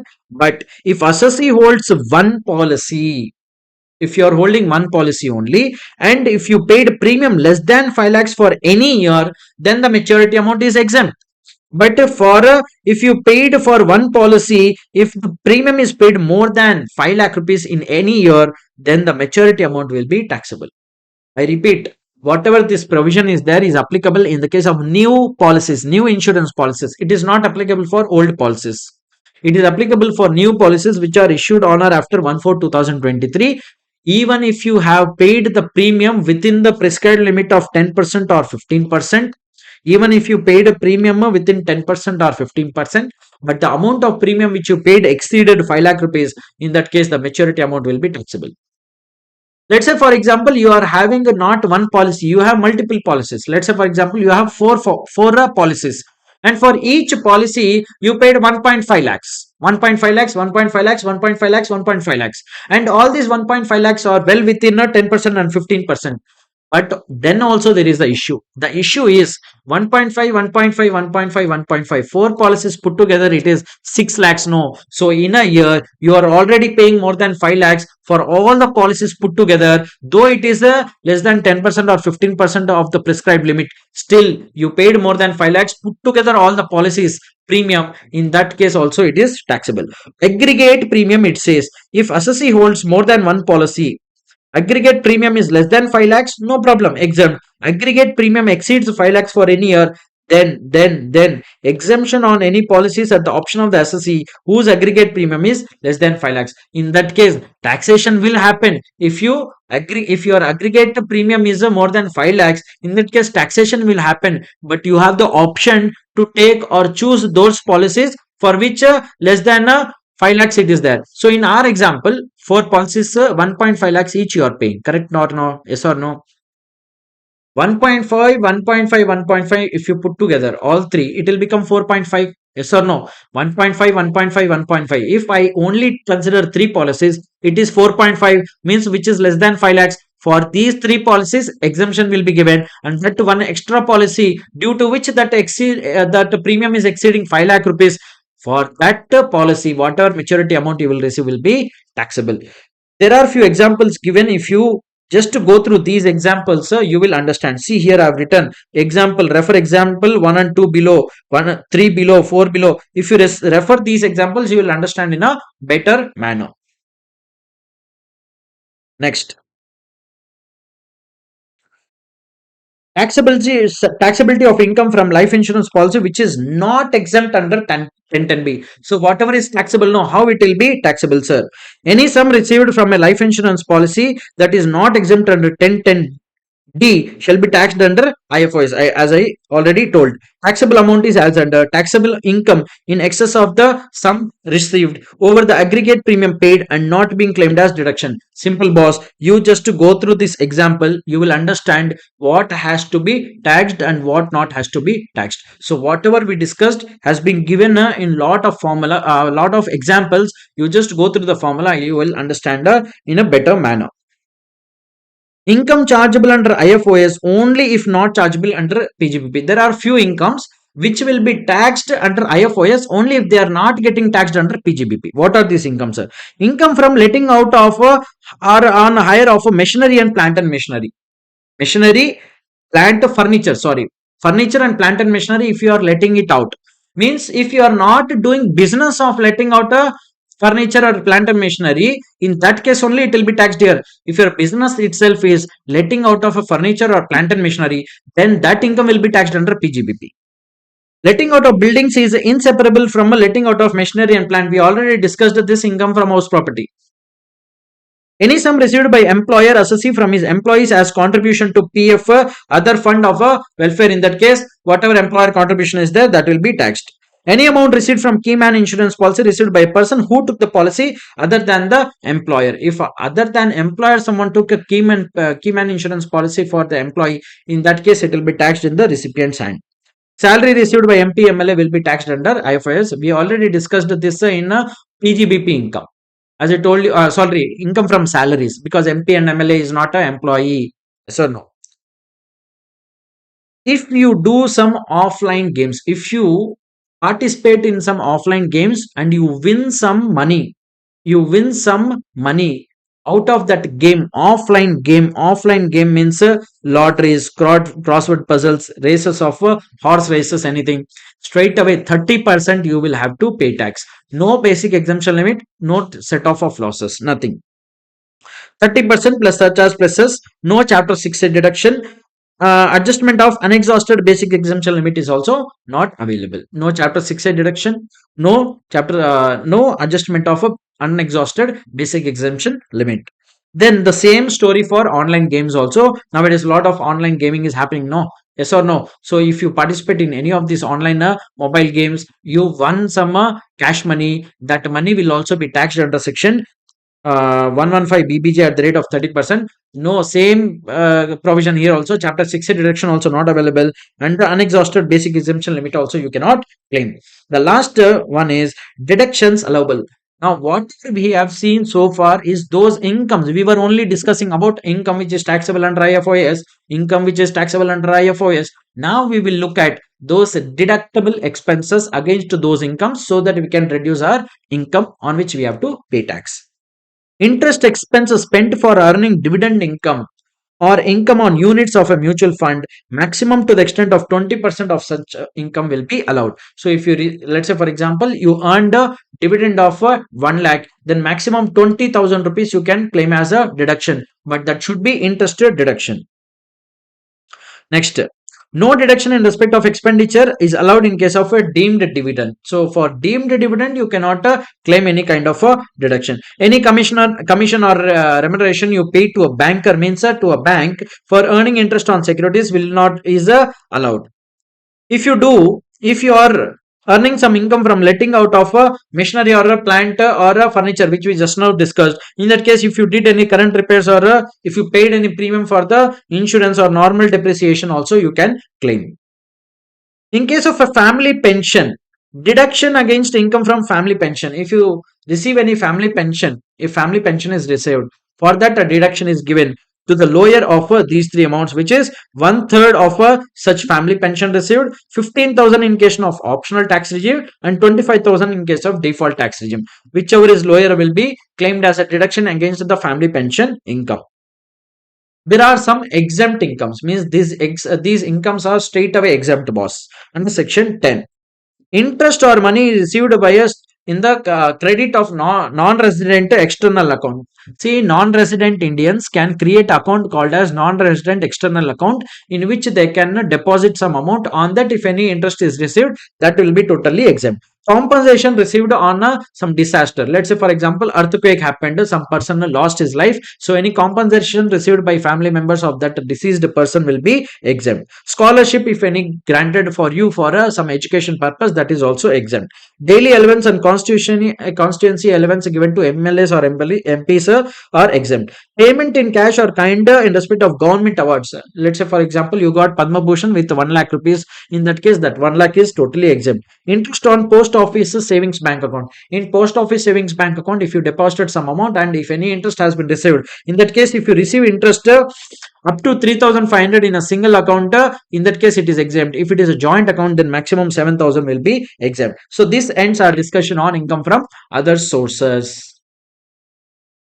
Hi guys, let's begin our discussion on the next topic, which is deductions from gross total income. First question is, what is gross total income?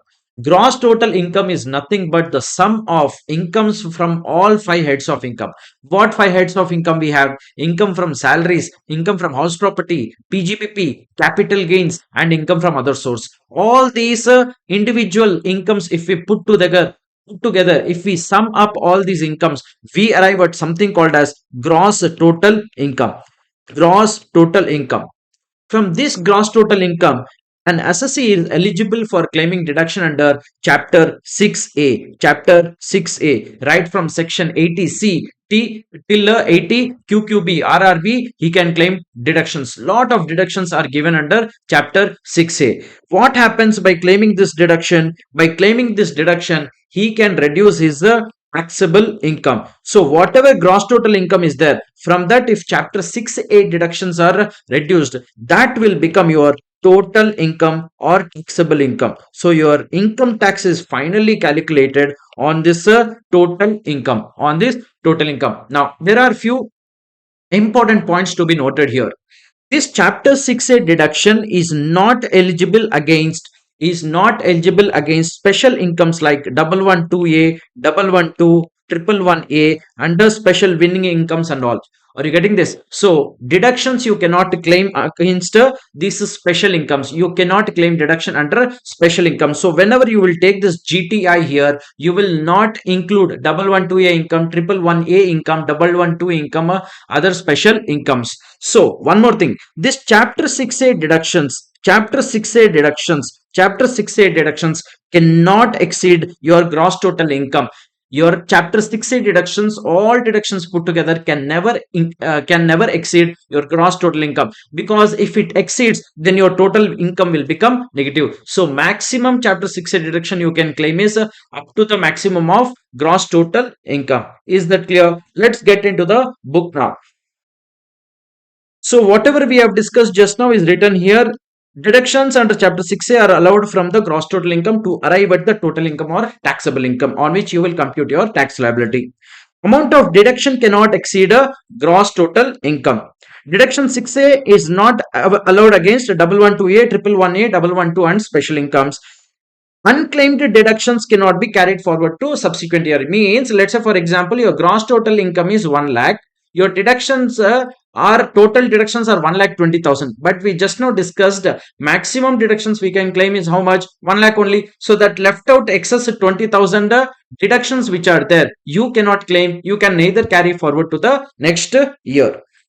Now, very, very important. We know that in the case of individual HUF, AOP, POI, AJP and all, there are two kinds of tax regimes. What are the tax regimes? Optional tax regime and default tax regime. Now, keep in mind, very, very important point whenever you read deductions chapter, number one point, under optional tax regime, all kind of deductions are allowed. Under optional tax regime, all kind of deductions are allowed, but under default tax regime, only three deductions are allowed. What are those, sir? 80 ccd, 80 ccd2, 80 cch2 and 80 jjaa. Under default tax regime, only these three deductions are allowed, boss.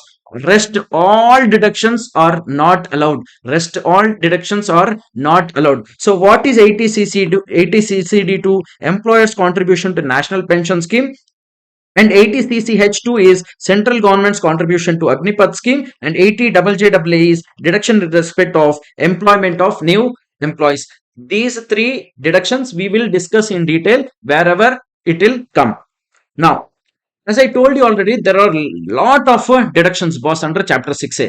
The first deduction is under section 80C. Under section 80C, this deduction is specifically in respect of specified investments. So in order to claim the deduction under section 80C, you have to make some sort of investments. You have to spend some money. If you invested this money in this list of things which are given under section 80C, you can claim deduction. There is a huge list given. If you invest in any of these things, you can claim deduction under section 80C. First, let's see to whom it is applicable. So it is applicable for individual and HUF. It is applicable only for individual and HUF. Maximum deduction you can claim under this section is 1,50,000. Sir, 1,50,000 for each of the investment? No, boss. For all the investments what are given under 80C, for all the investments put together, maximum it is 1,50,000. What are these investments, sir? The first investment given is premium paid on life insurance. Premium paid on life insurance. Sir, is it only with the life insurance corporation, LIC corporation only? No, any kind of insurer, even it is a HDFC insurance or ICICI Lombard insurance, any kind of insurance it can be. If you have taken an insurance policy, if you are paying premium for the insurance policy, in that case, that is eligible for deduction here. Sir, for whom the insurance should be taken? If you are an individual, you can take insurance for yourself, means individual, spouse, child, and child can be either minor or a major child. If you are a HUF, in that case, you can take the HUF can take policy for the members of HUF. Now, how much of premium which I am paying is allowable, sir? See, very simple, boss. If you have taken life insurance policy before 1/4/2012, in that case, maximum you can get up to premium of 20% of a sum assured. I repeat, if you have taken policy before 1/4/2012, in that case, the amount of deduction what you can claim under section 80C is actual premium which you are paying, or 20% of a sum assured, whichever is lower will be eligible for deduction under 80C. But if you have taken policy on or after 1/4/2012, in that case, actual premium paid or 10% of sum assured. Sum assured means what? How much of assurance is given by that policy. That. So if the person who is taking the policy is a person with the 80U or 80 DDP disability, and if the policy is taken after 1/4/2013, in that case, up to 15% of sum assured is eligible for deduction under section 80C. Premium paid towards a deferred annuity. Now, whatever we have seen is only LIC, life insurance premiums. There are other items also which are eligible for deduction under section 80C. Let's look at them quickly. Deferred annuity, if you have a deferred annuity premium, if you have paid anything, statutory contributions to statutory provident fund, recognized provident fund, public provident fund, if any of in these funds, if the contribution is made, that also is eligible for a deduction. Even for a public provident fund, the deduction, the contribution can be made for either individual spouse or child, or for any member of a HF. If you have made contributions to superannuation fund, or if you have deposited any amount in Sukanya Samriddhi account. Sukanya Samriddhi account is for girl childs. If their parents wants to deposit some amount in this account, that is also eligible.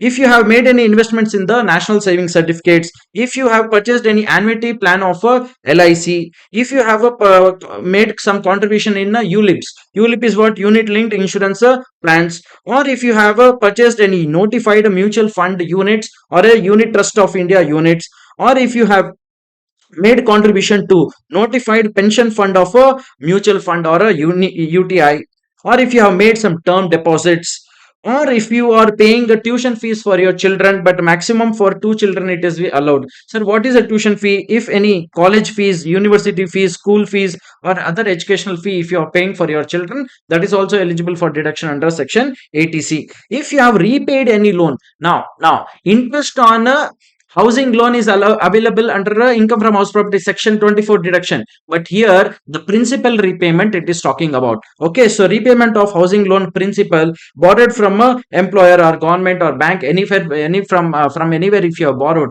if you are repaying the principal part of a loan for house, then it is allowable here. If you have subscribed or purchased to certain equity shares or debentures or mutual fund, that is also eligible. If you have put your money in 5-year term deposit or notified bonds or 5-year post office time deposit or senior citizen savings scheme or national pension scheme. So there are totally 20 items given, boss, right from LIC, first one which we discussed, till national pension scheme. 20 items, 20 options you have. Wherever you want, you can invest. But mind you, all these 20 items investments put together, the maximum deduction you can claim under section 80C will be 1,50,000. It is not for each item. Is it clear? Now, next one is 80CCC. 80CCC is for a pension fund of LIC. So, if you are making contribution in a pension fund maintained by a life insurance corporation or any other insurance corporation, in that case, maximum 1,50,000 you can claim deduction under section 80CCC. But this is also subject to CCE. One section is there. We will come to that. The next section is 80CCD. So deduction under 80CCD. This is also contribution to a pension fund only, but this pension fund is maintained by the central government. What we have discussed in 80CCD, pension fund was maintained by LIC, but here the pension fund is maintained by National Pension of Central Government. Are you getting this? Now, who is eligible here? Individual is eligible. Mind you, under 80CCD, there are 3 subsections. 80CCD has 3 subsections. 80CCD1, 80CCD1B, 80CCD2. 80CCD1, 80CCD1B, 80CCD2. See, in 80CCD, you can either be an employee or a self-employed person who is making contribution in this pension fund. And 80CCD1B also same, but it is in addition to 80CC1, you are getting additional benefit. So if you are already contributing in 80CCD1, in addition to whatever benefit you are getting in 80CCD1, you will, in addition to that, you will get a benefit under section 80CCD1B also. 80CCD2 is generally for the employer's contribution. 80CCD1 is for employee or self-employed person who are making contributions. And 80CCD1B is in addition to 80CCC1. Are you getting this? Now let's have a look at this. 80CCD1, if you are an employee, in that case, lower of actual contribution or 10% of salary will be given as a deduction under 80CCD1. If you are a self-employed person, in that case, lower of actual contribution or 20% of gross total income is eligible for deduction. Now your doubt will be, sir, what is the salary, sir? What is salary? Salary is nothing but the basic plus dearness allowance in terms. Are you getting this? Next. As I already told you, 80CCD1B is in addition to 80CCD1. How much, sir? Additional deduction of 50,000 other than 80CCD1 you will get. How does this work? Let's take one example. If assessee's national pension scheme contribution is 1,40,000, for example, And the gross total income is 5,50,000. Why they are giving gross total income? Because I told you 80CCD1 is applicable for self-employed also. So self-employed will not have salary. No, he will have what? Gross total income. See here, 20% of GTIE is eligible. Yes or no? So his gross total income is 5,50,000. He made contribution for 80CCD enough of 1,40,000. Then what is the eligible amount which he can claim deduction?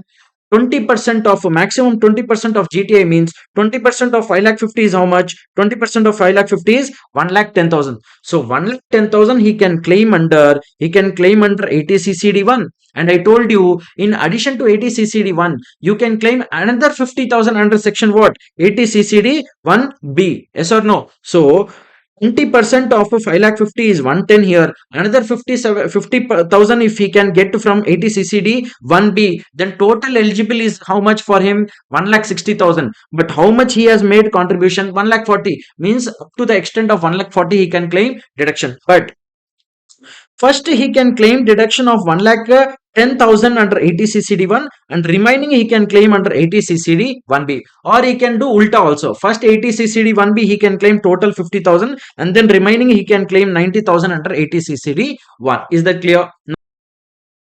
So 80CCD2, employer contribution by central government or state government or any other employer.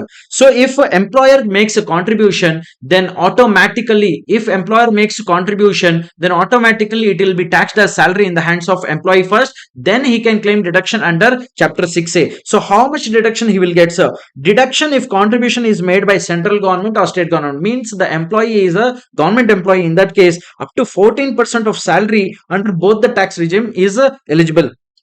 But if the deduction is contribution is made by any other employer, so if the employee is employed by a private organization, in that case up to 10% of salary, if the employee is paying tax under optional tax regime, and 14 up to 14% of salary if the employee is paying tax under the default tax regime. Now keep in mind one thing: if out of this national pension scheme, if the employee withdraws the amount at the time of closure of the national pension scheme account, in that case only 60% will be exempt and 40% will be taxable. Whereas if he withdraws a partial amount before the closure itself, in that case only 25% will be exempt, rest 75% will be taxable. Now there is a section called as 80CCE. There is one big twist here, boss. What is the twist, sir? Very simple. For section 80C, please keep in mind this thing. For section 80C, I told you maximum deduction available is 1,50,000. Yes or no? For again 80CCC, if you remember that pension scheme of a LIC, for that also we discussed that maximum deduction allowed is 1,50,000. And 80CCD1, we have just now seen that 20% of GTI or 10% of salary, whatever. All these three put together, now this section says that all these three sections put together maximum I'll give 1,50,000.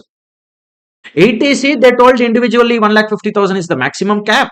80CCC the section told that 1,50,000 I will also give maximum cap. And 80CCD1 also has the different limits. But all these three sections put together, now 80CCE says that all these three sections put together maximum you can get is 1,50,000. OP for you all. Okay. Okay. Next. There is a section called 80CCH. 80CCH is applicable in the case of Indian youth who are in the Indian Armed Forces, and if the government makes any contribution to the Agnipath scheme, in that case 100% if the contribution made by government or a contribution made by that young person who is the employee, means that Agniveer, if he also contributes, in that case 100% is allowed as a deduction. Next comes the very important, which is 80D. See, under 80D you can claim deduction for four kinds of expenses, boss. One, medical insurance. If you take a health policy, health insurance policy. Central government health scheme, if you deposit some amount or contribute some amount in a central government health scheme. Preventive health checkup and medical treatment. So I repeat, there are four kinds of payments you can make in relation to your health. Number one, you can either take a health insurance policy. Number two, you can contribute in a central government health scheme. Number three, preventive health checkup you can go for preventive health checkup. And number four, treatment of a disease which is there. Out of these four expenses, three expenses are given here, and fourth expense, medical expenditure, is given here. Whenever you read this table, you have to read like this only. Whenever you will read this table, you read like this. Three expenses are given above, one expense is given here. What are these three above and one under, sir? Three out of three. First one is medical insurance premium, which I told you, central government health scheme contributions, and preventive health checkup. Here what is given is medical expenditure. We will look at it in a short while. Before that, for whom this 80D is available, sir? 80D is available for individual and HF. And for whom this expenditure should be done, sir? For this medical insurance, central government health scheme, preventive health checkup, treatment, for whom? If you are an individual, in that case, yourself, spouse, parents, and dependent children only. Simply you can keep in mind, D means dependent children. Parents can be dependent or independent, no issues. In the case of HF, any member of a HF. So next one, mode of payment. Only if you make a payment other than a cash mode other than cash, in any of these four expenditures, then only you are eligible to claim deduction under 80D. Now we will look at, sir, what is the amount of deduction I can claim under section 80D? See, you need to bifurcate this 80D into three categories, boss. Number one, you are taking for yourself, for your spouse, for your dependent children. Parents are not allowed. For parents separately, they are giving one limit. For your family means what? Who? You, your spouse, and your dependent children. You are categorized as a family. Your parents are separate, and the HF, for HF again there is a separate limit. So first look at only this column, boss. Only this column. Okay. If you have a spent for medical insurance premium, central government health in scheme you have contributed, or for preventive health checkup if you have spent anything, all these put together, maximum you can get is 25,000 of a deduction. But let's say, for example, if you or your spouse or dependent children, any of these three people is a senior citizen, anyone, not everyone, any one of you or your spouse or dependent children is a senior citizen, in that case another 25,000 will be added. Means if anyone is a senior citizen, this 25,000 cap will become 50,000 maximum cap it will become. Now let's say, for example, in any of these three people, you don't have a health insurance policy. In any of these three people, you don't have a health insurance policy, then you can claim medical expenses. You can claim deduction of medical expenses. That medical expenses only for senior citizen it is available, which is maximum 50,000. I repeat, if you are taking a health insurance policy or central government contribution, contribution if you are making, or preventive health checkup if you have taken, generally the limit is 25,000. But any of these three people are senior citizen, in that case the cap will become 25,000 plus 25,000, which is maximum 50,000. But let's say, for example, any of these three, if a person is a senior citizen of 60 years or more, and if there is no insurance, in that case you can claim something called as a medical expenditure, the actual medical expenditure for which you have spent money. In that case maximum will be 50,000. Are you getting this? Next, if you are taking a policy for your parents, but for your parents you cannot contribute for central government health scheme, it is not eligible. If you have taken preventive health checkup for your parents, separately another 25,000. So for your family 25,000, for your parents also 25,000, separately you will get. But if your parent, any of your parent is a senior citizen, there also 25,000 will become a 50,000. So another 25,000 in addition you will get. So if for your parents also, if they are a senior citizen and they don't have a health insurance policy, then they can claim they can claim deduction of a medical expenditure which is spent to the extent of maximum 50,000. In the case of a HUF, for the members of HUF, if the HUF has made payment for any of these expenses, maximum 25,000 is allowable. If any member is a senior citizen, in that case another 25. So 25,000 is eligible. So 25 plus 25 will become 50,000. If the members do not have the insurance, in that case, whatever medical expenditure they are spending, that is eligible for deduction to the extent of maximum 50,000. Now, one thing you keep in mind, for medical expenses, preventive health checkup, insurance premium, even for contribution to central health scheme. Even if you are a senior citizen, normal citizen, anything, full maximum deduction you will get is 50,000 only in each case, boss. Though it may look like here the 25 plus 25 plus 50, oh, 1 lakh. No, da. Full, all these three put together, again maximum under A plus B. What is A plus B? I told you here A. This is all coming under A. This is B. Both A plus B, again it is telling 50,000. Generally in our mathematics, what we were taught, A plus B means what? 50 plus 50, it should be 1 lakh. But in income tax, 50 plus 50 is still 50 only. Are you getting this? So maximum you can get is 50,000 only. And for preventive health checkup, for you, your spouse, dependent children, parents, everyone put together, it should be maximum 5,000 only. For parents separately, 5,000 is not applicable. Are you getting this? Next. If you are paying lump sum premium of a health insurance premium, in that case, how will you claim, how will you compute the deduction? Very simple, just to follow this formula. Lump sum premium, whatever you are paying, divided by total number of previous years of a policy tenure. If you want to understand, you can just have a look at this example. You will understand in a better way. Number of previous years you have to take. Now, the next one is 80DD. Dependent disabled person. For a dependent disabled person, you are taking care of a dependent disabled person. Are you getting it? Maintenance and medical treatment of a handicapped dependent disabled person, for whom it is available, resident individuals and HF. Payment qualifying for deduction. Amount of medical treatment, training and rehabilitation of a dependent disabled person. Here the flat deduction is given. Even if you spend 10,000 rupees, 20,000 rupees, does not matter. Flat 75,000 if it is a normal disability for that person. If it is a severe disability, in that case 1,25,000 will be eligible for deduction. Sir, who is the dependent? You can just have a look at this table. You will understand. Next. See, if any amount is received from that life insurance, from the insurance company at the time of death of that disabled person, in that case, whatever amount received by this person who was taking care of this disabled person will be taxable. If the amount is received while the person who is disabled is alive, then it is not taxable. TDB 80 section 80 DDB, deduction in respect of medical treatment of a specified disease. Specified disease. If there is a specified disease for the eligible persons here, we will discuss that. In that case, if you are spending some money, flat deduction is given here. Resident individual and HF, this is applicable.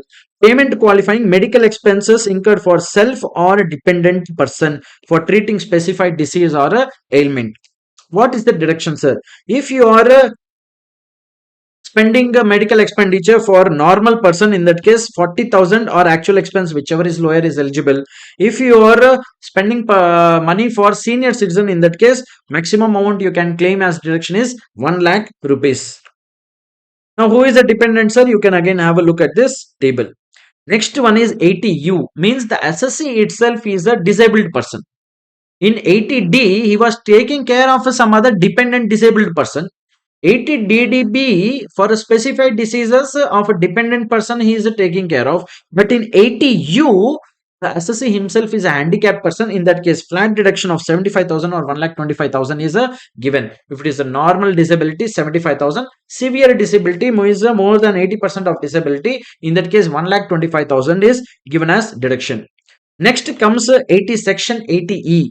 80E for education loan. If you have taken education loan for higher education means after class 12th, if you want to pursue some higher education, be it in India or outside India also, if you want to go and pursue some education, for that if you would have taken any loan, in that case whatever interest payments you make, that is eligible for deduction under section 80E. There is no limit for amount of deduction which you can claim of interest. Mind you, only interest deduction is given. Principal deduction is not given under this section. It is available in the case of a individual. How much is the qualifying? What is the payments qualifying, sir?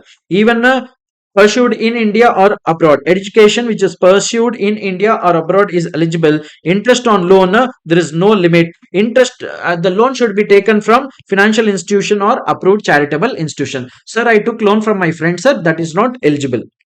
Now, who is a relative is given here. Higher education means after class 12th, as I told you. Period of deduction is very, very important. For how many years I will get this deduction, sir? First, in the first year in which you took loan plus 7 years succeeding. So first year of interest payment plus succeeding previous years.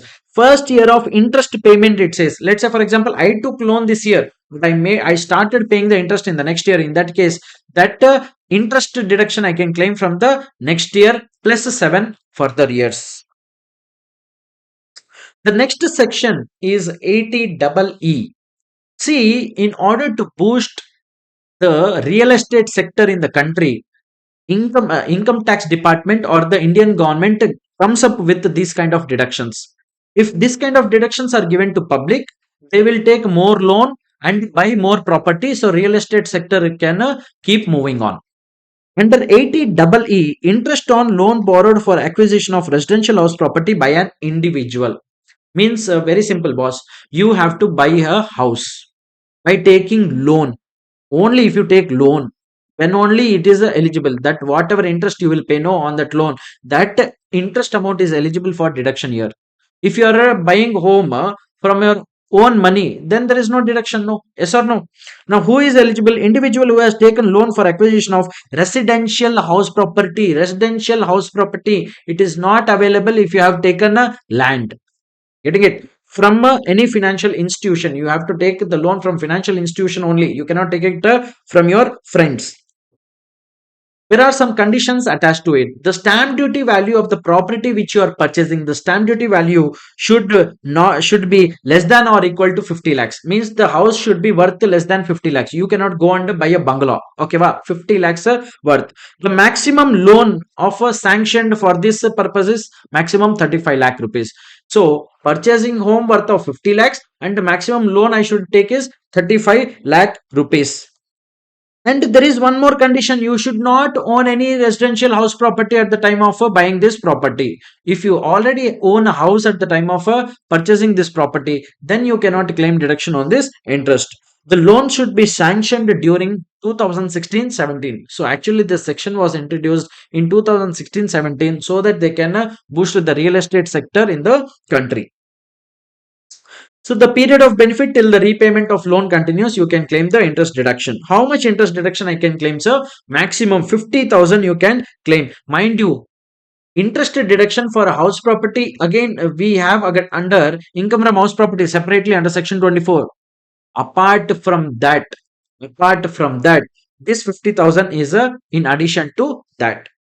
Next, 80EE. See, 80EE, the scheme was only during 16-17. Again, in order to boost the real estate sector, they came up again with a new scheme in 2019 to 2022. So, if you are purchasing a house between 1 April 2019 and 31st of March 2022, then also you can claim deduction under this if you are making payment of interest. But mind you, the same condition of not owning a house at the time of purchasing this property will apply here. Means at the time of purchasing the whole house under this section, you should not own any house. For whom this is applicable, sir? Individual who has taken loan for acquisition of residential house property, same dialogue.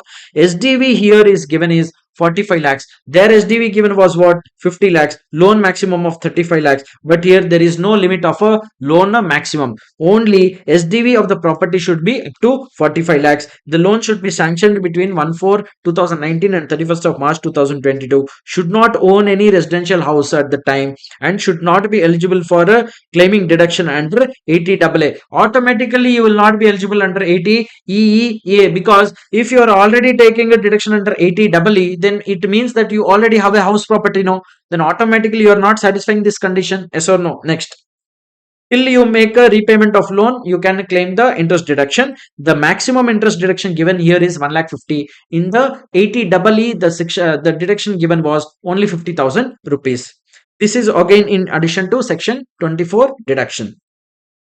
Next, double EB, 80 EEB. You can remember like this. EB means electric bike. You can just remember like this. Interest payable on loan taken for purchase of electric vehicle. So if you are purchasing any electric vehicle, and if you make payment of interest, and if you take electric vehicle on a loan, if you have purchased the electric vehicle on loan, and on that loan if you are making any interest payment, that interest payment is eligible for deduction, maximum 1,50,000. When should you purchase? Between 1/4/2019 and 31st March 2023. In order to boost the go greener in the country, means all the petrol vehicles should be vanished and only the electric vehicles should run. That is why this kind of schemes are run by the government. You should take loan from the financial institutions. For an electric vehicle, you should take loan.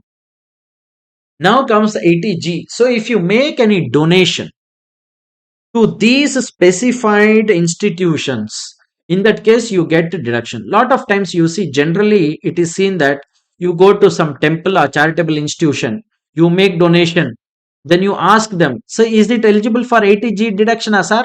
Then we'll tell, yes, we are registered under 12AA. So you will get that registered, you will get the deduction under section 80G. That 80G deduction we are talking about. So whenever you go temple, whenever you give donation, you ask them, sir, is it eligible for 80G deduction or not? Are you getting it? Now, so under 80G deduction, there are 4 categories, boss. Firstly, 2 major categories, then 2 minor categories. What are two major categories? Unlimited deductions and limited deductions. Unlimited category and limited category. Under unlimited category also there are two minors. 50% unlimited, 100% unlimited. Limited also there is 100% limited and 50% limited category. What is this, sir? Simple, boss. Unlimited category, no. How much ever you donate, out of that, if it is a 100% category, 100% of unlimited amount you can claim deduction. Let's say for example, I am donating 50 crore rupees to a 100% category. In that case, full 50 crores I can claim it as a deduction under chapter 6A. Let's say for example, I am contributing, I'm donating, but I am donating to a 50% category, unlimited category donation. In that case, let's say for example, I donated 50 crores. In that, 50% only will be claimed as deduction, which is 25 crores. Unlimited means 100 crores also. If I deposit, if I donate under 50% category, then 100 crores, 50% is how much? 50 crores. So there is no limit. 1,000 crores I can donate. But in limited category, there is a limit on how much amount you can donate. Are you getting this? Let's look at these things in a detailed manner. So this is applicable, very important. This is applicable for all SSCs, boss, even companies, individual, HF, anyone. It is applicable for everyone. So as I told you already, there is an unlimited category, unlimited and limited category. Under unlimited category, again, you have 100% and 50%. Under unlimited category, you again have 100% and 50% of unlimited category. What are these eligible donations? Let's have a look. Under 100% unlimited category, national fund. So wherever you will see national, prime minister, chief minister, see here national, prime minister, Africa contribution, PM cares fund, again prime minister fund, national children's fund, under army central fund, chief minister fund. You have to just remember these things so that it is easy for you to recall in examination and apply. So Swachh Bharat Kosh, Clean Ganga Fund, PM Cares Fund, all these funds are eligible for 100% unlimited deduction. There is only one deduction which is available under 50% unlimited category, which is PM Drought Relief Fund. PM Drought Relief Fund. If you are donating to PM Drought Relief Fund, in that case, unlimited amount you can donate, but 50% of whatever donation you made will only be eligible for deduction. Then we have a limited category. Boss, limited category means you have they will cap or they will fix a amount up to which only you can make a donation. Out of that, they will take 100% and 50%. Let's have a look at this. In this, there are two categories again, as I told you, 50% and 100%. Under 100%, only two things are covered. If you are donating for a promotion of a family planning to some government or a approved local authority or any other institutions, or donation by a company, if you are donating, that is not eligible. Only donation made by a company to for the development of an Indian Olympic Association, for a development of sports or games, or sponsorship of sports or games, only these two are eligible for 100% limited category deduction. Whereas if you are making donation to public charitable trust, housing development authority, for renovation or repair of any temple, gurdwara or mosque, or a donation for promoting minority community, in these four cases, 50% limited category will be applicable. Let's look at what is this limited category, sir. How to compute unlimited category? Very easy. Whatever donation I will make, if it is 100% limited, 100% category, unlimited total amount I can claim deduction. But in the case of limited category, I should know what is the limit prescribed. Now, method of computation of eligible donation under limited category. We are looking at the eligible donation which is eligible under limited category. So you have to compare two things. Whichever is lower will become your eligible deduction or a donation. 10% of adjusted total income and total actual donation under limited category which you made. When they say total actual donation, you will add both the 100% eligible deduction and 50% of a limited category donation. I repeat, when they say actual donation under limited category, you will add both 100% donation you made and 50% donation under limited category, whatever you made, you will take these two and compare it with 10% of adjusted total income. Now, your question is, sir, what is adjusted total income? Very simple. Take the gross total income, but don't include 112A and 111A. Reduce all chapter 6A deductions except 80G. What you arrive at is adjusted total income. Take 10% of adjusted total income here. Take the total limited category donations you made, means total of only these two donations. What you made actually. Don't take these two again. Okay. Only you have to consider what?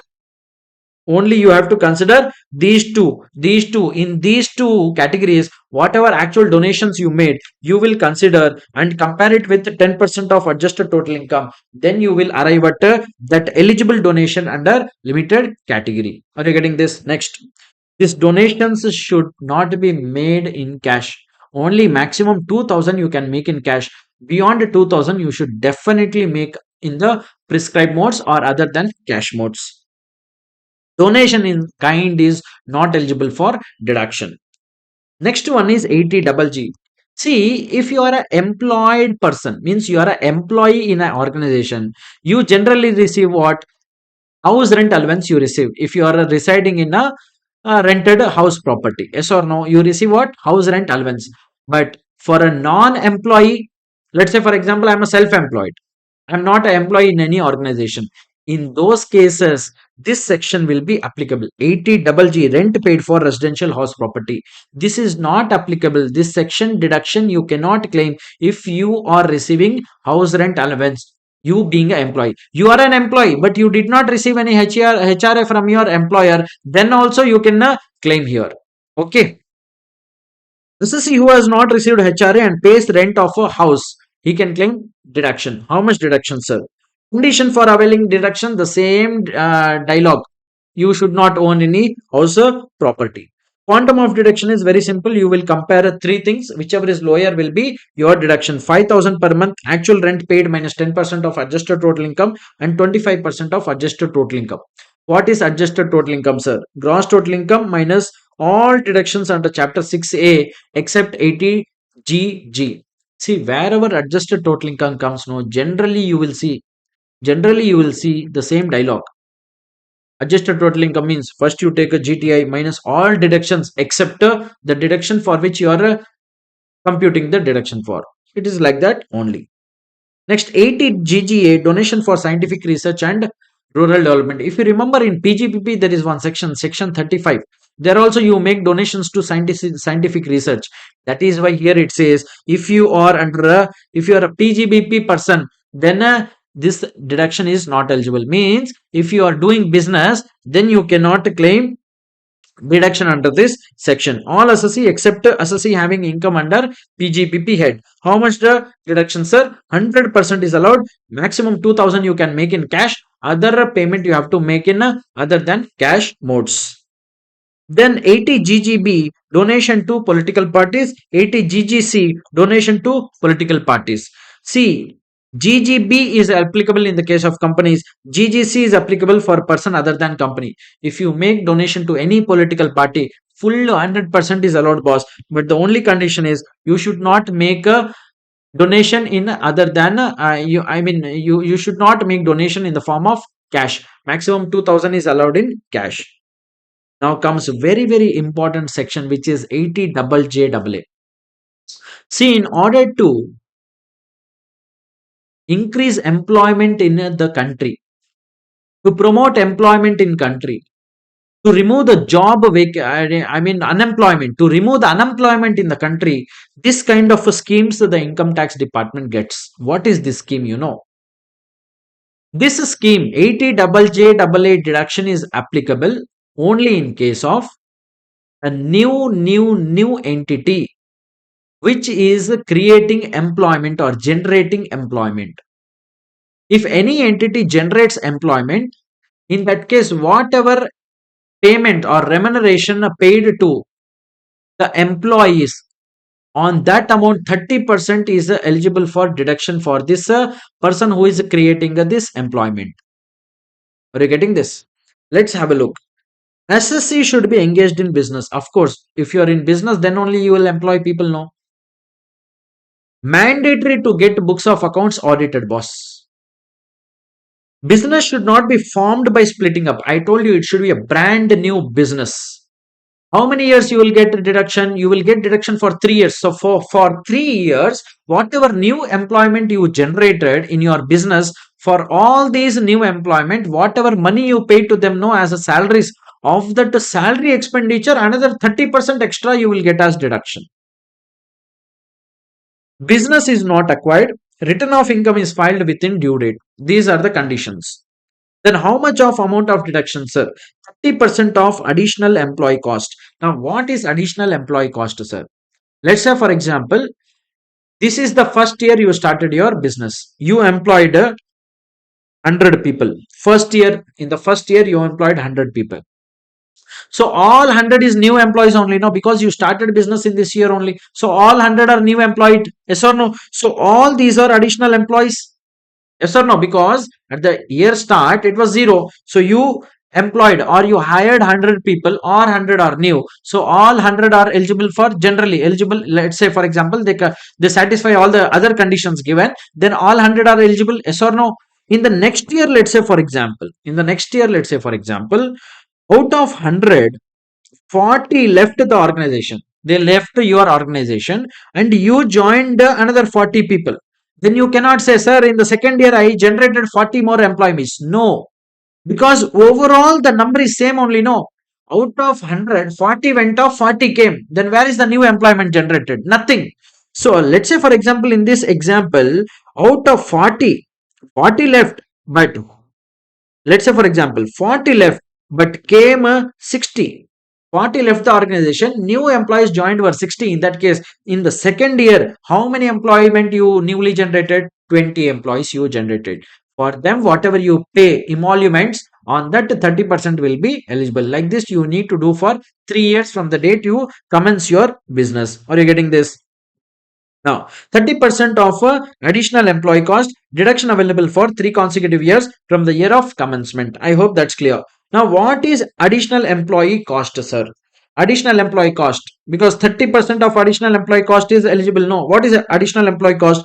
Total emoluments paid or payable to additional employees only, which I just now took example. In case of existing business, that is in second or third year, additional employee cost shall be nil if there is no increase in total number of employees. Whatever example I just now discussed. Emolument should be paid by account paycheck, I means in the prescribed modes only. And I have given a beautiful example. Whatever example we have discussed just now, the similar example is given. You can read. In case of new business, emoluments paid to employees employed during the year shall be eligible. Of course, in case of a new business, in the first year, whatever employment you generate, fully it is eligible. No, because all employees are new only. Next, additional employees shall not include. You employed 100 people in the first year, but there may be a scenario out of these 100, there may be few employees who are ineligible. Why? Because they are not satisfying these conditions. If any new employee falls under this category, then he is not eligible, or whatever amount paid to him is not eligible for additional employee cost 30% deduction. Are you getting this? Who are these employees, or whoever is employee is falling under this category, that employee will not be treated as a new employee, though he is hired newly. But if he falls under this category, in that case, he is not treated as a new employee. What are these categories, sir? Employees whose emoluments is more than 25,000 per month. If the employee's salary is more than 25,000 per month, or whatever amount which is paid by the employer to this employee, new employee, if it is more than 25,000 per month, that employee cannot be treated as new employee. If the new employee stayed for less than 242 days only during the previous year, means within 240 days, 240 days, he left the employment, even in that case, that person is not treated as is not considered as new employee. If the employer is in the manufacture of apparel or footwear, in that case, if the employee leaves the employment within 150 days, less than 150 days, in that case, that employee is not a new employee. If the employee do not participate in the recognized provident fund, even that employee is not a new employee. If employee for whom the entire contribution is paid by government in the national pension scheme, in that case also, that employee will not be treated as new employee. So four things I told you. Number one, if the emoluments paid to the employee is more than 25,000, he is not considered as a new employee. If the employee left the organization within 240 days in the previous year, in that case, he is not treated as a new employee. If the employer is in the manufacturing business, in that manufacturing of apparel or footwear business, in that case, or leather products, in that case, if the employee left the organization within 150 days, that employee is also not treated as new employee. If the employee does not participate in the recognized provident fund, he is not treated as a new employee. And if entire contribution for the employee is for the pension scheme, if the contribution is made by the government, he is also not treated as new employee. Rest employees, if they do not fall under this category, and if he is a newly employed person, additionally employed person, in that case, whatever amounts paid to them, 30% of that can be claimed by your employer. Next, 80QQB. This is an income based deduction. Whatever we have seen from 80C to 80JJAA, all are expenses. You have to deposit here, you have to spend that money. It was relating to that. Now what we are looking at is deduction in respect of certain incomes. 80QQB is the first income. Income of royalty on books. Let's say, for example, you wrote a beautiful novel. Now you have to sell it off. Now there are royalty payments which you receive generally in the case of books and novels. And if you receive any kind of a royalty, in that case, it is eligible only in the case of a resident individual. How much of deduction I can get, sir? So you wrote a novel, you got royalty amount. In that case, out of that royalty income, how much you can claim deduction is given here. See, in royalty on books, there are two categories, boss. One, you can get lump sum consideration. Lump sum royalty means one bulk amount they will give you. How much ever they sell outside, it is their profit. There is a second category. Depending on the number of books sold, you will keep on getting the royalty. So if you receive lump sum royalty, then actual amount received will become your eligible royalty. But if you receive other than a lump sum amount, in that case, maximum 15% of value of books sold will be eligible royalty received. Why are we looking at the eligible royalty? Because to order to get the deduction, you have to compare two things. One, eligible royalty received. and maximum 3 lakhs, whichever is lower. So in order to compute this eligible royalty, if it is a lump sum, you will take actual amount received. If it is other than lump sum, maximum 15% of the books sold will be taken. Now you have to keep in mind one point. If you have sold books outside India, or if you are receiving a royalty from outside India, then you will be eligible to claim deduction only if you have got that money from outside India to within India within 6 months from the end of the financial year or the previous year. For claiming deduction of royalty earned outside India, such income must be brought into India into convertible foreign exchange within 6 months from the end of a previous year, in which within 6 months from the end of previous year, or within time allowed by RBI. Otherwise, the deduction is not allowed. Exactly the concept of 80 QQB, there is a concept of 80 RRB, deduction in respect of royalty on patent. Patent means what? You created some beautiful formula to create a product, that is called a patent. Okay. Resident individual, it is available for lower of royalty received and maximum 3 lakhs. The same dialogue of within 6 months, it is available here also. Next comes 80 TTA. Let's say, for example, you have a savings bank account with a bank.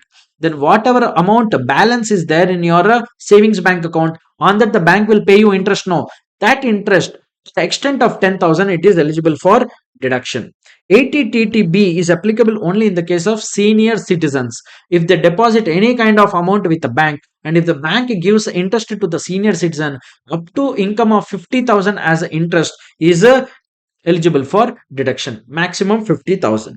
Now, there is a concept called SEZ, deduction under section 10AA. Deduction under section 10AA. First of all, what is a SEZ? See, special economic zone is a zone where lot of manufacturing entities or lot of service providing entities are established. They only do exports. Very limited they do domestic sale, boss. Maximum it is for export purpose only. Why export so much of boosting? Because more exports means more foreign exchange for the country. Are you getting this? Now, in order to boost this kind of entities, this deduction of a 10AA is given by the Indian government. What is it, sir? Very simple, boss. If you establish an entity in a SEZ either for manufacturing a product or for provision of any kind of services, in that case, for first 5 years, profit, export profit, whatever export profit you have, full 100% of the export profit is given as deduction. For next 5 years, means 6th year to 10th year, 50% of the export profit is given as a full deduction. 50% of the full export profit is given as deduction. For the next for the next 5 years, means from the 11th year to 15th year, you have to compare two things. How much amount you have allocated to SEZ reinvestment allowance reserve, and 50% of export profits, whichever is lower is eligible for deduction. Are you getting this? Are you getting this? Let's look at this. Eligible assessee engaged in the manufacturing of a product or provision of a service in SEZ only. SEZ unit received approval up to 31st of March 2020 and started its operation before 31st of March 2021. So this timeline you have to keep in mind. So you have got approval by 31st of March 2020 maximum, but you are given one more year extra to start the operations, that is up to 31st March 2021. Plant and machinery in the SEZ business shall be brand new, boss. Maximum 20% can be second hand. Plant and machinery imported will be treated as new. Are you getting this? 44AB tax audit is very mandatory and return should be filed within the due date prescribed. How much of deduction, sir? Just now I explained you 100% in the first 5 years, 100% of export profit. In the next 5 years, 50% of export profits. In the next 5 years, lower of these two things will be given. What is export profit, sir? Export profit means total profit into export turnover by total turnover. Very logical, Noda. Total profit of SEZ you take, multiply by export turnover divided by total turnover. Sir, my total turnover, export turnover, sir, then your total profit, export profit. Come on.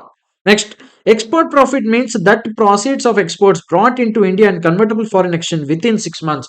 So in royalty also you have to bring back that amount which you are receivable amounts whatever are there in the from the foreign country you have to receive within 6 months from the end of the previous years. There are few important points. Let's have a look at them relating to 10AA only. S is that reinvestment reserve, whatever you are creating. No, here S is that reinvestment allowance reserve. This should be utilized within 3 years for purchase of a new plant and machinery. Shall be utilized for acquiring new plant and machinery and shall be put to use within 3 years from the end of a previous year. Now, let's say for example, this dialogue, what is there? No, within 6 months you have to bring back the money from foreign. If money is not brought back to India, but there is one separate account created in outside India and amount is deposited there with the approval of RBI, then it will be deemed that you have got that money and you will get this deduction. If the amount of realized export turnover has been credited to a separate account maintained by assessee outside India with the approval of RBI, the sale proceeds are deemed to have been received in India. Now, what does this total turnover and export turnover include, sir? Total turnover shall not include freight, telecommunication charges, insurance, expense for providing services outside India. Are you getting this? So, total turnover, whenever you will take for this formula, you will not include these items given here. And the total turnover shall also not include any cash compensatory support, duty drawbacks, profit on sale of import entitlement license, or any ancillary profits of business. Total turnover includes export turnover, domestic turnover, further includes even that portion of export turnover which has not been received in a convertible exchange. Are you getting it? Next.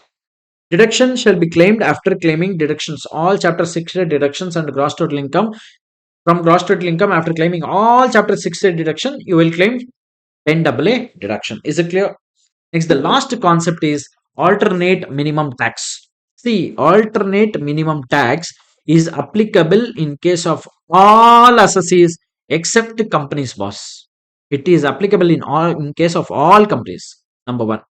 Okay, except company, all assessees it is applicable. Number one condition. Number two, alternate minimum tax is not applicable under default tax regime. It is only applicable under optional tax regime. Getting it? So all assessees except company and under the default tax regime it is not applicable. Are you getting this? I'm sorry, here only it is written.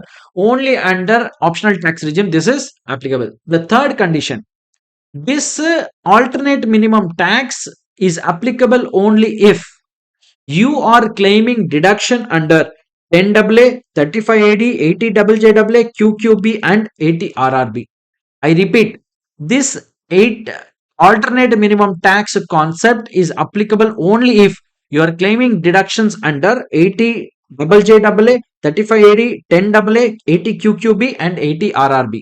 Only if you claim these deductions, then only you will apply AMT concept. Now, what is AMT, sir? You have to compare two kind of taxes. Number one, income tax payable as per normal provisions of Act and 18% of adjusted total income. This 18.5% is the AMT tax rate. Alternate minimum tax rate is 18.5%. On what you will apply is adjusted total income. Again, here also adjusted total income we have to compute separately. Are you getting this? So what you compare is two things. Number one, tax as per the normal tax rates and 18.5% of the adjusted total income. Why are we doing this thing? Why are we doing this? Because see boss, whenever you claim these deductions, 80JJAA, 35AD and all, almost because of this you will be paying very less taxes. In order to ensure that you have to pay minimum this much of tax, this alternate minimum tax is paid. Only if you are claiming, see, 35AD and all huge capital expenditure you will spend, and if you claim that as expenditure, your profit will drastically come down. You will hardly pay any tax to the government. So, in order to ensure that at least this much tax has to be paid by the assessee. In order to ensure that the government says, boss, I will apply a concept of alternate minimum tax, and I will check at least you are paying this much of tax. So you will compare these two. Of course, whichever is higher will be paid as a will be called as the alternate minimum tax. Now, what is adjusted total income, sir? Total income as per the normal provisions of the act you will take after claiming all the deductions and all. Total income means what? GTI minus chapter 60 deductions. That is what is called as total income. That you will take. Then you will add back whatever deductions you took already under chapter 6A. 10AA, 35AD, 80JJAA, 80QQB, 80RRB. All these deductions again you will add back. Now logically think, 35AD, if you remember that section, in 35AD it is clearly mentioned. If you are claiming 100% deduction under 35AD, then depreciation on the capital asset will not be allowed, it was written. Now, if 35AD, if you disallowed, then I am now eligible for deduction for depreciation or not. That is why here, less depreciation under section 32, assuming deduction under section 35AD is not allowed. Are you getting the logic why we are reducing depreciation here? So if you reduce that, you will arrive at something called as adjusted total income.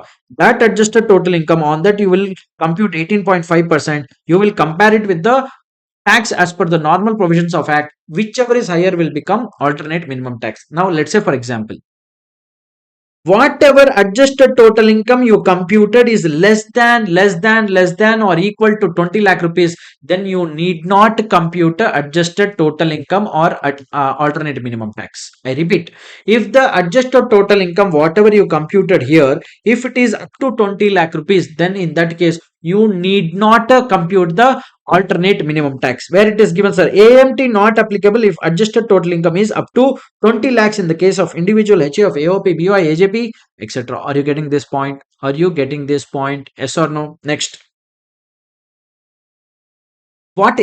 how AMT works? Let's say for example, this year, as per the normal provisions of the act, I am liable to pay tax of normal provisions of the act. I am liable to pay tax of 10,000 for example.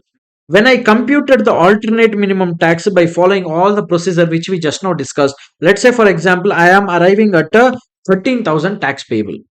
Now, normally I am required to pay 10,000, but my alternate minimum tax is you have to pay 13,000. Then what tax I will pay? Of course, higher of these two, no, I will pay, which is 13,000 I have to pay. So if I pay 13,000, how much excess I am paying? 3,000 I am paying. No, 10,000 minus 13,000. 3,000 will be called as AMT credit, alternate minimum tax credit. This credit I can carry forward to the next years, and I can set off in such year when I am paying a tax of normal tax more than the alternate minimum tax. Are you getting this? I repeat, whatever excess I paid, this 3,000, I can carry forward to the future years, and I can set off this 3,000 in the year in which my normal tax will be more than my alternate minimum tax. That's what is given here. If alternate minimum tax is more than the normal tax, then excess shall be treated as AMT credit. AMT credit can be carried forward and set off for 15 years. I can carry forward, boss. Credit can be set off in the year in which regular tax is more than alternate minimum. Is it absolutely clear? Okay, guys, let's wrap the session of deductions from gross total income. So let's start the next topic of our revision, which is advanced tax, TDS and TCS. Let's imagine you are a salaried employee and your employer says that, boss, I'll pay you salary only yearly once. I will not pay you monthly salary. Then what will be your reaction? Hey, fellow, I need to meet a lot of my monthly expenses, rental expenses, food expenses, lot of other expenses are there. If you don't pay me monthly, this is not gonna happen. Exactly the same reaction even income tax department will get if you pay tax only yearly once. So in order to meet a lot of expenditure to run the country, government needs a monthly or quarterly lot of taxes, and those taxes which government gets on a monthly basis or quarterly basis are advanced tax, TDS and TCS. See, generally whenever a salary is paid to an employee, the employer deducts a TDS, something called as a TDS from the salary of the employee on a monthly basis. But when the employee will file the tax return at the year end, he will get all the credit of those taxes already deducted by the employer. Are you getting this? Let's look at this topic. Generally, an income of an assessee is taxable in the relevant assessment year. However, to prevent tax evasion and support working capital for the country. Income tax is recovered from the assessee in the previous year itself through TDS, TCS and advance tax. At the time of filing return of income, TDS credit will be given. Now, sir, when to deduct TDS? When to deduct TDS? There are two concepts, boss. One, at the time of payment. Let's say, for example, I am paying you salary. At the time of paying a salary, I will deduct the TDS. There is one more concept which says at the time of payment or at the time of credit in accounts of the pay, whichever is earlier it says. What does it say? At the time of payment or at the time of credit. What is at the time of credit, sir? Nothing, boss. Whenever you write in your books of accounts, no, you make entry in your books of account, payable, accounts receivable, that is called at the time of credit in your books of accounts, and at the time of payment means at the time of actual payment, whichever is earlier. So there are two kinds of scenarios or two timelines given for a deduction of TDS. Number one, directly at the time of payment itself you have to deduct TDS. In the next alternative, at the time of payment or at the time of credit in the books of accounts, whichever is earlier. So there are few payments for which you have to deduct TDS only at the time of payment, actual payment. In all other cases, in all other sections, you have to deduct TDS at the time of payment or at the time of a credit, whichever is earlier. What are those payments for which we have to deduct a TDS at the time of payment only? Let's have a look. However, in the following cases, the TDS shall be deducted at the time of payment itself. Payment of salary, section 192. Amount withdrawn from accumulated balance of provident fund account 192A, dividend 194, winnings from lotteries and all 194B, BB, BA, maturity of life insurance policy 194DA, compensation on a compulsory acquisition of a property 194LA, and cash withdrawing from bank at the time when the bank will deduct the TDS. Only in these scenarios you have to, I mean the payer has to deduct TDS at the time of payment. In all other cases, in all other sections whatever given in this chapter, in all other cases the payment has to be or the TDS has to be deducted at the time of payment or at the time of credit in the books, whichever is earlier. TDS shall be deducted at fixed rates. You need not add a cess and a surcharge to it. But mind you, if you are making payment to a non-resident, at that time you will add a surcharge and cess. The first TDS section is section 192 salaries, boss. Whenever an employer pays a salary to employee, every month the employee has to deduct a little bit of taxes from the salary of the employee. Sir, how to determine the TDS amount or how to calculate how much tax has to be deducted by the employer? Very simple, boss. Think logically. Employee will be paying tax on that salary income as per the slab rates, no, because employee is the individual. For individuals, if you remember, there are two tax regimes: optional tax regime, default tax regime, yes or no? So before paying the salary, the employer at the start of the year itself, he will ask the employee, boss, which tax regime you want to choose? Then the employee will tell, boss, optional tax regime is very, very beneficial. I will get lot of deductions under chapter 6A. Default tax regime, though the tax rates are lesser, I don't get any kind of benefits. So let me opt for optional tax regime. So before paying the salary, the employer will ask the employee, and employee has to give an answer that the optional tax regime I will choose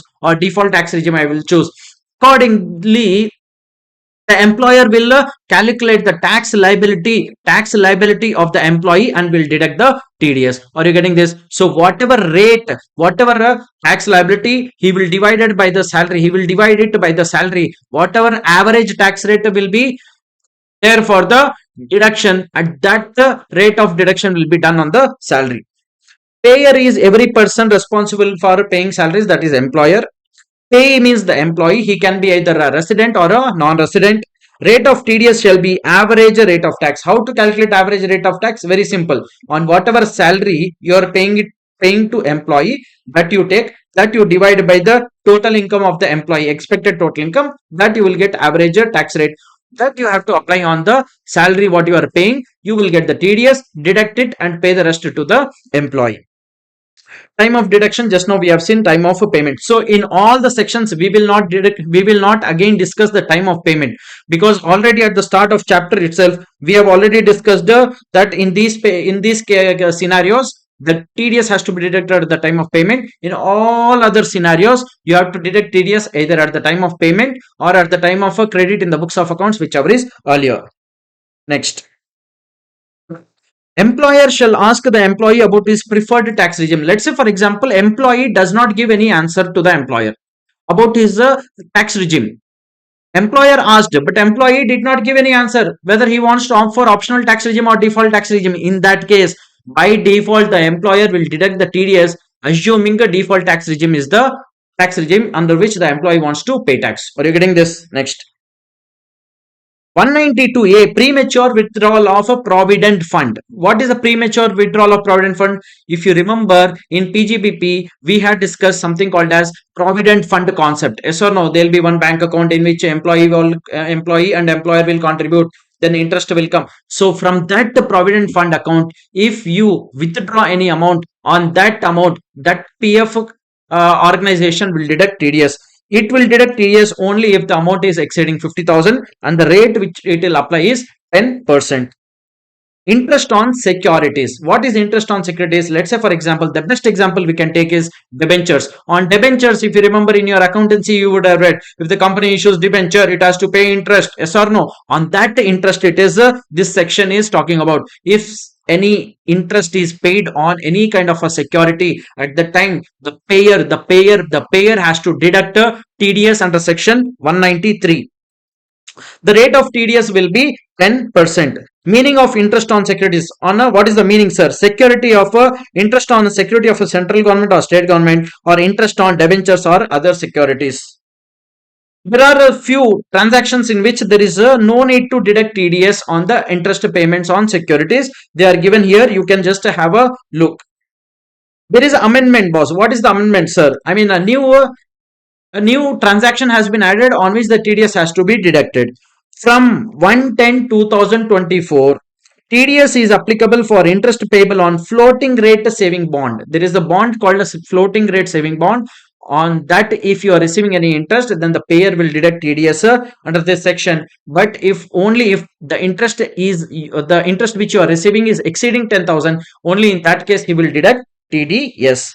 The next section is 194A. It says interest other than interest on securities. Interest other than interest on securities means, let's say, for example, you have given a loan, hand loan to someone, and of course he will pay you interest now. So in that case, whenever that person will pay you interest, he will deduct TDS. Is it an interest on security? No, there is no security, boss. Security means a debenture is a security, a bond is a security. But here you have just given loan.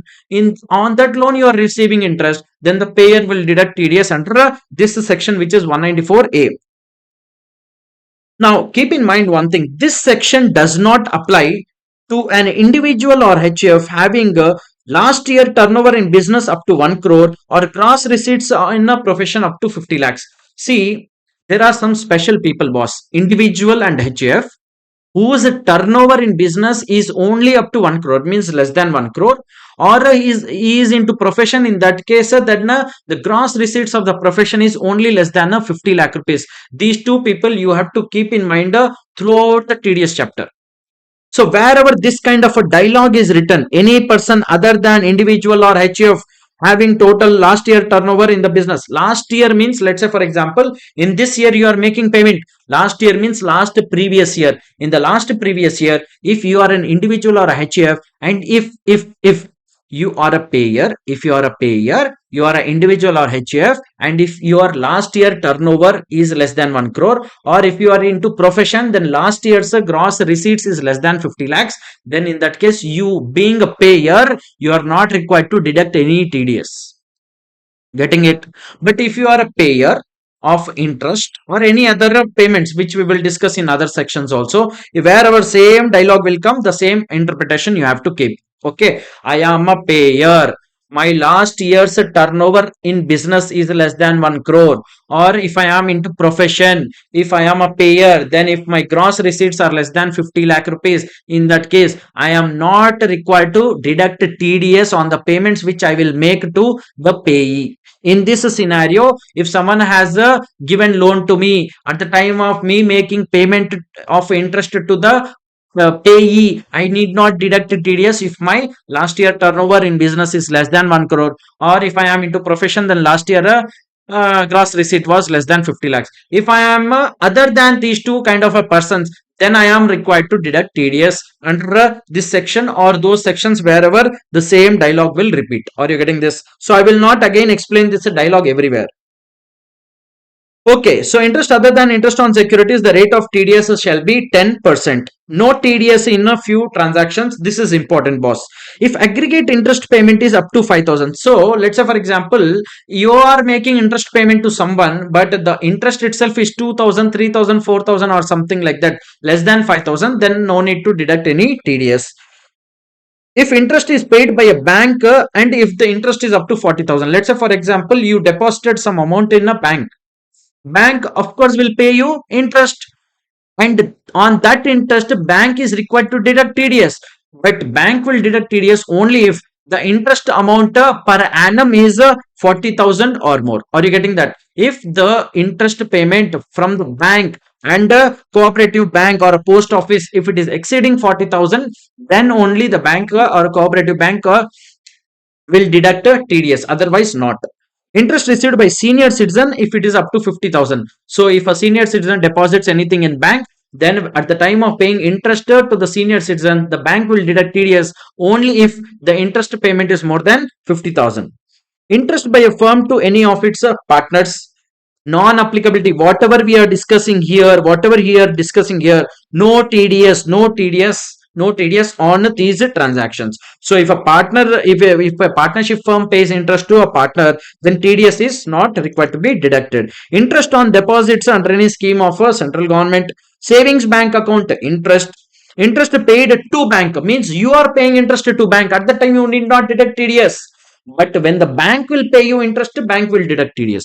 At the time of you making payment interest to bank, nothing to deduct any TDS. Interest on a motor vehicle accident compensation, if it is up to 50,000, no need of TDS. Interest by cooperative societies, but one thing you need to keep in mind for cooperative societies, for the cooperative society for which the turnover is less than 50 crores, only in that case exemption is given. If the turnover of the cooperative society is more than 50 crores, then the TDS will be applicable. Deposits, interest on deposits with the primary agriculture credit society, interest on deposits with the cooperative bank, interest on a zero coupon bond. For all these three things, no need of TDS. Now keep in mind one more thing. When I say bank, if the bank is paying you interest, I am saying per bank it is. It is not per branch. Let's say for example, you received interest from two branches of the same bank. In that case, both amounts will be calculated and then only limit of 40,000 or 50,000 will be checked. Next is the dividend income. If you receive any dividend from a company, at the time the company has to deduct TDS at the rate of 10%. If the dividend is up to 5,000, no need of TDS. If the dividend is beyond 5,000, then the TDS will be applicable. Now keep in mind one more thing. TDS shall also be deducted on deemed dividend. Deemed dividend we discussed in detail under income from other sources chapter. So on that also TDS will be deducted. Winning from lotteries and crossword puzzles. If you play any games at the time, higher rate of TDS of 30,000, 50% will be levied. But if your winning itself is up to 10,000 rupees, means your winning is not exceeding 10,000, then there is a no need of TDS and it will be deducted under section 194B. Winning from horse races. Horse race you did and you won some money out of that. 30% will be deducted as TDS. Here also same story. If the winning is up to 10,000, then there is no need of a TDS. Winning from online games, boss, this is important because recently this has been added in the Income Tax Act 194BA. See, online game, how it happens means you first create account in an online game. Then you deposit some amount into that online game account. Then you play something. Then if you lose money, that let's say for example, you deposited 10,000 in an online game account, and you bet or something you will do with that amount. Let's say for example, you lost the game. So out of 10,000, let's say for example, you lost 5,000. So 95,000 will be, sorry, 9,500 will be the balance in the account which you can withdraw. Or let's say for example, you deposited 10,000, you won 1,000 rupees. In that case, total balance will be 11,000. That amount you can withdraw, no? Yes or no? Now what we are looking at is the net winnings. Winning is how much? How much you won? 1,000 rupees. Yes or no? So the TDS will be deducted on the winning amount at the time of withdrawal. So whenever you will withdraw the amount from the online game account, at that time TDS will be deducted by the gaming company. Are you getting this? So first you deposited 10,000, then you played a game. You, let's say for example, your winning was 1,500 rupees. So total balance in the account will be how much now? 10,000 plus 1,500, 11,500. No, at the time of withdrawal, at the time of withdrawal of 11,500 from the online game account, the online gaming company will deduct TDS only on the winning amount. It will not deduct TDS on the whole 11,500. Only on 1,500 it will deduct the TDS. Are you getting this? Keep this in mind and let's read this section. So the rate of TDS here also is 30%. Time of deduction at the time of withdrawal from user account and at the end of financial year. See boss, let's say for example, this year you did not withdraw any amount from the online game account. As it is, the money is there and the financial year has ended 31st of March. In that case, even though you have not withdrawn any amount as on 31st of March, whatever balance is there, no, on that winning, whatever is there already in your name, on that winning TDS will be deducted. So in two scenarios TDS will be deducted. If you are withdrawing during the financial year from the online game account, at the time of withdrawal the TDS will be deducted on the winning amount. But let's say for example, during the financial year you did not withdraw any amount, as it is the money is laid in the in the online game account. In that case, TDS will be automatically deducted as on the last day of the financial year. Are you getting that?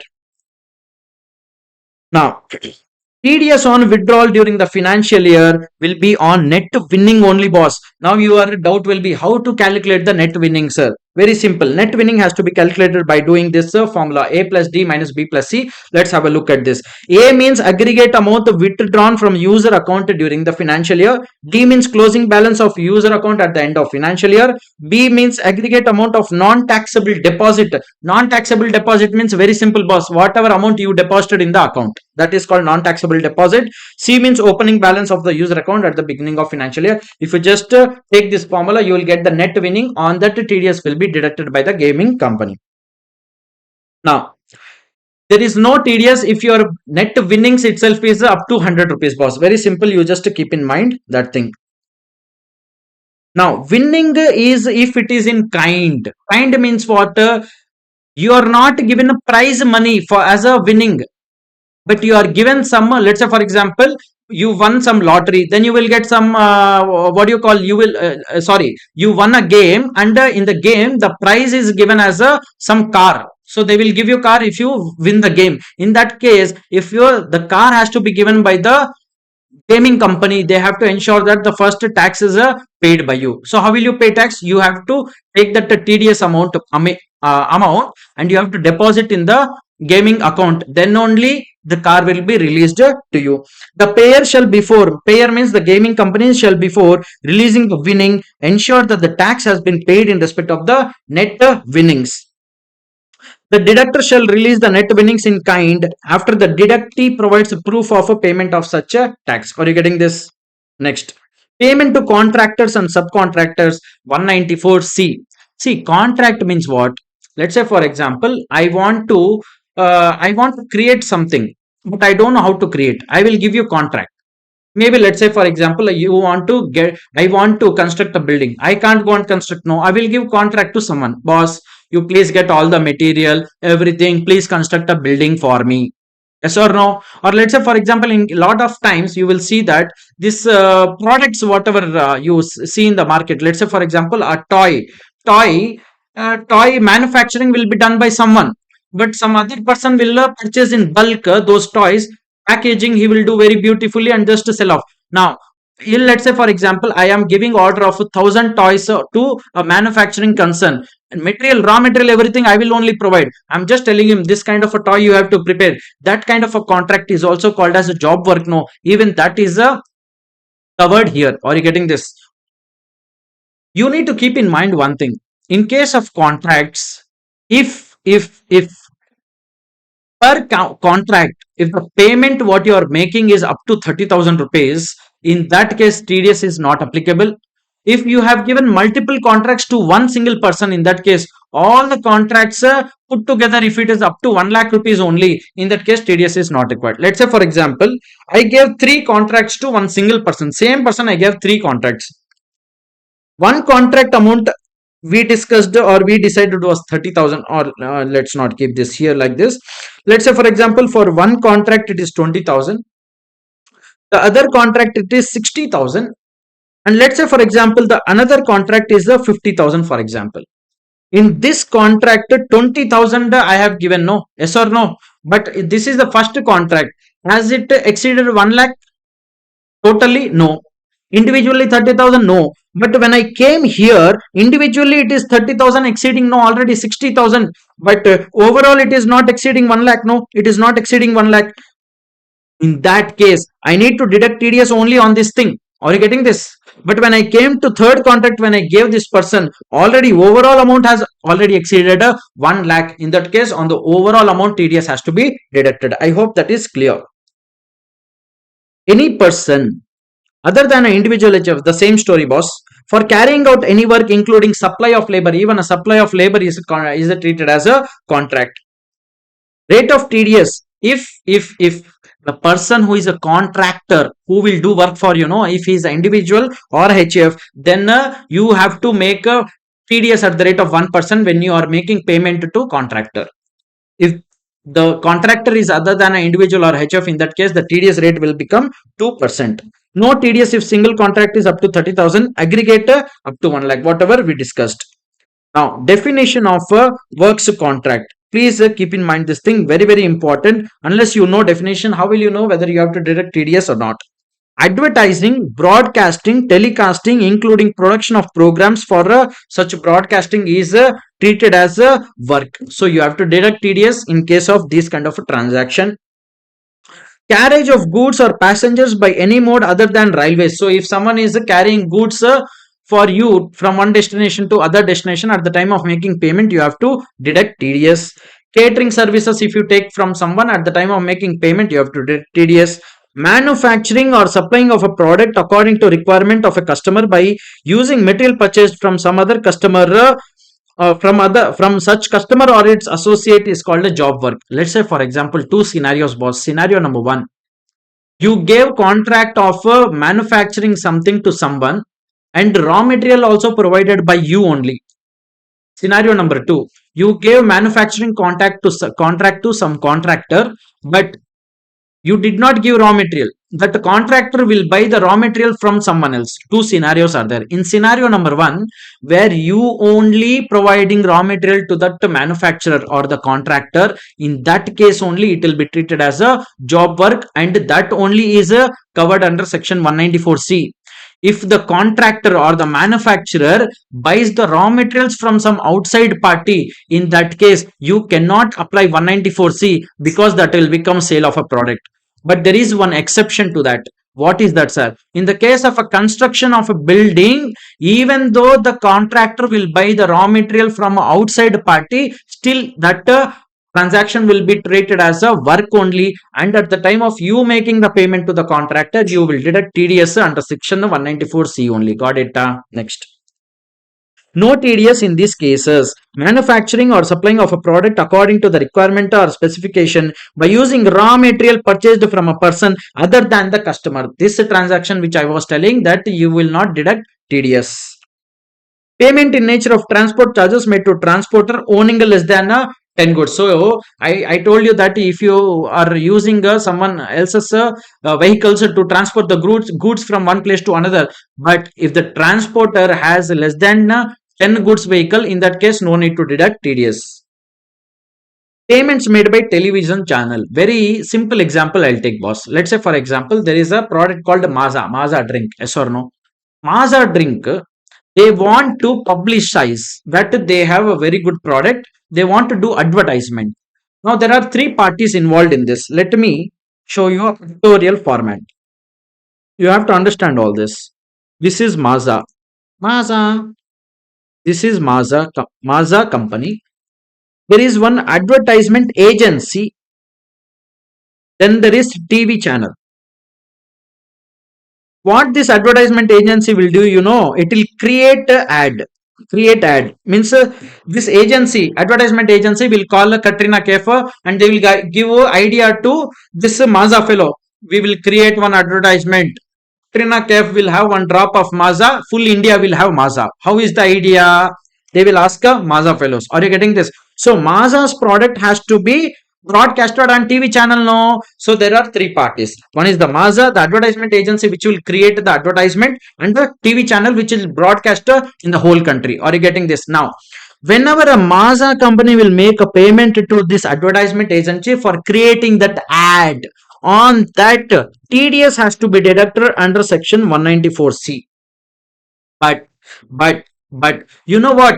Payment will also be made by TV channel to advertisement agency, because advertisement agency is getting business for TV channel. No, who got Maza company to a TV channel? This advertisement agency only got it. So little bit of commission will be given by TV channel to advertisement agency. No, on that there is no requirement to pay or deduct TDS under section 194C by the TV channel to advertisement agency payment. Are you getting this? Next, let's have a look. Okay, payments made by television channels or newspaper companies to advertisement agency for booking or procuring canvassing for advertisements. No need of deducting TDS. Got it? Notes. Payments made by client. Client means here who? Maza to advertisement agency is liable to deduct TDS under section 194C. If in case of construction contract, even if construction is done using material purchased from a outside party, it is still considered as a work and you have to deduct TDS. If value of material is separately mentioned in the invoice, then only deduct on the services part of the TDS. If value of material is not separately mentioned in the invoice, then total invoice value will be supposed to get a TDS. Cold storage charges is the cold storage charges which involves a providing of refrigeration facility as well as storage facility will be required to deduct TDS under section 194C. You will be seeing these ice creams will be kept in one cold storage facility. Yes or no?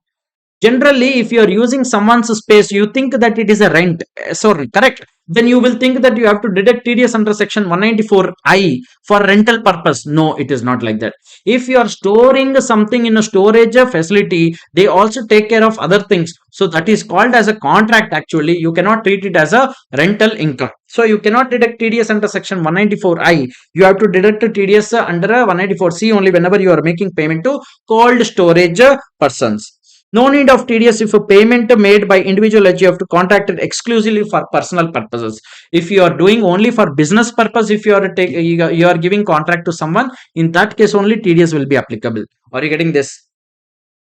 Next, insurance company. Wherever you see commission, insurance commission, the limit will be 15,000. Now keep in mind one thing. If the pay is a domestic company, then the TDS rate will be 10%. If all other pays, the TDS rate will be 5%. Any kind of a commission of insurance commission. Insurance agents will be there. No, a lot of agents who will get commission from the LIC company. Those agents, whenever the LIC company will make payment, the LIC company will deduct a TDS under this section only for the commission paid to the agents. Maturity of LIC policy. If you remember, we had discussed this topic in income from other sources. At the time of maturity, the amount will get exempted under section 10(10)(d). Are you getting that? Now, at the time of maturity of a LIC policy, other than exemption cases where the maturity amount is taxable, in that case the TDS will be deducted here. Now mind you, here there are amendments, boss. On or after, if the LIC company is making payment, in that case the TDS rate will be 2%. But if the payment was done till or before 1st of October 2024, in that case the TDS rate will be 5%. Now mind you, if the maturity amount is less than 1 lakh, then there is no need to deduct any kind of TDS. Next, sir, on what amount the TDS will be deducted, sir? On the whole maturity amount?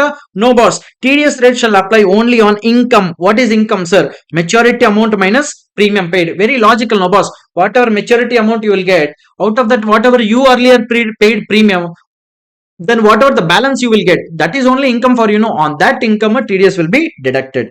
On a lottery, commission on sale of lottery tickets. Here you have not one lottery. You are a commission agent who sells lottery tickets. In that case, TDS rate is 2% if you are selling the lotteries after 1 October 2024. If before 1st October or you can say till 30th September, the TDS rate is 5%. And if the commission is up to 15,000, there is no need of TDS. But if the commission exceeds 15,000, TDS will be deducted under this section. Commission and brokerage. All other commission and brokerage, general commission and brokerage will be covered under section 194H. Till 30th of September, 5%, 1/10/2024, 2%. You have to deduct TDS, and here also the rate given is 15. I mean the threshold limit given is 15,000. Rent on plant and machinery, building, furniture and land, 194I. So if you take on rent, building or plant and machinery or furniture or land, in that case at the time of making a rental payment to the landlord, you have to deduct TDS under the section 194I. 194I. Are you getting this? Now let's say for example, from one single person only, I took both plant and machinery also and building also on rent. Then both, for both the land and building and plant and machinery purpose, whatever rent I am paying, both put together, I will check the limit given in this section. The limit given is 2,40,000, boss. Means if you are making payment up to 2,40,000 to your landlord, then TDS is not required to be deducted. But if you are making payment more than 2,40,000 to your landlord, you have to deduct TDS. Now let's say for example, 2 lakhs rent I am paying for building to the same person, 60,000 I am paying rent for plant and machinery to the same person. Then total payment I made to this same person is 2,60,000, which is exceeding 2,40,000. Then I am required to deduct TDS. You cannot say, sir, or 2 lakh only no, I paid rent on building, 60,000 only no, I paid rent on plant and machinery. No, boss. For a single person, how much payment of rent you are making, on that you will deduct a TDS. Are you getting this?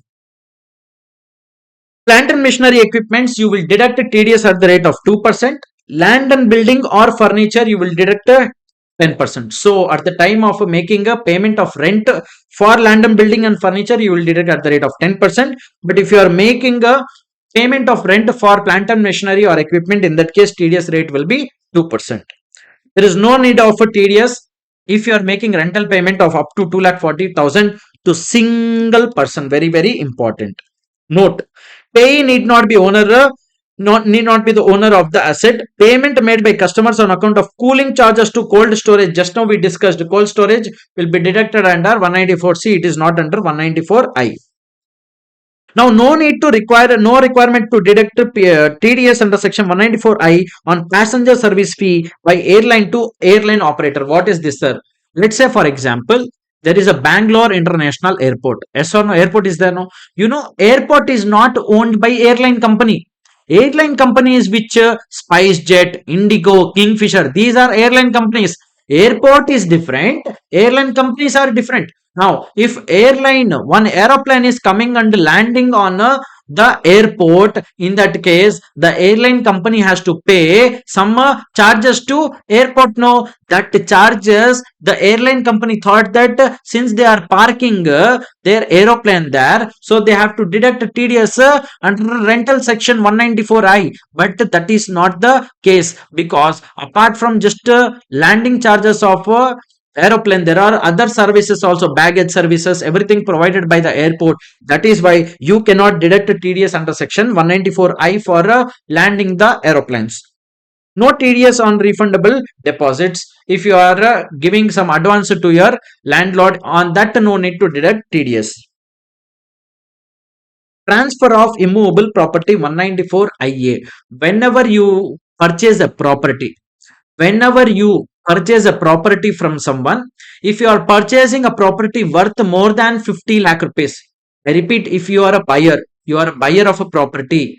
Property means land or building or both. So if you are buying a land or building or both, and if the value of the land which you are buying or a building which you are buying is more than 50 lakh rupees, in that case, you have to deduct a TDS under section 194 IA boss. How much is the TDS? 1% on a sale value of SD or SDV, whichever is higher. Now, under section 50C in capital gains chapter, we read one concept called as, if the stamp duty value is more than 110% of the actual sale consideration, then consider stamp duty value, yes or no? If in that kind of a scenario, if that is the kind of a scenario, in that case, you have to deduct TDS on 1%. Here you will, when at the time of deducting TDS, you will check SDV or sale value, whichever is higher. If your SDV is higher, then you have to deduct TDS on a SDV. If your sale value is higher than SDV, in that case, you will deduct TDS on a sale value. Are you getting this? So the rate here is 1%. TDS will be applicable if the SDV or sale value is 50 lakhs or more. No TDS on a transfer of rural agricultural land. Anyway, rural agricultural land is not taxable, so no need of a TDS. So consideration shall include all kind of charges, whatever you are collecting from the buyer. Where there is more than one transfer, or let's say for example, I am buyer, I am buyer, and the sellers are two parties. It can happen, no, joint ownerships are there. In that case, 50 lakhs you will not see for each of the owners. Both put together, total purchase value of the building or land, if it is more than 50 lakhs, straight away deduct TDS. Next, IB, payment of rent by certain individual or HF. Now remember, when we started this topic, I told you that if you are an individual or HF, and you are an individual or HF, and if your gross turnover, in the last year is less than 1 crore, or if you are into profession, then if your gross receipts are less than 50 lakh rupees, in that case you are not required to deduct TDS, I told you. Now, this is section 194B IB 194 IB is applicable only in those individuals or HF whose turnover is less than 1 crore in the last year, or gross receipts less than 50 lakhs in the last year. Very simple, if I have to say, individual HF not covered under section 194I. See, this section also talks about rent only. 194I also talks about rent only, no? See, I am a tenant. If I am paying rent for any plant and machinery or land or building, I have to generally deduct TDS under section 194I. But if you look at this 194I section, here this dialogue is given, other than individual HF having last year turnover up to 1 crore or 50 lakh rupees.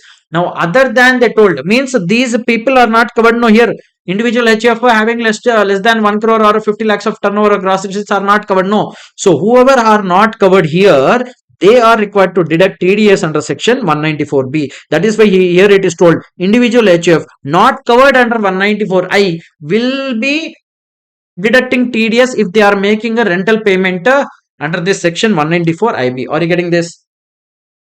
The TDS rate, if made, same dialogue, if it the payment is made after 110 or before 110, in that case the rates are this. Now, when should the TDS shall happen, sir? Very simple, boss. If you are, let's say, for example, salaried person, do you have any turnover or do you have any, business? No. Even if you have business, let's say, for example, your turnover itself is a 30 lakhs or 50 lakhs. So it is less than 1 crore. No. In that case, if you are making any rental payment to your landlord, in that case, you have to deduct TDS. But provided there is one condition, if the rent of the building is more than 50,000 only, then you will deduct TDS. If you rent paying 30,000, 20,000, 25,000, then no need to deduct any TDS. Monthly rent I am telling 50,000.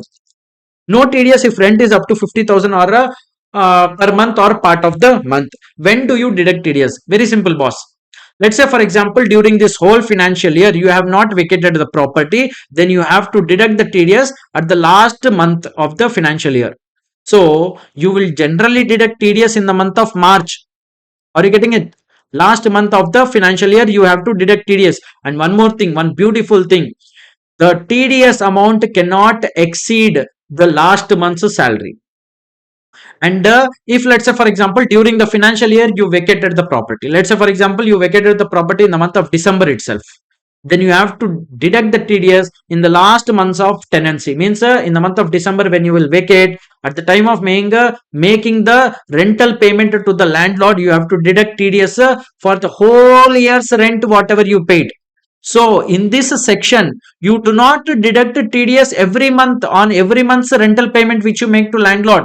You have to deduct TDS only on the last month of the financial year or last month's tenancy. You will not deduct TDS every month, boss. Are you getting this?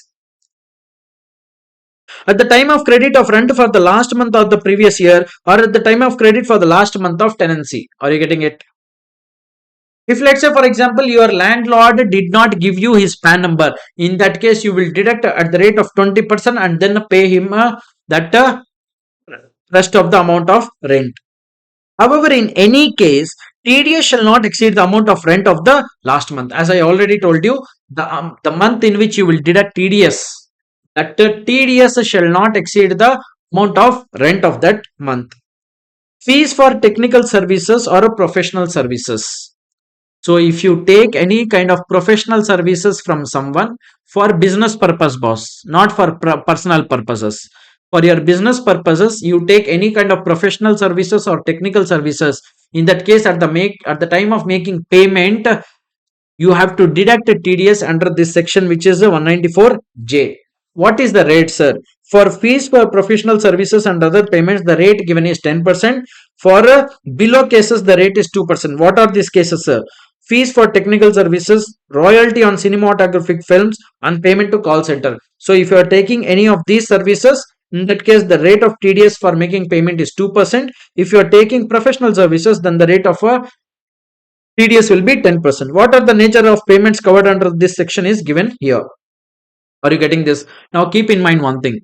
In 194C, we discussed that at the time of, let's say, for example, to one single contractor, you have given 4 contracts. In that case, you will see the aggregate amount of contract if it is exceeding 1 lakh, each individual contract 30,000. Do you remember that? Yes or no? Now here in professional services, from one particular person, though you might have taken multiple professional services, but the limit of 30,000 will apply for each type of service. For example, there is a person, Thalaiva. I have taken 3 kinds of services from Thalaiva. Let's say, for example, fees for professional services 1, fees for technical services 1, and royalty. So I am paying payment for royalty, I am making payment for professional services, I am making payment for technical services. In this case, for each of the type of service, the cap of 30,000 or the limit of 30,000 will apply. I cannot say that all put together 30,000 it is increased, so we have to deduct TDS. No. Let's say, for example, for a fees for professional services, I am making payment of 10,000. For fees for technical services, I am making payment of 20,000, and royalty payment I am making another 20,000. If you add all these 3, it is already exceeding 30,000. Means total is 50,000. But still, if you look at individually, royalty 10,000, FPS 30,000, 20,000, FTS 20,000. None of them individually has gone beyond 30,000. Yes or no? Totally they have gone beyond 30,000, but individually only you will look at. No TDS if payment is up to 30,000 for each type of service. Limit of 30,000 is applicable separately for FPS, ATS, royalty, and NCF. However, there is no limit for making payment to director whenever you make payment to director, because that is also covered in your remuneration to director. So for remuneration to director, you no need to check 30,000. Even if you make payment of 10,000 as a remuneration to director, TDS will be applicable. Now note, individual HF are not required to deduct TDS on royalty and SCF payments. So individuals and HF, if they are making payment to for purpose of royalty or NCF, in that case, no need of TDS. No need of TDS if individual uses FPS exclusively for personal purposes, no need. Now, third party administrators, if they are making payment to any hospitals, in that case, no need of TDS. Who is a third party administrator? Means generally in the case of health insurance, what happens? A patient goes to hospital.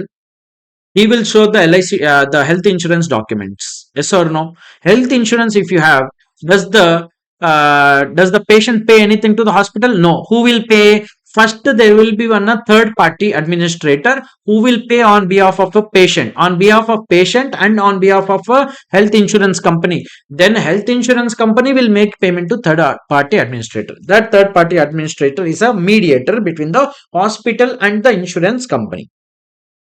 Next, consideration for use of or right to use the computer software is royalty shall be liable to deduct TDS.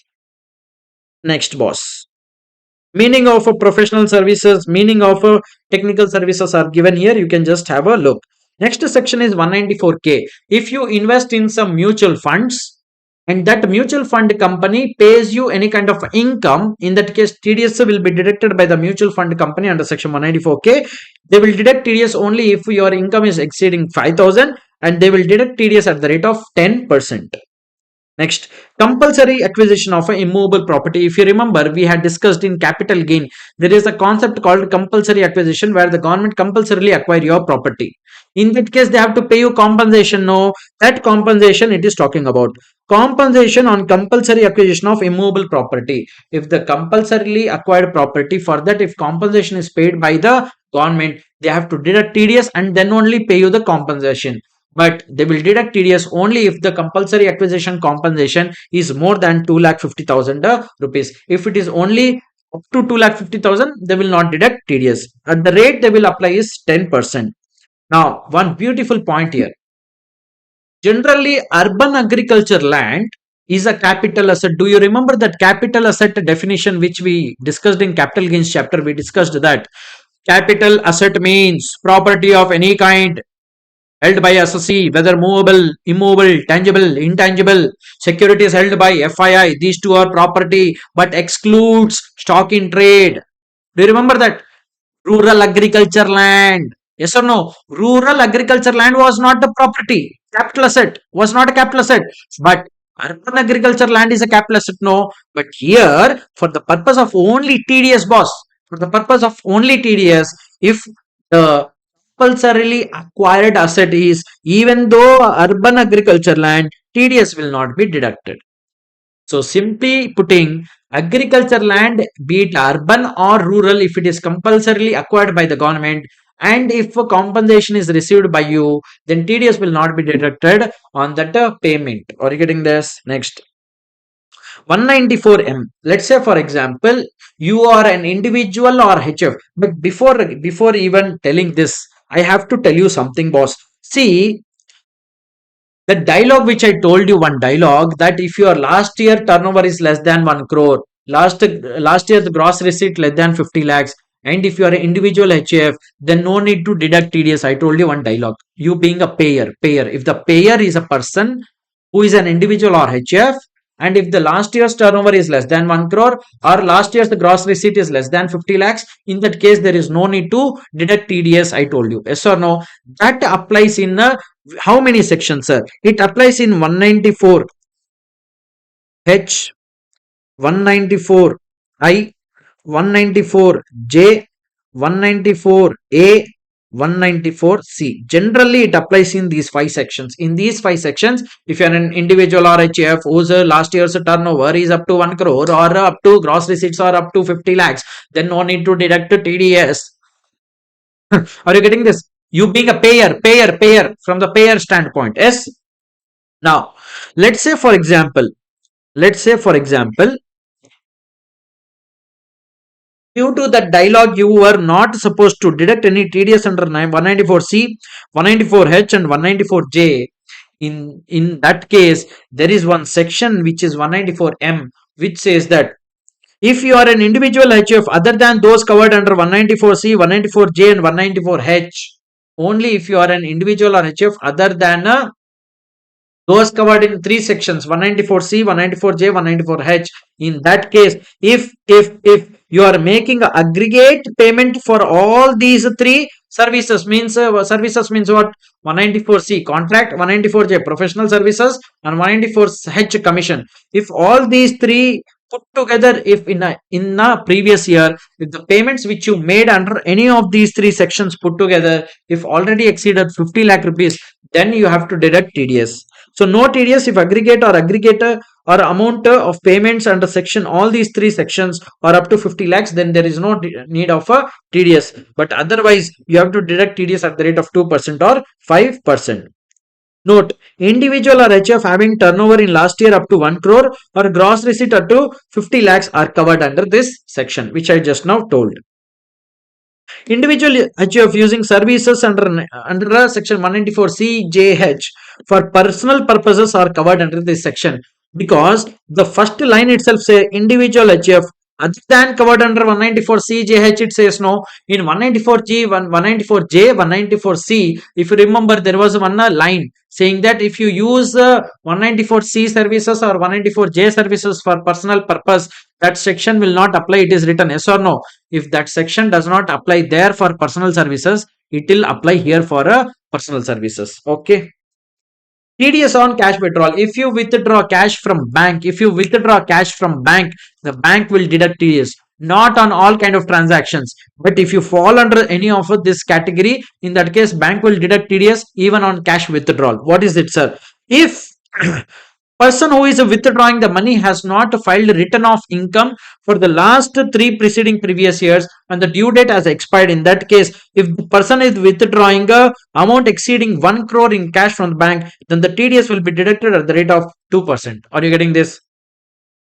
If you have not filed return of income for any of the three preceding previous years, not filed within the due date 1391 and it is expired, see here it says all three preceding previous years. Here it says any three preceding previous. What is the difference? For all 3 years you did not file the return of income is a different scenario. For any means, out of 3 years, last 3 years, you filed return for even 1 year, then you will fall under this category. You did not file a return for any of the three previous year. All three previous years you did not file return of income, then TDS will be checked under this provision. Are you getting this? So if you have filed any one of the years return or two returns you filed, but out of these three, any three previous preceding years you did not file any return, in that case, TDS will be deducted at 2%. If your withdrawal is up to 20 lakhs to 1 crore, 2%. If you are withdrawing exceeding 1 crore, in that case, 5% of TDS rate will be applicable. TDS, cash withdrawn by cooperative society. If a cooperative society withdraws cash, in that case, the limit given is 3 crores. The rate of TDS will be 2%. No TDS if cash withdrawn by government, bank, cooperative bank, and all. Next, senior citizens. TDS by bank in case of senior citizen. Let's say, for example, there is a senior citizen who does not have any income other than the interest what he is getting from the bank. So he does not do any kind of business, nothing. He has only that interest income from the bank what he is receiving. That is it, his total income for the year. In that case, the bank can deduct the TDS under this section. Mind you, senior citizen generally as per the optional tax regime slab rate, it is senior citizen we call for a person who is 60 years of age more. But here in this provision, the senior citizen will be called if you are 75 years or age of more. At what rate the bank will deduct TDS? The bank will deduct TDS at the rate of slab rate.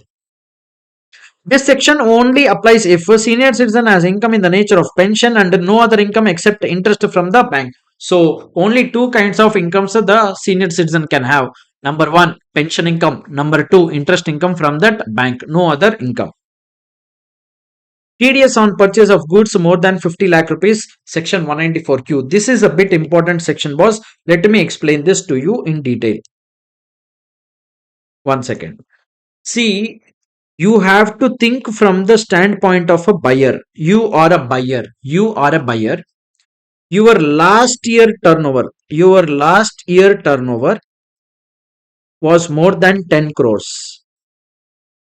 You are a buyer, your last year turnover, if it is more than 10 crores, then whenever you are buying goods from the seller, if you are buying the goods from your seller for more than 50 lakh rupees, in a previous year, from one particular seller, from one seller if you are buying goods worth more than 50 lakh rupees in a financial year, and if your last year turnover was more than 10 crore rupees, in that case this section 194Q will apply in your case. And at the time of you making payment to the seller, no, you have to deduct TDS at the rate of 0.1% on the amount which exceeds 50 lakhs. Let's say, for example, in this year, you purchased goods for 75 lakh rupees from this seller. Then you will deduct TDS only on 25 lakh rupees. You will not deduct TDS totally on 75 lakh rupees. Only the amount which exceeds 50 lakhs, on that you will deduct TDS. I hope that is crystal clear. Getting it? Let's read this. Important, boss. Any person buyer whose last year turnover was more than 10 crores. Rate of TDS. TDS at the rate of 0.1% of a sum of purchase excess of 50 lakhs. Excess of 50 lakhs. Let's say, for example, your seller did not give you PAN at that time. 0.1% will become 5%. You have to deduct TDS at the rate of higher rate, which is 5%. Threshold limit TDS only on excess amount of above 50 lakhs. Now, note, very very important note, boss. If for a transaction both 206C1H and 194Q applies, then TDS under section 194Q shall apply.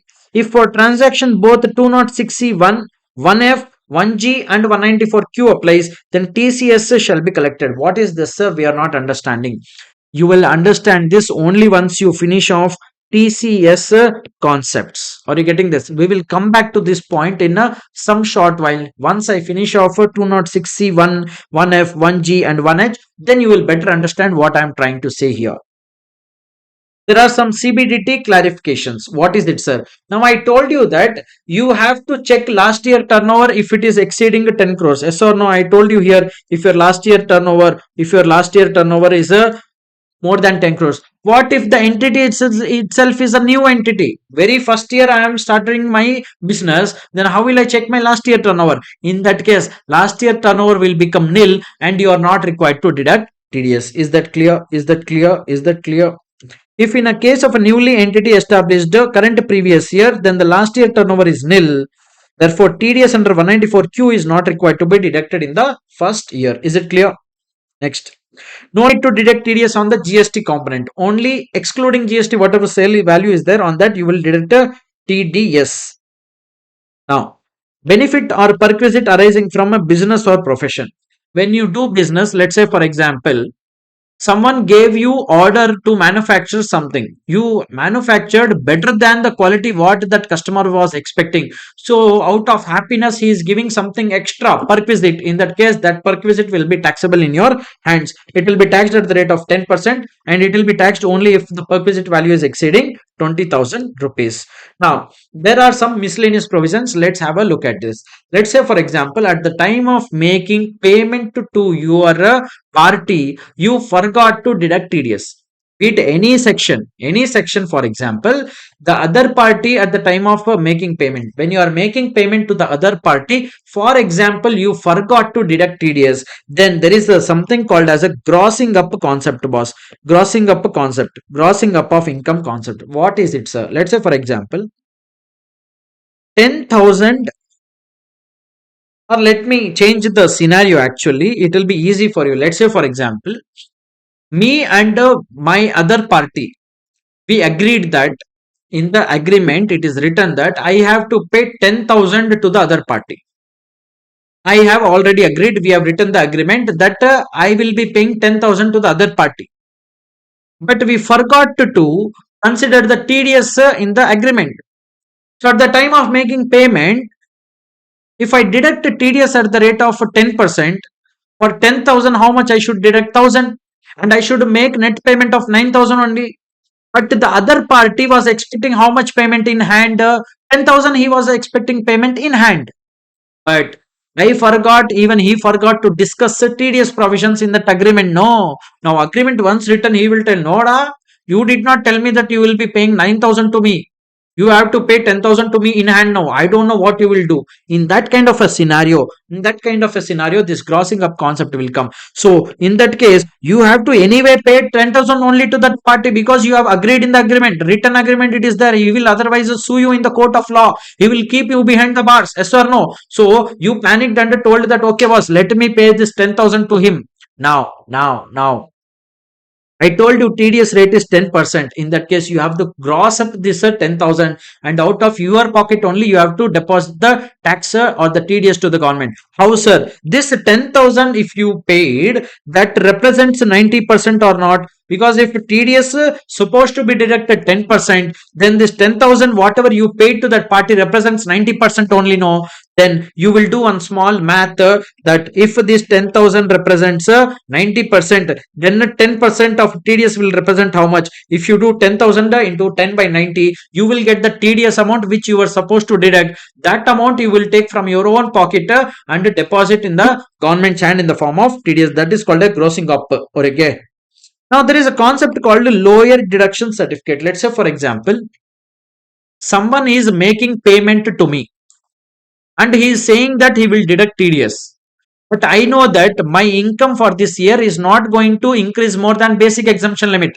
If my income is not increasing more than basic exemption limit, including that income which I am going to receive from that other party, then I am not supposed to pay any tax. No, because my income itself, let's say for example, in this year, I do not have any income except that 1 lakh rupee which the payer is trying that, which the payer is saying that he will pay to me.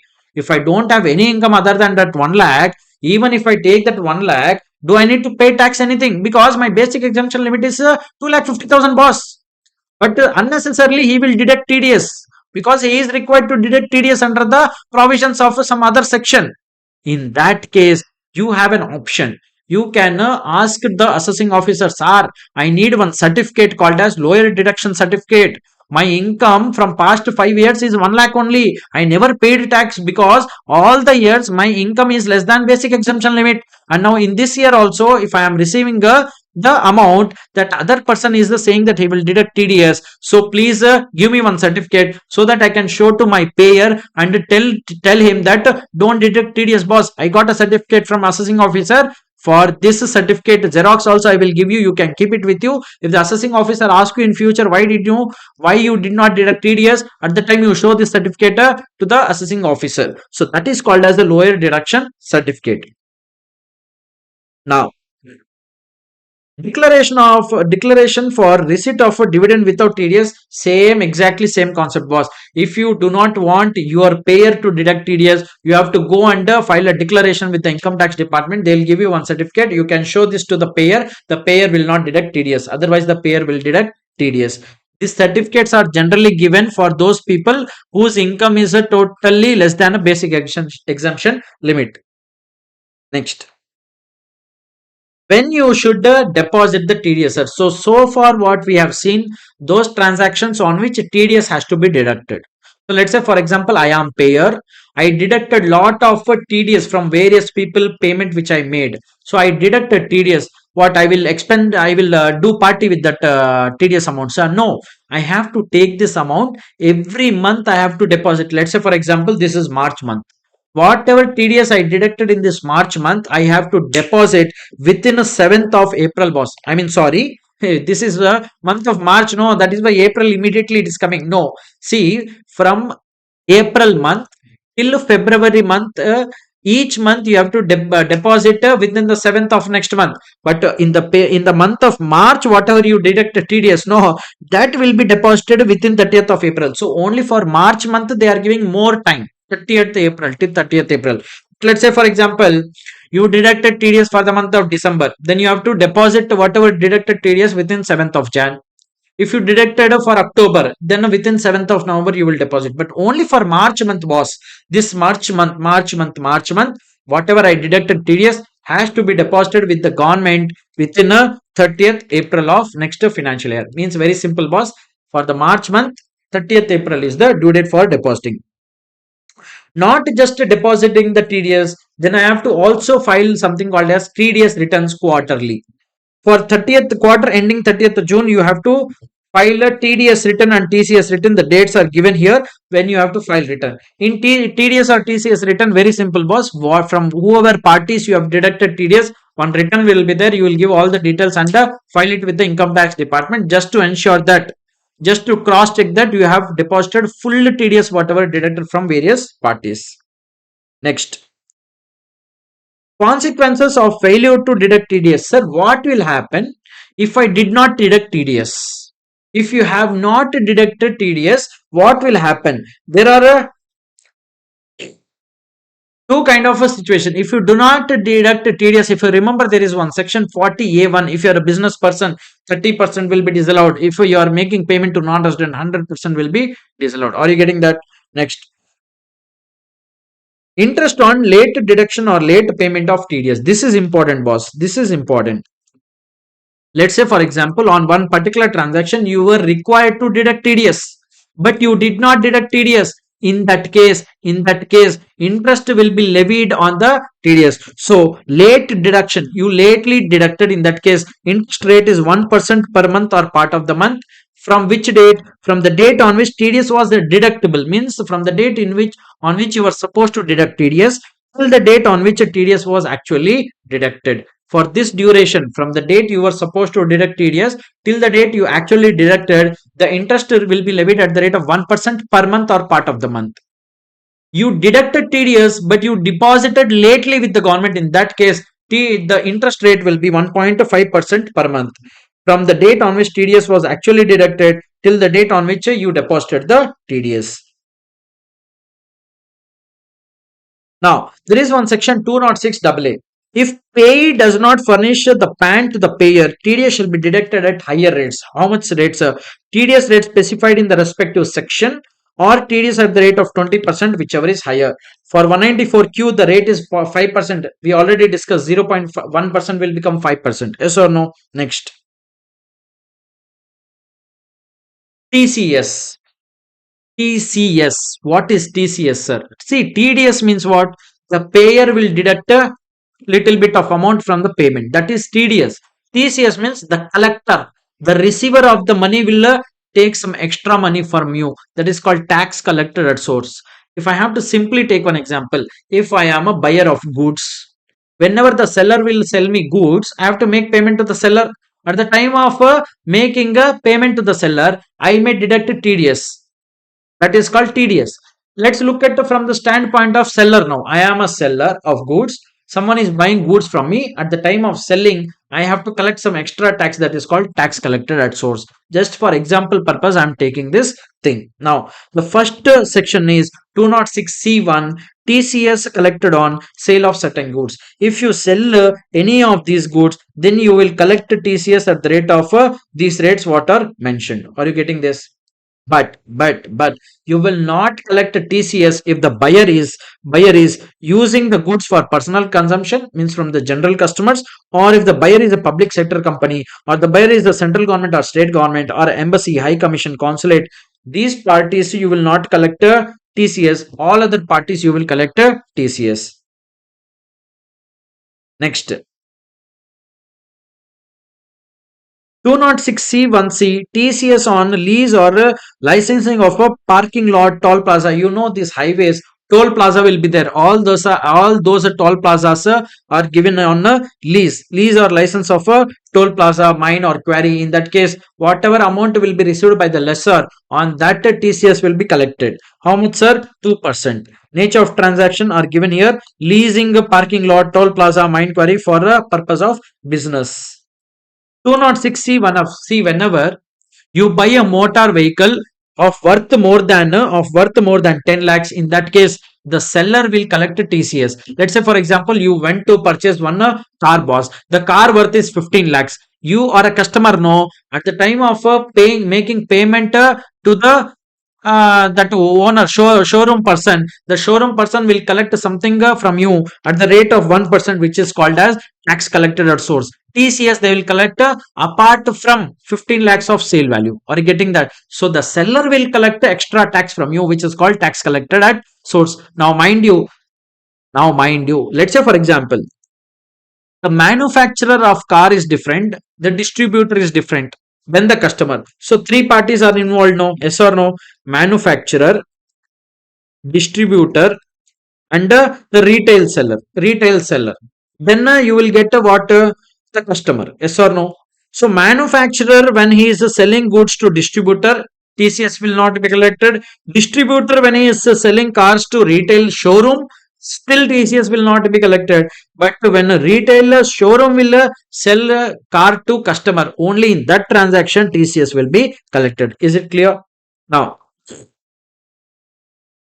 So the TCS rate given is 1%. Threshold limit is 10 lakhs. TCS will apply only in case of sale of motor vehicle at retail level. The showroom, when it is selling to the final customer, only then the TCS will be collected. No TCS on sale by manufacturer to dealer or distributors. Two wheelers are not covered. You buy two wheeler for 20 lakhs also does not matter. Only four wheelers and above. 206C1G liberalized remittance scheme and overseas tour package. This section is applicable in the case of that foreign exchange dealers. Who is a foreign exchange dealer? Let's say, for example, you want to send some money abroad, or you are going abroad. If you go abroad, you need dollars, no boss. If you want to go abroad, you need dollars. Here you have Indian money. If you take Indian money and go there, it is not a challing. Yes or no? Yes or no? So what you will do, you will go to one foreign exchange dealer, you will give your cash, you will take back dollars. For that he will charge you what? Commission. Yes or no? If you are making payment to foreign exchange dealers, and for these purposes which is mentioned here, in that case the seller of the foreign exchange dealer will collect extra tax from you, which is under section 206C 1G. Remittance of money more than 7 lakhs under the liberalized remittance scheme of RBI. If you want to remit money under all LRS schemes, I mean, it's very simple, boss. You want to send or you want to exchange more than 7 lakh rupees for sending money outside India. In that case, TCS is applicable. Or if you are buying a tour package, sale of overseas tour program package, in that case TCS will be collected. Authorized dealer or seller of OTPP, person other than a non-resident visiting, means for these buyers, generally for all buyers the TCS will be collected, but for these buyers TCS will not be collected. Rate of TCS remittance more than 7 lakhs under liberalized remittance scheme. So if you are exchanging the currency for a education purpose or medical purpose, means you want to send abroad the money for education purpose for someone or for medical treatment of someone, in that case 5% of TCS will be collected for amount exceeding 7 lakhs. But if you are sending for some other purposes the money, in that case 20% of TCS will be collected. If you are converting the money, I mean the converting the currency with the operator of a tour program package, in that case for purpose of tour, if you are taking up to 7 lakhs 5%, for more than 7 lakhs if you are taking, then 20% of TCS will be collected from you.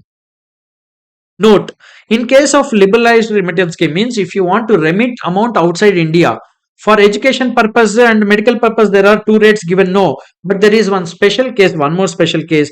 Remittance amount is out of education loan, means you took some education loan from a bank. That loan amount, if you want to send abroad, in that case TCS rate will be applicable only 0.5%, though it is for education purposes. So if you have taken an education loan, then TCS of 0.5% will apply instead of 5%.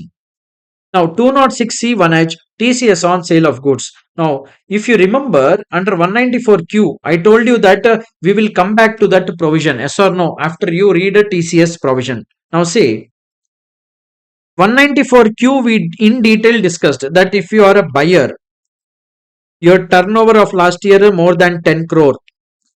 In that case, if you are buying or making payment to seller for more than 50 lakh rupees, the seller, in that case you will deduct TDS at the rate of 0.1% on the amount exceeding 50 lakhs, I told you. Yes or no?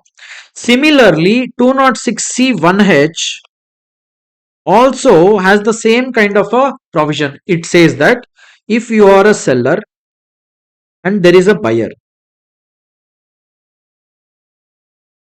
so if you are a seller and selling goods worth more than 50 lakh rupees to a buyer, And let's say, for example, if seller's turnover of last year is more than 10 crores, in that case, the seller has to collect a TCS under section 206C1H from the buyer. TCS under section this. Now, if you closely have a look, let's say, for example, buyer also satisfying last year turnover more than 10 crores, seller also satisfying last year more than 10 crores, then both are required to deduct TCS and collect TCS. No, in this scenario also more than 50 lakhs he is buying from the same seller. In this scenario also seller is selling the goods to the same buyer for more than 50 lakhs. Then clash is happening no under both the sections. So in that kind of a scenario, you have to follow 194Q only. You have to not follow 206C1H. I will explain you in detail now. I am a buyer. My last year turnover is more than 10 crores. I am buying goods from one seller who is selling me goods worth more than 50 lakhs. In that case, I am required to deduct TDS under section 194Q, yes or no, on excess payment, whatever I will make more than 50 lakhs, yes or no, yes or no. Now, look at from the standpoint of the same seller in the same transaction. If my seller's last year turnover is more than 10 crores, last year's turnover is more than last year turnover is more than 10 crores, he is selling me only no goods. And under section 206C1H it is given that if a seller's last year turnover is more than 10 crores and if that seller sells goods to a buyer for more than 50 lakh rupees, then the seller is required to collect a TCS. Then here in on the buyer's side 194Q is telling a deduct TDS. On the seller's side, say on the same transaction 206C1H is saying collect TCS. In this kind of a scenario, if 206C1H and 194Q both applies, in that case, the buyer has to deduct TDS under section 194Q. Then if once the buyer deducted TDS under 194Q, then the seller will not be required to collect any TCS under section 206C1H. I think that is absolutely clear. Let me revise this. Any person whose last year turnover is more than 10, so mind you here it is seller more than 10 crores. In that case rate of TCS is 0.1%, and if the sale consideration is more than 50 lakhs, then only you will collect TCS. So when you will collect TCS under 206C1H, if the buyer's turnover last year is not more than 10 crores, in that case the buyer will not be required to deduct any TDS at the time of making payment. Then the seller will get a chance to collect a TCS on the transaction. Next. So wherever that point which we left here, 194Q, if you remember. So what is it trying to say? Here. So what is it trying to say? These 2 points, let me clarify. If for a transaction both 206C1H and 194Q apply, then the TDS under section 194Q only shall apply, which we discussed just now. But in the case of transactions of 206C, 1F, 1G and 194Q also applies, then you have to collect a TCS only. Then the deductor will not deduct TDS under section 194Q. Are you getting that? Next.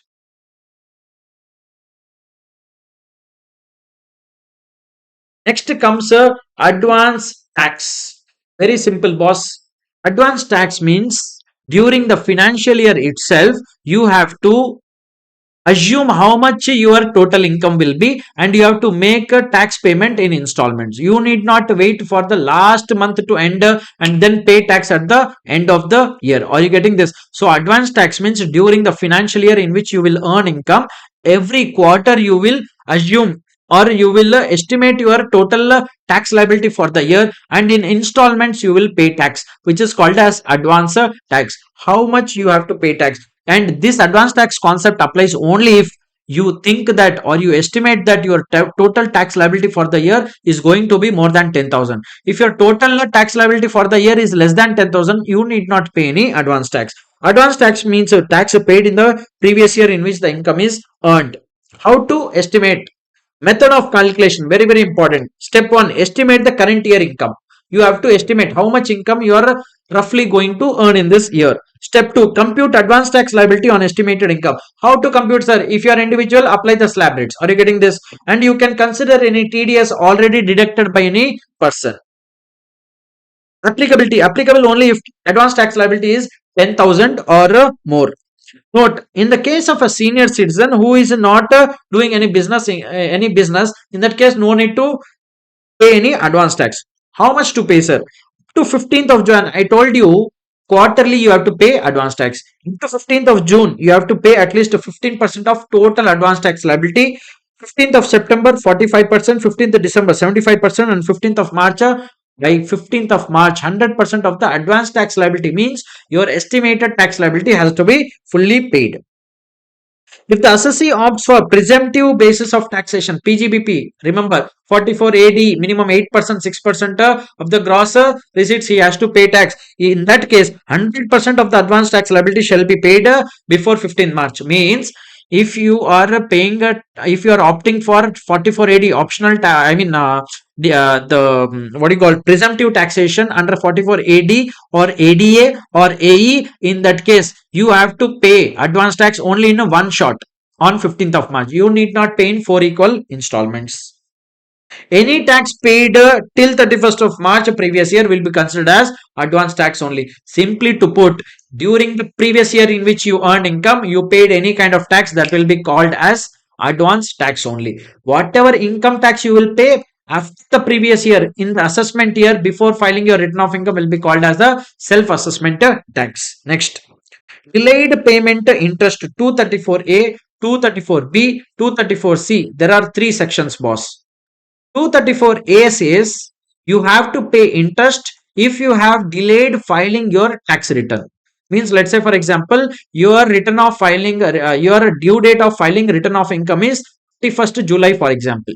But you filed a return of income in the month of December. Then by how many months you delayed? August, September, October, November, December, 5 months. For these 5 months, you have to pay interest at the rate of 1%, 1% per month. On what amount, sir? On the total tax liability which was pending payable with the tax return. Let's say for example, in the tax return 10,000 tax was outstanding payable, then on that 10,000 into 1% into 5 months you will pay interest under section 234A. Interest on delay in filing of return of income. Formula for interest computation: unpaid tax as per return of income into rate of interest into period. Unpaid tax is what, sir? Remaining tax liability as per return of income after deducting all the TDS, TCS, whatever reliefs you have. Rate of interest is 1% per month. From the date after the due date of filing return of income till the date of actually filing return of income, you have to pay interest under the section 234A. Next interest is 234B. Let's say for example, the advance tax which you paid during the previous year is less than 90% of the total tax liability of the year. Assessed tax means first you paid the advance tax, then the return of income was processed and they will assess some tax under the normal processing of a tax return. At that time, whatever assessed tax is there, that will be compared with how much advance tax you paid. If you paid more than 90% of the assessed tax, then there is no interest under 234B. If the advance tax what you paid is less than 90% of the assessed tax, what assessed tax means, that tax which you finally you paid a tax on. Advance tax you pay on estimated income. Assessed tax is on the actual income. Are you getting that? Formula: advance tax short paid. Short paid means how much a difference. Rate of interest period. Advance tax short paid means what, sir? Assessed tax minus advance tax already paid. On the difference, you have to pay interest at the rate of 1% per month. From when I have to calculate interest, sir? From 1st April of the assessment year till the actual date of payment of that short tax. Note: interest not applicable if assessee paid minimum of 90% of advance tax payable. 234C. See, advance tax I told you 14%, 15%, 45%, 75%, 100% of the advance tax liability you have to pay in four equal installments, no quarterly. If you have delayed those advance tax payments, then interest under section 234C will be levied. Interest payable for deferment of advance tax payments. How, sir? Deferred amount into rate of interest into period. How much is the deferred amount, sir? Deferred amount is given in this column. 15% of tax you are required to pay. 15, 45, 75, 100. Remember that advanced tax table. less advance tax paid till that date. So whatever difference will be there will be what? That advance tax which you did not pay. You were supposed to pay 15% of advance tax liability, but you did not pay. In that case, interest will be levied. First three columns, if you see, it is given 3 months. Last month, it is given only 1 month. Why? Because last month, if you remember the last installment of advance tax, the date given is by 15th March, you have to pay the last installment. So from 15th March only till 31st March, you have to pay interest. No. So that 15 days is treated as 1 month and you have to pay interest. Now, there is one important note.